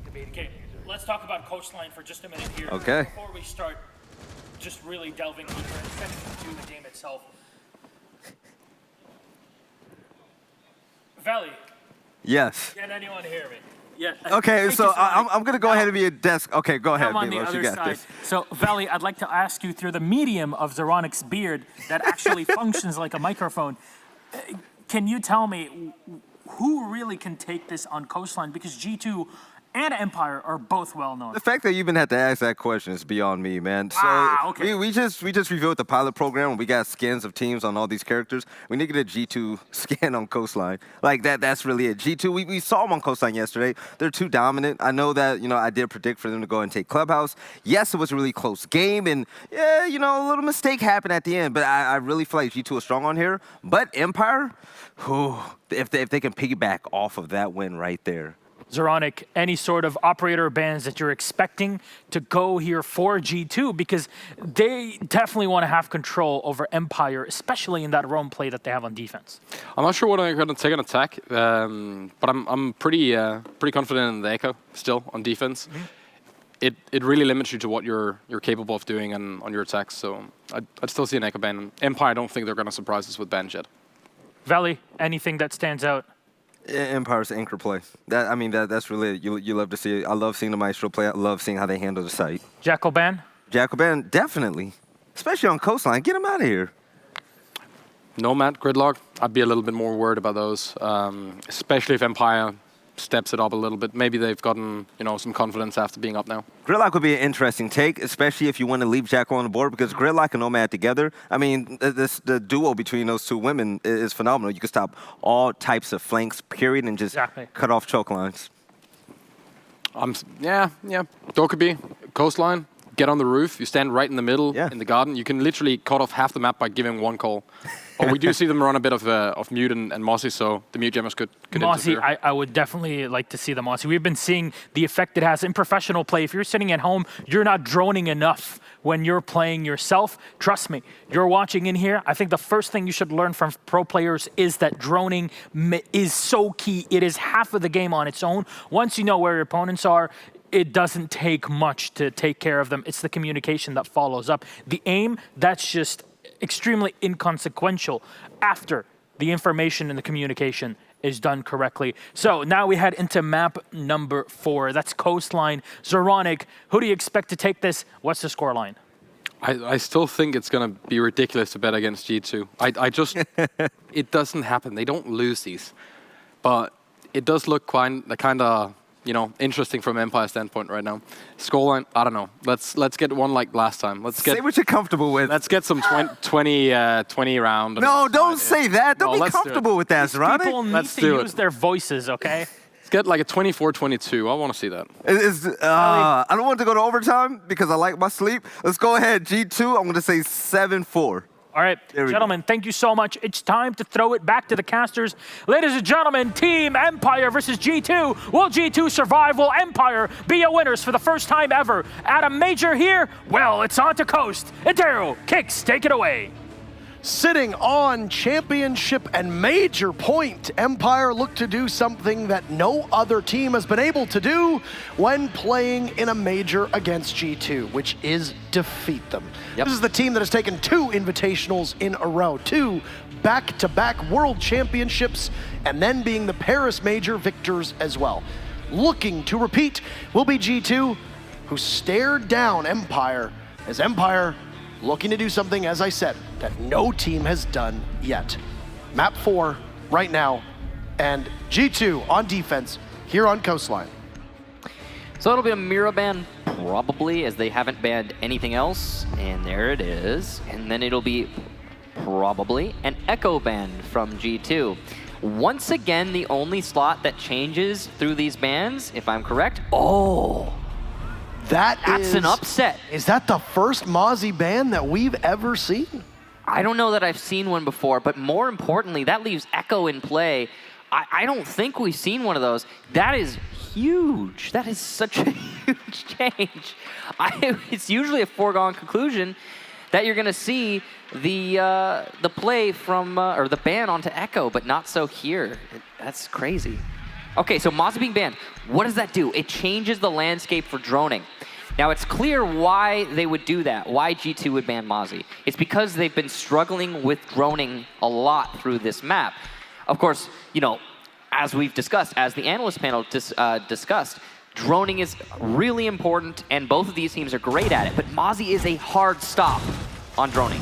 He's you just can't hear, go somewhere else on droning. And sometimes, teams like Empire can be really good at using those pests to cut lines in the map and force your drones to take an extra 30 seconds out of the round before they get the information they want. Especially the way that Scyther's been playing Mozzie too. It's not even just his utility. Scyther has played his best when he's on that particular operator. So you take it away from him, and what do? Well, very similarly, when teams used to ban Jaeger or Ashe against Joystick, you now have a counter ban against Empire, this time coming out in Mozzie. And at least at this event, I don't believe we've seen a Mozzie ban. We'll have Siege GG tell us and say, hey, yeah, we haven't seen a Mozzie ban ever. They'll say, well, no, actually, we have. In which case, you can call Parker garbage as Troy tried to get off the ground, so. I mean, you could just do that anyway, but that would just make you an unnecessarily hateful person. Why do you encourage them? Hey, I'm just possibilities. Hookah Billiards to start things out here for G2. And they have brought the Echo since they didn't ban it. Cantor Ketty, a run out there onto a joystick to get the aggressive kill. Actually, maybe not a run, just an aggressive play.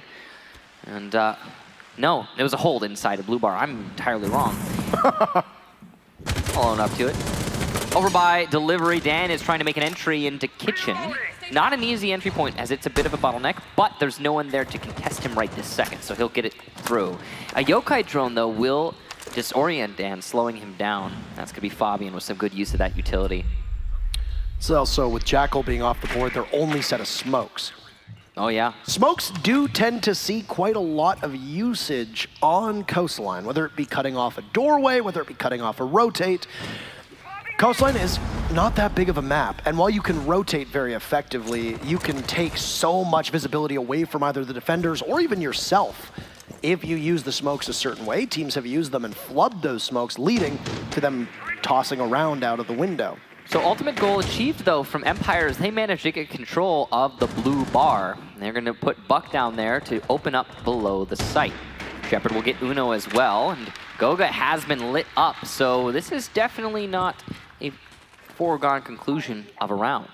Shepard has been absolutely stellar so far through these 3 maps. Starts off well on map number 4 and round number 1, why not? Not always commonplace to see a hard breacher used on Coastline, but Empire does tend to favor one. And on this site in particular, you can open up the wall into pink, which is where Goga's playing. He has a fraction of HP, but it doesn't really matter, because as long as the gun is still in your hands, you can still slay your enemies. That's Karzeka eliminated. Shepard will find his second kill on Tepengu, and this is what Empire needs. To be able to knock G2 and sweep them off of their feet, knowing that G2 is, at the moment, the team that has been lesser through 4 maps. Cantor Raketti down below will need to come back to site as Goga is very gravely wounded, but still upright. Where's he going to go? Kanto trying to get back. Dan on rappel comes off. He's just by the window, and Cantor Raketti and him will miss one another as it's a stack up in Aquarium. Dan towards Hookah. He's got the sight firmly in his eyes, and he rushes in. He sees one, looks for a second, can't transfer on to Kanto. So Scyther, who's in the midst of barbed wire, will toil against G2, but they'll hide as they know they've got the clock on their side. And on G2's map, G2 will take round number 1. Well played there for G2, waiting it out. It took Empire a long time to get control of Blue Bar, and from there, they actually didn't manage to dislodge the Smoke, who was playing in Cocktail Bar. That is crazy. Usually that Smoke is going to be pushed away, and then you can attack on the Billiards. But for some reason, the Buck just couldn't make that happen. Nice try there from Empire, but yeah, there it is. That's the reason. Goga killed the Buck from above. Because Goga secured that kill, he kept his team in that round by persisting, and then later wide peeking, as well as using his smokes, his gas canisters, to great effect and delaying the push-in from Aquarium. So Goga is the real hero of that round for me. And if it weren't for him, I do think that those picks that Shepard managed to get from Ruins probably would have allowed Empire the round, regardless of Karzeka not having a great round downstairs. Worth noting that we did actually have a Mozzie in ban in groups. It wasn't one that you or I cast. In fact, I believe we were casting at the same time. We haven't seen one. We haven't seen one personally, but technically, if you at home have watched, G2 banned Mozzie against Secret in the group stages, so. Sometimes they just got to get rid of that Mozzie, it seems. He is a very powerful operator. And not only because he can get the drones. A lot of people say, yeah, Mozzie's one of the best information operators. And I wholeheartedly agree. If you can get a drone, he's just insane. But really what Mozzie is, I think at his core, is an information denial operator, in that he manages to deny the attackers droning out so many different places. And if you can do that, if you can cut a line in the map and say, no, you can't cross here, which the pests do, that's really powerful. A lot of people will probably say, oh yeah, well what about Mute? He does the same thing. No, he doesn't. You can jump over a Mute Jammer with a drone. Yeah, and if you have a Twitch drone, you can shoot it. I mean, you can shoot a pest too, but less likely to be the case. So, yeah, Mute Jammers are great. They're just not as good as pests at denying the drones. Drone ready. So an entry through Aqua, which is where Empire had stacked up previously. And then an entry over from Hookah, which is where Dan had entered as well. unsurprising to see the way that Empire is attacking and plotting out this map. They've also got an entry over on Penthouse, so 3 separate people from Empire entering on different parts of the map. Being that it's a double bar setup, like every single one of the first floor bomb sites on Coastline, once you take map control and begin to chip away at the floor underneath you or the roof above your opponents, slowly but surely, the safety of the double bars shrinks. And it can shrink pretty quickly if you're particularly proficient, as Uno has been so far with the C4s today, and that was no exception. Kedry adds to it as he takes down Joystick over by security. Right now, G2 in great form. They've still got half the round in Empire's favor, of course, but it's been a great delaying effort. Dan trying to get an angle onto Sunrise Bar from above. Not able to get anything that'll work so strong in his favor. The thing is Dan's chipping away at this by himself, it seems. Yeah. Not a whole lot of support for him. Scyther's trying to drone right now for Dan, but it's taking a long time, and Fabian is actually droning up blue stairs simultaneously. So this is a both teams droning each other and then attempting to push. Goga playing by plant. He's going to do a lot of damage to Dan as he has the more aggressive angle onto the feet of the Ash. And they might have been able to call somebody from G2 over to help on Cool Vibe stairs, but Dan's going to take a second angle. He vaults down into Courtyard, can't find anything for the time being. Thank goodness his teammate can. He'll find Uno, but it doesn't matter. He's on the losing end of that fight. So Scyther will have to take out the remainder of G2. He's inside of Mudroom, or the foyer. He'll catch one onto Uno, who swings up, but behind the bar, he'll see a pop-up. Scyther does some damage, but not enough. He's still by the bomb. He's right behind it. He holds the diffuser. He very, very fleetingly sees a yokai drone, and he goes for broke, but he doesn't know where they are. No, it's the Legion who's pushed back, and he comes back in at the right time for G2 to take 2 in a row now on Coastline. Hookah and Double Bar working out for G2. They're going to have to go to their third site. It will very likely be Kitchen, but who knows? With G2, they go to a great many different places. That's very quick. It's a timeout from Empire. We haven't seen one in quite a while. There was one tactical timeout taken by Empire in Cafe. Since then, we went through all of Clubhouse, all 12 of the rounds through Clubhouse without a single tactical timeout. And very quickly, obviously, things for Empire are going sideways enough that there's something that they don't like about their play style. So they're going to think about what they want to do on the next attack. It's likely that they know what they're getting themselves into, but not a certainty. It's the time as well for G2 to talk it out, and for G2 still, they didn't take it. I'm still surprised that G2 didn't take a timeout on Clubhouse. I'm still very puzzled by that one. Yeah, that one was curious. Maybe they just forgot about it. I highly doubt that there were opportunities. Forgot about it. Yeah, I highly doubt it too. I'm trying to play devil's advocate here. I really It's like Empire just took the timeout right now, and Shas behind G2 is like, oh, damn it, I knew that I forgot something. Could have done that. Yeah, no. I think it was probably they were banking on getting to OT and using it there. Because that's what I imagine as well. In Infinite OT, when you get there, if you don't have a timeout, then it can be really hard to get 2 rounds in a row, which is how you break free of OT. Or you could get a time, or you can use a tactical timeout to then, plan out your next 2 rounds. Well, it's a kitchen defense for G2, and see if Empire will change anything up with the way that they're going to play this one. Right now, it looks like everything is pretty standard. They haven't swapped out their operator lineup at all, so it's not like they saw something in their utility that they're going to need to change. The gadgets will stay the same. You might have maybe given breaching charges to Scyther, but you're going to need at least 1 Claymore on the board, and he's likely going to be the one holding onto it, since you've got smokes, flashes, frags from Karzeka, Dan, and Joystick, and then Shepard will... Shepard could possibly have it. This is a run out. Uno outside, deeply outside. He'll rush right back in and try to prompt an aggressive play from Empire that the rest of G2 might be there to deal with. Fabian called to the rescue, but Uno will still persist. Prone by the mute jammer. He's undronable unless they're able to get past the doorway into service entrance. But Empire realizing it's not a fight worth taking. Joystick going to be droning his way into Aqua solo. Definitely doable, but less efficient than having a teammate do it. or less effective, I should say, technically more efficient.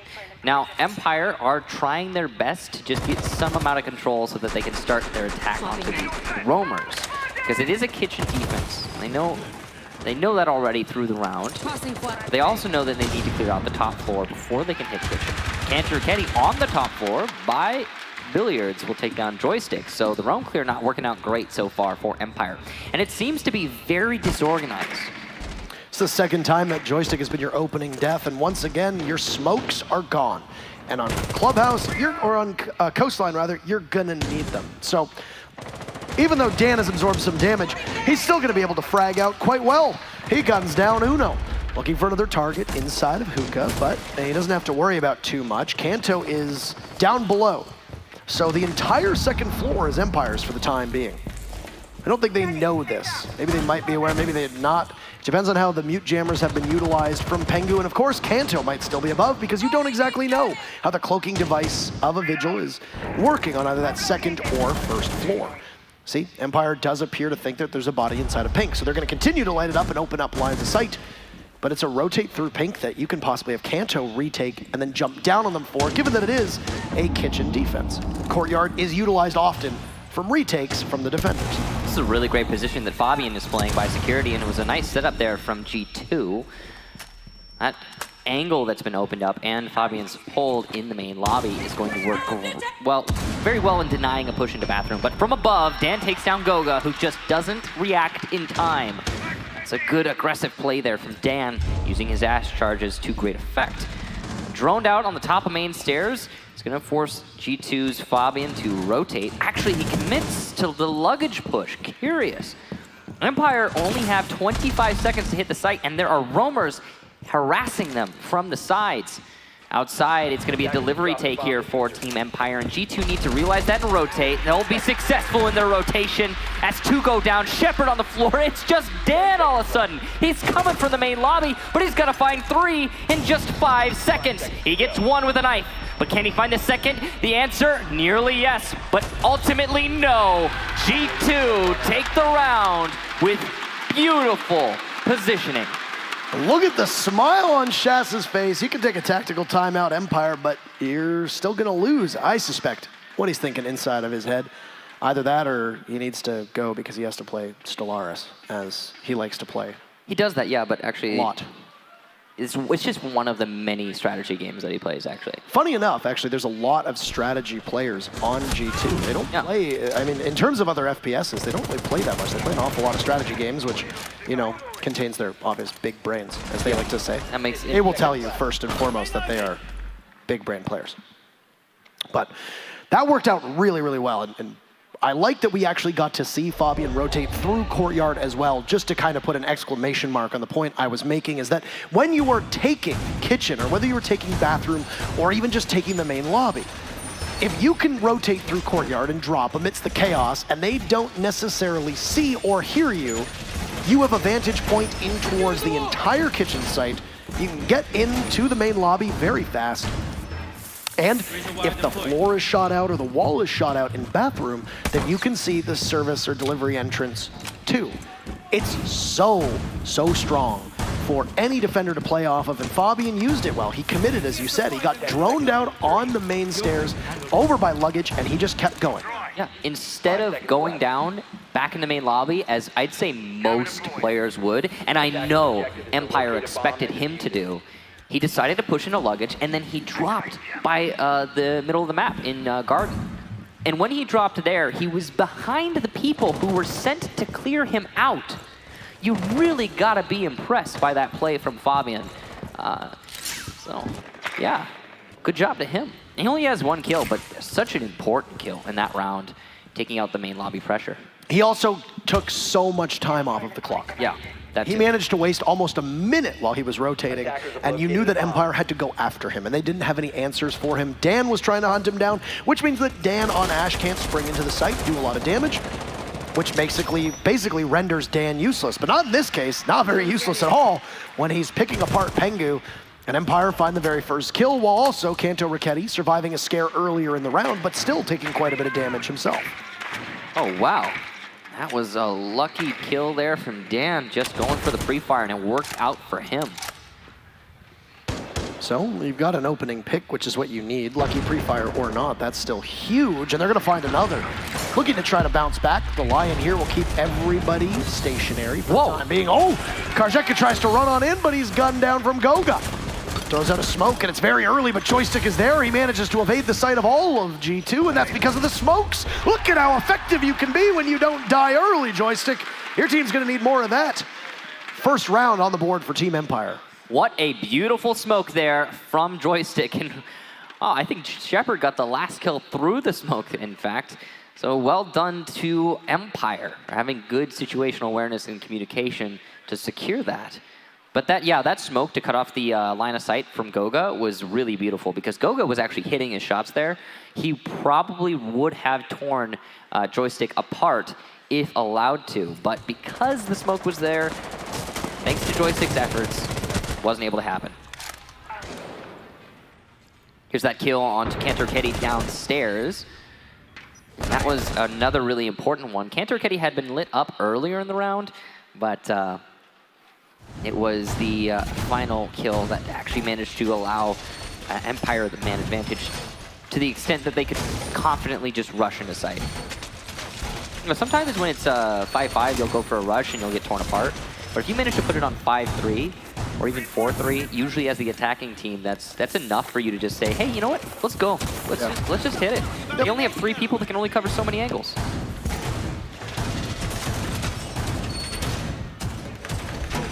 That was an astonishing kill onto Pengu. A common pre-fire, as you noted.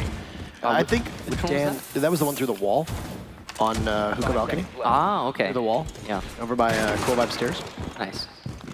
Dan had fallen victim to a common pre-fire on Border in map number 1, which seems like an eternity ago as both of these teams continue to dance with the devil through every single round of regulation. We're starting to get the feeling that G2 might have been able to put this one away quickly, but it also depends on how Empire is able to do on defense. They've got this attack and then another still left, so they can close the gap. Right now, G2 is at worst drawn the first half. Empire, bringing out the Lion last round, it proved to be quite successful. Ultimately, Karzeka rushed into the site, Joystick cut off the line of sight, and then the Lion obviously being an ever-present threat. It's the same site for G2. It's upstairs in Hookah, so Empire can employ the same tactics and hope for the best. They won't have the benefit of removing Pengu early, at least not for the first minute that we've been in this round. An early pick could once again unravel the defense that is G2, and it might end up being Kanto Raketti, as you're going to see both a Jackal and a Lion try to use their ability to the best of their ability. And here the Carbine rattle away, and Joystick sprints in, and he'll win the fight, perfectly tracking Kanto Raketti. They'll put him, as they said in the show match earlier, they put him in the dirt. Yeah. On the floor, early death there to Kanto. Not great, of course, but he's had a lot of those through this map. It's been rough for him. Not the worst series, not the worst map, that's for sure, but not perfect. Karzeka downstairs in blue bar has limited HP as he has just been lit up from above. That's Goga, I'm sure, who did that damage, as he was the one who managed to kill Karzeka the last time he was in this position. Karzeka knows this, and he's wary to open up anything above him. He needs to deal with Goga, and he's trying his best. But he's got to be careful, and there, once again, Goga takes down Karzeka after Karzeka opens up the angle. Goga has been doing so much work on this position, but he's just been downed by Joystick. And that'll be droned out likely in just a second. It's just Fabian and Uno against these 4 Empire players. Joystick finally secures the kill. That's 2 for him in this round. So much time for the attackers to finish off this attack. And Shepard's going for the plant as Dan cleans up Fabian. It's just Uno. He's trying to retake from Aqua, but he's known. And these angles played by Joystick are perfect. There you go. Empire take the round. That's their second and 2 in a row. And 2 in a row where Joystick isn't the opening pick, he isn't an opening death, and he's able to contribute in terms of the Jackal scans, in terms of the smoke grenades, and in terms of one of the best guns that the attackers have been bringing, rivaling the R4C in Ash's hands. And since a Twitch isn't always utilized by Empire, you gotta say that when you put Joystick on that Jackal, he does wonders. Doesn't matter if it's the C70 or the PDW. He was huge on that round. Once Empire were able to take Goga down, which was the upside down rappel of Joystick, he landed 1 or 2 shots onto the hands of the smoke. You knew that Empire had full control, and G2 got boxed out. They got moved back into Aquarium. And you know how difficult retaking from Aquarium can be. You don't have control of pink, they can sit there and watch it. You might have the openings that you've created leading from hookah into billiards.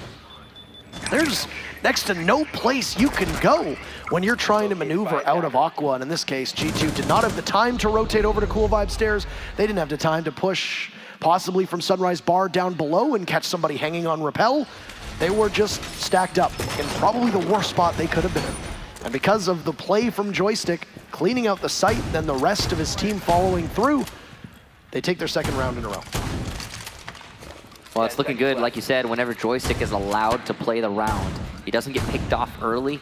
He is a threat to G2's defense. As you said earlier, though, and I agree, it's important to note that G2 has at least broken even in this first half. And as a defender on Coastline, that's okay. It's not terrible. So they can recover it if this ends 3-3 when G2 switch to attack. Karzeka yet to find the board in this map. He's been assisting, but not contributing any more than that. So it's going to take, I think, a wake up from him before this starts going in Empire's favor. One engagement in particular is really important to note, that billiards engagement that kept happening. It just couldn't go the way of Karzeka both times. And that's thanks to Goga's efforts from above. Double bar yet again here for G2. A site that they're comfortable with. They've won it once, lost it once, but they seem confident here. And a big part last time of why this went so well was because Empire didn't have sufficient drone work. Joystick fell early, Fabian was allowed to rotate, he made a gutsy play, and cracked the whole round open. But the difference maker was that there wasn't a Lion, and bringing Lion and Jackal together is just such a headache for the defenders to have to deal with. Goga in a similar spot right now on top of the plant, at the bottom of Cool Vibe Stairs. If you're Karzeka, you don't want to engage in that. Goga's very unlikely to take the fight too. He'll probably just stand like a statue. And no more self-destruction though for Empire. Karzeka doesn't need to take the fight because he's blown to pieces by a tossed up C4 from Pengu, who then is swiftly traded off. But still, Team Empire have a pretty big advantage. Unfortunate for Karzeka, and again, another round where he's not able to actually find the scoreboard. Not exactly his fault. He's put in a very difficult role that is opening off that self-destruction, and he's getting punished for it. But Dan takes down Fabian as Fabian gets too aggressive, and then Dan gets too aggressive, attempting to vault in. There's a minute left, Empire. You don't need to rush yourself. Both teams trading very effectively, though, so far. And Shepard low on HP, but oh! Empire, two of their own. They'll take out Uno and Goga. So, Kanto, what are you going to be able to do here in Courtyard? You're by yourself. 45 seconds left. Your utility starred. You got a great gun in your hands. But you're going to have an angry team looking to try and draw even here. Might have given yourself away. No, for the time being, you still remain elusive as ever. Nobody knows where you are. That's a dead body. You can't do anything to that. You got to ping outside. And you're going to go for the vault, but it's not advised. Joystick was waiting for it. He read you like a book. These teams will draw even, 3-3. Of course these teams are as evenly matched through map 4 as they have been through 1, 2, and 3. It's Empire's turn to defend on G2's map. Beautiful job there from Empire. Really just nothing that G2 seemed to have to answer back to that vertical control, and that turned into really aggressive angles being taken up in the site itself. The anchors felt the pain. Despite alleviating the buck above, there wasn't much that G2 could do to bring that in their favor. A tactical timeout did not bear fruit in round number 3, but afterwards it's been 3 rounds in a row. So clearly something going all according to plan. And what was the big change? Well, Empire dropped the hard breacher and just decided to roll with the Lion. And knowing that you can't roam as effectively just by having the Lion on the board, that makes a huge difference. G2 do not have the same confidence because there's a Lion that can be utilized. Very similar to what we've heard from teams in interviews before. When a Nomad is brought, you don't roam as well. Why? Because there might be a Nomad available. Now, there isn't one being played in this round because, she's banned. And there won't be one for the remainder of the map. There is, however, a gridlock coming out, and it's an operator that Uno likes to run quite a bit. There's also a Jackal, which we've seen consistently from Empire on joystick. We're likely to see every single one of these rounds. One important thing to note is that we've seen a lot of rounds expire time rather than the kills, which is not actually typical for these teams, especially not typical on Coastline. Now, second half, first defense for Empire, and they're going to choose to go to Hookah Billiards. Pretty expected. This is the primary site from many teams.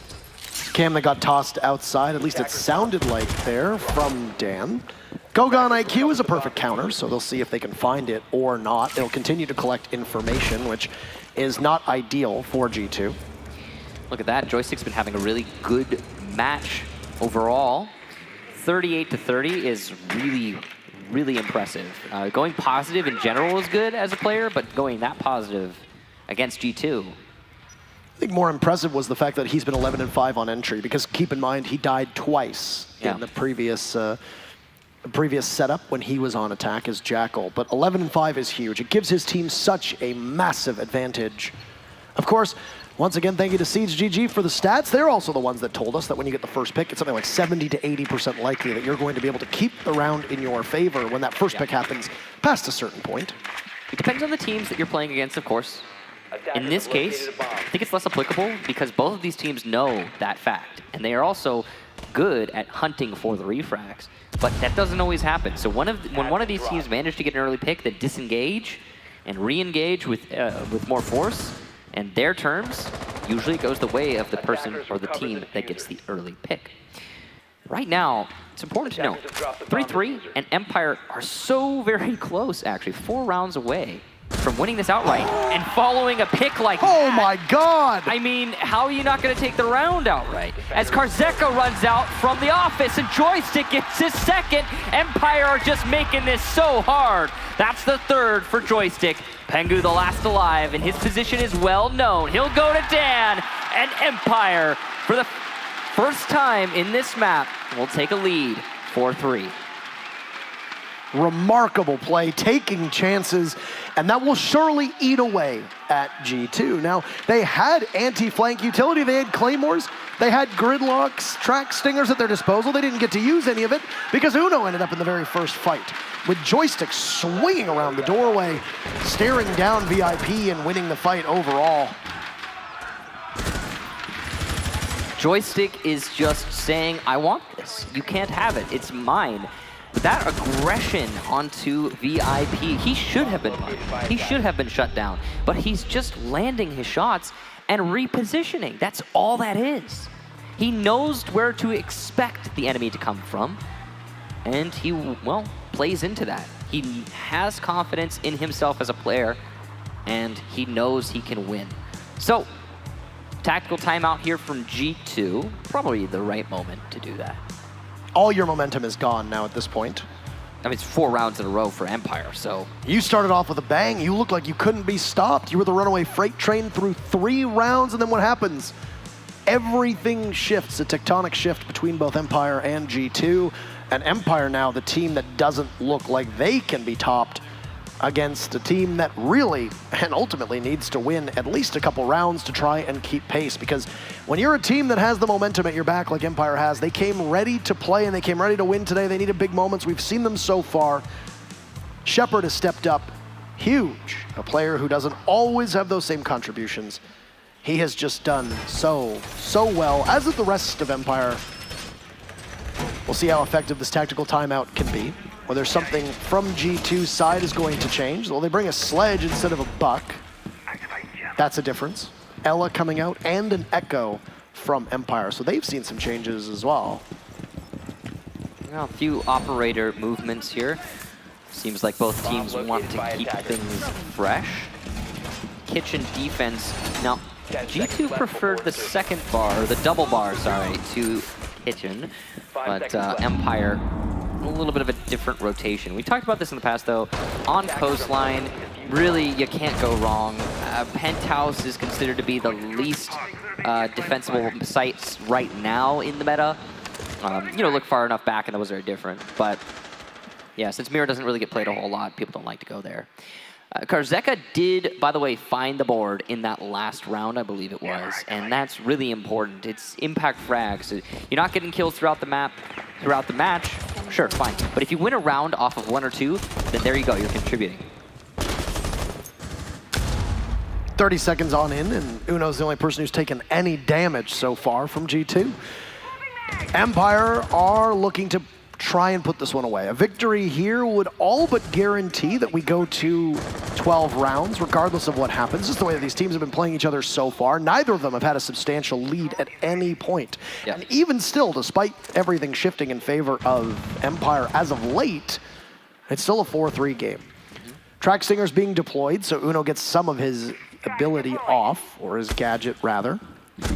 But he won't get any more, or rather that's Kanto, as Karzeka and Joystick are there and they line up and they get knocked down like dominoes. G2 falling, and they'll continue to fall. We're staring at it, indeed, a flawless round. My word. 5-3, the timeout not working in G2's favor. Empire nerves of steel, no time to celebrate. That round was just poor information gathering for G2. They didn't drone out 90. They didn't drone out VIP. And then they proceeded to push both of those locations where there was an Ella and a Joystick. A just puzzling push there from G2, and they threw the round away. This will be something to watch now. Can't take a second timeout, G2. I don't think they were aware of the position. Karzeka was standing. Oh, that's a nice shot on a Fabian. Joystick and Karzeka working so great in tandem here. It doesn't even matter that Dan gets the last cleanup kill. Very frustrating, I'm sure, for G2, and you can see just a bit of wariness on their face. Yet to be toppled in a major that they've competed in, and this is the closest that we've seen a team come, exception being obviously EG in the 2018 Invitational. And referencing the EG in the 2018 Invitational, you gotta know that G2 can come back. Absolutely. From these situations. It looks dire. I mean, 2 rounds, that's it. 2 rounds and Empire are done.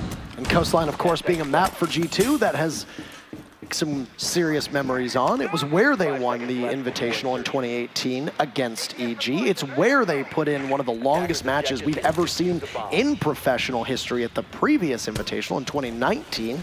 And ultimately, the very first time these two teams met in the finals. So there's some symbolism here. Yeah, it's also their map pick. It's also G2, true. G2 wanted to go here. It's not a bad map for Empire by any stretch of the imagination. Yeah, we know that. Yeah, we see one of the longest maps ever on this map between these two teams. 20-something rounds, flashbacks, still get cold sweats, etc. Yeah. This is the calm before the storm, though. Either you get an angry G2 that surges back, or you continue seeing the absolute domination that Empire has put up for the previous 5 rounds.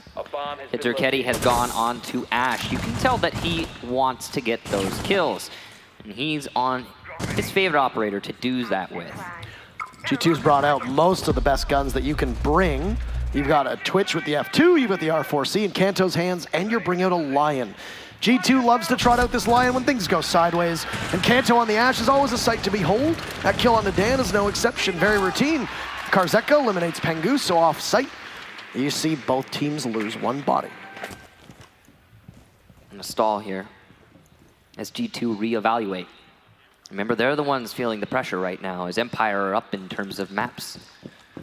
Empire gotta be feeling comfortable as a result. It's a security stack here from G2, a security and exit stack with their 2 remaining players on each side for total. Scyther playing in Office is going to be pivotal to the outcome of this round. E1D is well-timed, but Fabian goes down to a nice peek, and Scyther's still alive. But he finally is eliminated by Turketti and the Russian from Blue Bar. Goga gets one from behind his Joystick. Perfectly positioned, and he's going to get run out on. Turketti gets his 3rd, but it's Karzeka on full HP, and he knows where Kanto is. There's a minute for Kanto to drone. Karzeka takes out, there just barely takes out Turketti's drone. And now he has the information advantage with the Legion Trap. A clutch from Karzeka and Joystick. Empire pushes on to match point. 6 rounds in a row, uncontested so far through half of this map. And we might actually have a match that doesn't go to the 12th and final round. Oh my goodness, what did Joystick do on that round? Outside detected, and G2 blind to his plays. One final round for Empire. That's all they need. Back up to hookah they will go, and the crowd favoring G2, seemingly swapping sides. Empire right now are playing such an impressive match that you can't really blame someone for having a change of allegiances here. I, for one, am just happy to see a really great match from both of these teams. That was almost really bad for Joystick. I would like a frame-by-frame analysis of how Goga did not get shot in the head. Yeah, there was... It certainly looked like he was. It happened. He got the kill. He got the kill. I guess that's all that really matters in the end. Empire now going to billiards in what could be the last round. Now this is uncharted territory for G2, because if you remember, the very first major that they took last year, they lost their first 2 maps, but then they came back through 3 maps. Look at that. 13 months ago, G2 has not lost a series on land since DreamHack Valencia. Not the most impressive showing from them, if I remember correctly. I think they got knocked out by IDK, if my memory serves me correctly, back at DreamHack Valencia. So it's been a long while. Now, mind you, G2 did not lose in Milan because you can't lose if you don't qualify. So that's definitely there for them. That's the ultimate big brain play. But since then, every single LAN that they've attended, they were also successful at DreamHack Winter. As of right now, they are also scheduled to go to DreamHack Montreal later this, or well, technically it'll be next month, I suppose, in just under a month's time. So, match on the line. Adokabi coming out as G2 have blown up their composition to a certain extent, and it's going to be a run out from Karzeka, but he gets caught out. And it's some early deep breaths from G2 as they survive that scare. That's a really good pick there for G2, not only because it'll help them win this round, but if they're successful in this round, it might bring them back in terms of morale, because it seems like G2 are somewhere else entirely at some moments. And Empire, those little, gaps in the defense attack of G2, Empire take full advantage of that. They smell blood in the water and they pounce. There it is, Shepard eliminating Uno. So we're back to even man count. And that was so quick right after the initial kill.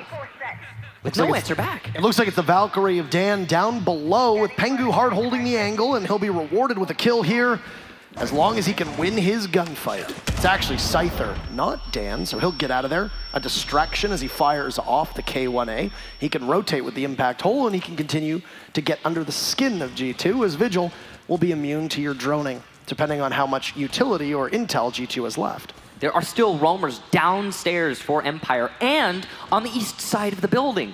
And Joystick's just been droned out, but G2 haven't done anything to counter these roamers. And now they're just saying, okay, we need to attack from Aqua. We need to pressure from VIP, and we need to pinch the site. They're gonna have a difficult time of it though, as Empire are well set up to counter this push.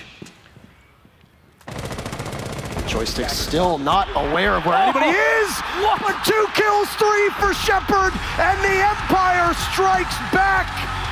They will take the Raleigh Major, and disbelief how quickly it comes back where it all began for Empire. One of the most memorable maps that we've ever seen. It was G2 prevailing over Empire earlier this year on a coastline that didn't ever want to end. This time, Empire makes it quick. 10 rounds, all they need. 4 maps, all they need. 5 men, all they need. And Empire will win the Raleigh Major Championship. Beautifully done to Empire. A nice attempt there from G2, but in the end, on coastline, Joystick just ran around with a stick and won his fights. G2 couldn't recover from that. When you need him the most, he shows up. No questions asked. When you need Joystick, the man does not cower from fear. He does not stop to take fights. A team that has won it all is humbled here in Raleigh. but you can't really feel bad for G2. Their streak over the last 13 months, as noted, is the most impressive that we have ever seen here. And a team that always looks so dominant and so in control will finally be humbled. And it's Empire who does it. Golden Boy has the winners, and for the trophy celebration, we'll go down to the stage. Thank you so much, gentlemen. Ladies and gentlemen, one more time for your champions, Team Empire!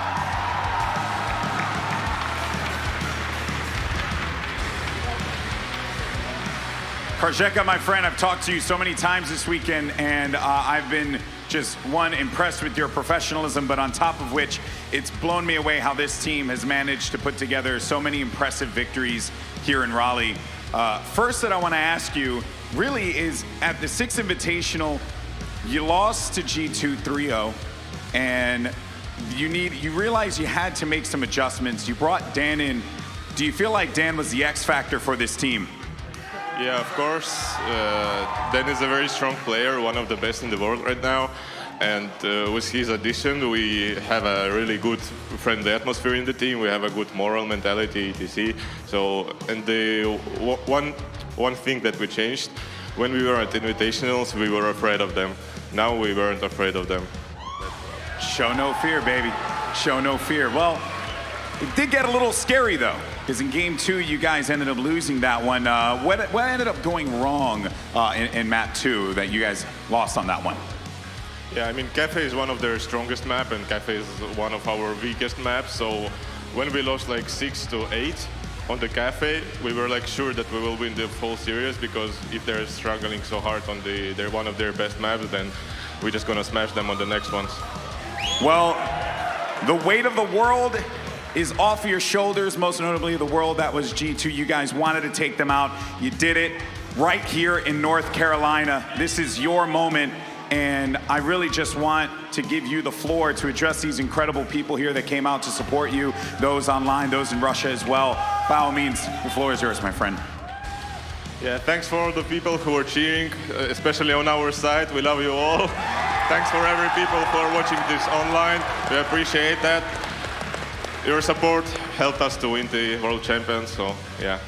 Well, thank you so much, Karjeka. You are the man. And the dynasty has fallen for now, but a new one rises. Team Empire, go and get that trophy. That is yours.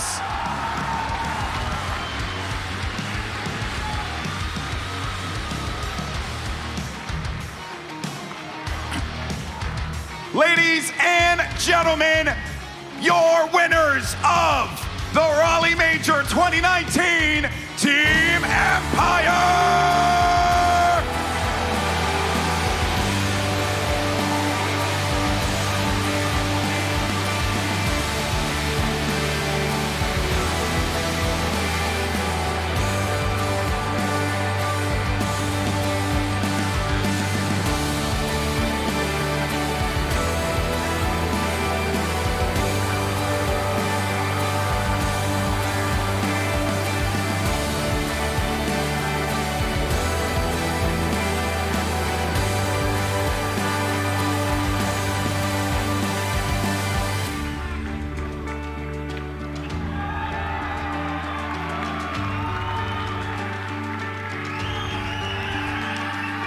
Slavia Chestva Nasze Svobodne. That's the squad here that's bringing it all for Russia. These beautiful gentlemen have done it.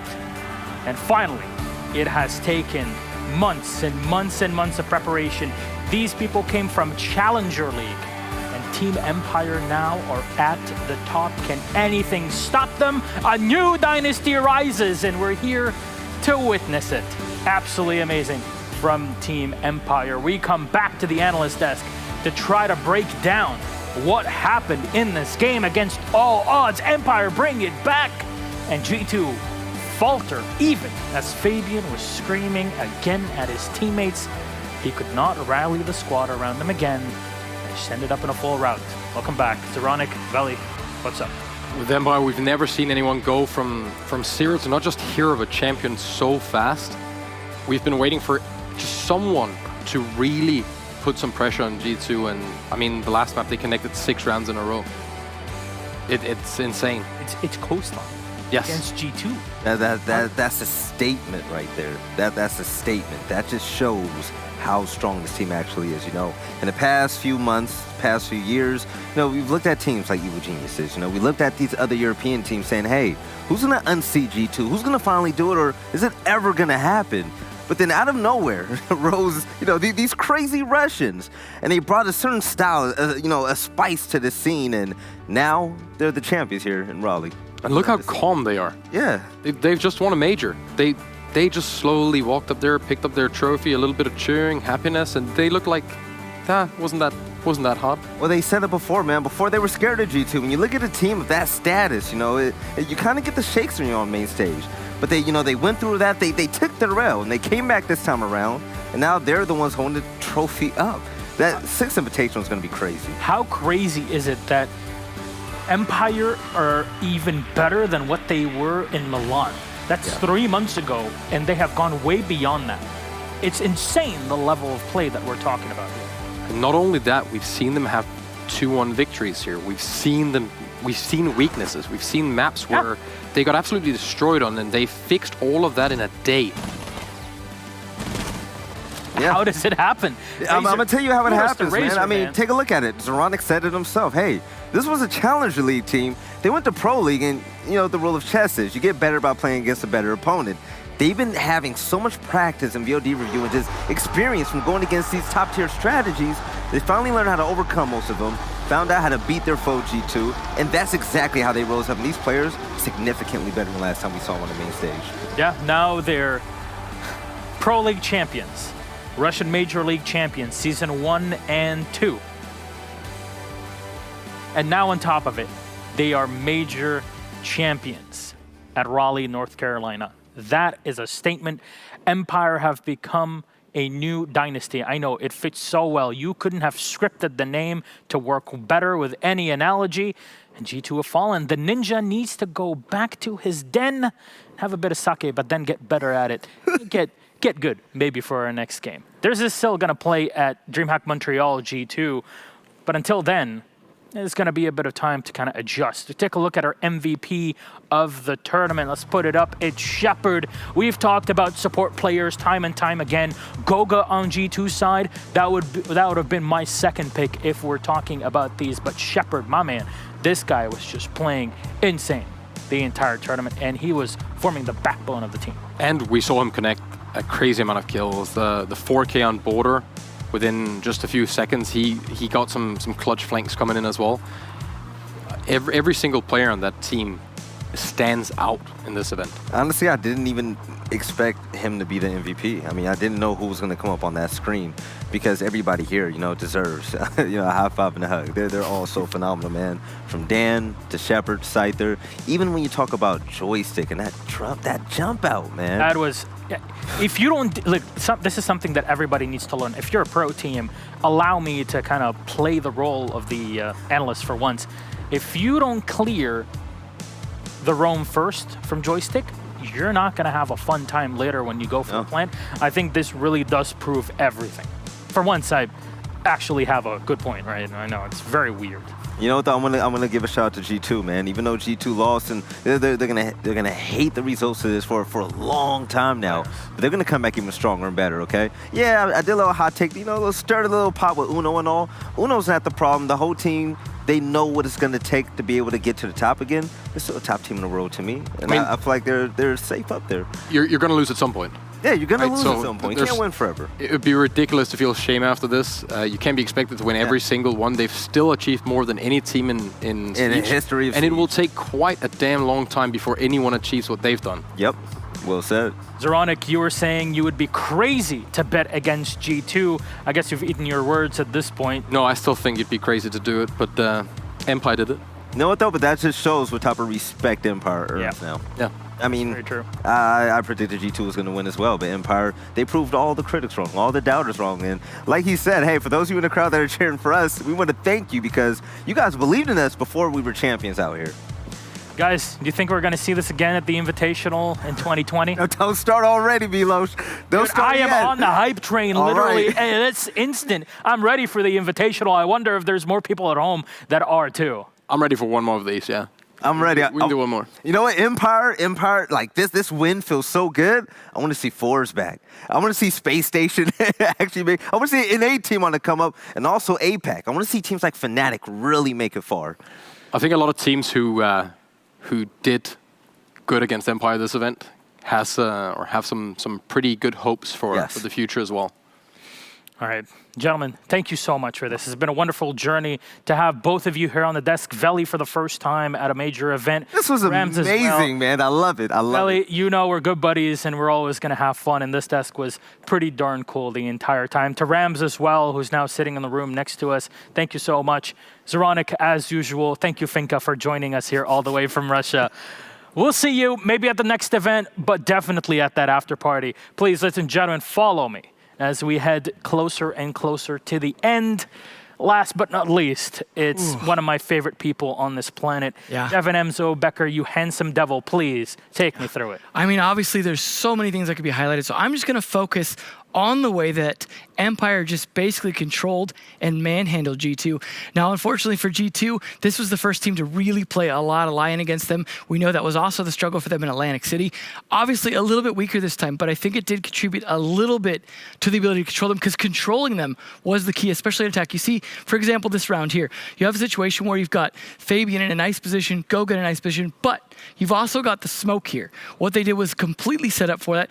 Yes, Fabian could cover this, but what does Fabian do? He goes and turns to look the wrong way, right as Joystick is completely prepared for it. He's got the smoke to cover his other side. He can completely focus on it, sees the opportunity there. Fabian goes down. But the important thing here is it's not just about these players here. These players, Dan covering inside. You've got Scyther over here covering as well. Just the coverage and just the swiftness, but also the way that they'd completely kept most of the players in position up to that point. Then the following round, a similar situation. This time, you've got Joystick playing the window. You've got all these players just completely corralled in here, and Goga getting downed. That was the big play right there. Once Goga was downed, they lost so much control of sight at that point. And as soon as Joystick finished him off, there wasn't a lot they could do. But also, you see, this is where they popped the Lion to really lock things down. Uno now stuck in this position. But the best part is what they do with that. They just continue to lock it down. And guess who we got here? Shepard with the defuse plant. One thing I want to focus on, if you'll give it just a moment here. This exact part here, right over the hatch in Aqua, you had a shield on top with an electro claw from the Clyde of Fabian. Just made sure that nobody could contest as easily in it. However, once you got Goga, you could see that there was a drone coming in right after. There was this drone from Shepard that was just moving through. It detected Fabian and Uno. It made sure that the rest of Empire rotated up. And look at Scyther. He's moving in from the top. He had full control. You go in, you plant. It's easy game. And that's exactly what they did. You saw the defuse plant go down just a few moments later. And as soon as he gets that down, there's not much they could do, because at this point, they're not going to contest up here, because guess who's there? Dan to control that. And that was just control. Then on defense, you saw this round to start things off. You got Uno playing here in VIP, but Joystick coming around this corner. He is watching this doorway. He knows VIP control is essential in this attack because they just used it. He's going to go for this play here. Uno, the important roam control operator of Gridlock, shut down like nothing. And just from there, everything started to fall. Everyone else in great positions. You've got players like Dan covering Hookah here. Shepard making sure that no one's putting pressure on the doorway or on the rest of site. Okay, wait a second. And then the look swivel. At this. Look at all of these. I just want to highlight this for just a moment. Look at all the drones. They are literally all. But guess what? They're not lit up. And whereas Joystick right now in position to be spotted, they're busy pushing at this moment. And Joystick takes full advantage of that. They are not paying enough attention, just shuts them down. And then again, poor Uno on that Gridlock. Joystick in a great position. They're expecting him to be there, but he's not even there yet. They go to push around the corner. They're both watching it, but they are not ready for that man, because the stun attempt there coming out from Zofia actually backfires. Joystick gets those, and then the collapse from the rest of the team. You've got players like Karjeka just destroying the Gridlock tracks. He's ready for these players over here. There's nothing they can do. And then the final round, just Joystick. He's outside. He shuts down Uno. Just well played. I mean, they're trying to get this defuse down. He just completely stops it, shuts down Uno. But the thing is, too, it forces Kanto to rotate out for the kill. In the meantime, that gives the player over here on stairs a chance to reposition because Karjeka's gonna have to clutch this out. He does exactly that. He goes for the play here, makes a move, and he rotates in to a position rather than fighting this through the doorway. And in the meantime, Kanto just trying to get whatever little information he can.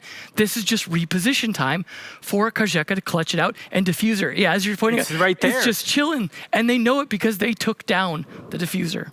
So overall, just control, control, control. G2 just did not have enough of it. Joystick, appropriately named because he was in control the whole time. Devin, thank you so much for all of your help throughout this tournament. I know there's a lot of thanks purge that happens at the International, but can we get some thanks Emzo here for the Siege community? Thank you so much for just breaking everything down. It's been a pleasure, my friend, and hopefully we'll get to see more of the Telestration station. Make sure you go and tell us all about it and what you think about this station. Maybe we'll have it next time, but it's time to end things. Let's take a look at the bracket and recap where we've gone through here in the tournament. If you have been living under a rock, we went through Fours, Vodafone Giant. Forza are in, just now qualified to Challenger League, made it to the semis. And then G2 TSM, they play against Fours, and here we are as G2 in the grand final. Space Station knocked out Last Hope for NA as well as FaZe for Latin America. They made Empire bleed. Same goes for Team Secret. But in the end, it's Empire that prevailed. It was a 3-1 versus G2 Esports in a crazy grand final day. Who would have thought that finally the dynasty of G2 would fall apart? I wouldn't have known, that's for sure. Again, ladies and gentlemen, thank you so much for going through this entire week filled with Siege. I hope we have more and more and many more events like this. Next up coming is DreamHack Montreal, and after that it's Season 10 Pro League Finals live from Tokoname in Japan. Well, until we go there, all I want to say is we love you. The king is dead. Long live the king. Good night.